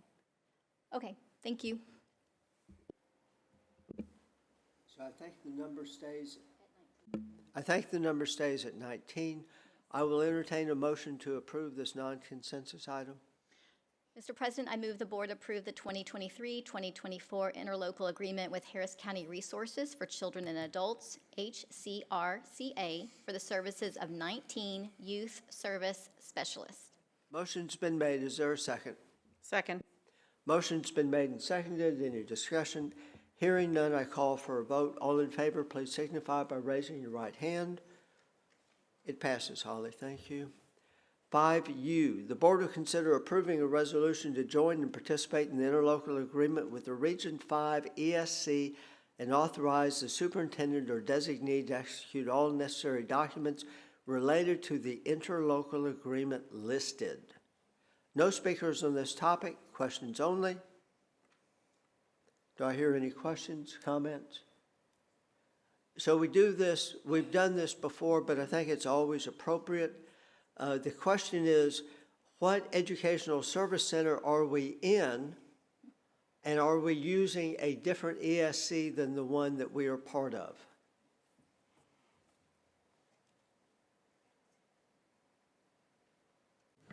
So we are in Region 4 ESC. The proposal is to do an interlocal with the ESC in Region 5, primarily for technology purchases. We do cooperative purchases with our own ESC, but Paula Ross has some specialized needs, which I'm sure she'd be more than happy to come down and tell us about.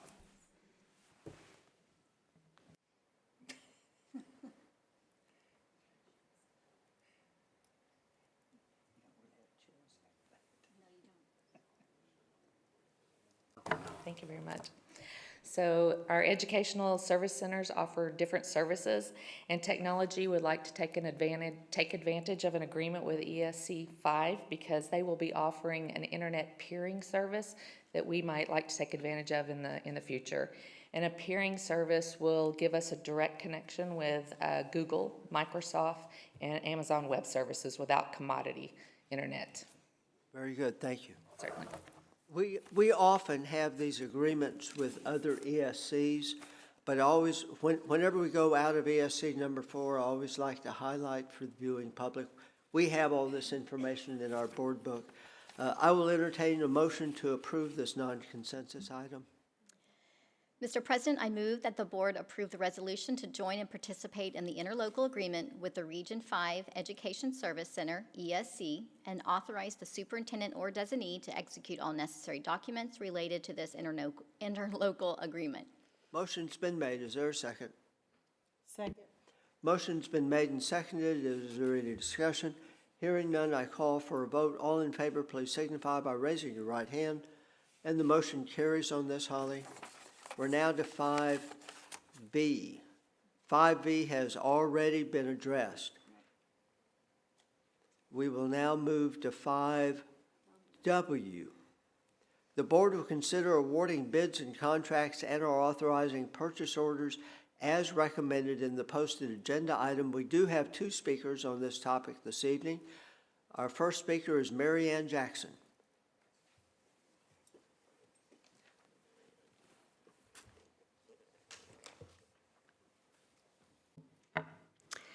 I am against using tax dollars for new student devices. As a taxpayer for over 25 years in this district, I have seen enough harmful effects of technology on children, and the high cost to taxpayers is unwarranted. Since 75% of the families who live in the district do not have children attending Cypher schools, I believe our voice matters. For the past few years, I have been meeting with families in Cypher and throughout Texas. One common denominator with all these families is the one-on-one devices.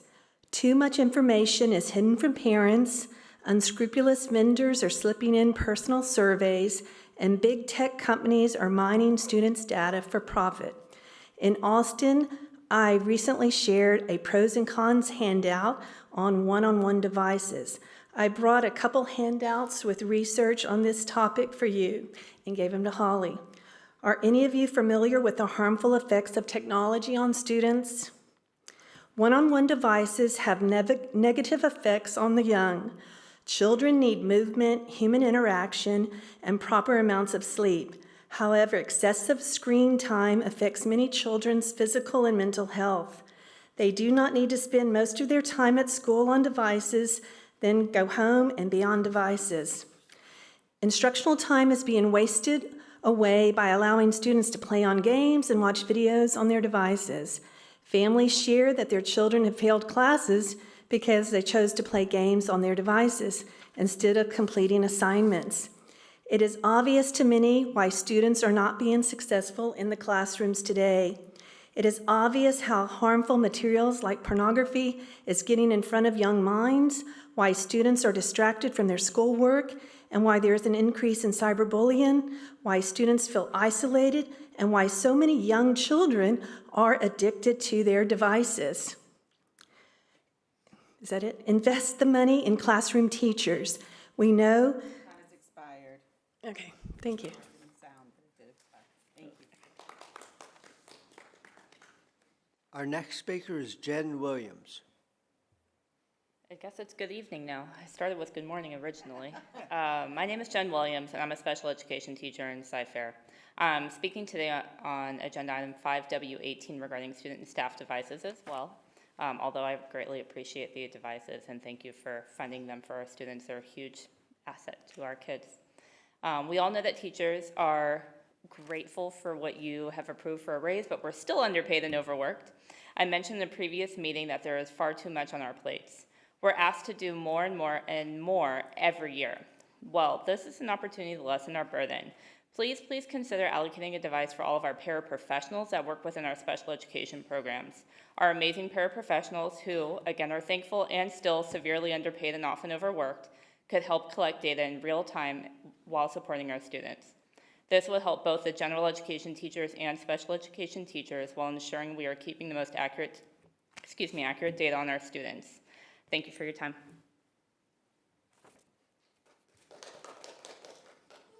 Vice President Heineman, would you please read items 5W1 through 5W22?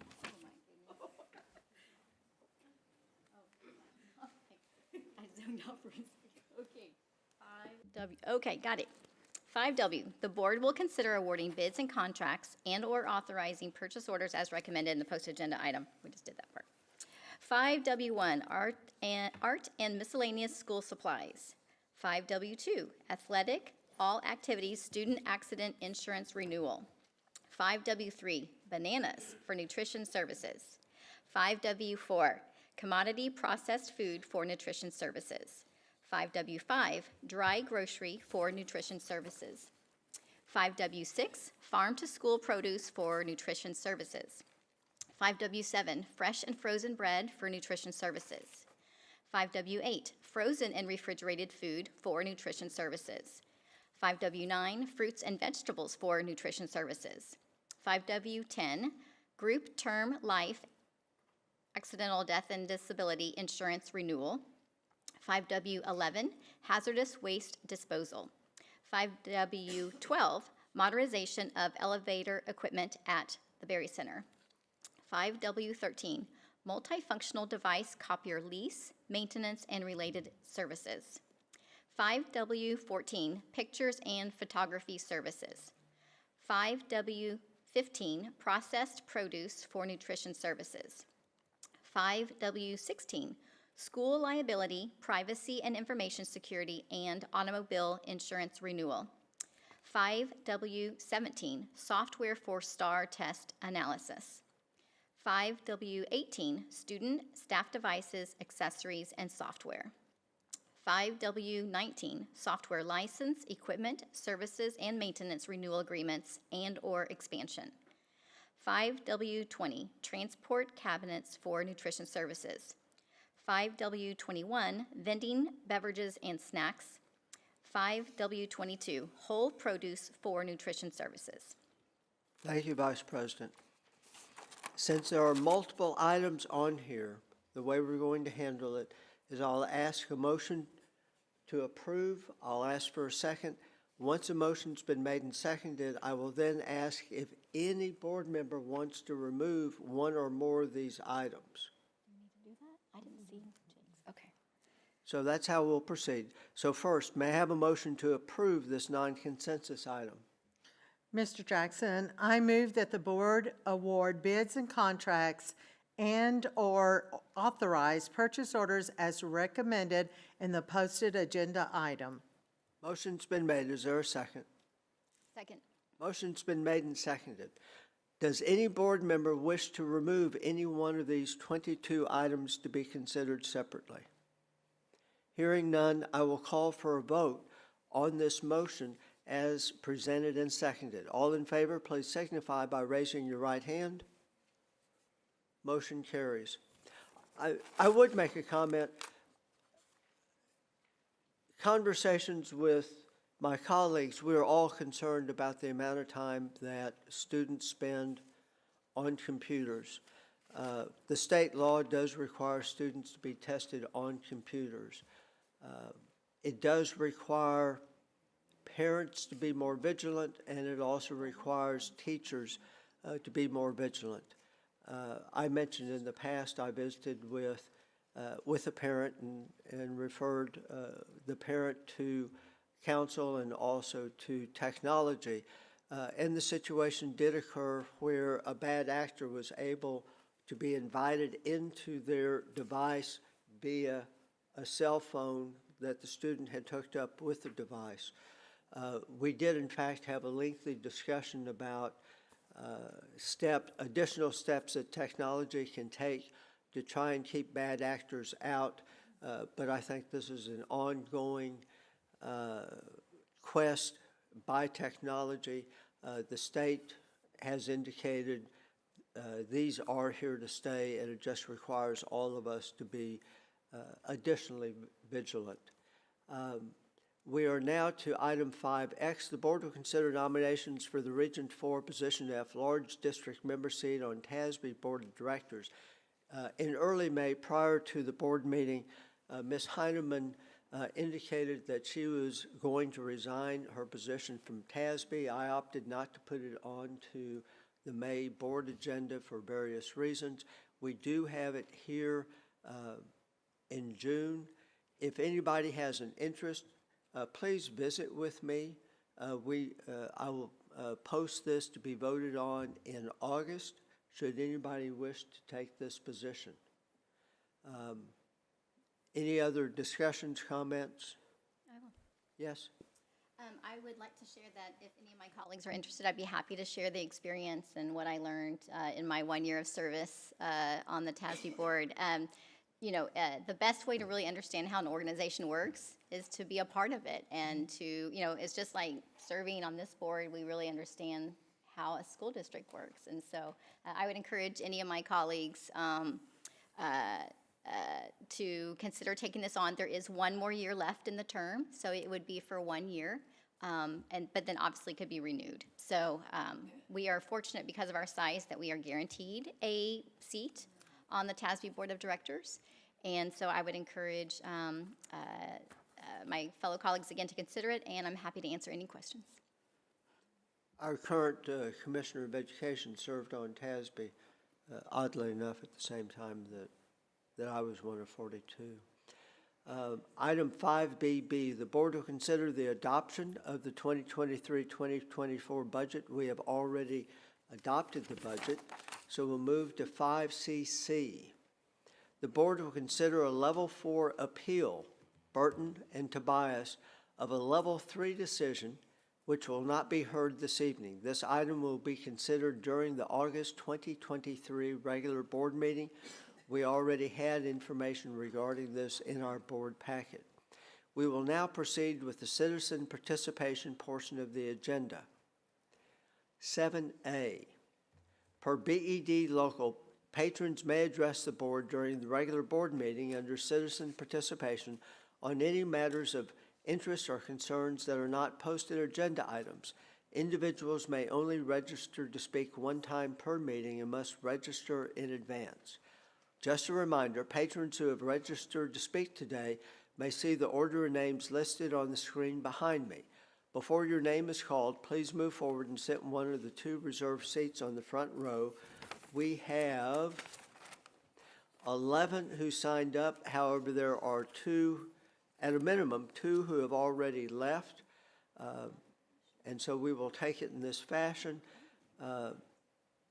Natalie, if you will serve as secretary for us. And this time I didn't give you the last name of Blackshear. Just my first is good. He didn't rename me. I love the ring. So our first speaker is Shani Adebayo. Our next speaker is Monica Dean.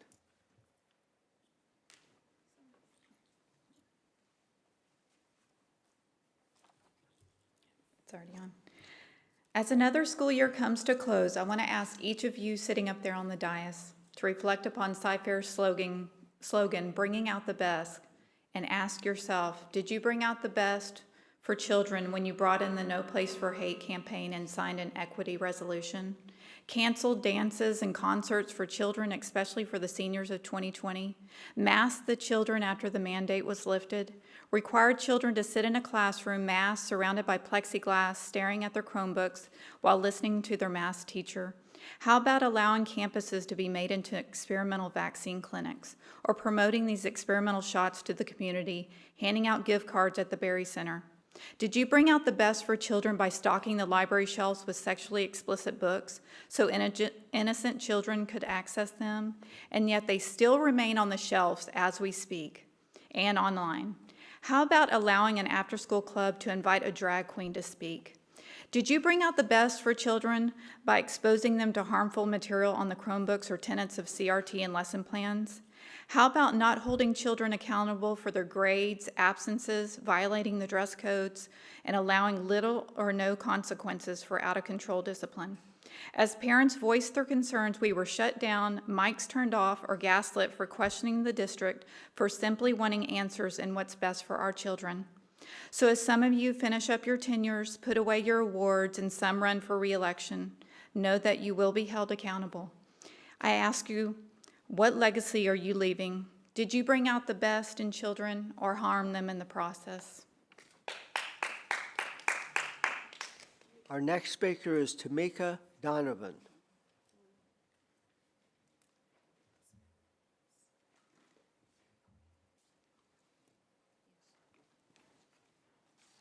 This is for Mr. President Jackson and Mark Henry. My name is Tamika Donovan, and I am writing this grievance on behalf of the 35-page letter that I've sent to your boards and that I've sent to your district with no response. On the behalf of depriving my son of his education, who's not a dropout, never chose to drop out.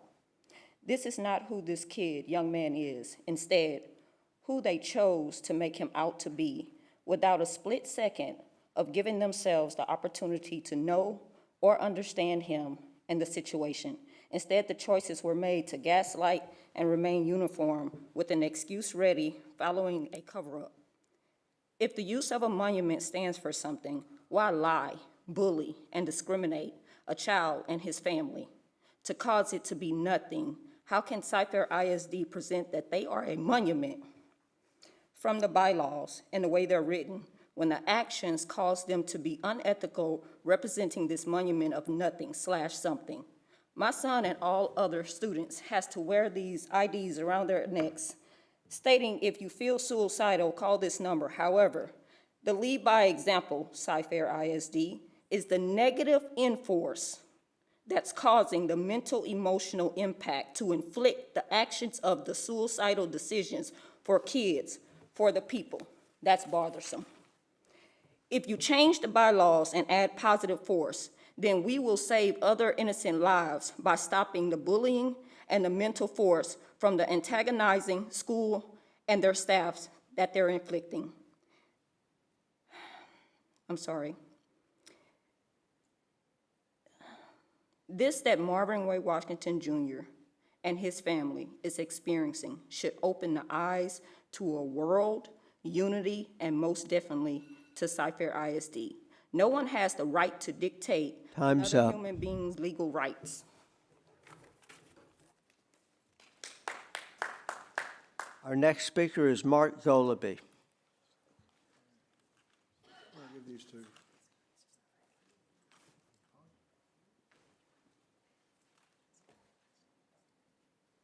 And it's only at 15 seconds. Thank you for this opportunity. At a recent event, a board member made a comment at not seeing this material or a similar statement that left me kind of baffled. I can only assume none of you have seen this material, and that might be by design. In this way, when the excrement hits the rotating air mover, you can claim plausible deniability and throw the librarians under the bus for this vile, vulgar material in your Cy-Fair libraries. I'm here to end your delusion. You've been handed 3 examples. Not only examples of detailed sexual acts, but of graphic portrayals of suicide techniques at a time when teenage suicide is unfortunately epidemic. You are planting this savagery into the children of Cy-Fair. When teachers are being arrested, it seems weekly, for inappropriate contact with students, you are housing books detailing sexual acts with minors, details that may prove too tempting for an unbalanced adult and too provocative for a young child seeking identity and acceptance. Yet, here on your campuses are these very ideas being promoted at every level of the Cy-Fair school district. Some, in sophomore thinking, like to pretend we voice these concerns because we want to ban books. This absurdity can be dismissed in that no one is asking these books be taken out of bookstores or confiscated from public libraries. It is concern to define appropriate reading material for young minds in our public schools. It seems consensus that Hustler magazine does not belong on periodical shelves in our schools. And I was unable to locate a copy of Lady Chatterley's Lover in the Cy-Fair collection. It's as vulgar and vile as these books, so I would think getting Cy-Fair board approval would be easily obtained by this willing group of board members. Finally, I introduce to you Mr. Bisbing. Just so you know, Mr. Bisbing was given 20 years for possessing child pornography. I just want to make sure that y'all are aware of this, as you've been warned many times of your exposure to the possible prosecution of having these materials. You can no longer behind some pretense that you've never seen this content, and as teachers are taken away on ever increasing numbers, you too are not above reproach. Thank you. Our next speaker is Brian Henry. Our next speaker is Mary Ann Jackson.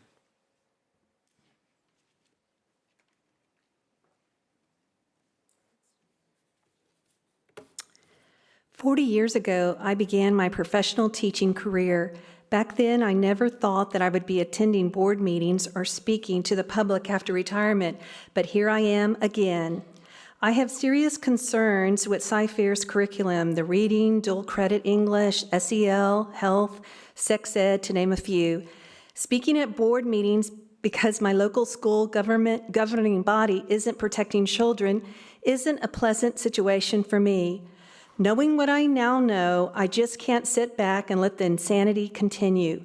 My heart goes out to families dealing with educating their children. So why have I been addressing this board since 2021? In 2020, after the overzealous lockdown in our country, I noticed many parents on social media begging for help to unmask children. That abuse was dead wrong. I will never forget what the leaders in Cy-Fair did to the families over those couple of years. In 2021, voters chose 3 new CFISD school board members because of divisive declarations on the district website and curriculum materials which supported Marxist sentiments.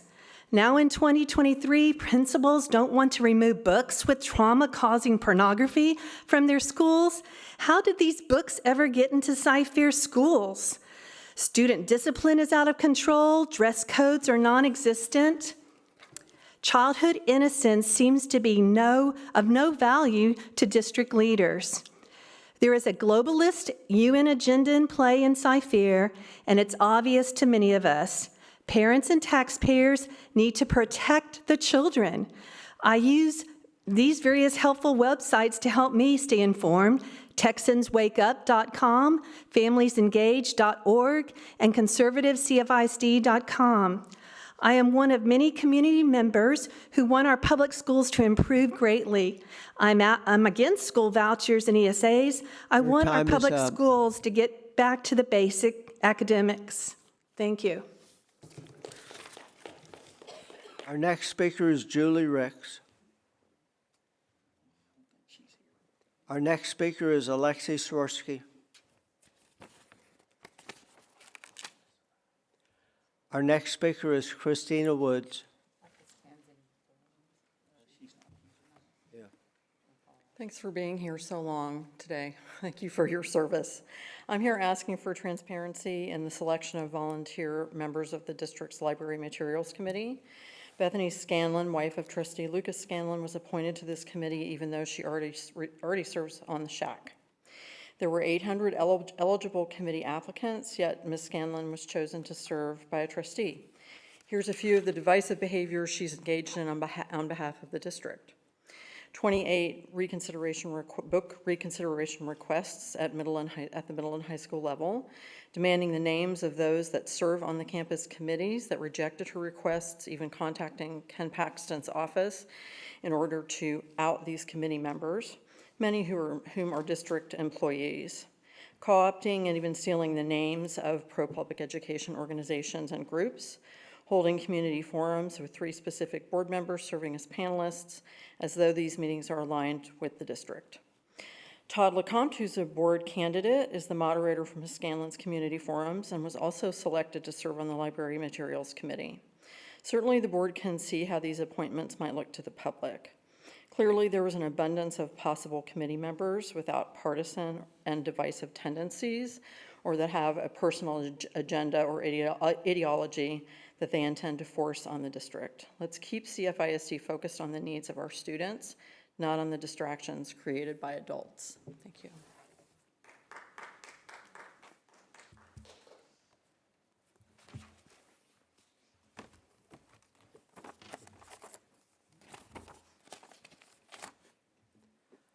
And finally, exactly, I would like to thank everyone for being here today, and I would also like to thank those who are watching from home. May I have a motion to adjourn this meeting? Motion has been made. Is there a second? She seconded already, Debbie, in succession. All in favor, raise your hand. We're adjourned. I thank everybody for being here.